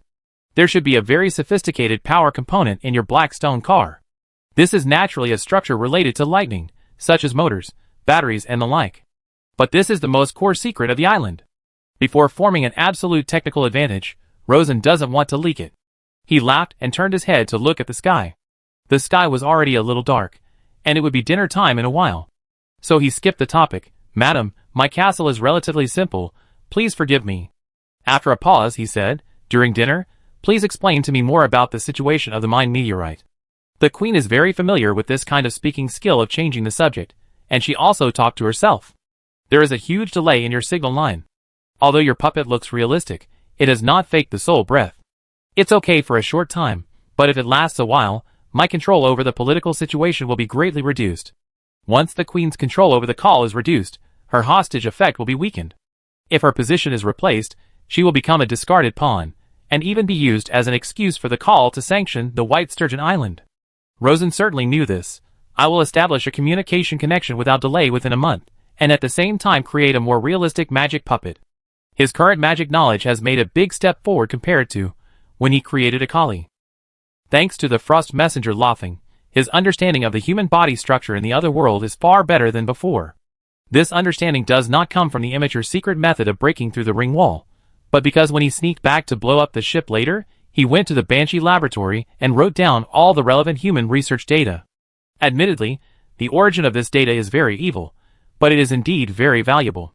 In short, Rosen can now create a magic puppet that can completely conceal the perception of a four-ring magic master. The queen didn't believe it. The distance between the two places is more than 3,000 kilometers. How can there be no delay in communication? Rosen laughed. Strictly speaking, there is a delay, but it is no more than 0.2 seconds. I don't believe it. Let's wait and see. At this time, the carriage drove into the New Moon City. The city has expanded a lot, and the original city wall has completely lost its function, especially on the west side of the New Moon City, where the newly built buildings are almost connected to the White Sturgeon port. As night falls, many buildings light up rune lightning lights. The tempered clay buildings that look square during the day become very gorgeous under the embellishment of lights at night. The queen looked at all this through the car window, with a hint of surprise in her eyes. She felt it carefully. The Baron seems to have a very deep study of the power of lightning. She had never seen such a gorgeous night view in other cities on the Wick continent. Excluding all kinds of prejudices brought about by personal positions, the queen admired Rosen very much in terms of magic. She felt that this man should be one of the most accomplished wizards in the magic world in the Natural Alliance. If used well, he is a strategic wizard who can change the fate of a country. She took this into consideration and took the risk to capture him, but unfortunately she still failed and lost herself. Rosen could naturally feel the queen's emotions, smiled, and whispered in his heart, "Thank you for your compliments, your majesty, but your majesty doesn't need to be too disappointed. I will use the power of cow very carefully." "I hope so." At this time, the car drove into the castle, and stopped in front of the lord's long house full of retro style. It was dinner time, and Rosen had already informed the kitchen that there would be a distinguished guest, so the dinner would be more sumptuous than usual. 3 more dishes were added to the standard of a 7-course dinner. Soon, Rosen brought the queen to the dining room. There were already 4 people sitting at the table, the Rosen family and Mentor Anna. Rosen was not worried that the queen would harm his family, because everyone wore a powerful eyes amulet, and the queen did not have any magic weapon. And this arrangement also worked. The queen's uneasy mind was much relieved, and her fear of Rosen also dissipated a lot. The impression of him also changed from a cold-blooded baron to a normal person with flesh and blood. After sitting down, Rosen began to introduce, "This is Madame Nana, a distinguished guest on the island. If nothing unexpected happens, she will live on the island for a long time." The 4 girls were all surprised and didn't understand why Rosen said that. But Mrs. Saxon and Evelyn were just simply surprised, while Selina and Anna, 2 magic masters, were still shocked. Not only because the queen was very different from ordinary people in her elegant demeanor, but also because of her incomparable magic power. Selina asked hurriedly, "What is the origin of this lady?" After saying that, she felt rude. "Madame Nana, I am presumptuous, I apologize to you." The queen stared at Selina's bulging belly, and was also surprised. "I don't understand, how can it be so fast?" According to the information she received, the Baron and Princess Chintzy should have been together for less than half a year. How can they have a child so soon? She couldn't help but wonder if the two had been secretly together for several years. Selina smiled and said, "It's the favor of Mother Nature." Rosen also smiled. The food is getting cold, eat first, and then talk after eating. In this case, everyone stopped talking and ate and drank. After the meal, Rosen, Selena, Anna, 3 mages, and Queen Cal came to the original magic center in the backyard of the castle. After the spacious new magic center was built, this place was naturally vacant, but it was not idle. It has now become Rosen's personal magic laboratory. In the middle of the basement, there is a captured spiritual meteorite. Here, Rosen first activated a breathless crystal wall, and then formally introduced, "This is the Queen of Cal, full name. Nana Silge. I was born a commoner, and have no surname, so I took my husband's surname." The Queen's tone was very calm, but it shocked the 2 women. No matter how hard they tried, they couldn't understand why the Queen of Cal came to the White Sturgeon Island. Rosen didn't want to talk about the specific process, so as not to arouse the hostility of the 2 women. This is the Mind Meteorite, a supreme treasure sent by His Majesty. Its function is to convert lightning power into zero-ring mind power. This made Queen Cal smile bitterly, and also attracted the attention of the 2 women. Because this is cheap energy converted into precious energy, even if it is only zero-ring, it is precious energy. Rosen looked at the Queen. "Your Majesty, can you explain how to use this thing?" The Queen pointed to the round table under the meteorite. "This is a lightning lattice array with a large capacity. The strength is not high, only 3 rings, but it can be pure 300 standard master mana." Rosen understood it immediately. When you need to use it, pour all this lightning power into the meteorite, and you can convert a large amount of mind power. Yes, this is also the upper limit of the conversion of this meteorite. It will be useless if you add more. Of course, this upper limit is already very high. It is indeed amazingly high. Standard Master Mana is a newly proposed measurement scale. It has become popular in the Wick continent, but it is not yet commonly used in Waylon. It represents the total amount of mana of a 4th ring magic master named Clark when he just entered the 4th ring. This Clark also has another identity. He is the former head of the magic department of Cal Black Rose. He created a method to accurately measure the total amount of magic. And his total amount of magic is about half of the top magic masters. Using this standard, Selena, who just entered the 4th ring, has about 1.8 standard master mana, and Anna has 1.7, which is considered very good. Selena asked curiously, "What is the conversion efficiency?" The Queen smiled and said, "Princess, your question is difficult to answer, because there is currently no comparison target for converting cheap energy to expensive energy. But according to our measurement method, it is 50%. After a pause, she explained in detail. This is compared with the direct exchange of mana for spiritual power. 1 mana can convert 1 spiritual power, but after a circle of this meteorite, only 0.5 is left. Very clear explanation. In other words, 1 burst is equivalent to 150 standard magic masters using all their mana to release zero-ring sleep spells together. Rosen suddenly realized, no wonder the effect is so amazing, but it is difficult to locate a single target, right? The Queen nodded. The power is too huge, and it can only locate a vague area. The more targets in the area, the more dispersed the attack power. This made Rosen secretly feel lucky. Fortunately, he called 3 hiring mages, plus hundreds of people from the research bureau, to share with him. If all the power was poured on one person, he would definitely faint without saying a word. Rosen came to the side of the meteorite again, and reached out to touch the strange blue stone. Can it be split and used? I don't know, because it is very tough, and no one dares to split it easily, for fear of breaking it. Such a big treasure is indeed not to be messed with easily. But if it is not studied, it will always have this ability. It is very strong, but it can never be improved. After careful observation, Rosen concluded, it should be separable, and it is effective after separation.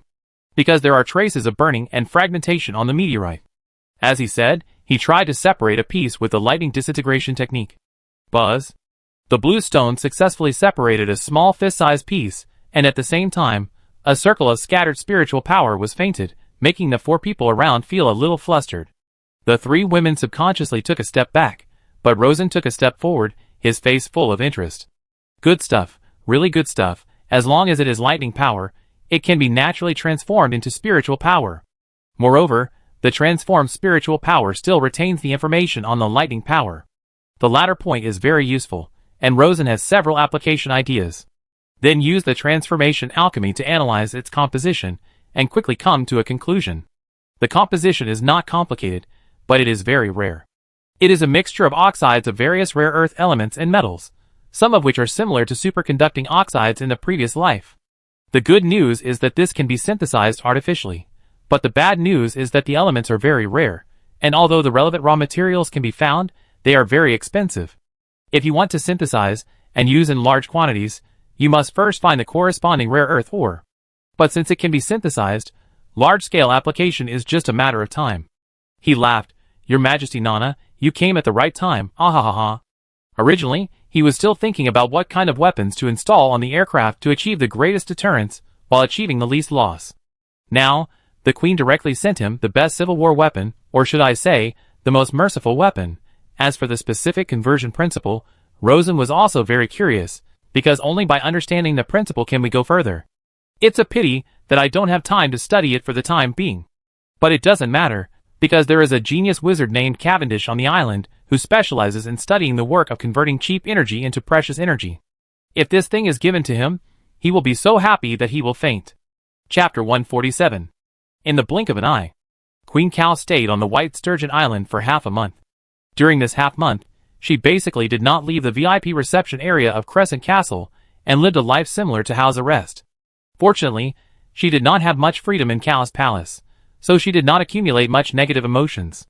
That afternoon, the island baron, who could only see her once or twice a day, suddenly found her and said mysteriously, Your Majesty, follow me, I will show you something good.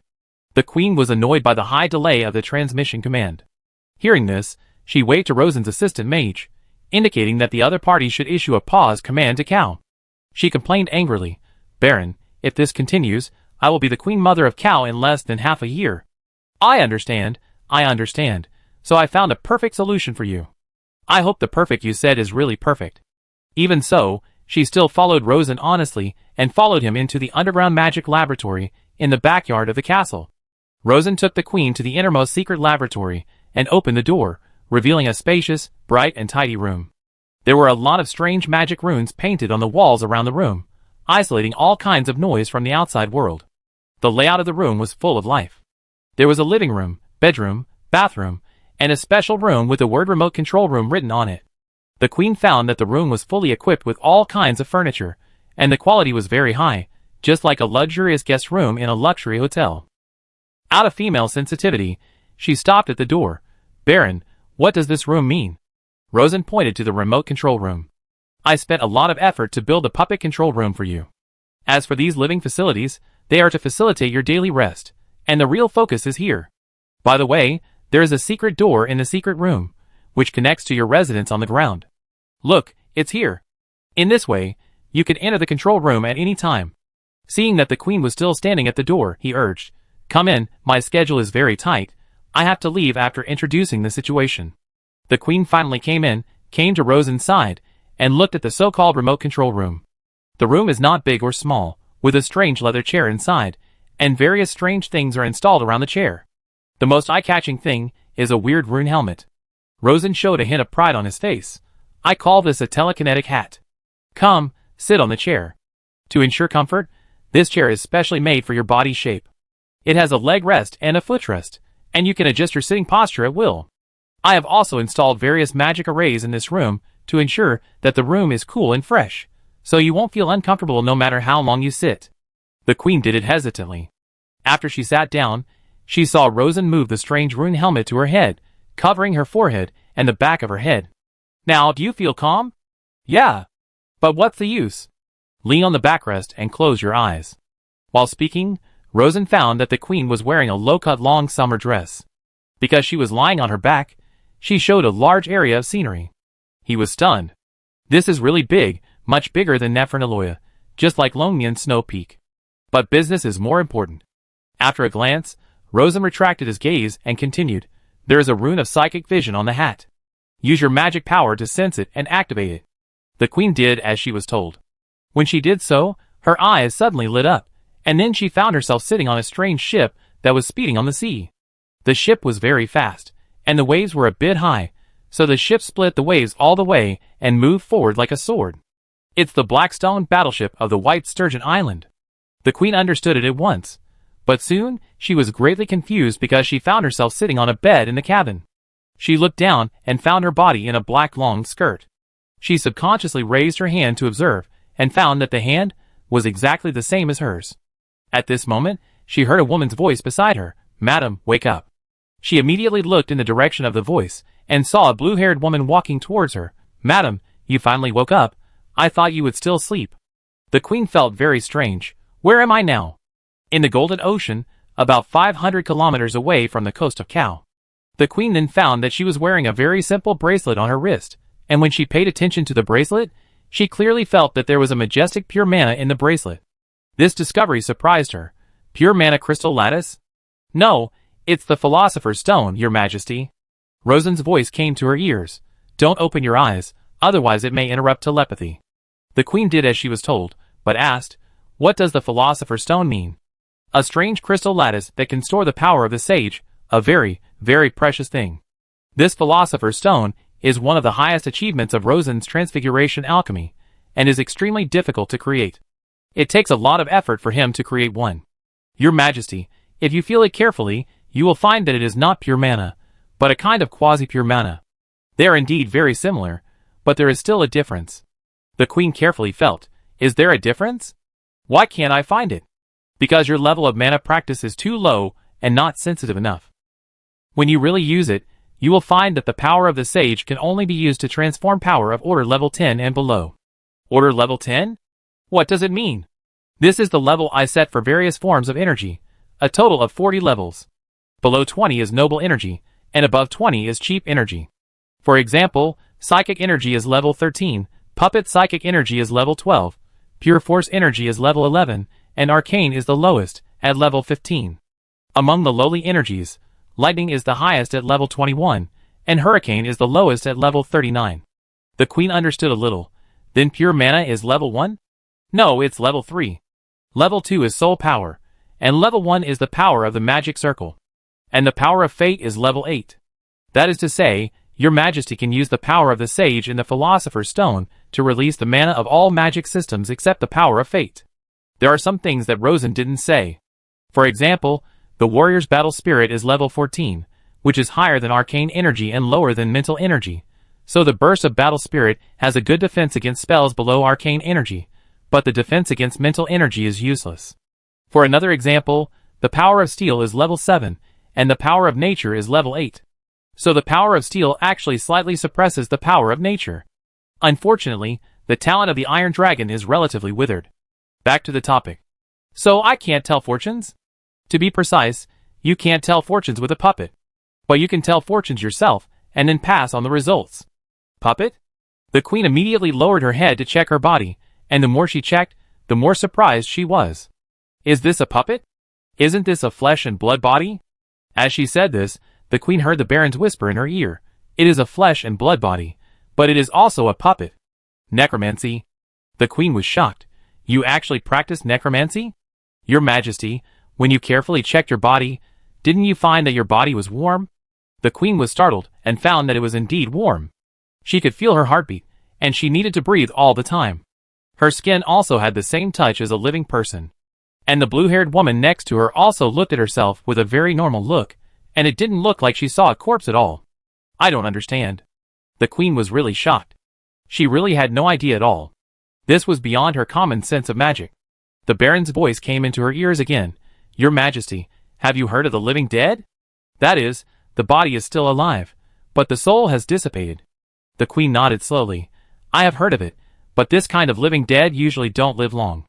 Generally, they don't live long because no one takes care of them, and because the care methods are wrong, but I know how to take care of the living dead so that the living dead can stay alive for a long time.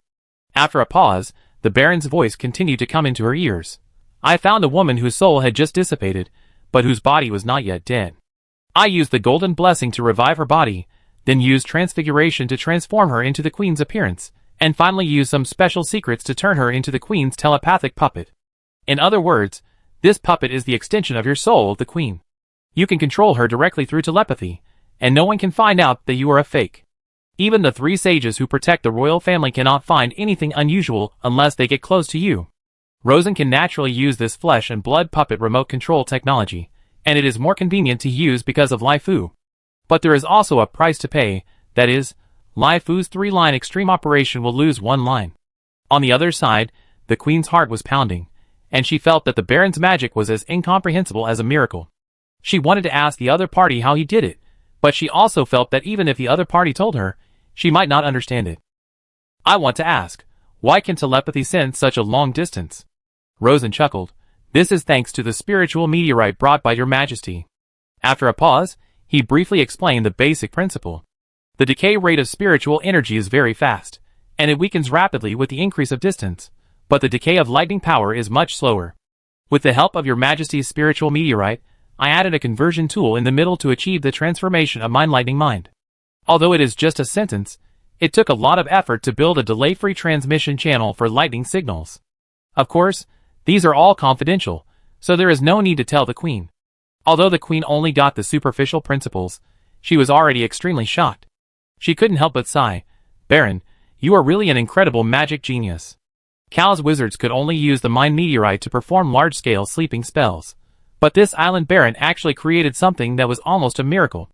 After a while, the shock in her heart subsided a little. Do I need to keep the puppet alive? Of course you need to control her to complete everything a living person needs to do, but don't worry about forgetting. If there is no remote control, the communicator will remind you in time if something special happens. Don't let your puppet faint from hunger, or wet the bed in the middle of the night and lose the Queen's dignity. By the way, it should take some time to get to Cal. Your Majesty solved the puppet's personal problems and let her continue to sleep. The Queen did as she was told. When solving the puppet's personal problems, although she knew that there was no one around the puppet, she was a little uncomfortable and felt shy to take off her clothes in front of the Baron. After finally solving it and controlling the puppet to rest again, she took off the telekinetic hat and saw the Baron standing beside her, smiling at her. Your Majesty, you don't have to worry about losing control of the political situation in Cal now, right?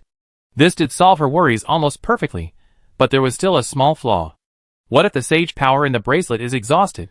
Rosen spread his hands. This is a problem I haven't solved. Fortunately, your Majesty is the Queen of Cal, and you don't need to cast spells yourself on weekdays. If it is really exhausted, I will rush over to recharge it for you personally, and a full charge can last about half a year. Rush over to recharge my bracelet. That will take a lot of time. Rosen smiled slightly. Your Majesty, this is what I should consider. As soon as she saw his smile, the Queen felt that the Baron must have mastered some kind of high-speed magic weapon, just like her airship, or even faster than the airship. Next, Rosen carefully explained to the Queen the various precautions for using the puppet, and finally gave her a special puppet manual.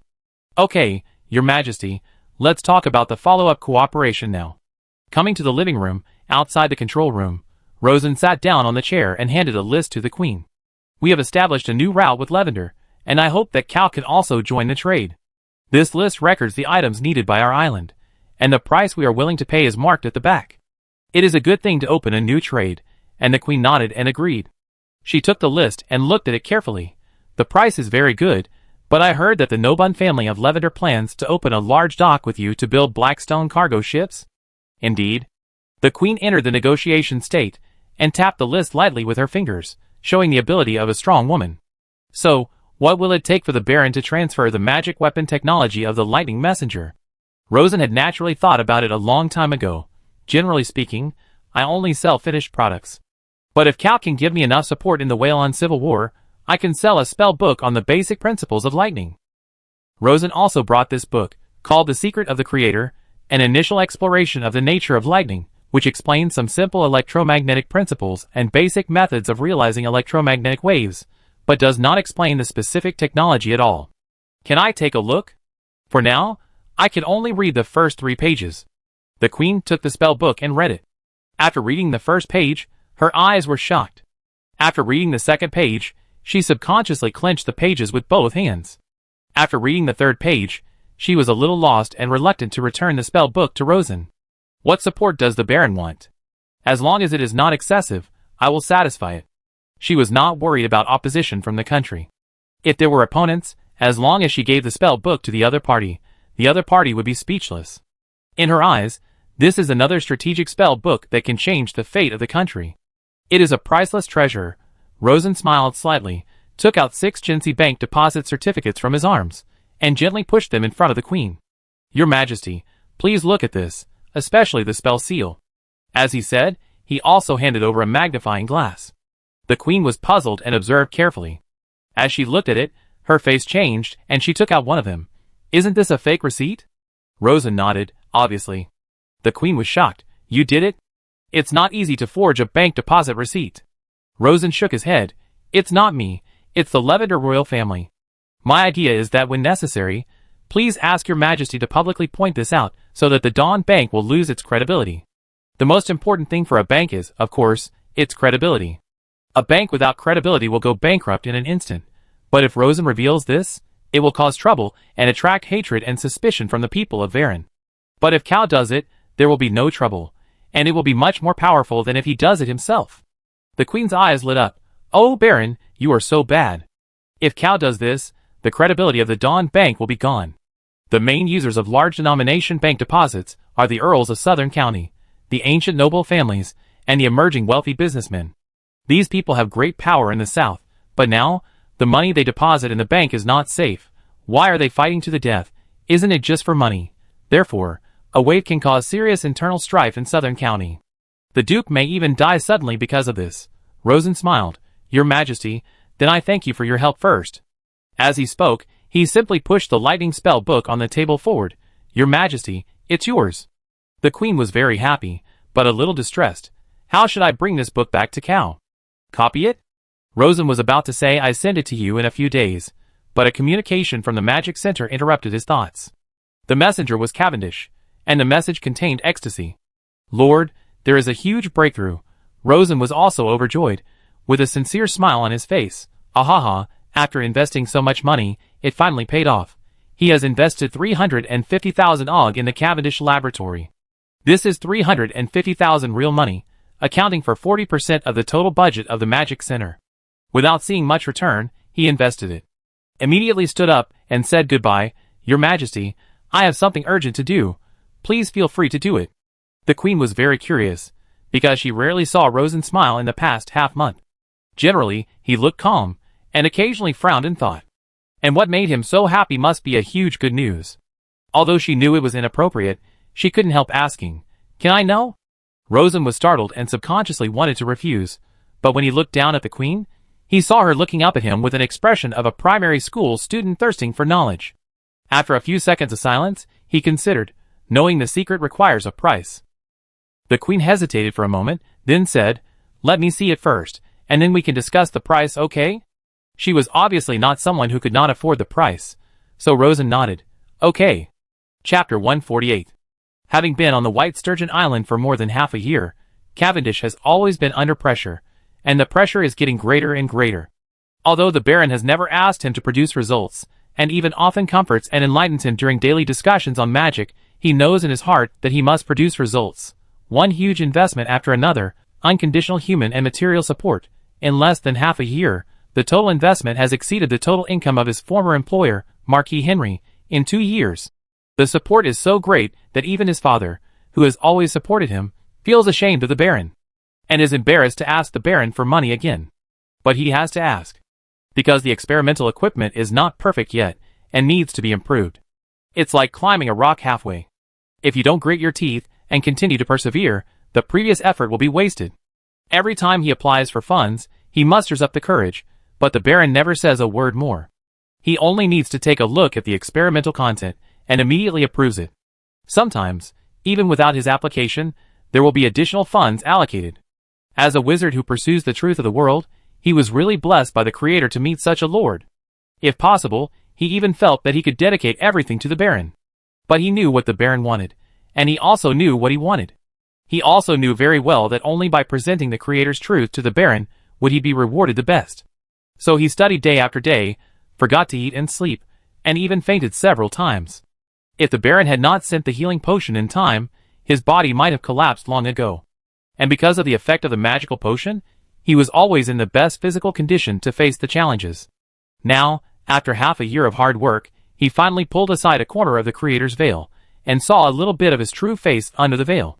This made him excited.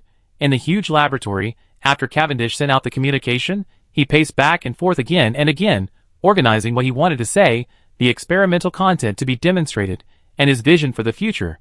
The assistants and apprentices beside him were silent, and everyone's face showed a suppressed excitement and uneasiness. The excitement was because he had discovered the truth, And the uneasiness was because he was worried that the truth was too small to satisfy the Lord. Everyone in Cavendish's laboratory knew the Lord's huge investment. The bad thing was that the laboratory enjoyed the largest investment, but the output was the smallest, so it was often ridiculed by colleagues in other laboratories. This made everyone hold their breath. After a wait that everyone felt was very long, but in fact it was less than half an hour, the Lord finally arrived. As usual, his clothes were simple, and even a little plain, but his tall figure and unique temperament made people always recognize him in the crowd at a glance. Unlike usual, in addition to the routine guards, there was also a young female mage with an unfamiliar face.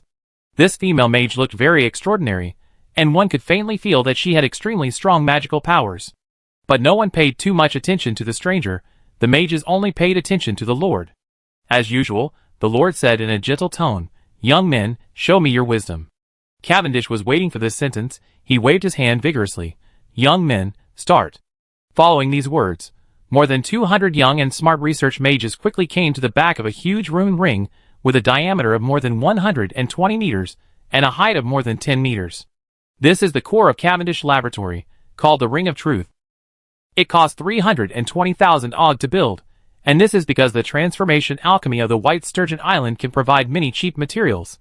If it were placed in other places in the Natural Alliance, it might not even cost 1 million AUG. It is undoubtedly the most expensive man-made object in the history of the Natural Alliance, which is purely used for magic research rather than war and power display. Seeing this giant, the accompanying Queen Cow was greatly surprised and couldn't help asking, "This should cost a lot of money, right?" Just from the part that she could see with her naked eyes, she saw countless copper wires, which were estimated to be more than 100 tons in total. Other magic alloys such as arcanite, kryptonite, mithril, etc. are everywhere, as if they are free of charge. Alia heard it and whispered, "Madam, this costs more than 300,000 AUGs. 300,000 AUGs, isn't it enough? I think it will cost at least 800,000 AUGs. Queen Cow has seen all the world, and has a very sharp eye. After a careful observation and a slight estimate, she felt that it would be impossible to make such a big thing with 300,000. Rosen chuckled and said, "In Cow, it should cost 1.1 million. However, we have some material advantages in the White Sturgeon Island, and many raw materials are cheap, so it is indeed around 300,000. Queen Cow was even more surprised. 1.1 million. At this juncture, you are throwing so much money here. Shouldn't you focus on building warships? This can build 3,000-ton Silver Moon warships." She always thought that Rosen was a very rational lord who only cared about interests and power, and was ambitious to dominate the world, but now she felt that she seemed to have misjudged him. She couldn't help asking, "What is the function of this thing?" "Explore the truth of the world." The queen shook her head repeatedly. "That's too much. I mean, what can it do specifically?" Rosen shook his head. "It is a research direction related to the transformation of noble and humble, but it is not clear what it can do specifically." "Not clear?" The queen was slightly startled, and turned to look at the magic master who was walking back and forth on the field with an excited face. "I think this person looks familiar. What's his name?" "Cavendi, a magic master, happens to be a call. Who once served Earl Henry." The queen recalled carefully, and then suddenly remembered something. "I remember, he seemed to be working on a pure force conversion array, right?" "That's right. I've also seen this array, and I thought it was good at the time, but the initial investment was very huge. The initial estimate was at least 700,000 or 800,000. I tried to persuade the cabinet to invest, but was rejected unanimously. Cow's annual fiscal revenue is about 60 million AUG, and the annual research funding for the magic department is about 2 million AUG. This is already a very high proportion. If 700,000 or 800,000 is squeezed out to support a magic master from a civilian background, then other magic research will be greatly affected. The key is that the research of this magic master may not be fruitful, and 700,000 or 800,000 is just the bottom line. No one knows how much is really needed. So the queen could only do nothing to help. She once believed that there would be no lord in the world who would be so crazy as to support such a research plan. As a result, she was wrong. On a remote island in the magic desert of Whalon, there was actually a small baron who lived in a simple castle and had only 10 dishes on the table for his family of 5. But he was willing to spend such a huge amount of money that even the kingdom was reluctant to spend, almost like a moth to a flame to support magic research. This is simply stupid, too stupid, but for some reason, there was a voice deep in the queen's heart saying, "Looking up at the stars is not stupid, but a flash of divinity in the hearts of mortals. It was said by the sage Galad of Kao 200 years ago, and it was this sage who pioneered the magic of the new era. The queen couldn't help asking, "Baron, in your eyes, is truth more important than royal power?" Rosen looked at the young wizards, who were about to be ready, and looked at their eyes full of fanatical light, and nodded slightly. The king's power is not eternal, but the truth is. After people have filled their stomachs, they always have something to pursue. In Rosen's eyes, power is a means to achieve goals rather than the goal itself. His goal is to explore the truth and change the world. The queen did not speak, but her hands hidden in her sleeves clenched tightly. This sentence reminded her of herself more than 40 years ago, when she was still young. At that time, she was like the Baron now, trying her best to pursue higher magic achievements. It's a pity that her king husband, who was paralyzed in bed, ruined everything. At this time, all the young mages were in place, and began to charge the magic for the key parts of the truth ring. Cavendish stood by, holding a newly developed lightning intercom in his hand, constantly coordinating the work of the mages in various parts. This was an extremely tedious job, but the mage did it in an orderly manner, and it was obvious that he was familiar with all the details of the Ring of Truth. In the calm words that suppressed the enthusiasm, the queen's turbulent soul gradually calmed down. Now I know why the first Blackstone warship appeared on the White Sturgeon Island. Obviously, the Blackstone warship is just the starting point. At this point, the queen turned her head and looked at the island lord who was closely following the ring. After conquering Varen, will you continue to move forward? She had no doubt that the Baron could conquer Varen. With Reed's 2 tricks, he would be able to jump around in a short time. Rosen turned to look at the queen. This question is a bit far-fetched. Who knows what will happen in the future? The queen was startled, then laughed. That's right. After a while, the truth ring was fully charged, and Cavendish ran to Rosen excitedly. Lord, look at the test bench in the middle, that's the gathering point of pure force. Rosen nodded. I have seen the big bucket on the test bench. That is the heavy object to be lifted, right? The bucket is not the water, but the water inside. It is filled with 30 tons of water. Cavendish nodded excitedly and continued. Thanks to the mine meteorite that the Lord found, I got a new inspiration and found an auxiliary material with amazing effect.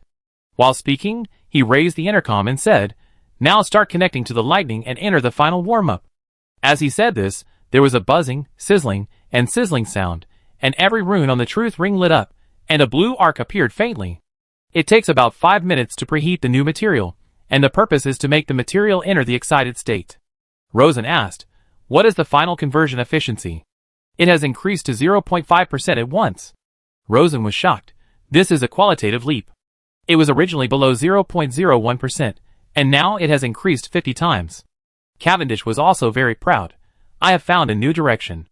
The magic formula tells me that if I continue to go in this direction, there is still a lot of potential for improvement. The queen was shocked. She looked at the lightning lingering around the magic ring and asked, how much lightning power was infused this time? She felt that the lightning power injected into the magic ring reached an incredible level. She had never thought in her life that a mortal could control such a magnificent lightning power at the same time. In comparison, the lightning she had previously infused into the spiritual meteorite was simply like child's play. Cavendish didn't know the queen, but since she was brought by the Lord, he patiently explained, it's infused with about 300,000 degrees of lightning. After that, he explained, this is the measurement scale defined by the Lord. 1 degree of lightning can raise the temperature of 700 kilograms of water by 2 tires. The water temperature has a unit of measurement in this world, called tires, about 2 tires per degree. The queen made a slight estimate, and was shocked in her heart. This power is really amazing.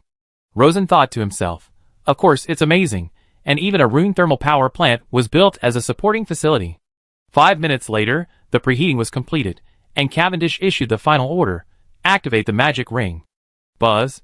The 120-meter diameter magic ring emitted a dull, but magnificent tremor. Immediately afterwards, at the center of the ring, 30 tons of clear water slowly floated up, and automatically converged into a nearly perfect sphere in the air, and then stopped steadily at a height of about 20 meters. There was no support under the water ball, and the water ball itself was not attached to any lightning, wind, or any other perceptible force. It just floated in the air, motionless, as if it was the most perfect crystal in the world. A ray of golden sunlight happened to penetrate the clouds in the sky and shined on the crystal water ball, which immediately reflected the dazzling colorful light. At this moment, it seemed as if the Creator was crowning the wisdom of mortals. At this moment, everyone held their breath and looked solemnly. Rosen was secretly shocked. This is completely beyond the previous life. With this technology as the foundation, countless incredible magic creations will emerge. About 10 minutes later, the power of the truth ring was exhausted, and the perfect water ball fell back into the bucket with a splash, which immediately woke everyone up. Rosen smiled and said, Master Cavendish, if one day, the mortals on earth can be promoted to gods in heaven, then one of the hands that is lifted up will belong to you. Cavendish's eyes were filled with tears. Lord, I am standing on your hand. Rosen patted his shoulder and said loudly, Young people, I can clearly see the results of your efforts.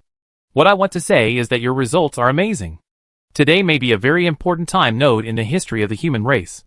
10 million years later, our descendants may define today as a dividing line. Looking back from today, we are mortals, but looking back from today, it is the beginning of mortals becoming gods. So, focus on the path of magic, young men. Leave the rest to me. Voila! The young mages cheered enthusiastically. Everyone's heart was filled with burning flames, so the applause lasted for a long time. After Rosen encouraged them with gentle words, he took the queen away from the Cavendish laboratory. On the way back, after a long silence, the queen, who was lying on the leather chair in the back seat of the car, suddenly said, Even if the pure force conversion efficiency is 0.5%, it is still not very useful. Besides, this thing is too complicated and too big. Rosen smiled lightly. It doesn't exist now, but it will definitely exist in the future. Moreover, on the way to achieving one goal after another, our mortal understanding of the world will also gradually approach the essence. In fact, it can already have a practical effect at present. As long as he publicizes the truth ring, he will definitely attract a large number of idealistic research mages to join the White Sturgeon Island. Most people in this world put their interests first, but there is another kind of people, the romantic idealists. The former allows the human race to survive, while the latter makes the human race transcend the mundane world. The queen was silent again. After a long time, she suddenly turned her head to look at Rosen, whispered in her heart, and said something shocking very seriously. If the Baron can conquer Cal, with Cal's manpower and resources, I'm afraid he could expand the Ring of Truth tenfold. Chapter 149. Electric Carriage. When Queen Cal suddenly said this, Rosen was secretly surprised. This queen still retains the soul of a wizard. I thought she had been completely submerged by the royal power. Being able to say this means that she is not a pure slave of interests. But whether her words are a momentary emotional impulse or an ideal that has been precipitated after careful thinking needs to be carefully distinguished. If it is the former, Rosen will treat it as a fart. If it is the latter, it is a motto that can affect the fate of countless people. So, Rosen whispered in his heart, Your Majesty, I am just a small island baron, and the population of my territory is only more than 200,000. How dare I covet Cal? I'm not kidding.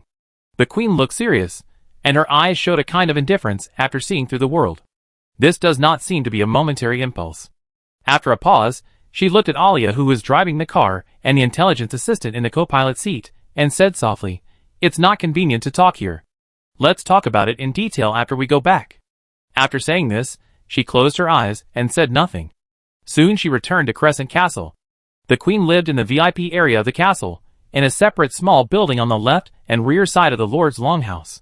It used to be a wooden building, but later it was rebuilt with tempered yellow clay and became a 3-story small house with a courtyard similar to a townhouse. The car drove all the way to the gate of the courtyard and stopped. The guard at the gate of the courtyard opened the car door. Rosen got out of the car, and then turned to the other side to open the car door for the queen. The queen went straight into the living room of the small building, and after Rosen followed in, she said, I want to talk alone, set up a hiring barrier. She now believed that Rosen's magic power was definitely more than 6 rings, because the Holy Duke of Sistine, the protector of the glorious empire, was far less powerful than Rosen.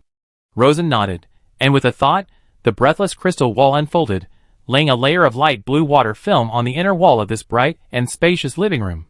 Because of the special nature of the barrier, the light from the outside can enter the room freely. Sitting in the living room, you can clearly see the situation outside the house through the large and exquisite windows, and even see the guard standing under the shade pavilion in the courtyard. But if you look in from the outside, you can only see an opaque blue light layer through the window. In the living room, the lighting-driven constant temperature magic array is also running 24 hours a day, so the indoor temperature is fresh and cool, without the summer heat. On the thick cashmere carpet that feels great on the feet, there is a golden wood square table and 3 single thick leather chairs. The queen sat on one, and Rosen sat on the other opposite her side. Plop, gurgle. The queen opened a bottle of Emerald Green Forest Elf specialty fruit wine, and poured it into a crystal wine glass, with a square outside and a round inside. After it was half full, she handed it to Rosen. Baron, you are right. The royal power is just an illusion. The Silger royal family has been around for 1,200 years, and dozens of kings have ascended the throne and fallen. In the end, only the surname Silger is remembered by future generations. And I am just a queen of cow. Even if I am lucky enough to grasp the royal power, it will only last for more than 10 years. When the time comes, I have to let go, otherwise the end will be miserable. But if I pursue the truth, if I am lucky enough to engrave my name on this road, then even if thousands of years pass, my name will still be mentioned constantly, as if I have been alive all along. For me personally, this is the greatest meaning of life. Rosen took the wine glass and took a sip, feeling the unique mellow and smooth taste of the forest spirit fruit wine. He raised the glass to the queen. Your Majesty's insight is really admirable. A trace of emotion appeared on the queen's gorgeous face. It's just some superficial ideas, nothing to brag about. There are many mages who have the same idea as me. Rosen immediately said, but after becoming the queen and holding the royal power, the only mage who still remembers his original intention is your Majesty. This compliment hit the point. Everyone loves to be praised, and the queen is no exception. She couldn't help but smile. The Baron has a sweet mouth, but stop praising me and talk business. She coughed lightly and her expression became serious. Next, the Baron will control Waylon, right? Anyone with a discerning eye can see this, and Rosen did not hide it. Yes, I want to use Waylon's power to realize my dream. Oh, this sounds a bit scary. Because of a small white sturgeon island, the Baron is already so powerful. If the entire territory of Waylon falls into the hands of the Baron, and the Baron is given some time, I am afraid that the entire Natural Alliance combined will not be Waylon's opponent. If I were a simple Queen of Cow, I would do my best to stop you, but as a Natural Alliance mage, I have to say that you can't focus on the small Waylon. You have to expand your vision and focus on the entire Natural Alliance. Rosen raised his eyebrows slightly. Your Majesty, I haven't got Waylon yet. It's just a matter of time. The queen gently placed the wine glass on the goldenwood table, making a click. With a slight sound, he placed the bottle next to the wine glass. Cow is the wine glass, and the glorious empire is the wine bottle. He brought a few new wine glasses with the wizard's hand. The capacity of a wine glass alone is not comparable to that of a wine bottle. Only by gathering the power of the Alliance countries can the glorious empire hold the wine of the glorious empire. She moved the wine glass and displayed the positions of the 3 kingdoms of the Alliance and the glorious empire. Aaron is the main force against the empire, and His Majesty Danger is under the greatest pressure. Of course, I will contain him to prevent him from interfering in the Waylon civil war, but I will not do too much. I will even help Aaron when necessary. Because once the giant fortress is lost, the army of the glorious empire will rush into the Aaron's plain like a flood, and this will greatly compress the living space of the Natural Alliance. She gently tapped the table behind the wine glass. After all, the rear of the Alliance is already the sea, and we have nowhere to retreat. Rosen naturally knew the current world situation, and he also knew that the glorious empire was also running wildly on the road to becoming a powerful country of magic. Because of its large population, vast and rich territory, its running speed is obviously faster than that of the countries in the Natural Alliance. Your Majesty, I understand this, so even if I rule Waylon, I will not cut off trade with Aaron. I just hope that both sides can trade fairly, instead of the relationship between slaves and masters as it is now. The queen nodded. I am very pleased to hear the Baron say this, and your request is very reasonable, so I will do my best to support you. But just like this, it is not enough to compete with the glorious empire. The Natural Alliance must really unite. But this is very difficult. The queen pointed to one of the wine glasses and said, This is Lavender on the East Golden Cape, a merchant country hiding in the back, without a big picture, and only knows how to make money. She controlled the wine with a magician's hand, and drew a simple map of the East Golden Cape on the table. In the southeast of the East Golden Cape, Lavender's trade fleet is having very frequent trade with the glorious kingdoms. The initial estimate is that the annual trade volume exceeds 30 million OG. The glorious kingdoms refer to the glorious empire, as well as a group of kingdoms and principalities bordering the empire and controlled by the empire. Except for the empire, there are 8 small countries in this group, with a total population of more than 200 million, which is a force that cannot be ignored on the Wick continent. Rosen leaned forward slightly, and looked at the traces of wine slowly drying on the table. It seems that Lavender's interests are deeply bound to the glorious nations. In the continental battle that may break out in the future, his best performance is passive resistance, and at worst, he may even be a traitor.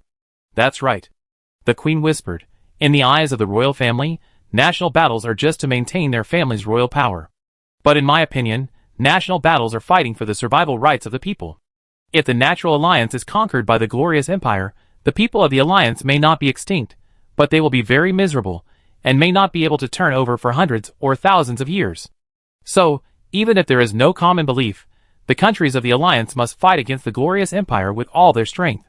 So, in order for the alliance to approach the survival rights of 500 million people, the alliance must change from scattered wine glasses to a single wine bottle. The Queen carefully stacked the 3 wine glasses together, making them almost as high as the wine bottle. Then, she stared at Rosen with her blue eyes. Danger also sees this. He wants to unify the country, but I know he can't do it. I want to too, but I can only be in power for a dozen years at most, and there is no hope. Lavender is not to be mentioned. The absurd Queen Mother, the king of questionable bloodline, and the sage who is the mastermind behind the scenes are all in trouble, not to mention external expansion. I thought the alliance had no hope of unification until you, Baron, appeared. You are young enough. Although you said you are in your 70s, I know you are only in your 20s, so you have enough time. If you can conquer Baron, you will be the first unique existence in the alliance to rise from the bottom up and unify a grand duchy. You will have amazing control over Baron. And this kind of control is completely lacking in the kings of the 3 countries in the alliance. Based on Baron expanding outward, it is very likely to conquer the entire natural alliance and truly integrate the alliance. Rosen listened quietly to the strategy described by the Queen, and an idea came to his mind. It is almost exactly the same as what I thought. But at this time, the Queen changed her tone. But this kind of conquest may not be fast enough. After a pause, she said, the Baron may not know that the Blackstone warship of the glorious empire has also been launched, and is still working hard to develop flying magic tools. Queen Juya is an ambitious woman, and the rich glorious blood in her body has also been fully demonstrated. After a pause, the Queen said in astonishing news, many signs indicate that Queen Juya is a hiring mage. I mean, it is very likely that she is a miracle mage higher than the 6th ring. Rosen was not surprised by this. The Queen dared to reuse the 6th-ring mage, but she was not worried about the backlash, and even still had a huge suppressive power on the Duke of Sistine, which is enough to illustrate this point. From all the signs, he deduced that this Queen Juya should be an 8-ring mage, or even higher, and 9-ring is also possible. Think about it. A person who is a 9-ring mage of the new era and controls the most powerful empire in the Wick continent is simply the son of heaven. For a high-ring mage from a commoner or a small noble family, if he wants to fight against her, he will get a super hell script. Even the kings of the alliance are oppressed by her, and have difficulty breathing. However, Rosen did not fully empathize with the Queen's anxiety. Although the empire is powerful, it is not without rivals. The Holy Elf Empire on the westernmost side of the continent is also a behemoth. 5 years ago, the 2 countries' expeditionary forces for external expansion met in the Gom Valley, and fought a great battle. It is said that the glorious empire suffered a little. In addition, I also heard that there may be a very powerful alien country on the other side of the Storm Ocean. The Queen was surprised. Are you sure? Rosen shook his head. I'm not sure, but there must be someone, and his magic skills are not low. About 3 years ago, a ship carrying a group of weirdos drifted to the Ireland province on the western coast of the glorious empire, but because of their strange appearance and poor communication, they were killed by local fishermen as demons. The Queen was startled. I have heard of the Battle of Gom, but I don't know about this. Rosen took another sip of the wine. It happened several years ago, and it was a small matter. The Queen was not in power at that time, so it is normal that she didn't know. He knew it because he paid deliberate attention. After all, he once had the idea of dominating the continent. How can one not know the world situation if he wants to dominate? Second, it was because of the frequent information exchange in Dawn City.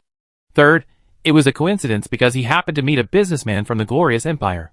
After a pause and drinking all the fruit wine, Rosen also stacked the 4th wine glass on the cup rack and used transfiguration to condense it together. But the Queen is right. If the weak do not join forces, they will become slaves of the strong. Our natural alliance has no way to retreat, so we can only strive forward. He lay back in the thick leather chair.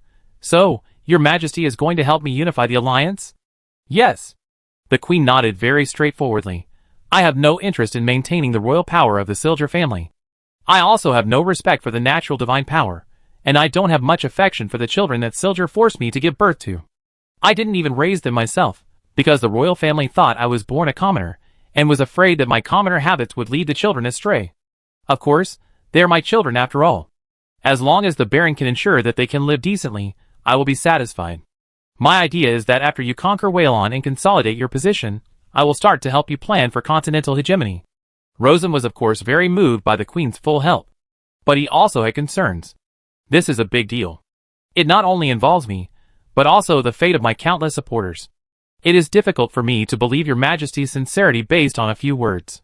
Queen Cow took a deep breath and seemed to have made some kind of decision. She stood up and walked to Rosen. We are the Kingdom of Roses and Cow. Aaron calls us gardeners, and Lavender calls us the Kingdom of Profligate. But no matter what others say, it cannot change the tradition of Cow. In our Cow, if a woman sets her eyes on a man, she will offer him a rose to prove her love. If the Baron needs it, I can offer him my rose. After a pause, she said a little embarrassedly, of course, my rose has been picked by someone else.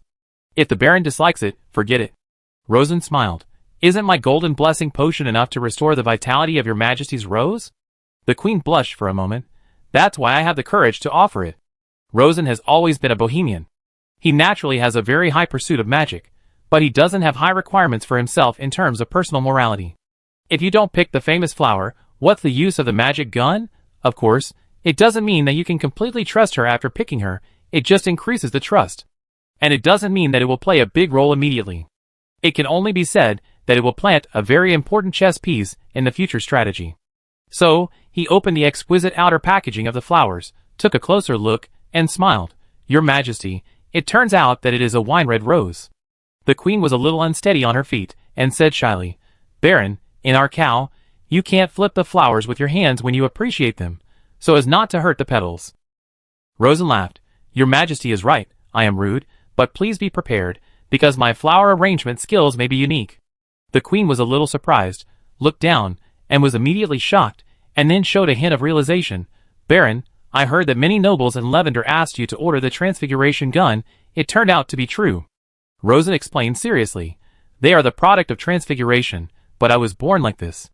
This matter must be made clear. The Queen immediately showed awe. Well, I hope your flower arrangement skills are exquisite enough. After that, she resolutely presented her rose. Chapter 150. A secret aircraft research base in the mountains. There is a semicircular mountain passage inside the base. If you go forward along the passage, you will enter a hidden narrow valley. One end of the valley is closed, and the other end is a steep cliff. Inside the valley, there is a 25-meter wide and 500-meter long tempered yellow clay road. Woo woo!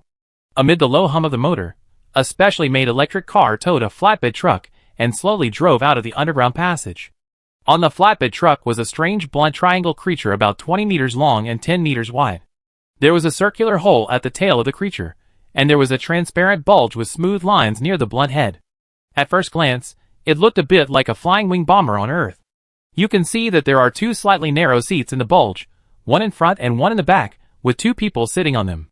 The front seat was Rosen, and the back seat was the flying master Neferonia. This strange thing was naturally the Rune aircraft built by Rosen.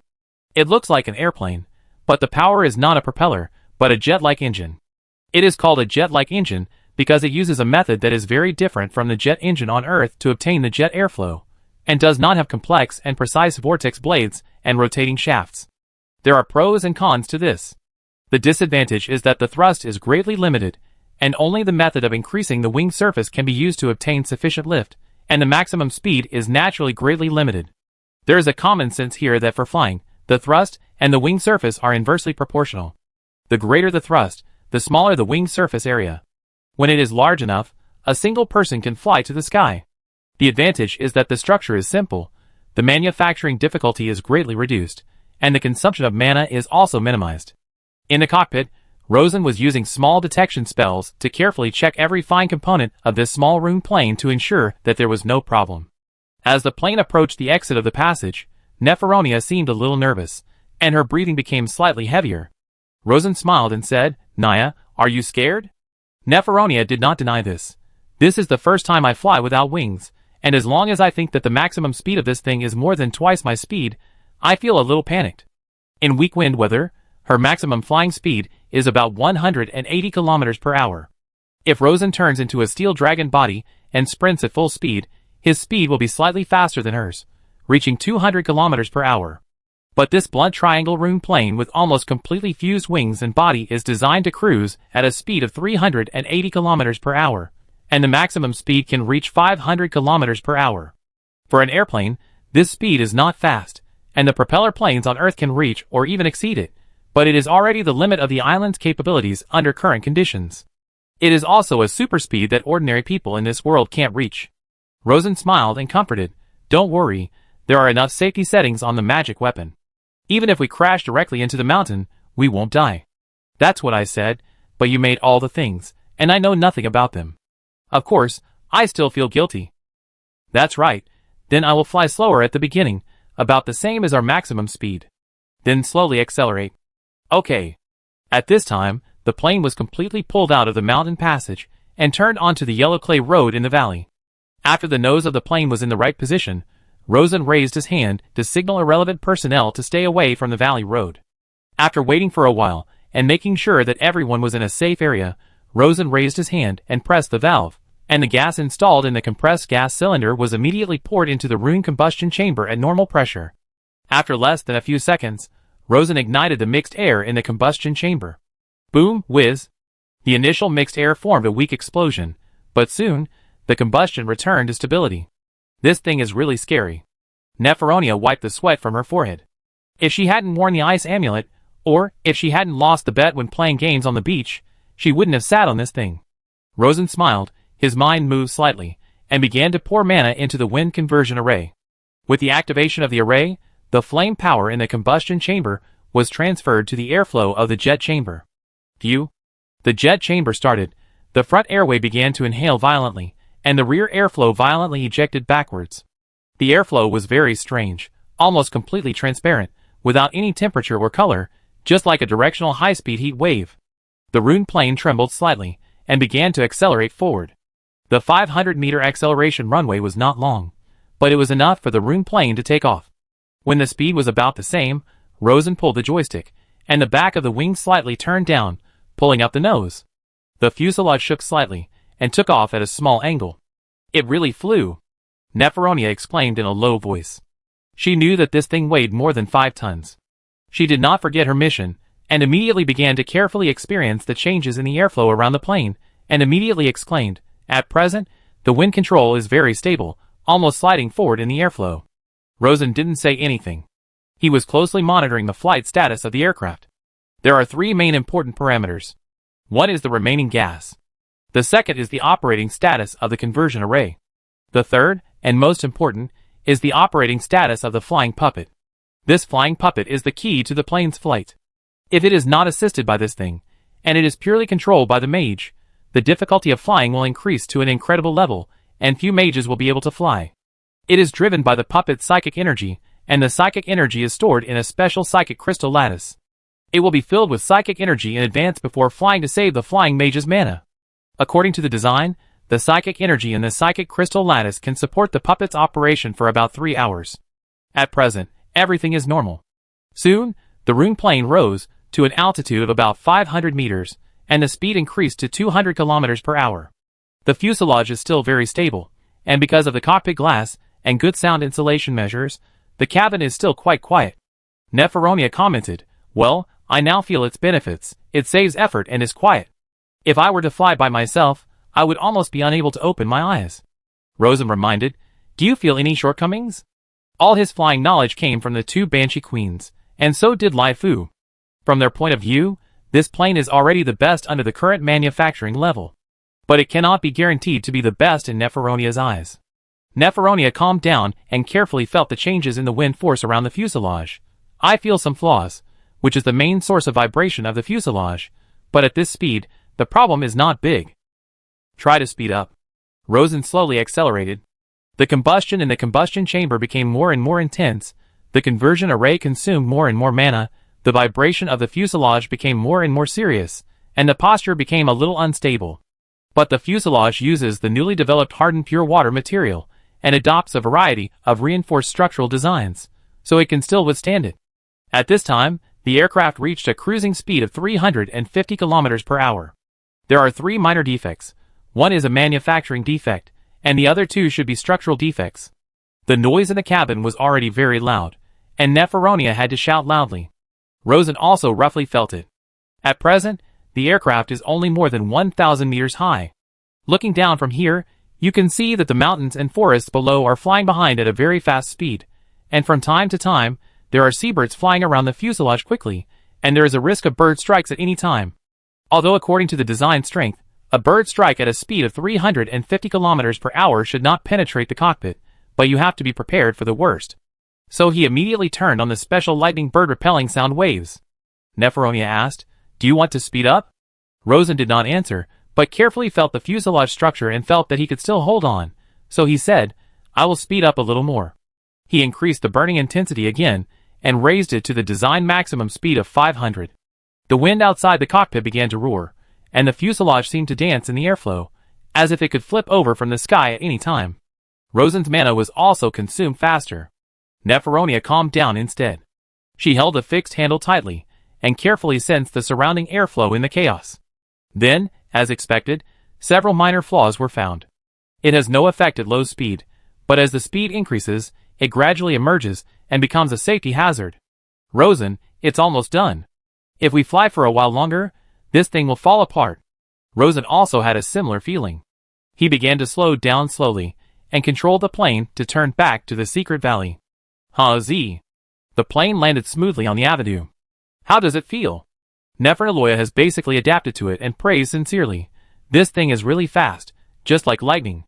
She calmed down for a while, then opened the cockpit, climbed onto the fuselage, and took a charcoal pencil to mark various parts of the fuselage.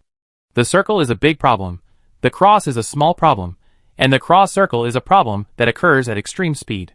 There are 8 places in total, but I don't know how to modify it specifically. After all, I have never flown so fast. We have to try it again and again. Rosen felt his mana, which was still 90%, and the combustion gas cylinders in the plane were still sufficient, so he said, "Then modify it again and again." The parts that need to be modified are not large, and the range of modification is small. Transfiguration can be used to process directly, so they are modified on the spot. After the modification, they will go directly to the sky for testing. In the following time, the two tried it again and fine-tuned it bit by bit. From morning to night, if the modification is not completed in one day, they will continue the next day. It lasted for 5 days. After dozens of experiments, the appearance of the aircraft has basically not changed from 5 days ago, but the details have been adjusted very precisely. These adjustments may seem insignificant, but they are the true essence of this Rune aircraft, and they are also the biggest threshold for others to imitate. At this moment, it can finally run stably at a maximum speed of 500 kilometers. After taking to the sky again, the Rune plane passed quickly in the sky like a flash of light, and advanced 140 meters in the blink of an eye. The posture was particularly stable, the airflow was extremely stable, and the fuel and mana consumption were much less than the first version. In the back seat, Neferonia felt the roaring wind outside the cabin, while experiencing the tranquility and peace of the airflow inside the cabin. There was only a thin layer of transparent glass between extreme movement and extreme stillness. Turning around, there were clouds flying backwards around him, and looking down, there was the somewhat smaller white Sturgeon Island. Unknowingly, they had reached an altitude of 6,000 meters, which was also the ceiling of this Rune plane. She couldn't help but sigh. The magic of the new era is really great. This was a level she could never reach no matter how she flew, and she didn't dare to think so in her dreams. Rosen shook his head. It's not great enough. There is still endless potential for improvement, especially since the true secret of the magic ring is not known yet. You are really ungrateful, but this is probably the driving force for the advancement of magic. After experiencing it carefully, she asked, "How long can your magic last at the maximum speed?" "About 4 hours. If it is a high-level magician, it is estimated that it can only last for 10 minutes, but if it is at cruising speed, a high-level magician can last for 1 hour. Obviously, although a high-level magician can fly it into the sky, he can't fly for long, and the battle time will be very hasty. The current solution is to equip 2 high-level magicians, and then use mana recovery potions as an aid to carry out relay control." Neferonia thought carefully. That means it can go back and forth within more than 400 kilometers, and can cover the Shire County. Rosen nodded, almost, but the range is still too short. In this regard, the motor propeller aircraft currently under development can fly much farther because it involves fewer conversion arrays and has low dependence on mana. But the mechanical structure of the motor propeller aircraft is much more complex and precise, and it cannot be built in a short time, so it cannot catch up with the current whale on Civil War. He secretly thought, let's use it first, and then find a way to improve it when the mechanical manufacturing level of the island reaches a certain level. Pull the nose over and land back at the aircraft base again. After getting off the plane, he found the senior wizard in charge of aircraft production, a call named Todd. Just produce according to this standard. There is not much time, so build as many as you can. Rosen estimated that he could make about 10 aircraft. Todd nodded and asked again, Lord, do you want to install weapons? Of course. One part is equipped with spiritual weapons, and the other part is equipped with master lightning crossbows. Psychic weapons are made of advanced lightning lattices and spiritual meteorites. One is a stun bomb, and the other is a deterrent bomb. The island is good at making lightning lattices. The lattices are small in size and large in capacity. Psychic meteorites have also been artificially synthesized, but the output is very small. Currently, only 2 can be equipped. If we really want to fight a large-scale battlefield, this amount of air force is not enough. It can only be used for deterrence for the time being. Todd asked again, Lord, should we give it a name? Rosen had already thought about it. The one carrying spiritual magic weapons will be called the Roarer. The one carrying the master lightning crossbow will be called Thunderbolt. This rune plane is naturally Rosen's second trump card to deal with the Southern Alliance. At this time, there is still a month and a half before the Southern Alliance goes north. He should also prepare the last hand. Chapter 151. Afternoon. When Rosen was enjoying lunch with his family, Selena's face suddenly changed and she raised her hand to cover her stomach. Rosen immediately noticed, is it coming out? Selena nodded silently. Mrs. Saxon and her mentor Anna suddenly became nervous. After all, Selena was giving birth for the first time, and she was pregnant with twins, which was much more dangerous than ordinary women. Selena's face was pale, half because of pain and half because of fear. Mrs. Saxon screamed in panic, hurry up and go to the Temple of Nature to find the priestess. Everyone does this these days. Rosen raised his hand to stop her. Don't panic. I'm prepared. Giving birth is not a difficult thing on Earth. With his current knowledge of the human body and transformation, it is not difficult at all. He has been preparing for it. The hand of the mage took Selena to the bedroom. The 3 women hurriedly followed him. Serena groaned while holding her stomach. Anna held her hand with a worried look on her face. Mrs. Saxon was still muttering about going to find the priestess, and her sister Evelyn was already terrified and followed Rosen in a daze. Arriving at the bedroom, he quickly changed the sheets and all the bedding, and then used several cleaning spells on it, and said to Anna, Teacher, I need some warm water for cleaning. Use the water condensation spell to condense the clean water directly, and the basin must be very clean. Anna did it immediately. Rosen gently put Serena on the bed, and drove everyone except the teacher to the door. Dear, use a mental barrier to block the short-term pain of the body. Yes, that's it, don't worry, it will be fine soon. The Sea Cliff Laboratory has the most information on childbirth, so Rosen is fully confident. After Selena was ready and in the right position, Rosen used his fine control of the human body structure to perform a transformation on her. His movements were very fast and accurate. In less than 3 minutes, before Selena could even react, the 2 children were born one after another. Teacher, warm water. Anna handed it over immediately. Mother, go get the cotton cloth from the cupboard. Yes, the white one, we have prepared it long ago. Mrs. Saxon did as she was told. After an orderly and lightning-fast operation, the 2 children were wrapped in soft cotton cloth and cried loudly. The cry was loud and powerful, and it was obvious that they were healthy and strong children. He gently placed the child next to Selena, and released a specially improved version of the natural gift spell on her, as a mother, to help her recover from minor injuries. After everything was done, it took only 10 minutes. Selena felt like she was dreaming. She thought it would last at least an hour or 2, because her mother had a difficult labor, and the baby didn't come out for a whole day and night. When she finally gave birth, the baby died, which greatly damaged her body. She couldn't believe it. Dear, is it over now? Anna was also shocked. It feels too fast. She originally wanted to encourage Selena, but the baby was born before she could even get ready, and she didn't even sweat a drop. Mrs. Saxon commented, This is the first time in my life that I have seen a woman give birth so easily. The magic is really amazing.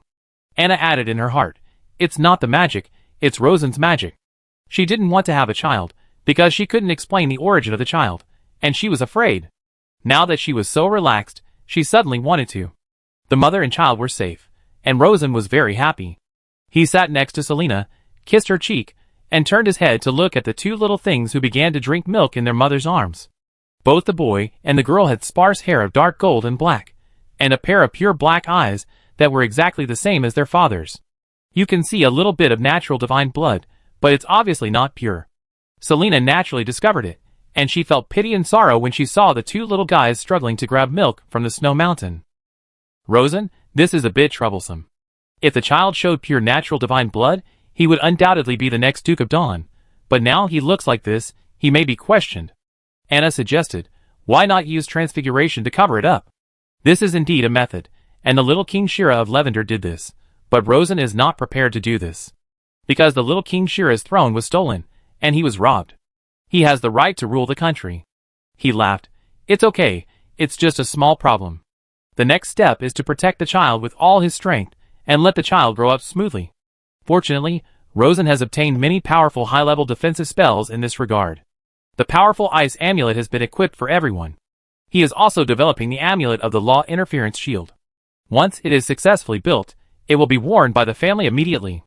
Seeing that he is as calm as ever, Selina is also relieved. After feeling his body, he found that he was not feeling any discomfort at all. So he said, my uncle has been in the prisoner of war camp for more than a month. Now the child is born. Shouldn't we have a good talk with him? Tut can become the marshal of the Storm First Fleet, so he naturally has a high prestige in the Adrian family. If he can win his support, then the public opinion resistance to Rosen becoming the Duke of Whalon will be much smaller. This resistance comes not only from Whalon, but also from the natural alliance countries in the Wick continent. Especially Aaron, he will definitely make a big fuss about this. After all, Rosen is the first non-natural pure-blooded Supreme Lord in the Natural Alliance in name. But there is no need to be so anxious. He smiled and comforted his wife's emotions. Dear, don't be so anxious, take a good rest for a few days. The child has just been born, so you have to grow up calmly for a few days. Since that's the case, Selina will rest assured. 10 days passed in a blink of an eye, and her body was completely recovered. Except that her figure was rounder and fuller than before, there was almost no change in her body. At least, there was no change on the outside. On the 10th night, Rosen couldn't help but try the inside, and felt that it had not changed, and it was even better. He couldn't help but feel very satisfied with his transformation skills. So, the next morning, the couple secretly summoned Tuold and Adrian in the backyard of the Lord's Longhouse. Before Tuold arrived, Selina whispered, let me persuade you later. Rosen nodded, okay dear. Soon, Tuold arrived. Compared with the miserable appearance of more than a month, he looked more energetic and even a little fatter. Rosen also took care of his dignity, and made him a black dress in the style of Dawn City, so he looked like a famous old gentleman. As soon as the old gentleman arrived in the backyard, he saw a happy family of 3 next to the round table in the garden. He knew the Baron, but his niece looked a little strange. Because in his impression, even in the impression of more than a month ago, she looked like an unmarried girl, but now, she has become a mother. Plump, round, full of maternal radiance, and even 2 babies in her arms. Wait, babies? Where did the babies come from? Tuold stopped in shock, his green eyes turning around the Baron and his wife. Look at the Baron first, it's normal. Then look at Serena carefully, dark golden curly hair and flawless emerald eyes, revealing a strong natural force, it is indeed his niece. Then look at the child. With extremely dark blonde hair and eyes like black pearls, his appearance had little to do with the blood of the natural gods, but he also exuded a strong natural force. It was quite strong, and according to Tuold's insensitive perception, it was not weaker than his mother's. He was confused. Of course, he was confused, because Rosen had deliberately infused a lot of natural force into the child. Can anyone explain what's going on? Rosen waved to him. Come and sit down, Mr. Tuold. Tuold did as he was told, and he sat across from the small round table, his eyes still on the little guy's face. As he looked at it, he was sure that this must be the child of the Baron and his niece. You have a child so soon? Calculating the time, it shouldn't be, Selina said. It's the favor of Mother Nature, uncle. Tut looked suspicious. He thought it was more likely that the Baron and his niece had an affair in advance, but of course he couldn't say it. After all, he was still on the Baron's island. Of course, now that it's like this, there's no point in tangling with these details. Serena came straight to the point and expressed her thoughts. Uncle, You can see that the Baron and I have children, a boy and a girl. There will be more children in the future, and the children cannot be without a mother to take care of them, so I'm afraid I don't have time to manage Waylon. Tut frowned and guessed a possibility. What do you mean? Serena pouted at her husband. My husband and I have discussed it. After defeating Reed, my husband will succeed the Duke of Dawn, and I will be the Duchess. And the next Duke of Dawn will be born from one of my children. Tut stood up in shock. No. This is absolutely not possible. Serena certainly knew the reason, because the natural blood in her father's body was not pure enough, but she pretended not to know. Uncle, this is completely in line with the tradition of Waylon. Tuold snorted. Your Highness, there is no need to pretend to be confused. You can become a Duchess, but the next Duke must be your nephew or niece. In short, it must be a member of the Adrian family with pure natural divine blood. Of course, you can also make your child a Duke, but this child must not be a Baron, but must be a Southern County Earl, or the child of an ancient noble on the Wick continent. At this point, he turned to look at Rosen with a serious face. Baron, the blood of the Lord of the Northern County is not allowed to be stained with the blood of the Duke. This is a sacred tradition set by Saint Waylon herself. No one can violate it, otherwise Waylon will not be Waylon, but the restored kingdom of Guzet. His tone was very firm, and completely unquestionable. Selena frowned. Uncle, is there no hope? Tut took a deep breath. The Baron can become Waylon's regent. No matter what he wants to do, as long as he does not violate the tradition of Saint Waylon, we will listen to him. But if he becomes a duke, it will violate the tradition of the saint, so it is absolutely not possible. After saying this, he gritted his teeth and added, unless I die. Selena frowned when she heard it. She didn't expect her uncle to be so persistent. The other party had said the word death, and she didn't know how to persuade him for a while, so she looked at her husband. Rosen said, Marshal Tuold, if that's the case, then I can only use force to clear the obstacles. Tuold was shocked, and after a long silence, he said, the strength of the Northern County is far inferior to that of the Southern County, and Aaron is also supporting you. We may not win if we really fight you. Rosen smiled. What if the Southern County is seriously ill, and in its twilight years? Seeing Tuold's puzzled expression, he added, Aaron did not send troops to support, but only supported the magic weapon. But our Northern County also has the support of Lavender. Lavender's support? What's going on? He has been locked up for a month, and doesn't know much about the outside world. We opened a deep-sea route to Lavender, and received a huge amount of assistance from Lavender. Tuold felt his legs go limp, and he sat back in his chair, muttering, 2 kingdoms are fighting in Varen, Varen is finished. At first, he was a little distraught, but gradually, his face became firm. No, even so, the Baron cannot be the Duke of Varen. This matter is not negotiable. The situation seemed to be at a stalemate, and Selena was very worried. She did not want her husband to wipe out the Adrian family by force. At this time, Rosen suddenly smiled faintly. Marshal, do you think life is boring? Tuold was stunned. What does the Baron mean? Rosen raised his hand and pointed at Tuold's chest. The Marshal often feels uncomfortable in his chest and abdomen, often has symptoms of chest tightness, and even feels suffocated in severe cases, right? Tuold was shocked, but then he thought, this is not a big secret, yes. This illness has lasted for several years, tormenting him and making his life boring. There are many times when he wants to die. Rosen took out a 20 milliliters bottle of Golden Blessing potion and placed it on the table, slowly pushing it to Tuold. The healing magic medicine from Lavender can completely cure the Marshal's illness and extend his life by at least 20 years. Tuold was skeptical, but he was very tempted. Illness is something that only those who have it know.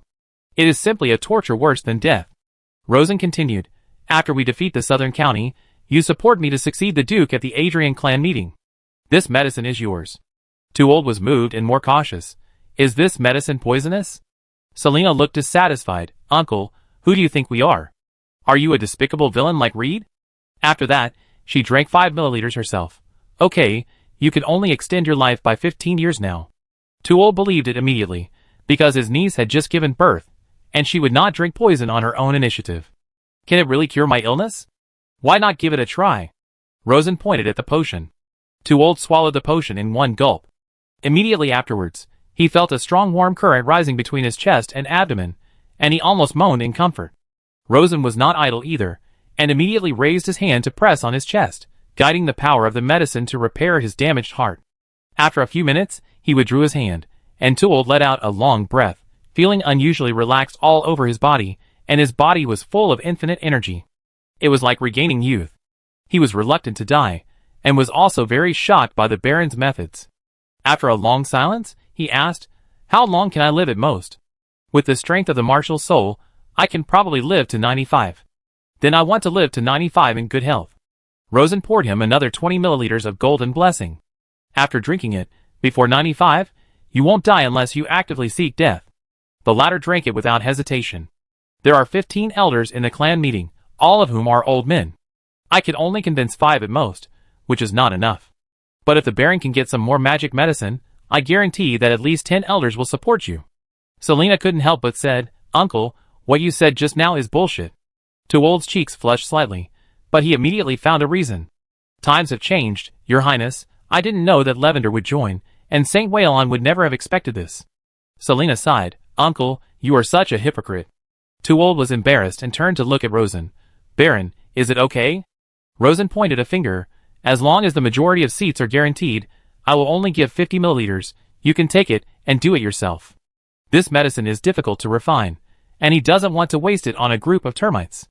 Tuold breathed a sigh of relief. "That's fine." 50 milliliters was still too much. Maybe he should keep 10 milliliters for his wife, or just use it himself. Just as he was thinking this, the Baron's voice came out. "I can do whatever you want, but if you ruin my business, the entire Adrian clan will have to pay the price." Tuold was shocked. "I dare not. I dare not. I promised to complete the Baron's task." Selina couldn't help but cover her forehead, not wanting to see the flattery on her uncle's face. Tuold still has some principles. "Baron, is the next Duke really your child with His Highness?" "Really. We need to sign a contract, a sacred contract. After that," he explained, "this is very important. I have to use the contract to convince the clan elders." Rosen laughed in his heart, but since this so-called sacred contract can make people feel at ease, it doesn't matter if he signs one. "Then sign it." Tuold felt at ease. Although this violates the ancestral teachings of Saint Waelon, it is still the bloodline of the Adrian family. Besides, times have really changed. Chapter 152. Waelon. A rural market in a coastal southern county. In an inconspicuous corner of the market, a large group of farmers gathered in a circle, and in the center of the circle, there were constant whispers of suppressed passion. "You know, a relative of mine went to the White Sturgeon Island. He told me that the pearls on the White Sturgeon Island are cheaper than stones, and people soak the pearls in water to drink." The speaker was a middle-aged man dressed as a tourist merchant. The crowd was amazed. He also said that the farmers on the White Sturgeon Island have endless cheap fertilizers, and the potatoes they grow are particularly strong, with nearly 2,000 kilograms per acre. "Oh, how can we eat all this?" someone exclaimed. "Of course we can't eat it all. So not only do we not have to worry about food, but we can also sell it for money. 1 kilogram of potatoes can be exchanged for 10 copper coins. 1,000 kilograms is 6 gold coins, and as long as the island farmers reach adulthood, they can get 2 acres of land." The farmers immediately calculated. Someone who calculated quickly came up with the answer. If a family has 3 adult laborers, and there are 2 crops of potatoes a year, then 1 crop is 18 og, and 2 crops are almost 40 og. Someone immediately said, "You calculated it wrong. 1 crop is enough for the whole family. The second crop can be sold, so it is far more than 40 og, at least 50 og. Whose family has only 3 laborers? Aren't there usually 5 or 6 laborers? Can so many potatoes be sold? Of course. Even if the market doesn't want them, the Lord will buy them at the market price, and buy as many as he can. Can the Lord be so good? It's good that they don't collect taxes. They still collect taxes. Our Lord doesn't let us grow potatoes at all, and forces us to grow damn tobacco. My kid is hungry every day." The traveling merchant immediately said, "The Lord of the White Sturgeon Island is different. People say that nothing is more important than filling your stomach, so the land must first grow food. Only when there is enough food, or even enough food in the next 2 or 3 years, can you grow something else. If it is the other way around, it is evil heresy." That's a good thing to say. A lord who can say such a thing must be a good lord. Yes, yes, yes, it would be great if our Lord could do the same. Damn, that vampire, I hate it. The farmer who spoke glanced around and immediately continued, "Dig him to death with a hoe." Another southern location. Late at night. A large tobacco factory in a southern county, a large house for workers to sleep. After a day of hard work, a group of workers did not sleep. In a narrow, dim, low room full of sweat, foot odor and various inexplicable smells, A group of people listened attentively to a young worker. Do you know that the factory on the White Sturgeon Island only needs to work 12 hours a day, which is 3 hours less than ours? Then they must make a lot less money than us. A worker said self-righteously. The young worker looked at him with contempt. You know shit. My distant cousin works on the White Sturgeon Island. He asked someone to write back and said that the lowest paid job on the island is 1 krone a day, and breakfast, lunch and lunch are provided, and there is a full half-hour meal time. When this was said, everyone was shocked. Working 12 hours a day, and there is an hour and a half to eat, this is too luxurious. Will the factory owner agree? The young worker looked like you are really ignorant. Of course, the Long Lord wants us to work 24 hours a day, but the Lord of the White Sturgeon Island won't let us. There are clear laws on the island. Workers cannot work more than 12 hours a day, and they must be well fed, have sufficient rest time, and their injuries must be treated. And whipping is not allowed. Once a factory owner violates the law, he will be severely punished immediately. The workers, whose clothes are dirty and smelly, and whose bodies are skinny, heard this with bright eyes. Is there really such a good Lord in the world? Even if the Lord is good, but the factory owner has no money to make, won't the factory have to close down? Yes, yes, yes. If the factory closes down, then everyone will not make a penny. The young worker spread his hands.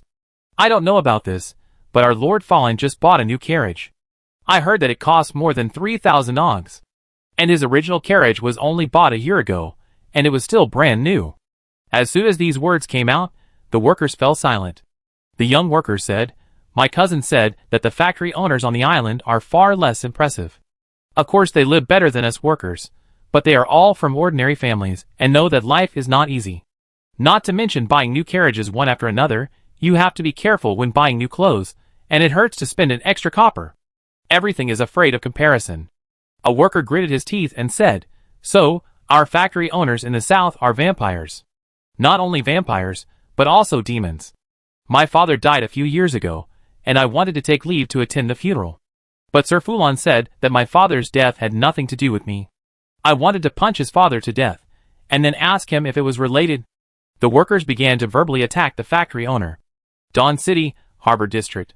The sun set, the sky quickly dimmed, and the nightlife in the harbor officially began. In the calm Storm Bay, the beautiful Phoenix ships lit up. The harpist played the lyre, and the beautiful dancers with charming figures and seductive clothes danced hard on the spacious deck. The dissolute and generous gentlemen boarded the ship one after another. Once the number of people was full, the Phoenix ship would slightly leave the dock and drift in the bay, allowing the gentlemen to enjoy the good taste of paradise on earth safely and comfortably. Anchor, leave the port. With the shouting of the sailor, another beautiful Phoenix ship left the dock with guests.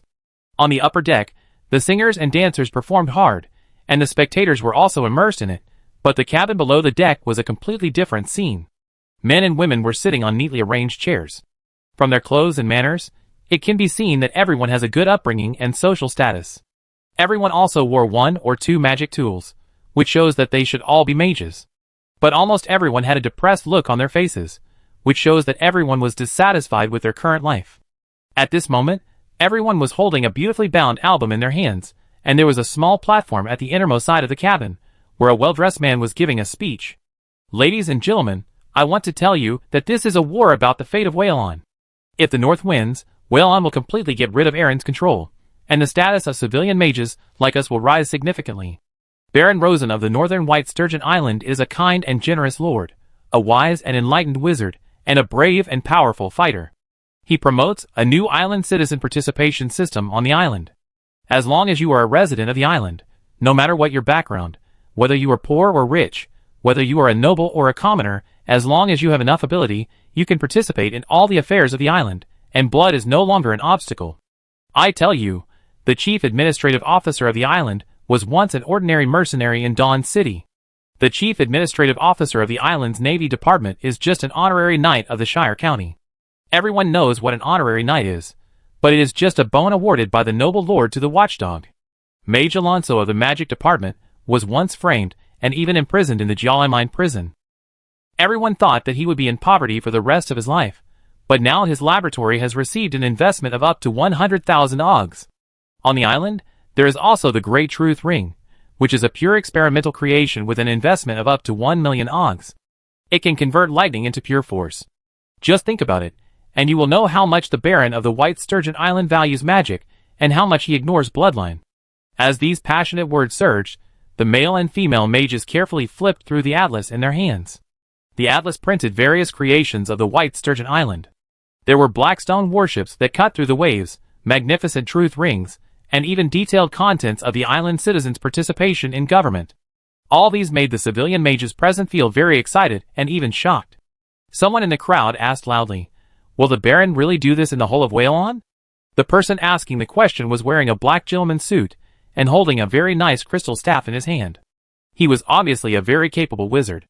The man giving the speech on the stage answered decisively, "Yes." Someone else asked, "Why is he willing to do this?" "This is not good for the Lord. Because the Baron not only wants to take Violen away from Aaron, but also wants Violen to become powerful. Powerful enough to look down on the entire alliance, powerful enough to gallop across the seas, oceans, and even the sky of the world." The Baron said that Violen is not Violen of the nobles, nor is it Violen of Aaron, but Violen of all Violen's citizens. Oh! Some arrogant words made the audience feel a surge of emotions. The speaker on the stage was also passionate. "Mages, the White Sturgeon Island has the best warships in the world. Only 5 ships destroyed the Storm First Fleet consisting of 20 warships, and they suffered no damage at all.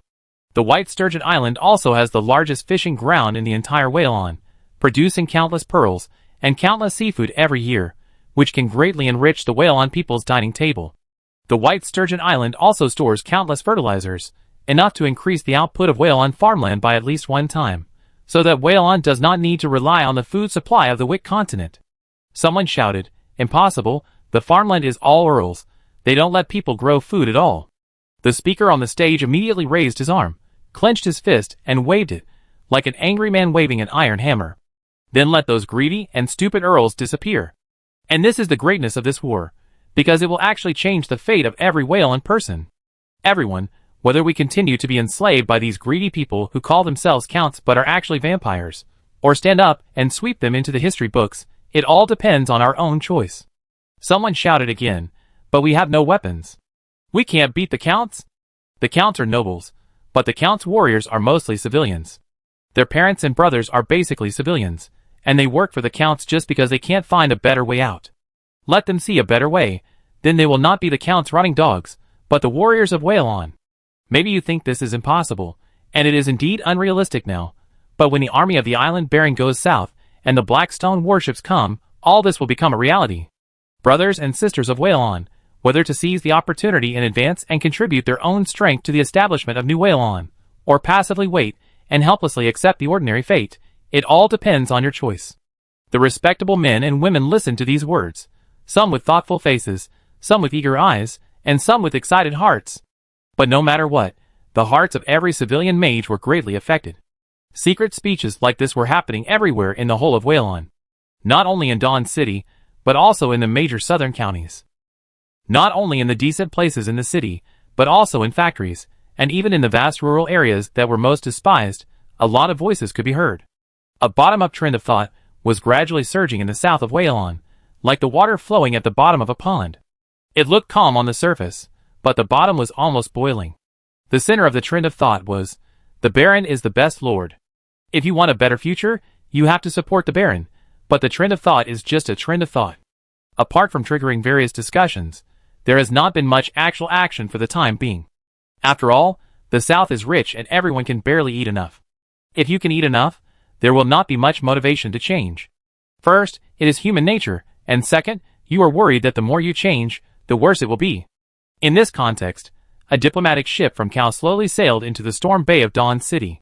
This official ship is very large, more than 80 meters long and more than 20 meters wide.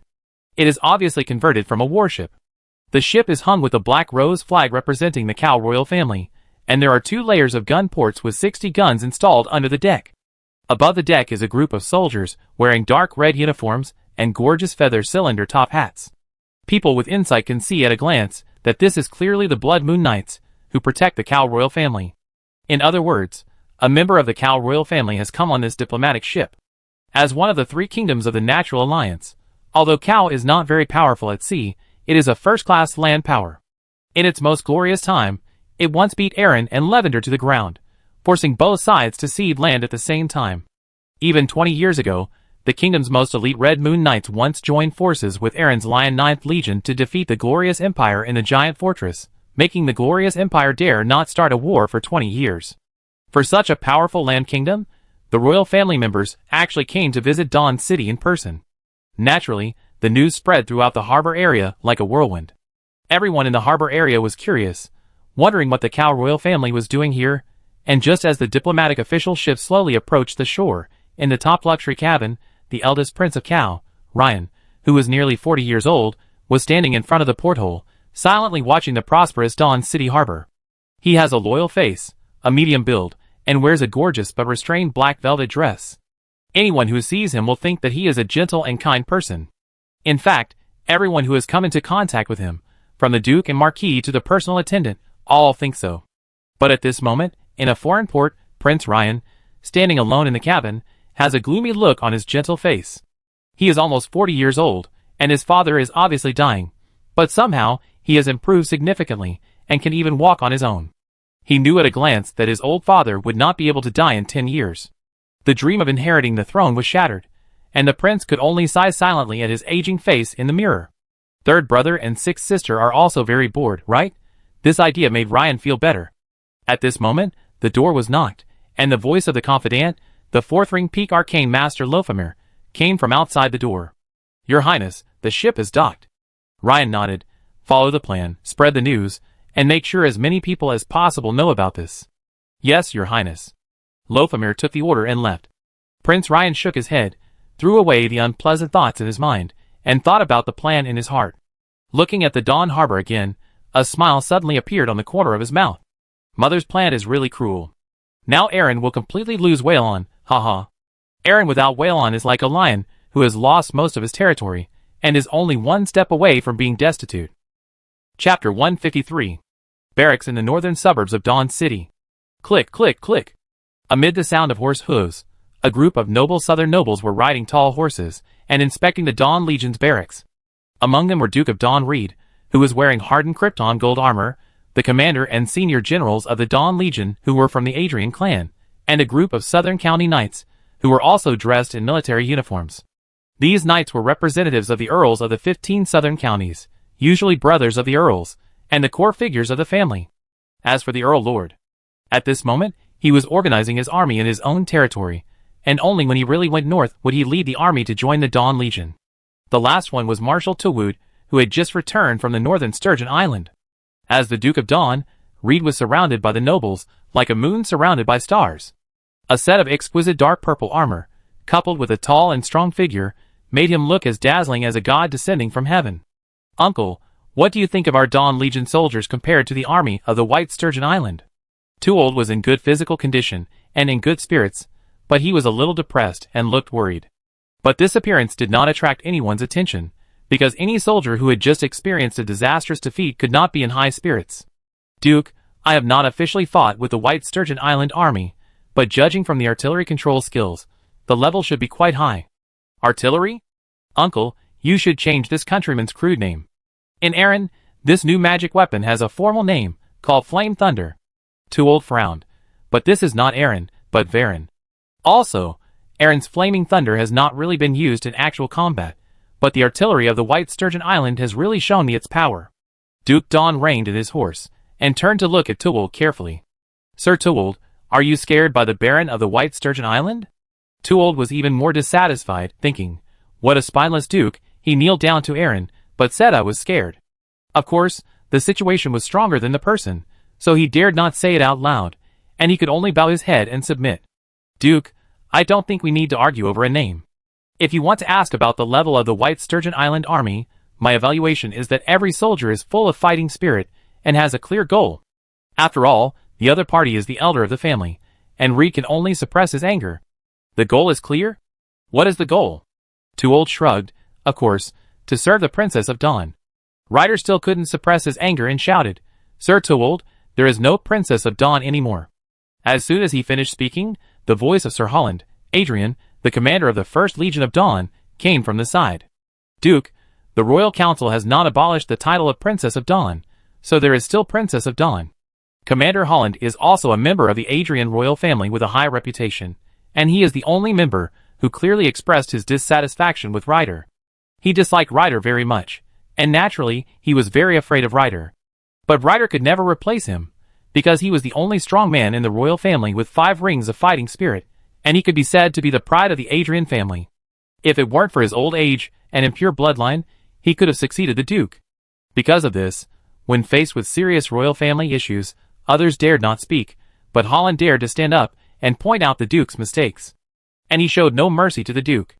Ryder gritted his teeth, but didn't dare to confront Holland directly, so he could only mutter, "Sir Holland, Princess Dawn has clearly rebelled." Sir Holland's ears were very good, and he snorted coldly.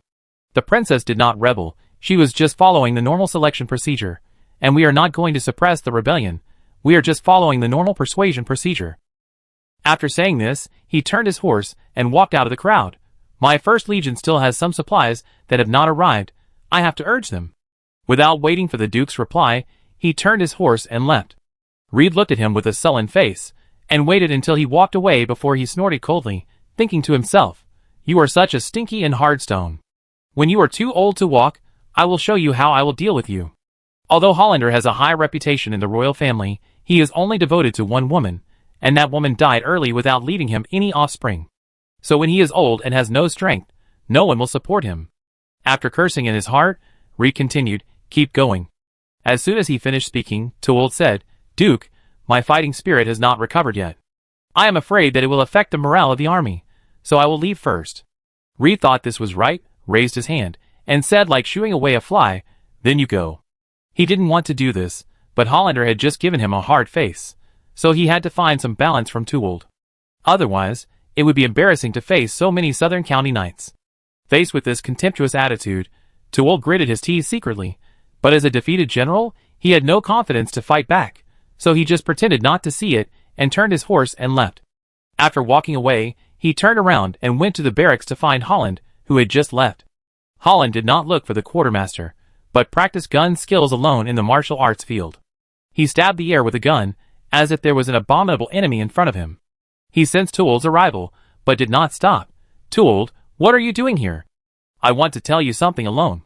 Holland glanced at Tewald quickly. "I can't see your fighting spirit at all. It seems that you have already fallen to Selena." Tewald turned over from the horse, and handed the reins to the attendant beside him. "Selena's navy defeated me, so I don't think it's a shame." Holland immediately corrected. To be precise, it was the navy of the White Sturgeon Island. He stopped practicing and stuck his spear into the ground. "Follow me into the tent." He first entered the military tent on the side, and there were many runes painted on the surface of this tent, which had a good anti-eavesdropping effect. After entering the tent, the curtain door was just lowered. After confirming that there was no one inside, Tewald said bluntly, "Selena had an affair with the Baron a long time ago, and gave birth to 2 children, a boy and a girl, a few days ago." Holland was shocked, but then he laughed out loud. "Ah ha ha ha, Serena is much more interesting than Reed. Once she sees something, she will rush forward without looking back." Tewald smiled bitterly. "The Baron wants to be the Duke of Dawn." The smile on Holland's face disappeared instantly, but before he could speak, Tewald took out a contract scroll. "But the Baron made a sacred oath to guarantee that the next Duke will be his and Selena's child." Holland's expression eased slightly. "That won't work either." Tewald took out another 10 milliliters potion from his pocket. "The royal secret medicine of lavender can restore the body to youth and health, and this is the Baron's sincerity." He threw the potion over. "I tried it, and it completely cured my illness." Holland hesitated for a moment, and drank the potion. He was alone, and had nothing to fear. After taking the potion and tasting it carefully, he nodded calmly. "It is indeed an excellent medicine, but it is not enough to change my attitude. My bottom line for this matter is to remain neutral." Tewald shook his head. "But in this way, I will have one less vote in the royal meeting, and you drank my medicine." Holland paused. "You bastard plotted against me." He drank it, and couldn't spit it out. He has never been one to owe favors to others, so this is very embarrassing. Tewald advised, "The Baron is very capable. He can help us Whalon completely get rid of Aaron's control." Holland snorted. "Then what, become Lavender's puppet again? This is obviously impossible. Lavender is still too far away, even with the Blackstone warship. After all, Aaron will have it soon. With 2 routes, we Whalon have room for choice, which is the basis of true freedom." Holland was silent, because he knew that Tewald was right. But Whalon's ancestral precepts.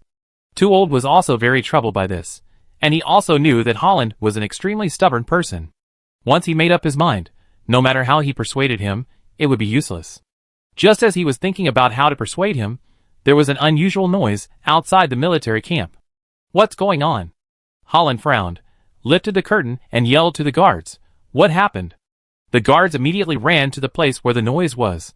He went there at a trot, but immediately ran back with a look of horror on his face. "My lord! My lord! It's not good, something big has happened." The guards rushed to the front and panted, "Prince Cow has come to Dawn City, huh. Don't breathe, say it all in one breath." "Brought 800,000 Ogre Dawn Bank deposit certificates, said they are fake. Dawn Bank wants an explanation, huff huff." As soon as these words came out, Holland and Too Old were shocked on the spot. After a few seconds of silence, Holland ran to his warhorse and rode away. He had to go home immediately, and cash in the bank deposit of 5,000 Ogre at home. This money was his savings for retirement. If it turned into a bubble, he would have no way to live when he could not walk. Perhaps he could rely on the royal family for relief. But after such a thing happened, who knows if there would still be royal family at that time? Toad was also awakened immediately and ran away. His son opened a small royal bank, which was affiliated with the Dawn Bank to carry out lending business. If the Dawn Bank collapsed, everyone would be finished. When he rode his warhorse out of the barracks, he found that the whole barracks was in chaos. Each senior officer and his personal guard ran towards the city desperately. On the other side, Duke Rider of Dawn was discussing the battle plan for the north with the knights. He was basically talking, and the other party was listening timidly. The reason is simple. The strength of the Dawn Legion far exceeds that of the southern counties. This feeling of control and initiative made Reed very satisfied. His posture became more upright and his voice became louder, as if he was the master of fate and victory was within his grasp. Then, he saw a black-clad iron guard riding a horse and galloping towards him. When he ran 100 meters away, he didn't even care about the horse and flew towards him directly, shouting as he flew, "My Lord Duke, it's bad, something big has happened." The Duke recognized that the person was Master Ander, and hurriedly raised his hand to signal the guards beside him to let go of their guard. Master Ander landed, stumbled, and fell on the muddy ground. He was covered in mud, but he didn't care so much. He got up and staggered over. "Duke, it's bad, there are fake bills in Dawn Bank." The Duke felt dizzy and almost collapsed. "You're talking nonsense." He felt that Ander must have a brain problem. Even if he really had one, he couldn't say it in front of so many people. The anger quickly overflowed from his chest and was about to vent on Master Ander. Master Ander cried, "Everyone in the city knows it. Prince Ride of Cow came to question him in person, and he also brought a fake bill of 800,000 Og. The magic master in charge of the magic seal went to check and found that it was indeed a fake bill. The whole Dawn City is crazy. Everyone is going to the bank to exchange cash." Listening to these words, the Duke suddenly felt that the world was unreal, and the Krypton gold armor on his body was very heavy. He couldn't even hunch over, so that his back was bent, his shoulders were collapsed, and his legs were shaking. Plop. He actually slid off the horse's back and knelt on the ground, right in front of Master Ander. No one paid any attention to him. At some point, all the knights from the southern counties ran away, desperately running to the bank to cash in. The Legion commander and officers also ran away. They also took their own soldiers to the bank to protect their property. Whoosh whoosh. Gusts of mountain wind blew by, and finally the guards remembered the Duke on the ground, and helped him up on the left and right. But the Duke couldn't stand, his legs were weak. After trying several times, even the guards gave up. Plop. The Duke continued to kneel on the ground. After a long time he said, "Master Andy, Willin is finished." If others said there was a fake bill, he could still find a way to cover it up. But it was obvious that Prince Cow came to mess with him, and he made the whole city know about it, and there was no way to end it. Mage Andy smiled bitterly. "Duke, run quickly, run to Aaron and seek the protection of the Lion King.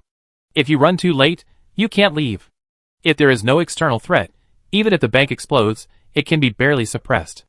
But the Northern Allied forces are about to go south, and Princess Chincy is eyeing the Duke's position. If something like this happens again, unless Reed is a god from heaven, there is no chance of a comeback. But everyone knows that Reed is a mediocre person. So, if you leave a little later, Reed's head may be off his neck." Mage N's words gave Duke Reed a glimmer of hope. "Yes, I have to run. As long as I'm alive, there is still hope." He stood up and said to the guards, "Let's go to the Aaron embassy." Chapter 154. Get out of the way! Get out of the way! Don't block the way, or you die! Let me in! Let me in! My money! My money! Dang dang dang! Temporarily closed today. Open the door! I'm the Lieutenant General of the 3rd Legion of Dawn. Open the door! I order you to open the door immediately. Charge, charge, charge in, grab our gold back. Boom boom. The gate of a branch of the Dawn Bank was opened, and noble officers, wealthy businessmen, and 2 groups of guards rushed into the bank like a flood. The bank staff were completely unable to resist, and were all pushed aside savagely. Once someone insisted on blocking the way, they were either pushed down heavily, or beaten up by a group of people. Take out the key to the vault. No, there is no key. The supervisor is not here. Puff, ah. Someone took out a knife, and the white knife went in, and the red knife came out. Murder, murder. Whoever talks about the key again, this is the end of this bastard. In the chaos, the bank counter was pushed down, and all the valuables were robbed. In the end, even the vault was forcibly pried open, and the gold and silver stored in it were swept away. The terrible thing is that this chaos did not only happen in one bank base, but almost all bases of the Dawn Bank. The news that broke out in the harbor area spread rapidly in all directions, like a tsunami.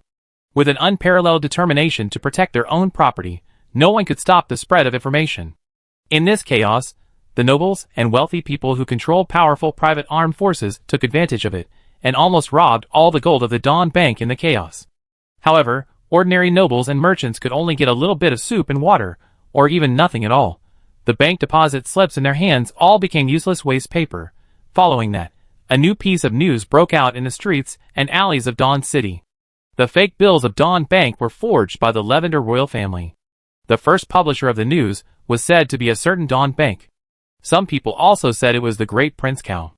Anyway, the source is no longer traceable, but everyone is saying so. So, the Lavender merchants in Dawn City were in trouble. Their personal safety was threatened, their property was robbed, and even the goods at the dock were seized by people of various identities. Except for some Lavender merchants who ran fast, the rest of the Lavender merchants lost all their money, and even many unlucky people lost their lives. The chaos in Dawn City has been continuing and getting worse. But the strange thing is that no one came out to maintain order. The Duke disappeared. On the 3rd day, thugs began to attack Dawn Castle. But Dawn Castle was guarded by the Adrian family, and the thugs did not succeed. On the 5th day, the chaos spread from Dawn County, where Dawn City was located, to the 15 counties in the south. The news of Dawn Bank's bankruptcy also spread like a storm, quickly spreading to the entire Whalon and the entire Natural Alliance. At this moment, Duke of Dawn Reed was no longer in Dawn City. He was in the Lion Castle in Ehrenrhein City. To be more precise, he was in King Danger's study. Bang! A document scroll was thrown hard by Danger at Reed's face, and Reed stood upright and let the scroll hit his cheek. Danger roared like a lion. At this time, "What are you doing here, Duke? Are you looking for death?" Reed's body trembled slightly. "Your Majesty, the situation is beyond my control. Prince Cal came specifically for me. With his power and position, everything he said was true, and no one believed me. The whole Dawn City was in chaos. Even the army was in chaos. I have no way to maintain order." Danger calmed down a little, but the anger in his chest was still burning. "Cal. Cal again! This group of vagrant gardeners always ruined my business. It was okay to do bad things before. At least the 2 countries still had the friendship of fighting against the glorious empire together, but this time they went too far, simply cutting off Aaron's retreat." Danger took a deep breath, thinking of various ideas in his mind. The glorious empire put him under tremendous pressure, but this pressure was not unsolvable. As long as he was willing to give in, he might be able to buy some buffer time. And he could use this time to concentrate all his efforts to do something big. Of course, this big thing must be done. Otherwise, if he fails here and gives in there, he will not be able to bear the double pressure as a king, and he may even step down. After all, Aaron is not the only one who has the final say. This kingdom has lasted for 1,000 years, and the major forces in the country are intertwined. Although he tried hard to take back power, the effect was always unsatisfactory, and he suffered countless protests. In short, it is not something that can be done in a short time to fight back against Cal, but the storm of Varen is already raging wildly. What should he do? For a while, he had no way to deal with it, and could only watch the south of Varen fall into a vortex of chaos. Looking at the pitiful creature in front of him, Danger really wanted to kill him with a knife, but his reason told him that the escaped Duke must be alive. As long as he is alive, when the opportunity arises in the future, he can help him return to Waylon and continue to be his watchdog. Thinking of this, he tried to suppress the disgust in his heart, and a trace of gentleness appeared on his face. You must be very tired after all the way here.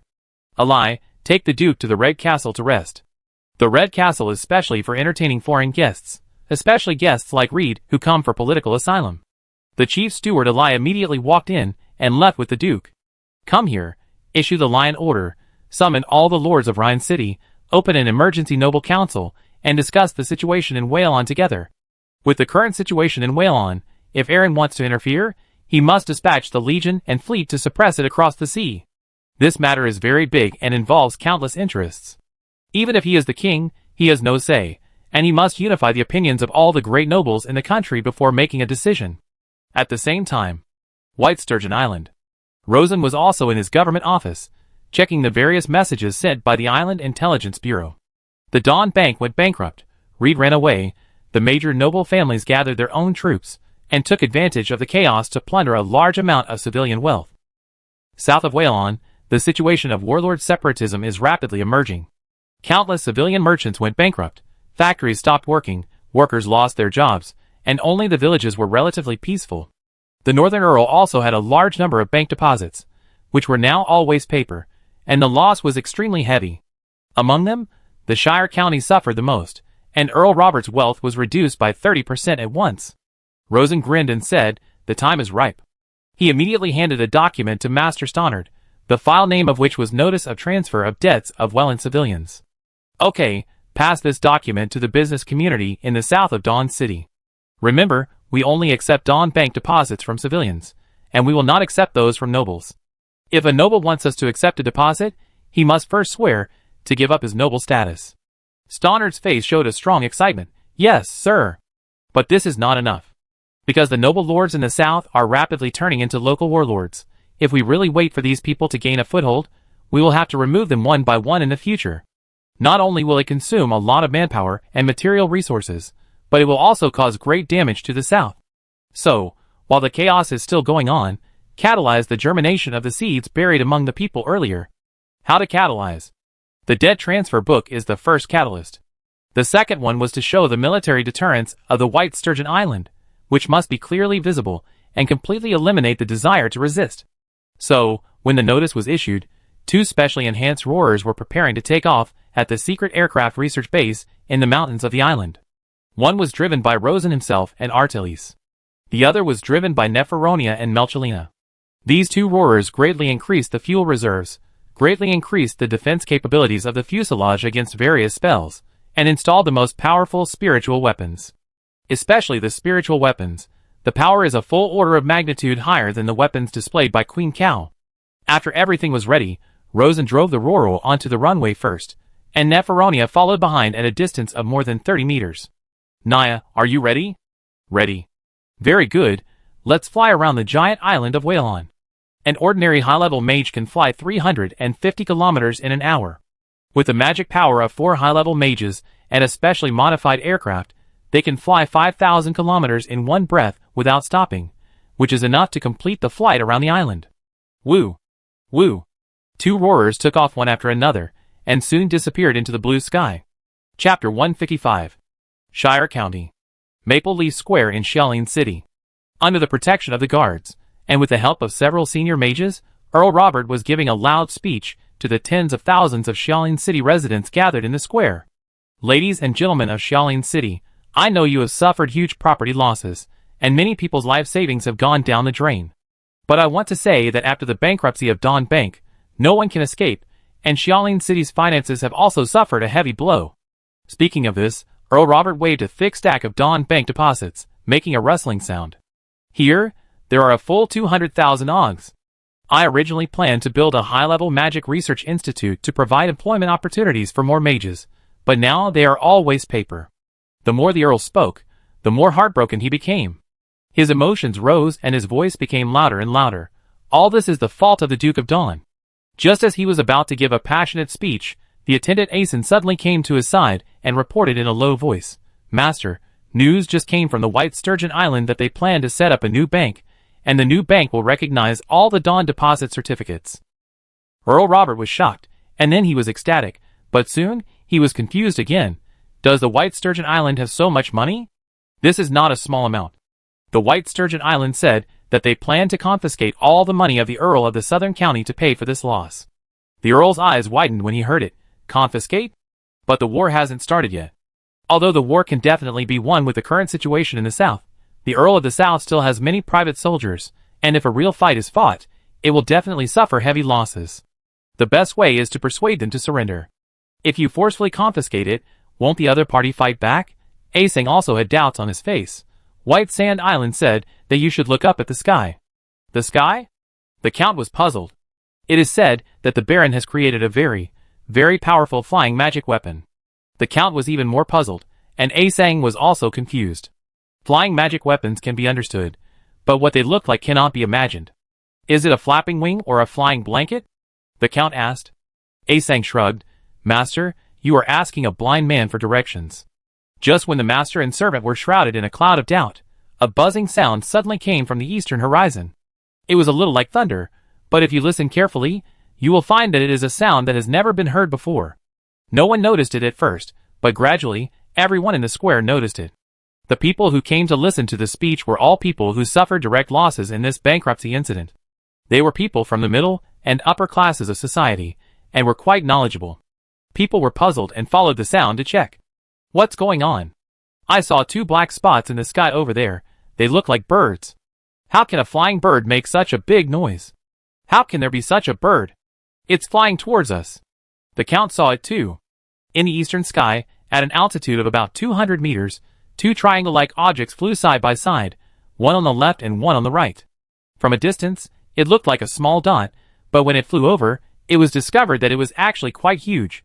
The length was unclear, but the width was close to 20 meters. It clearly had a strange and dazzling silver-white metallic luster, and the lines were very smooth and precise, just like a piece of steel. But how could such a huge piece of steel, which should weigh 20 to 30 tons, fly? This seriously violates common sense. Now, such a huge steel creation, flying more than 200 meters high, and making a strange and huge roar, exerted such great pressure on the people on the ground that it was like a god descending to the earth. Many people couldn't help but wonder. Could this be the body of God?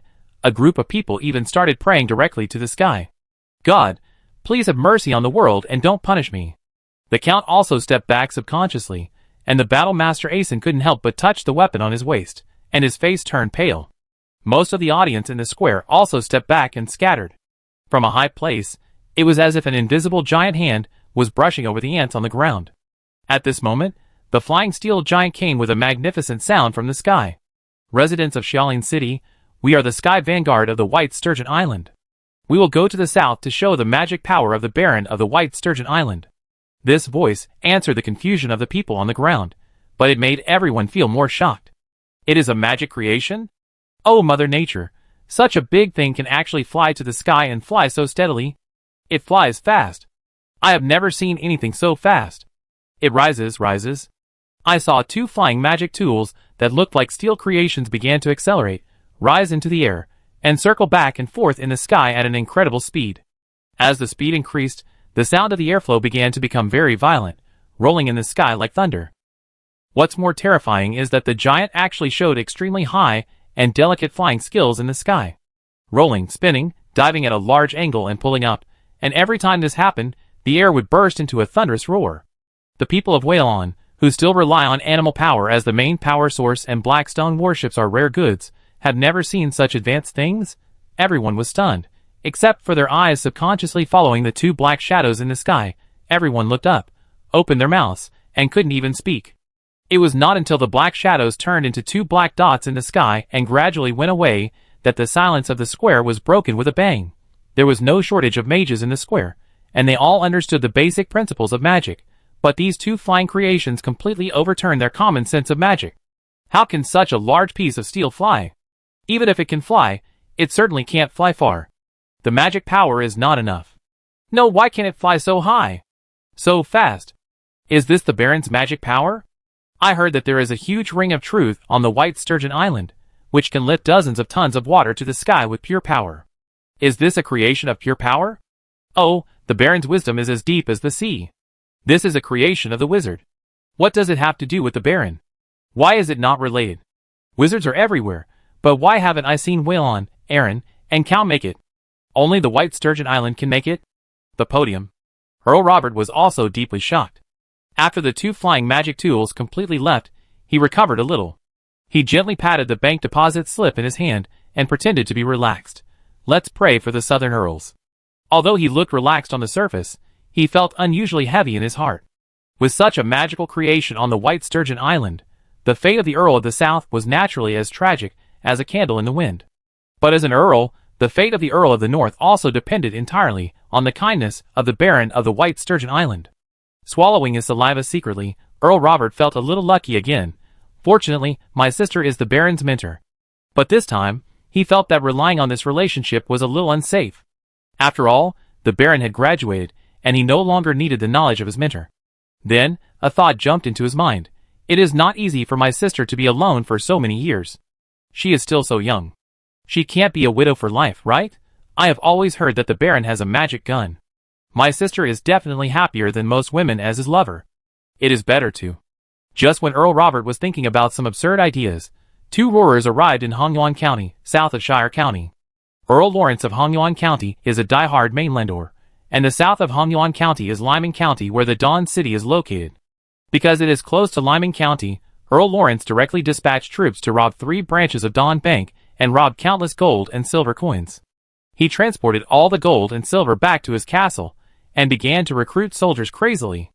Not for anything else, just to protect himself in the next chaotic world. In the leisurely afternoon, when Earl Lawrence was patrolling the castle parade grounds, a strange buzzing sound suddenly came from the sky. Just when the Earl felt strange, someone discovered that 2 triangular strange creations appeared in the sky. There is something in the sky.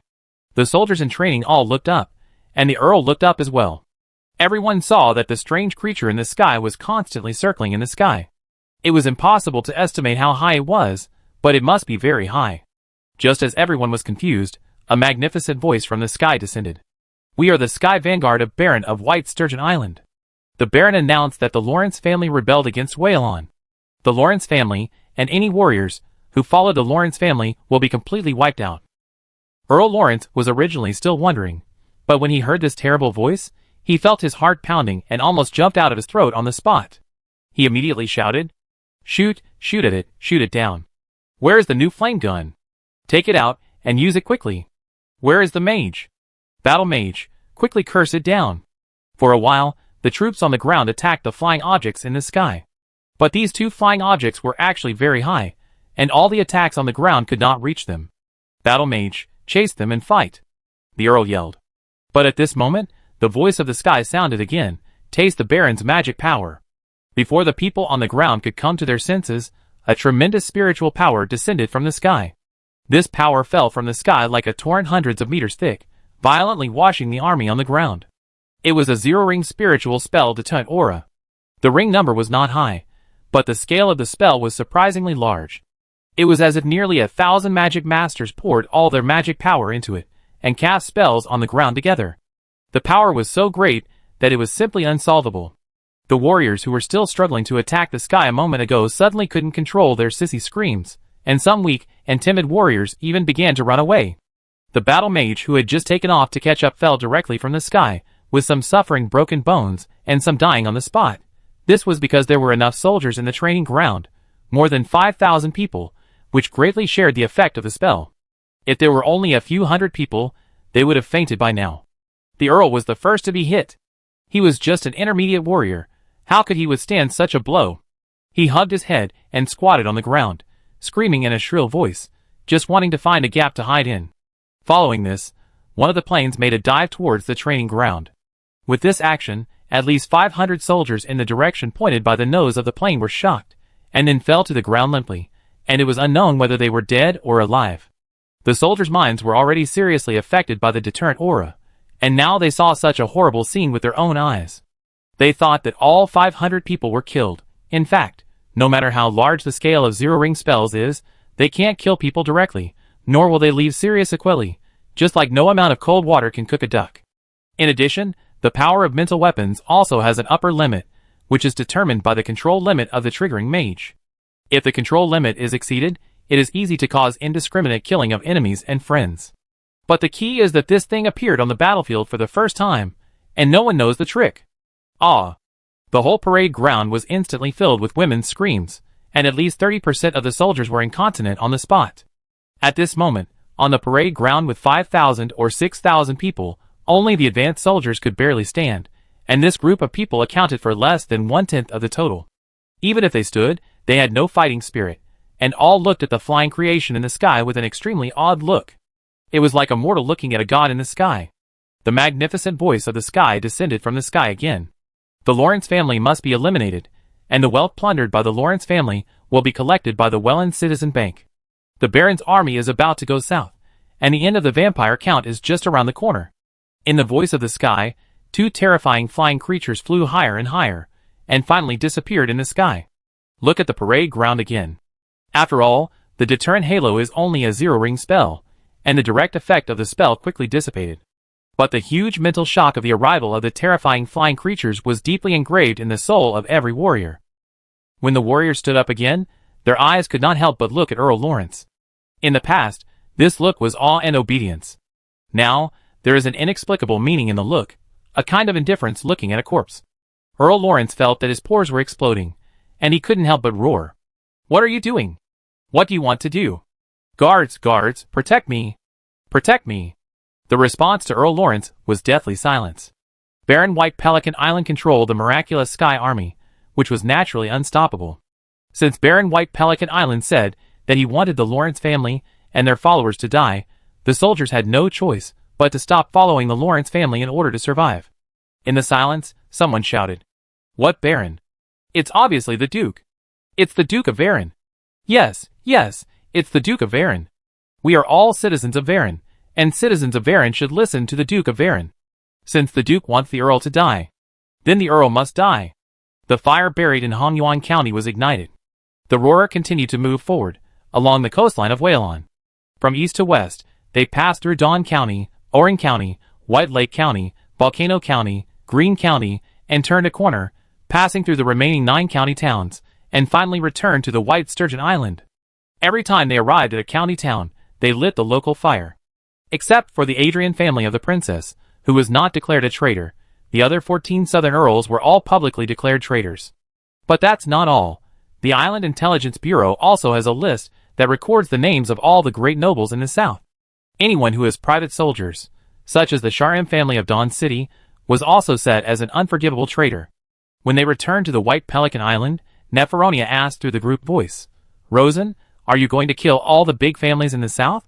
Rosen nodded calmly, "Yes." "Will it be too cruel?" The one who asked the question was Laltris in the back seat. She now felt that the human lord in the front seat was very cold and ruthless. She thought this was the nature of Rosen, and suddenly felt a little scared. Rosen could naturally understand her emotions, raised his hand and squeezed her palm, and also answered with the group voice.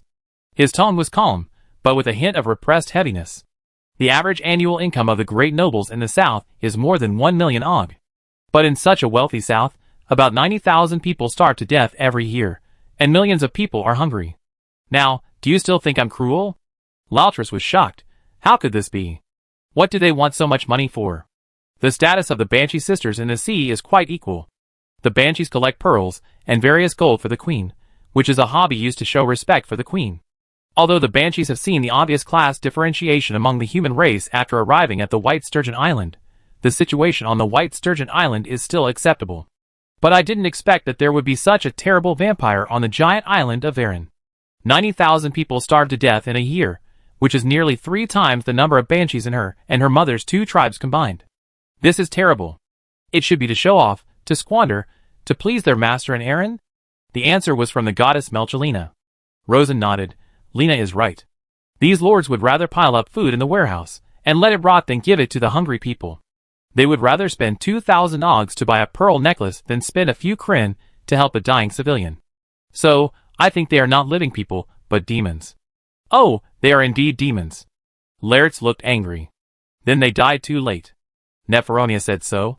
Chapter 156. Aaron. Lion Castle. The door of the king's government study was closed. There were two people in the room. One was Danger, and the other was a female mage. This female mage had thick brown hair, a pair of strange deep golden eyes, and skin as white as milk.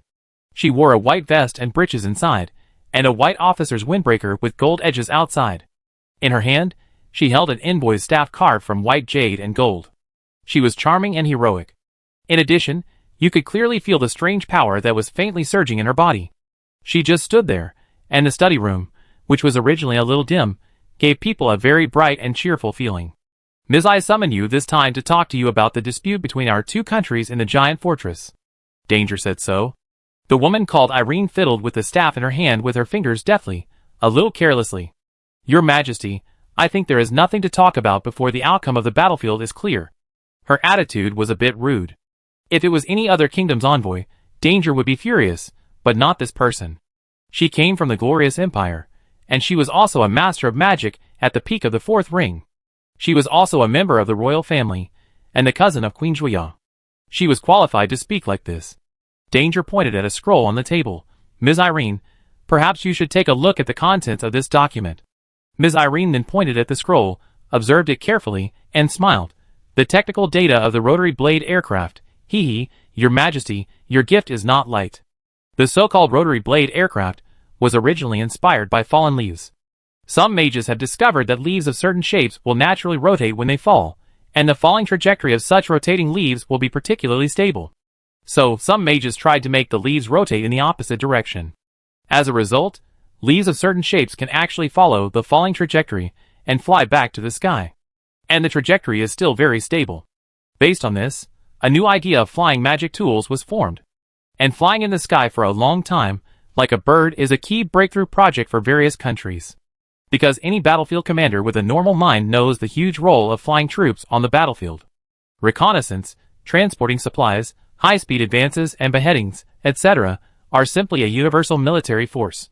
In the field of rotary leaf aircraft, Aaron has done very deep research. Although he may not be ahead of the glorious empire, he can learn from each other's strengths and weaknesses, which is enough to greatly accelerate the progress of the glorious empire in rotary leaf aircraft. Of course, the scroll only records a brief introduction to the technology. If you want to get the real thing, you have to meet King Aaron's conditions. Your Majesty, what do you want to exchange this information for?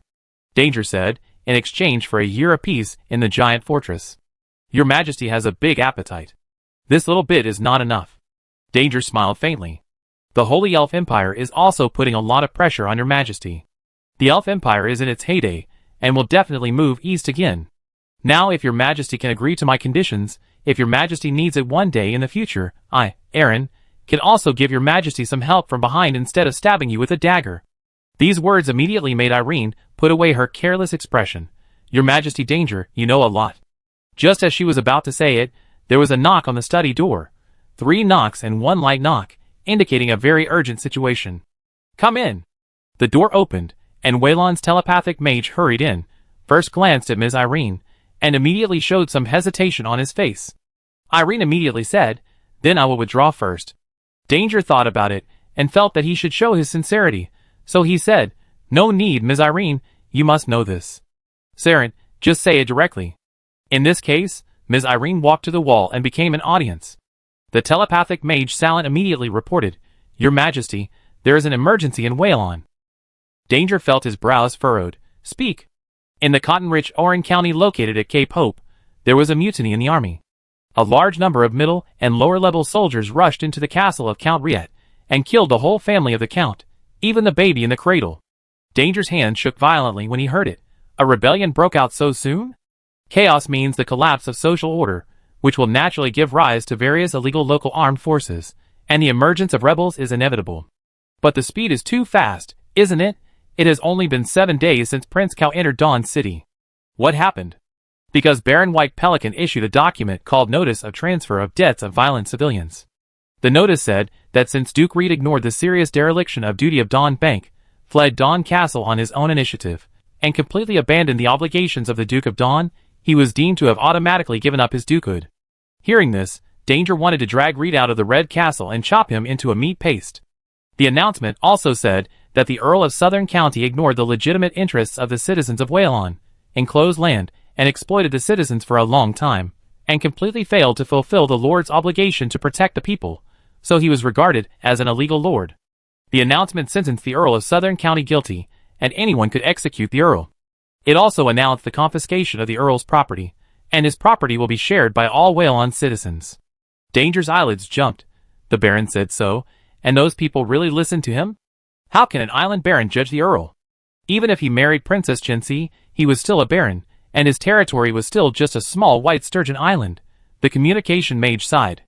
The last item in the announcement is that all the certificates of deposit of the Dawn Bank in the hands of Whalon citizens are recognized as valid, including the fake certificates forged by the Lavender royal family. Baron of the White Sturgeon Island promised to open the Whalon Citizens Bank, which will replace the Dawn Bank to provide certificate exchange services for Whalon citizens. At the same time, the bank will collect debts from the Lavender royal family on behalf of Whalon citizens. Danger's hands trembled a little when he heard it, and he couldn't believe it. This money is at least 30 million ogs. How can a little baron like him exchange it? Why can he confiscate the Earl's property with just one announcement? Why does he dare to collect debts from the Lavender royal family? Ms. Irene on the side was also curious. She knew that Whalon was in a mess recently. There was a little baron who was very jumpy, but she didn't expect that he would jump to such an extent that he dared to destroy the Earl's family. This seems to be more than just a mess, and this little baron doesn't seem to be an ordinary person.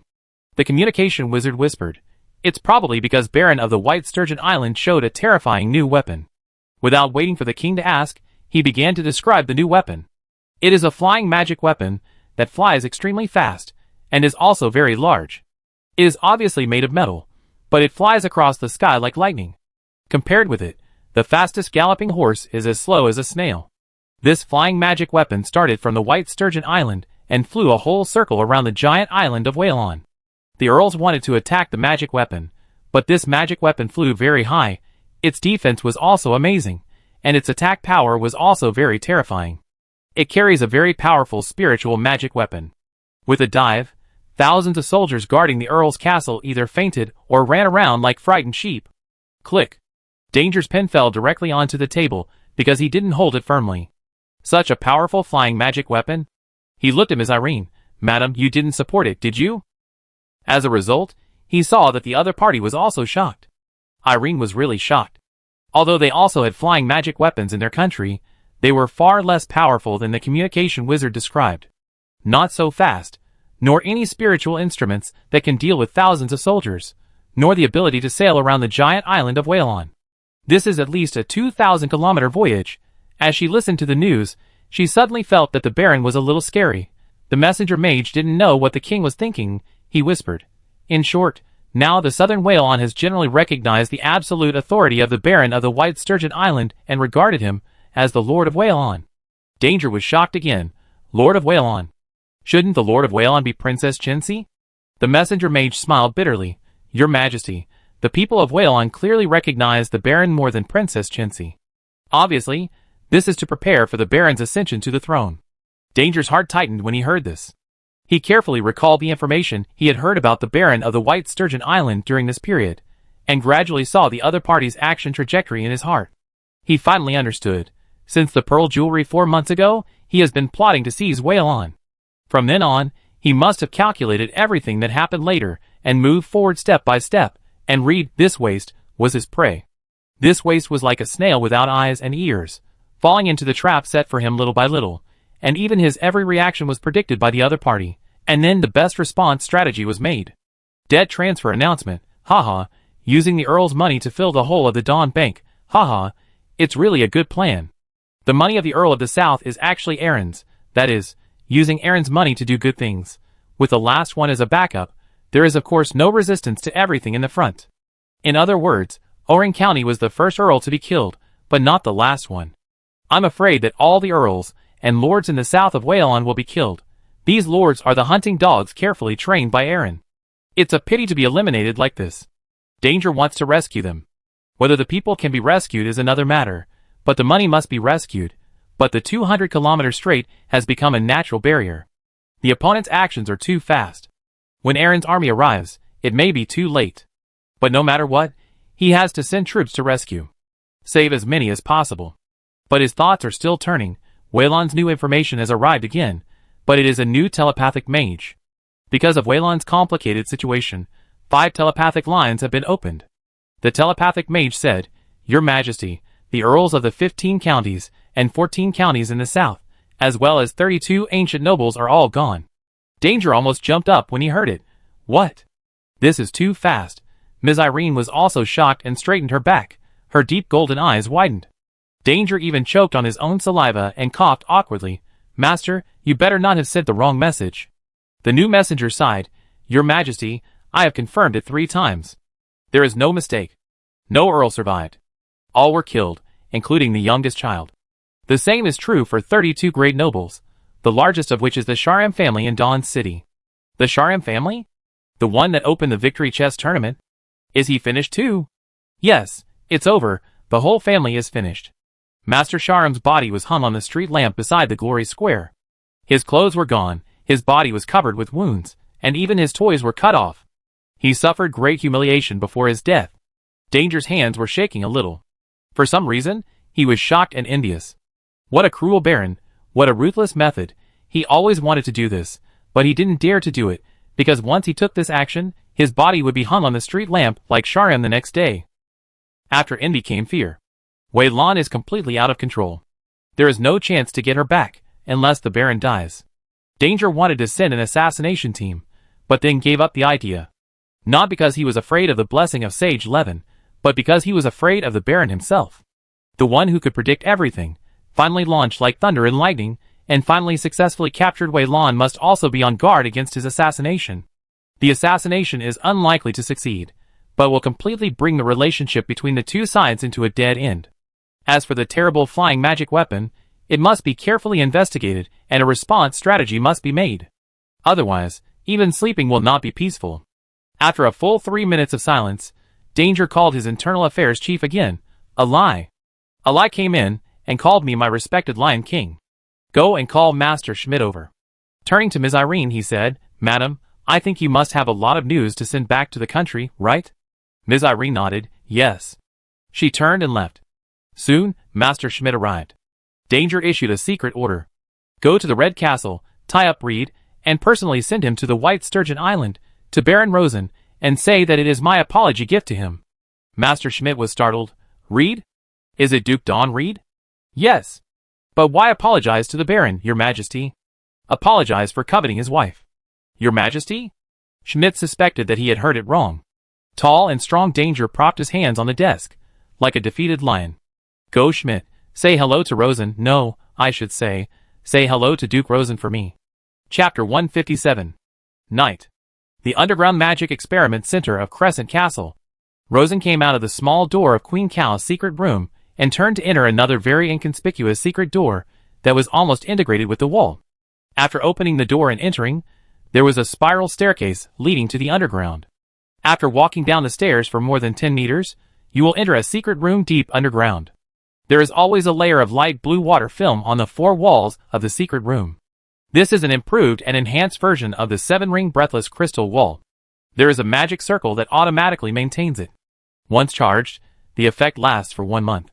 Rosen walked to the middle of the secret room, where there was a cylindrical opaque water tank, about 2.5 meters long and about 1 meter in diameter. There are all kinds of runes painted on the walls around the water tank, including pure water runes, natural runes, life runes, etc., densely packed. There are also various strange and complex magic equipment around the water tank, and their shapes have a common precision processing style. Obviously, all of this was made by Rosen himself. The magic equipment was emitting various power fluctuations, and all of these fluctuations resonated with the runes on the water tank, conducting precise power communication. Rosen put on a full-body protective experimental suit, put on protective glasses, and slowly pushed open the hatch of the water tank. The hatch contained a light green transparent liquid, and in this liquid, a man's body was suspended. The man looked exactly like Rosen. Even the most detailed way was the same. The most peculiar thing was that this was not due to the transformation, but was natural. Although the man was immersed in the water, he had obvious life activities. Not only was he breathing all the time, but his hands and feet would also twitch meaninglessly. This is the substitute that Rosen prepared for himself, which functions similarly to the substitute of Queen Cow. But unlike the Queen's substitute, Rosen's is a truly perfect substitute. Why is it perfect?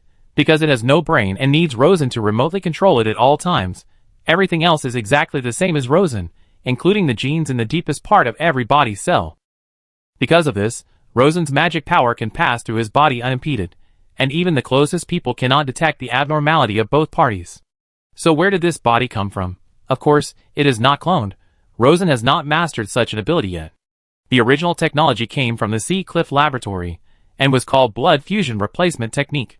The technical details are to obtain a stranger's body, then use the body as a container, inject your own blood into it, and then use secret medicines and various secret methods to let your blood merge into the stranger's body little by little.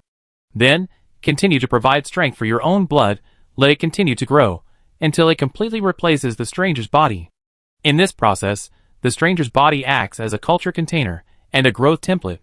When the replacement is complete, the stranger disappears completely, and what remains is a body that is exactly the same as his own bloodline, even more similar than identical twins. And such exquisite magic was discovered bit by Master Lavender through various living experiments. There is no magic principle close to the essence, all of which are summed up after continuous trial and error, and are quite mature. It is so mature that Rosen is a little suspicious that the frost messenger Lafenga he met in the Sea Cliff Laboratory that day may have problems. Of course, even if there are problems, Rosen is not afraid. After obtaining this technology, Rosen made the best possible improvements on this basis, and then found a body of a living dead. After several months of hard work, it grew into what it is now. Today is the time for acceptance. Rosen carefully checked his body again, and after confirming that everything was normal, his heart moved slightly. Lai Fu, start telepathy, connect to the perfect puppet, and run it in the background. After giving this order, he walked to the chair beside the secret room and sat down, closing his eyes. But this original body closed his eyes, but his vision was still bright, but the perspective was transferred to the water tank. Splash. The man in the water tank sat up. Cough, cough, cough. Coughed repeatedly, coughing out the specially made oxygenated pure water in his lungs. Splash. Climbed out of the water tank, wiped his body clean, and felt it carefully. It feels exactly the same as the original body. It should be exactly the same, because the cell genes of both sides are exactly the same. But because the basic template is a living dead, the cerebral cortex of this clone is also severely damaged, so it has no soul, and can only be controlled by the main body. But after all, it is a perfect substitute with the same blood, so there is still a strange advantage. My pure mana can be transferred to this clone through blood resonance. The loss of transfer is very large. The main body consumes 10 mana, and can only transfer 1. But because of the special nature of pure mana. Because the loss ratio will only decrease slowly, as the distance increases. 100 kilometers is a loss of 10 to 1, and 1,000 kilometers is about 13 to 1. At present, pure mana can only exist in the soul, and the clone has no soul, so the pure mana after transfer must be directly converted into other spell energy. After that, either save it or use it directly. But it is enough. Haha, this is really my perfect clone. The south is pacified, the north is in shock, it is time to take over Whalon. But the opponents he faces in the future will be stronger, and the challenges will be more severe. With this thing, when the two bodies are separated, the main body's Lai Fu will reduce the first line limit of operation ability, but it will give him a lot of room for free rotation. In the future, this clone will be responsible for government affairs and participate in important political occasions. As a mage lord, studying magic is the foundation, and time and energy must not be dragged down by tedious government affairs. But as a lord, he must control the territory, so a perfect substitute that no one can see the flaws is necessary. As for the enthusiastic girls, naturally, they are all handled by the main body. This is a great pleasure in Rosen's life, and he must not let others do it, not even the clone. After confirming that everything is perfect with the clone, Rosen controls the clone to rest in the secret room and opens the door to leave. It was already 8 o'clock in the evening when he returned to the ground. Rosen went straight back to the inner courtyard of the Lord's longhouse. He looked at his children, who were already asleep, and teased the children's mother. The mother was a little depressed. Rosen certainly knew why she was depressed, because during the day, she knew what happened in the south. He raised his hand and hugged her. Dear, no matter how things change in the future, we, our children, and the Adrian family will always enjoy the glory of Whalon. The so-called glory is to support them with money. For the first generation, they will also be given some power to shut up. For example, Holland and Tuwood can be reused. There aren't many people in the Adrian family, only 40 in total. If each person is given an average budget of 2,000 OGs per year, it will be better than the current treatment. It won't cost much in total. If there is a mechanism to limit the number of preferential treatment and downgrade every other generation, the treatment will be reset to 0 after 5 generations, and no matter how many generations pass, there will be no situation where the tail is too big to be removed. Selena felt much better. She knew that her husband never made promises easily, but once he made a promise, he would never change it. She asked back, "Will you kill my brother?" Rosen shook his head. "Dear, I will not kill any member of the Adrian family, including your brother. You are the Duchess and the matriarch of the Adrian family. Their fate should be judged by you." Selena thought for a while and said, "Let him live. He is my brother after all. Go to the North Whale on Sea to find a larger and remote island for him to stay in peace." Rosen laughed. "Dear, if you do this, Ryder will hate you." Selena also laughed. "I still hate him. It's a good thing for him to keep him alive." "Oh, don't drink. The child will have nothing to drink later." During the lingering, a chuckle came from my ear. It seems that I came at the wrong time. It was the voice of the mentor. Selena was relieved immediately. No, Anna, you came at the right time. I can't deal with him alone." No words all night. The next morning, while Rosen was preparing to go south to Dawn City in the government office, he suddenly received news from the port. "Lord, there is an errand ship at the dock. It is Erin's kinghound Sir Schmidt, who came here in person, and brought the former duke with him." Rosen was startled, then sighed. "Everyone calls Danger the Lion King, but I didn't expect him to be able to bend and stretch. If he was stubborn to the end, he would be just a reckless man, but now he is an opponent worthy of attention.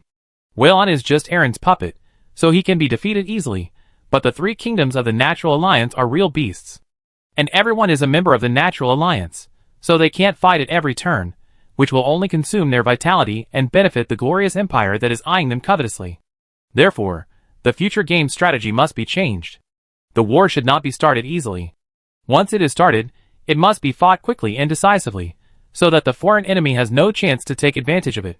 Waylon, with a population of more than 30 million, is facing Erin, with a population of 110 million. A small man is fighting a big man. TSK, this is really a challenge." While thinking, Rosen said, "Let them come." He waited patiently. About half an hour later, Sir Schmidt personally brought Reed here. The former still looked somewhat arrogant, but the latter was like an eggplant hit by frost, with his eyes dodging and his back hunched, as if he wanted to lie on the ground and lick Rosen's feet. Rosen glanced at Sir Schmidt and smiled faintly. "Sir, do you know why His Majesty Danger asked you to send the Duke here?" Sir Schmidt was startled. "What does the Baron mean?" Rosen smiled slightly. "Master Sharam of the Blue Whale Mansion that day is now hanging on the street lamp in the Glory Square, blowing the sea breeze. And a magic master who once threatened to treat me like this, shouldn't he imagine his own end?" Schmidt was shocked and took a half step back, but then stopped. "Baron, don't go too far. You are the only one in the study, and you are an intermediate magician. I can easily defeat you." Rosen narrowed his eyes and smiled, and quietly cast a 5-ring destiny spell, Destiny Prediction, on Schmidt. "Your Majesty Danger's apology is very sincere, and I am certainly not a harsh person. I won't kill you, but I bet that when you leave the study, you will definitely fall down 3 times. "What do you mean?"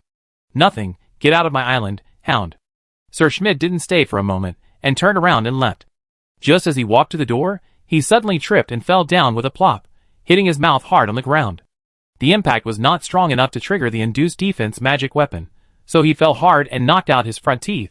He climbed up with blood all over his mouth, and he didn't realize what happened yet, just thinking that he was really unlucky. Get up and continue walking. Just after taking 2 steps, he fell down again, and his forehead hit the ground hard, almost knocking himself out. Dizzy and climbed up, just took 2 steps, and fell again. His arm subconsciously supported itself on the ground, twisted its joint, and with a click, it broke. At this point, if he still didn't understand what was going on, he would be a fool. Turning his head with blood all over his face, he looked at the Baron in the study with a look of seeing a ghost. He saw the other party looking at him with a smile, gloating. "The prophecy of the wise man." Schmidt stuttered. "Arrogance has blinded your eyes, but it has not blinded you. Go away, our feud is over." Sir Schmidt got up, hugged his broken arm, and ran away in a daze. Rosen looked at Duke Ryder of Dawn again. "My Lord Duke." Plop. Ryder knelt on the ground. "I am not the Duke, you are the Duke, you are the merciful Lord of Varen. I beg you to have mercy and spare my life." He looked at Rosen pitifully, almost cowed. But he was shocked in his heart. Such a young five-ring sage must be a person with extraordinary talent. No wonder he failed. Rosen sighed and shouted to the door, "Alia, go and call the lady over." After a while Selina arrived. Ryder immediately knelt on the ground and took a few steps towards Selina. Sister, brother, I was wrong, I apologize to you, Selina waved her hand. "Ryder, you are no longer my brother." Yes, you are the noble Duchess, I am just an ordinary person, please spare my life, Duchess." Selina looked at her brother kneeling on the ground, not knowing how to describe her feelings. "Ryder, write a notice saying that you will pass the throne to my husband, and then you will live on Greystone Island for the rest of your life." Which Greystone Island? In the North Whale Sea, there is an isolated island 150 kilometers away from the land, with a radius of about 5 kilometers. There is land for growing potatoes, and bird droppings as fertilizer. You can grow potatoes to support yourself. Ryder's face changed drastically, but I don't know how to do it. You can learn. In the first few years, we will give you enough food, but we won't give it all the time. If you can't learn, you will starve to death. By the way, there is also this potion, which is a golden blessing. It can ensure your health, and will not let you get sick and die easily. Drink it. Ryder finally couldn't help it and shouted, "Selina, you are a devil." Selina used a master-level spell to force Ryder's mouth open, and fed him 5 milliliters of golden blessing. To deal with the devil, of course you have to use the devil's methods. I will treat my brother the way he treated me. After saying that, she turned around and left the government study. Rosen looked at Reed and smiled. "My lord, I will provide you with a detailed manual on growing potatoes and various vegetables, as well as fishing rods, fishing nets and small fishing boats. In short, you will not lack the tools to get food." Reed was completely desperate. After a long silence, he asked, "What will happen to my wife and children?" 2 choices. 1. Go to the lonely island with you, and 2. Stay in Dawn City. I will guarantee their decent life. Reed was silent for a few seconds. "Let them stay in Dawn City." Rosen smiled. "This is probably your last responsibility. For this, I will arrange a few servants for you and build a nice small manor." Thank you. Reed thanked reluctantly, but he had completely recognized the facts. The young man in front of him could decide his fate for the rest of his life with just a few words. This is the power he dreamed of, but unfortunately, he never really got it. "You're welcome, Alia. Arrange for him to leave the White Sturgeon Island." "Yes, sir." After Reed left, the Admiral Jopp and the Army General Codron arrived together. "Lord, everything is ready. We can go south to Dawn City at any time." Rosen was very satisfied with the efficiency. "Then let's set off tomorrow morning. Go south to Dawn City, and take over Dawn Castle." When he completely took over the giant island of Whalon with a population of 30 million and a land area of 520,000 square kilometers, he was no longer a chess piece that could be squeezed and wiped out at will, and trembled all day long, but was upgraded to a chess player on the victory chess table. Although he was only the smallest chess player in the Natural Alliance, it was a fundamental leap. Chapter 158. It was a late summer afternoon. The temperature in the Dawn Harbor district was still hot, but thin dark clouds gathered in the sky, and a drizzling sun shower began to fall. But the rain that used to drive people home, today, has added to the lively atmosphere of the harbor district. Because the judge of the vampire count, the nemesis of the greedy nobles, the protector of the citizens of Varen, the youngest magic sage in history, the new Duke of Dawn, Rosen Saxon, is about to take his extremely powerful Blackstone warship to his extremely loyal Dawn City. The harbor district pier was crowded with people. The seaside avenue around the Storm Bay was even more crowded. Looking down from above, you could only see a bunch of heads with hair of various colors, but almost no body. One common feature is that these people are basically civilians, and even if they are nobles, they are all small nobles. The entire sea surface of Storm Bay has been cleared, and all sailing cargo ships have been forced to anchor at the dock, leaving the widest sea surface for the arrival of the new Duke. The Blue Whale Mansion, which is still open as usual after the change of owner, has a top-floor room that can directly overlook Storm Bay, so it has also been rented out by envoys from various countries. For hundreds of years, Whalon has been a semi-puppet duchy of Aaron. In the Natural Alliance, it is Aaron's yes-man, so apart from the Whalon people, not many people in the Natural Alliance pay attention to the appointment and death of Duke Whalon. But this time is completely different. This is the third Duke who is not a member of the Adrian family since Whalon was founded. But the first two dukes were born in the ancient noble family of Aaron. They were able to take the position because they were supported by Aaron, and they were essentially Aaron's hounds. But this time it was completely different. The young duke ascended the throne under the heavy pressure of Aaron. He stepped on the corpses of at least 46 ancient noble families in the south, swept away the puppets that Aaron had planted in Whalon, and made Whalon the only truly independent Grand Duchy in the Natural Alliance. He was born on the most insignificant island, but he did a great feat that shocked the entire Natural Alliance, so he had a huge influence that shocked the entire Natural Alliance. The aftermath even spread to the glorious empire outside the Alliance. The guest in one of the guest rooms of the Blue Whale Mansion was Ms. Irene, a member of the glorious royal family, who received the order from the Queen and rushed from Aaron to watch the ceremony. Of course, she did not come alone, and she also brought a whole group of assistants composed of senior mages. Now, this whole group of assistants placed high-performance stargazing telescopes next to the huge glass windows. At the same time, they also released a small rotating blade-flying magic weapon, using the Eye of Insight spell on the magic weapon to observe the storm bay from all angles without blind spots. As the commander-in-chief of the operation, Irene was sitting on a round leather chair in the living room, listening to the first assistant mage's report. "Madam, the scheduled arrival time is 2 p.m., and there is less than half an hour left." Irene crossed her legs and sat upright. She held a glass of ice crystal fruit drink in her left hand, and her right hand was casually placed on the armrest of the chair. Her finger with a large crystal ring gently tapped the armrest pad, and as she moved, circles of bright light ripples rippled from her fingertips. Now the southeast wind is blowing. The wind is not small, the waves in the bay are not small, and the golden ocean must be even more turbulent. It is not easy to arrive on time. The young male assistant lowered his eyes, and fixed his sight on the carpet, so as not to be affected by the elegant and beautiful lady in front of him. "Madam, this is a good opportunity to observe the performance of Whale on Blackstone battleship." Irene nodded. "Indeed, but do you think there will be flying magic weapons?" The assistant shook his head. The announcement did not say that there will be flying magic weapons. "I think the new duke will not easily display such powerful weapons. This is really a pity. Who are the people next to me?" Lavender, Cal, Aaron, and the 5 major duchies of the Natural Alliance have sent envoys to observe the ceremony, including Basilia, Godwin, Giamma, Fontaine, and Bolilon. Irene smiled when she heard it. The small Natural Alliance has countless kings and dukes, just like a gem that has been broken into 8 pieces. "This topic is a bit big." The assistant bowed his head and did not respond. Irene did not need to respond. "You go and do your work. Report to me immediately if there is any new situation." "Yes, madam." The assistant returned to his observation team with a sense of relief. At the same time, similar conversations were taking place in other neighboring countries, but 2 of them were somewhat special. One was the viewing group from the Kingdom of Lavender.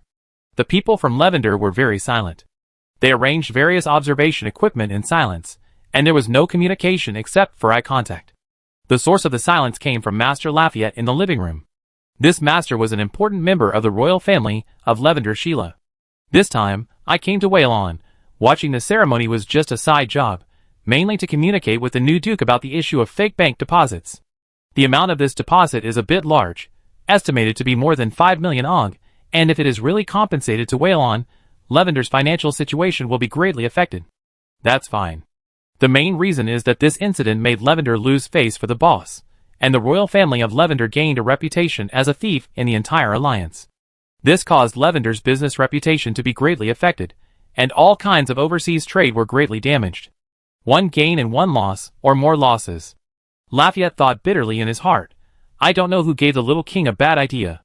The other one is Aaron. Aaron has always been the suzerain of Whalon, but this time he was kicked out.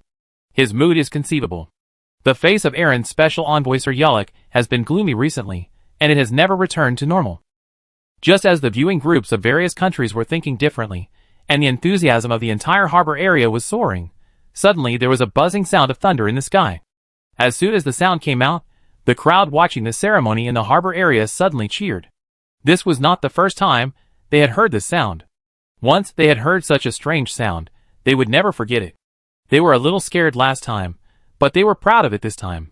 Because it was a powerful flying magic weapon made by the Duke, it took the lives of all the noble families in the south of Whalon after a circle in Whalon, so it was called the Thunder Angel, who reported death to the Earl by the Whalon people. The envoys of various countries were immediately inspired. Irene, who had been sitting lazily in her seat, stood up from her seat. This is the sound of violent airflow. She had heard similar noises. The latest high-speed flying magic weapon tested by the Glorious Empire made similar noises when flying. Immediately locate the flying magic weapon. Immediately, I want to see the clearest picture. The observation team of more than 20 assistant mages had already started to work. About 2 minutes later, a clear three-dimensional light and shadow appeared on the ground in the middle of the living room, and the protagonists were two obtuse triangular aircraft.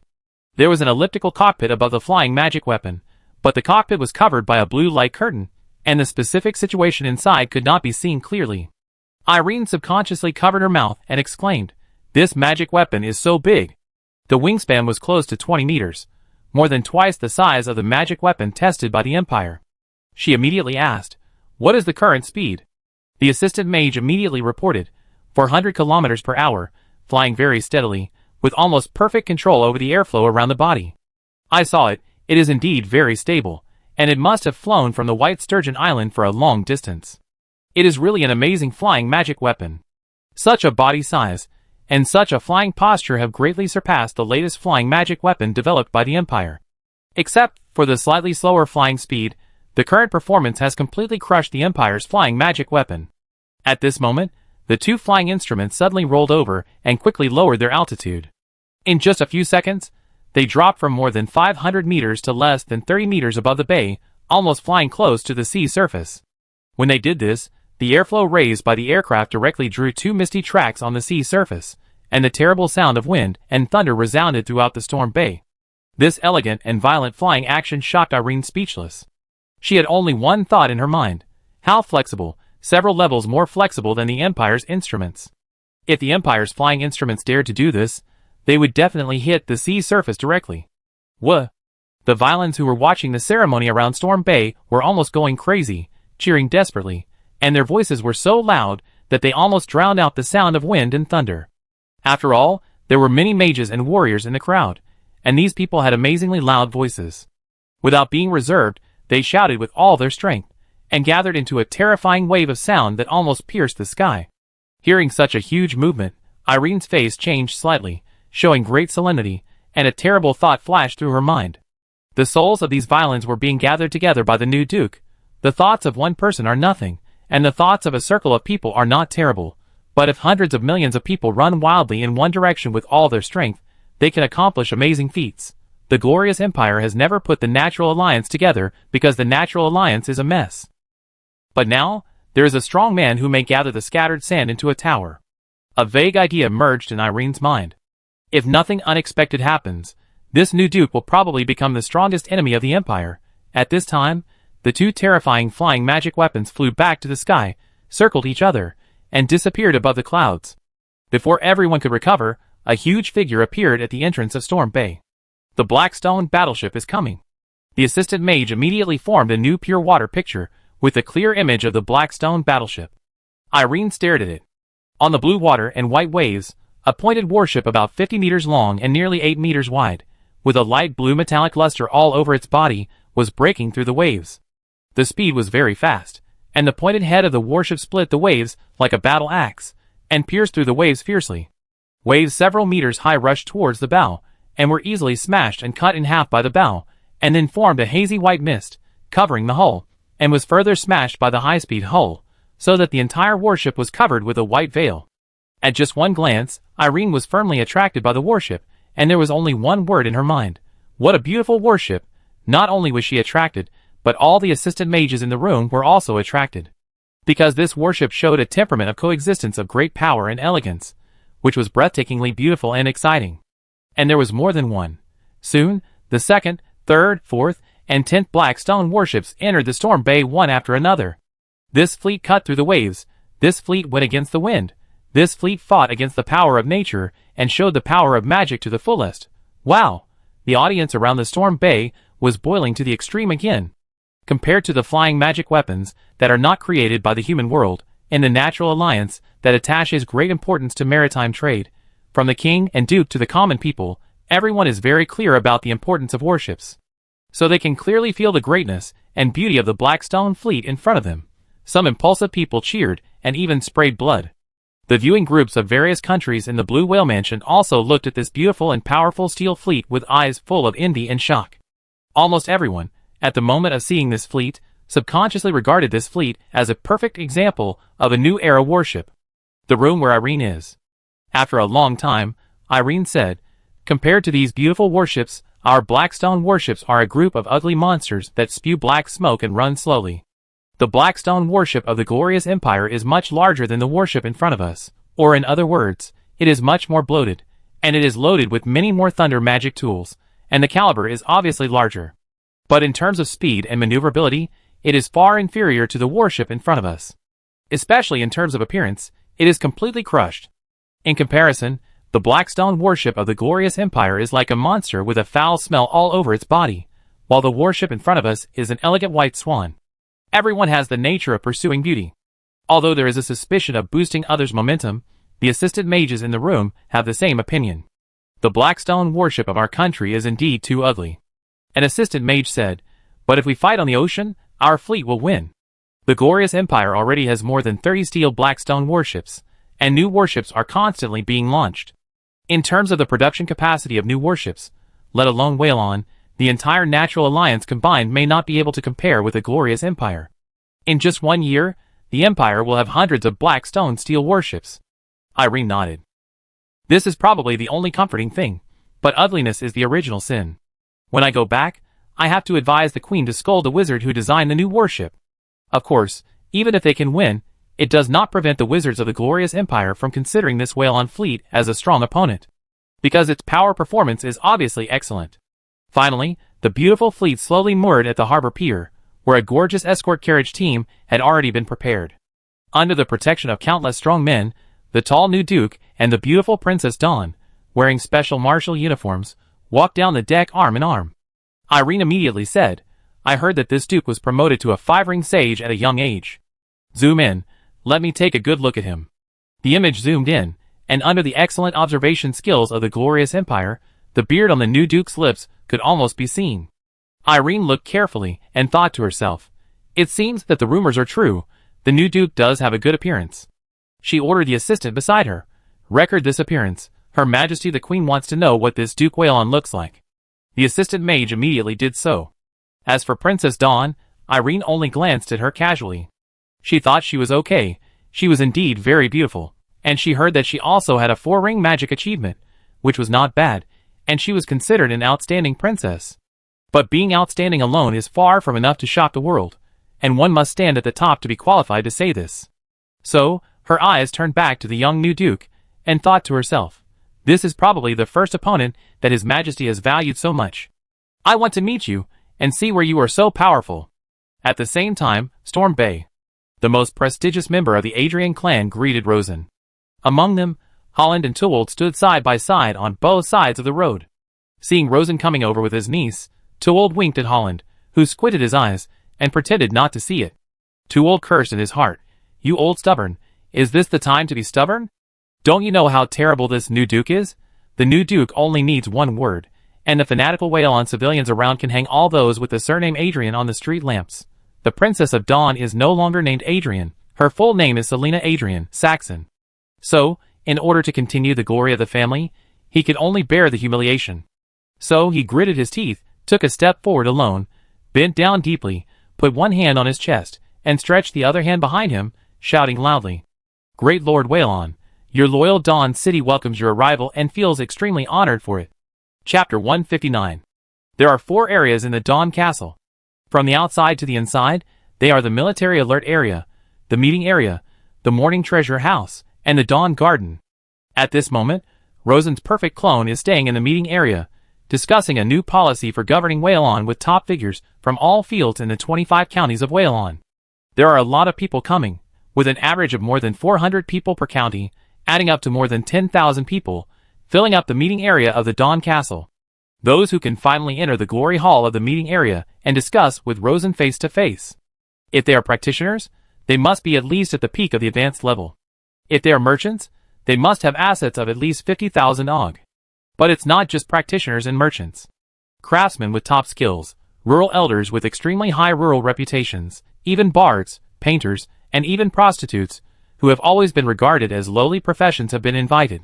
They strictly abide by the slogan of not looking at origin, but only looking at ability and character, which is almost a supersized replica of the island citizen assembly back then.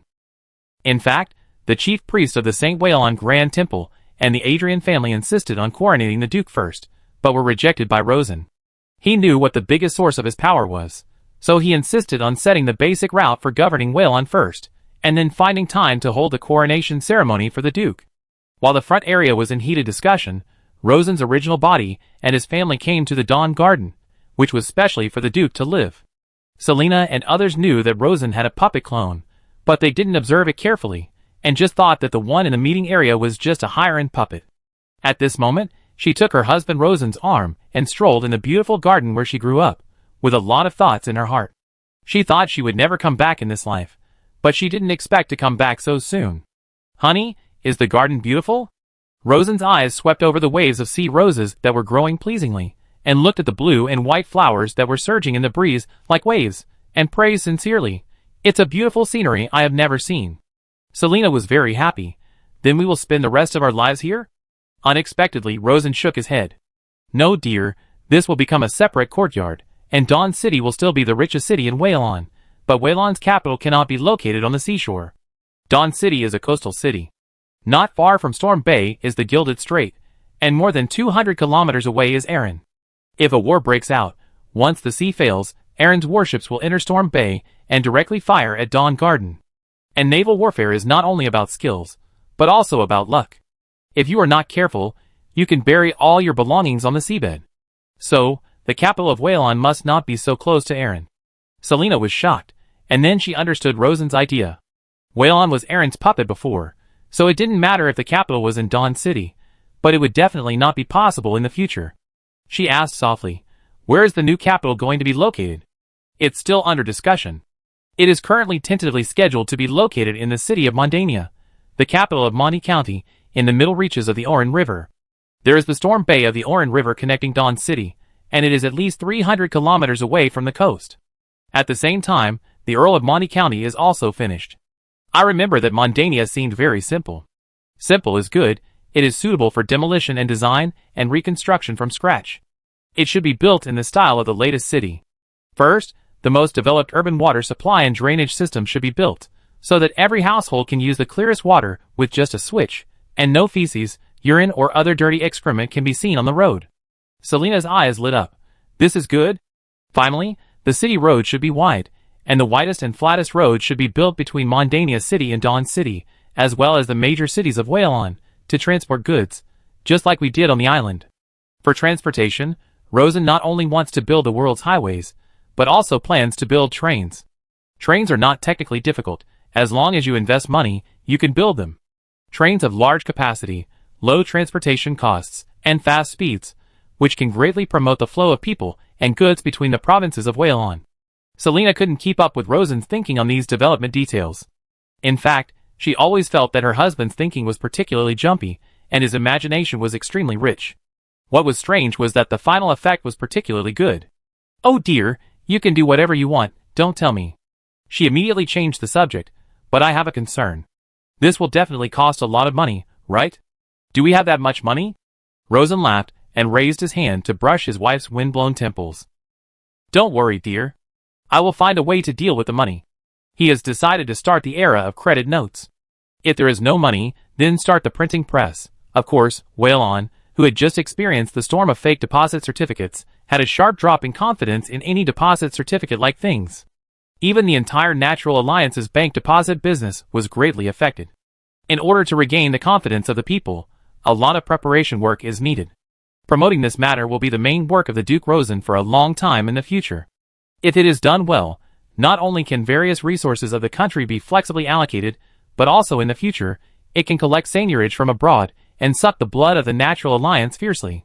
Of course, to achieve the latter point, a lot of work needs to be done, and it will not be done in a short time. Selina's voice came from the side. "Dear, these servants look clumsy. I will help arrange a new home." Rosen nodded. "Go, I will also focus on controlling the puppet Duke in the front yard." Selina is very familiar with the Dawn Castle, and even most of the servants of the castle. She is very handy in arranging it and enjoys it. Rosen sat in the shaded pavilion in the garden under the guard of Alia and began to check a pile of newly counted Whalon data. There are only 2 small civilian docks in the whole of Whalon, and they can only build wooden sailing cargo ships under 500 tons, with a total annual production capacity of 5 ships. There is no ability to build warships. All warships and large cargo ships are purchased from Aaron. TSK. Although he knew this information a long time ago, when he really saw the detailed data of the dock, Rosen still had the urge to catch Reed from Greystone Island and slap him hard. Although Aaron has restrictions, it is also good to build a few more civilian docks and train shipbuilders. 2 docks, 5 small boats a year, this is a little better than nothing. We have to expand quickly and build enough new warships. Rosen can fully imagine that in at most half a year, Aaron's Lion fleet will definitely seize the opportunity to go north and take advantage of his unstable footing to hit him hard. This is bound to happen, not because of personal will or reason. Even if Danger doesn't want to do it, it's useless. Because among the 110 million people in Aaron, a huge interest group that sucks blood from Whalon has already formed, and he has completely cut off the financial resources of this group of people. Cutting off someone's financial resources is like killing their parents. Danger will definitely be dragged by this huge interest group and try his best to attack Whalon. This attack will definitely be very fierce, and it will be Whalon's founding battle. If Whalon doesn't fight back, then his fresh and hot Duke throne will be gone. Maybe he can survive, but he will also become a stray dog, and his family's fate may not be much better than the Earl of Southern County. Warships must be built, and aircraft must be developed vigorously. These 2 national treasures must be developed with absolute resources. Coastal defense weapons must also be built quickly. Even if we cannot win at sea, we must prevent the Lion warship from landing. Although there are already 10 new Blackstone warships, plus more than 40 modified artillery sailing ships received from the Duke of Dawn, they are still not enough. Because Aaron's ships are very large, there are many of them, the caliber of the muzzles is also larger, and they will definitely use the urgently developed Blackstone warships. Therefore, this naval battle will be a real hard battle. Before winning the upcoming founding war, Rosen does not plan to invest too many resources in other areas, at most just to make a sample. Rosen continues to look at the second statistical content. Whalon has 580,000 formal mages, 80,000 high-level, 200,000 intermediate, and 300,000 low-level mages. They are all traditional mages. Although they learn New Age spells, they are seriously out of touch with the latest spells. There are 2.89 million informal mages with low-level mana. Apart from their mana, they are almost all mediocre. Rosen smiled and said, "Very good, much better than the situation on the White Sturgeon Island." The White Sturgeon Island was really poor at the beginning. For this group of mages, Rosen's idea is to train them first, and then put them on the job. If they don't have enough ability, and are unwilling to learn, then they can stay where they want. Then, there is the third statistical content. The number of landless farmers in the south is 11.38 million, 60% of whom enter the noble plantations to plant various cash crops, and 40% enter the emerging factories to become workers. In other words, about 4.5 million are a brand new working class, and the other 6 million or so can become workers if they are well managed. With the fertile land of the southern plains, and the super high yield of staple foods such as potatoes, there is no need for so many farmers. So, I have enough workers.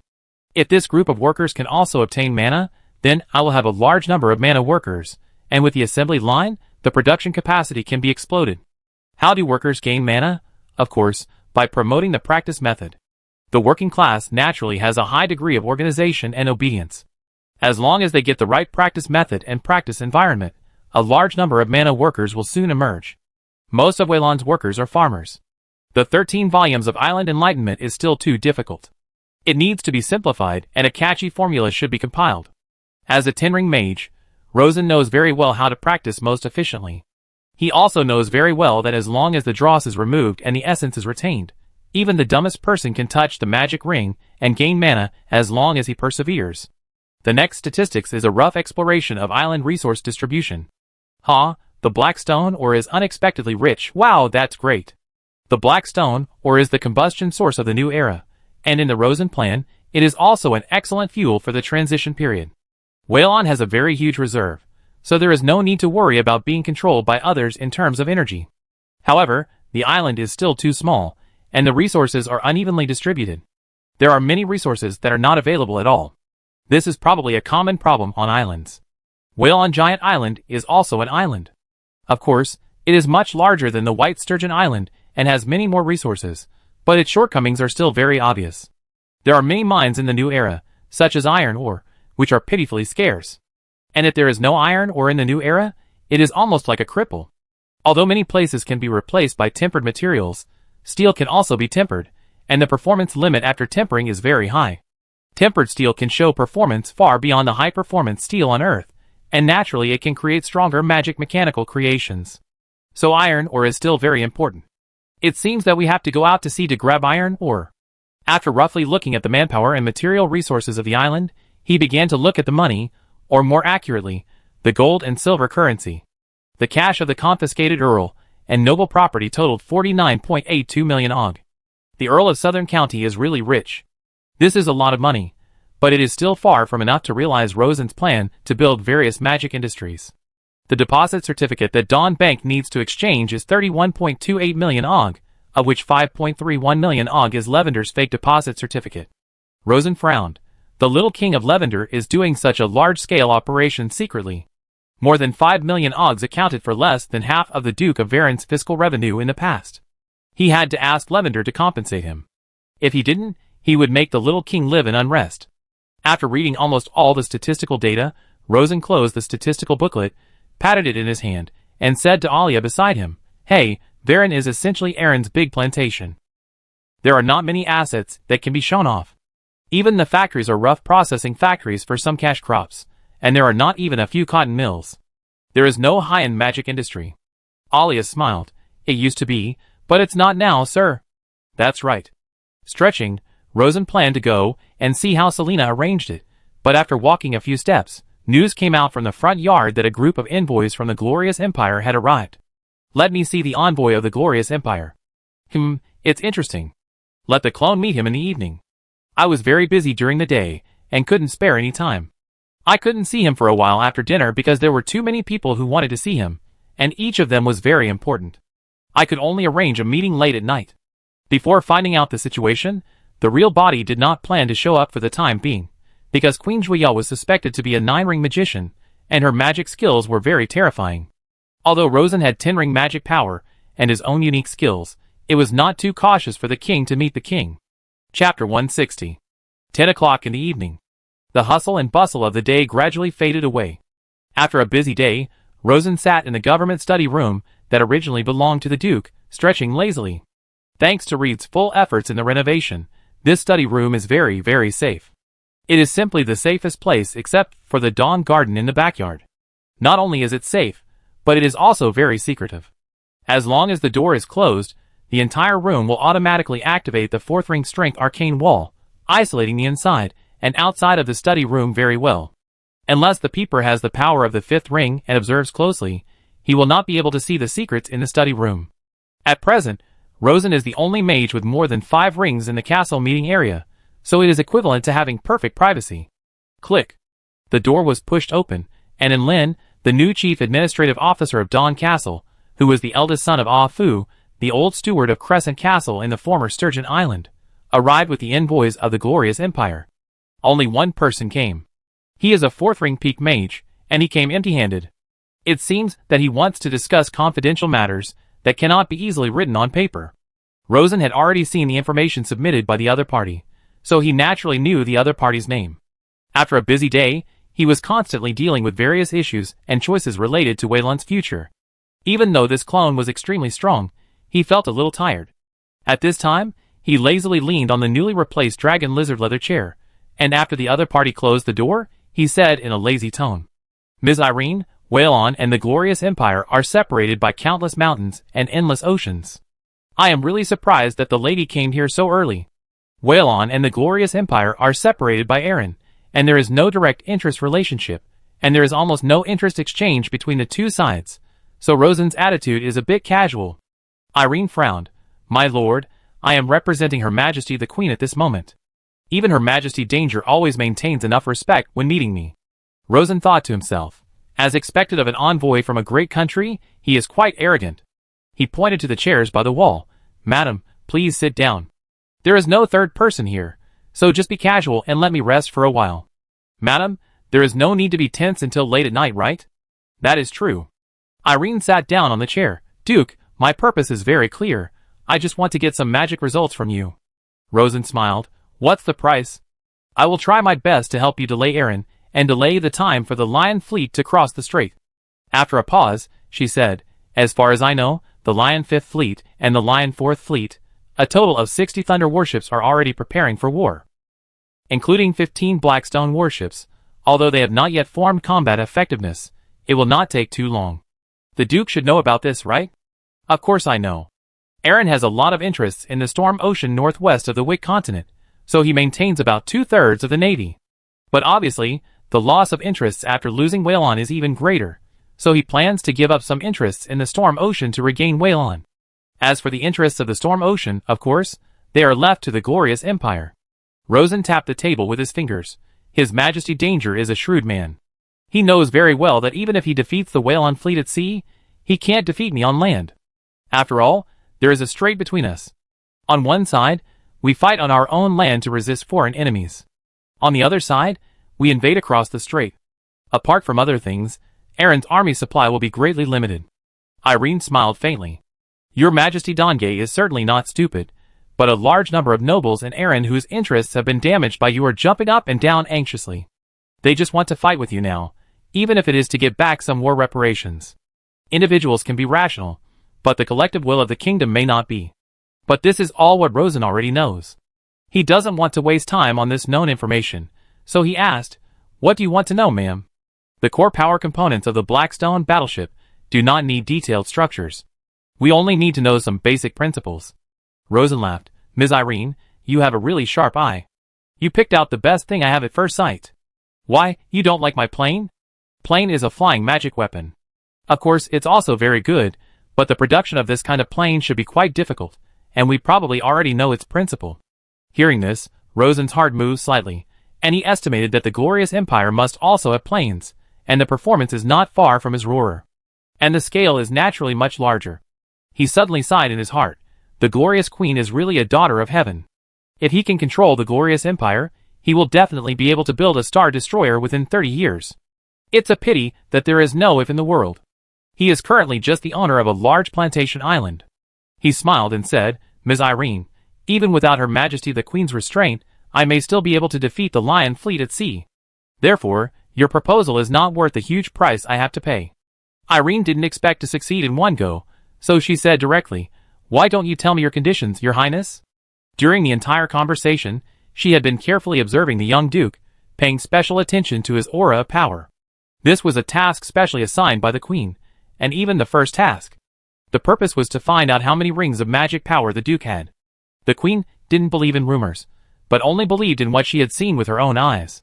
Of course, Irene herself had no ability to detect, but she secretly carried a detection tool made by the Queen. This detection tool was very powerful, but it could not detect autonomously. It had to be activated by the power of glory contained in the glorious bloodline. So, she did it carefully. Perhaps the young Duke on the opposite side was indeed tired, and he looked a little tired, which even made Irene feel that she could defeat him. Of course, the other party was at least a sage, and it was said that he had very strong fighting ability, so she wisely gave up the noble idea of exchanging his life for the country's troubles. On the other side, Rosen vaguely felt a very strange feeling of being spied on, but for a moment, he couldn't determine the source of the spying. The only thing he was sure of was that the power used by the spy was of a very high order level, much higher than the level 10 sage power, and not the natural power and steel power he was familiar with. After eliminating this, combined with the current situation, he determined the source of the spying. He actually used a magic weapon to spy on me, should I notice it, or pretend not to know. After thinking quickly, Rosen found that the other party had arranged a strategy similar to an open conspiracy. If he showed awareness, it meant that he had at least 7 rings of mana. Because the power used by the opponent was very secretive, only those with 7 rings or above could detect being spied on. If he pretended not to know, he would be detected by the opponent's magic weapon. And he didn't know the specific function of the magic weapon. If it was very powerful, it might directly reveal his secret.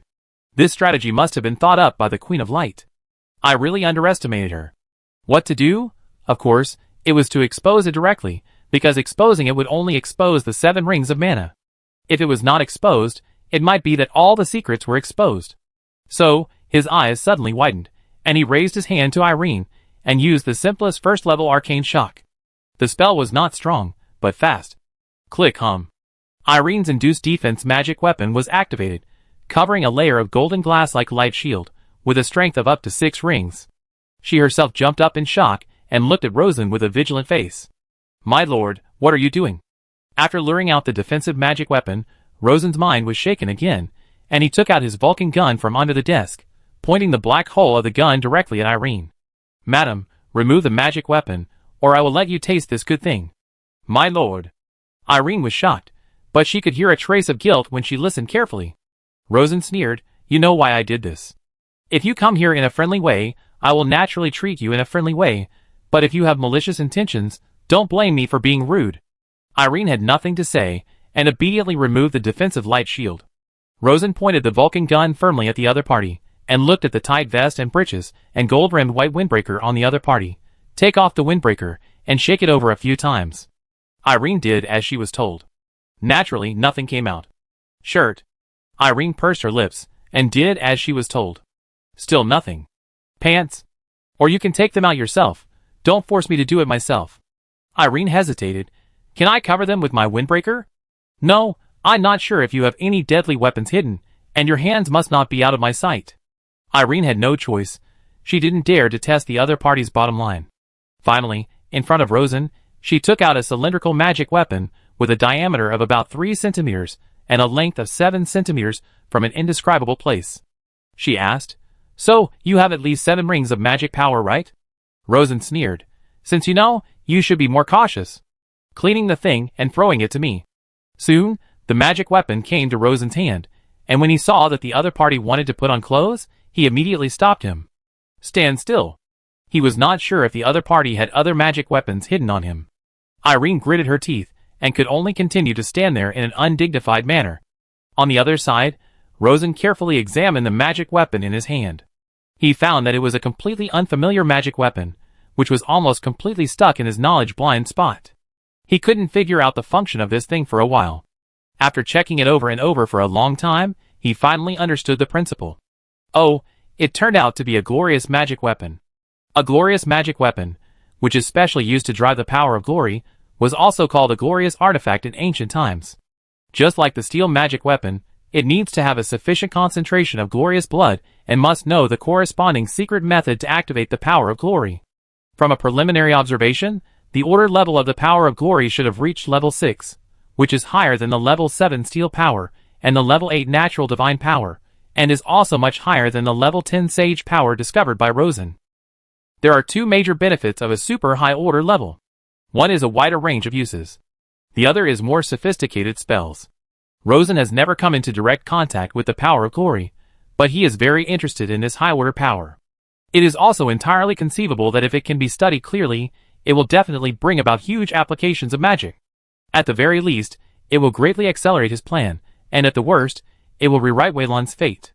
Just like the super-tempered material of the power of steel, and the powerful healing effect of the power of nature. Moreover, in personal practice, the Queen of Glory is his biggest opponent, and understanding the power of the opponent is also the first priority. Obviously, Ms. Irene, who comes from the Glory royal family, is an excellent research target.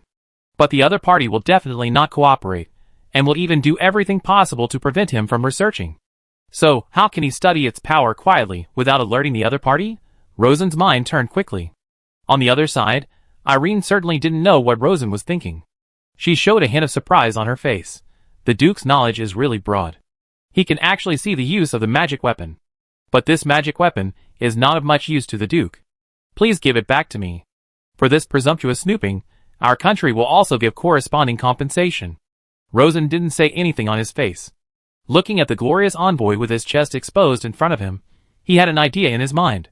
I can return this thing to you. As for compensation, I do have a small request. What request? Rosen's eyes turned around Irene. I like to conquer beauties, and the lady happens to be a beauty. If the lady can make me happy, I will not only return it to you, but also give you an extra copy of the magic information. As he spoke, Rosen's face showed a strong dissolute look. Irene was shocked when she heard it. Regardless of Rosen's previous warning, she picked up the clothes on the ground and put them on randomly. My Lord Duke, I will pretend I didn't hear what you just said. Please organize your words, and say it again. As an envoy, she represents the glorious queen. Even danger didn't dare to be so rude to her. This little Duke of Whalon, who hasn't even secured his position, is so dissolute. It's simply vulgar. It is rumored that the new Duke likes beauties. She always thought it was a slander by political enemies. Now it seems that it is not only not slander, but also beautification. This Duke, who was born as a little baron, is vulgar and arrogant.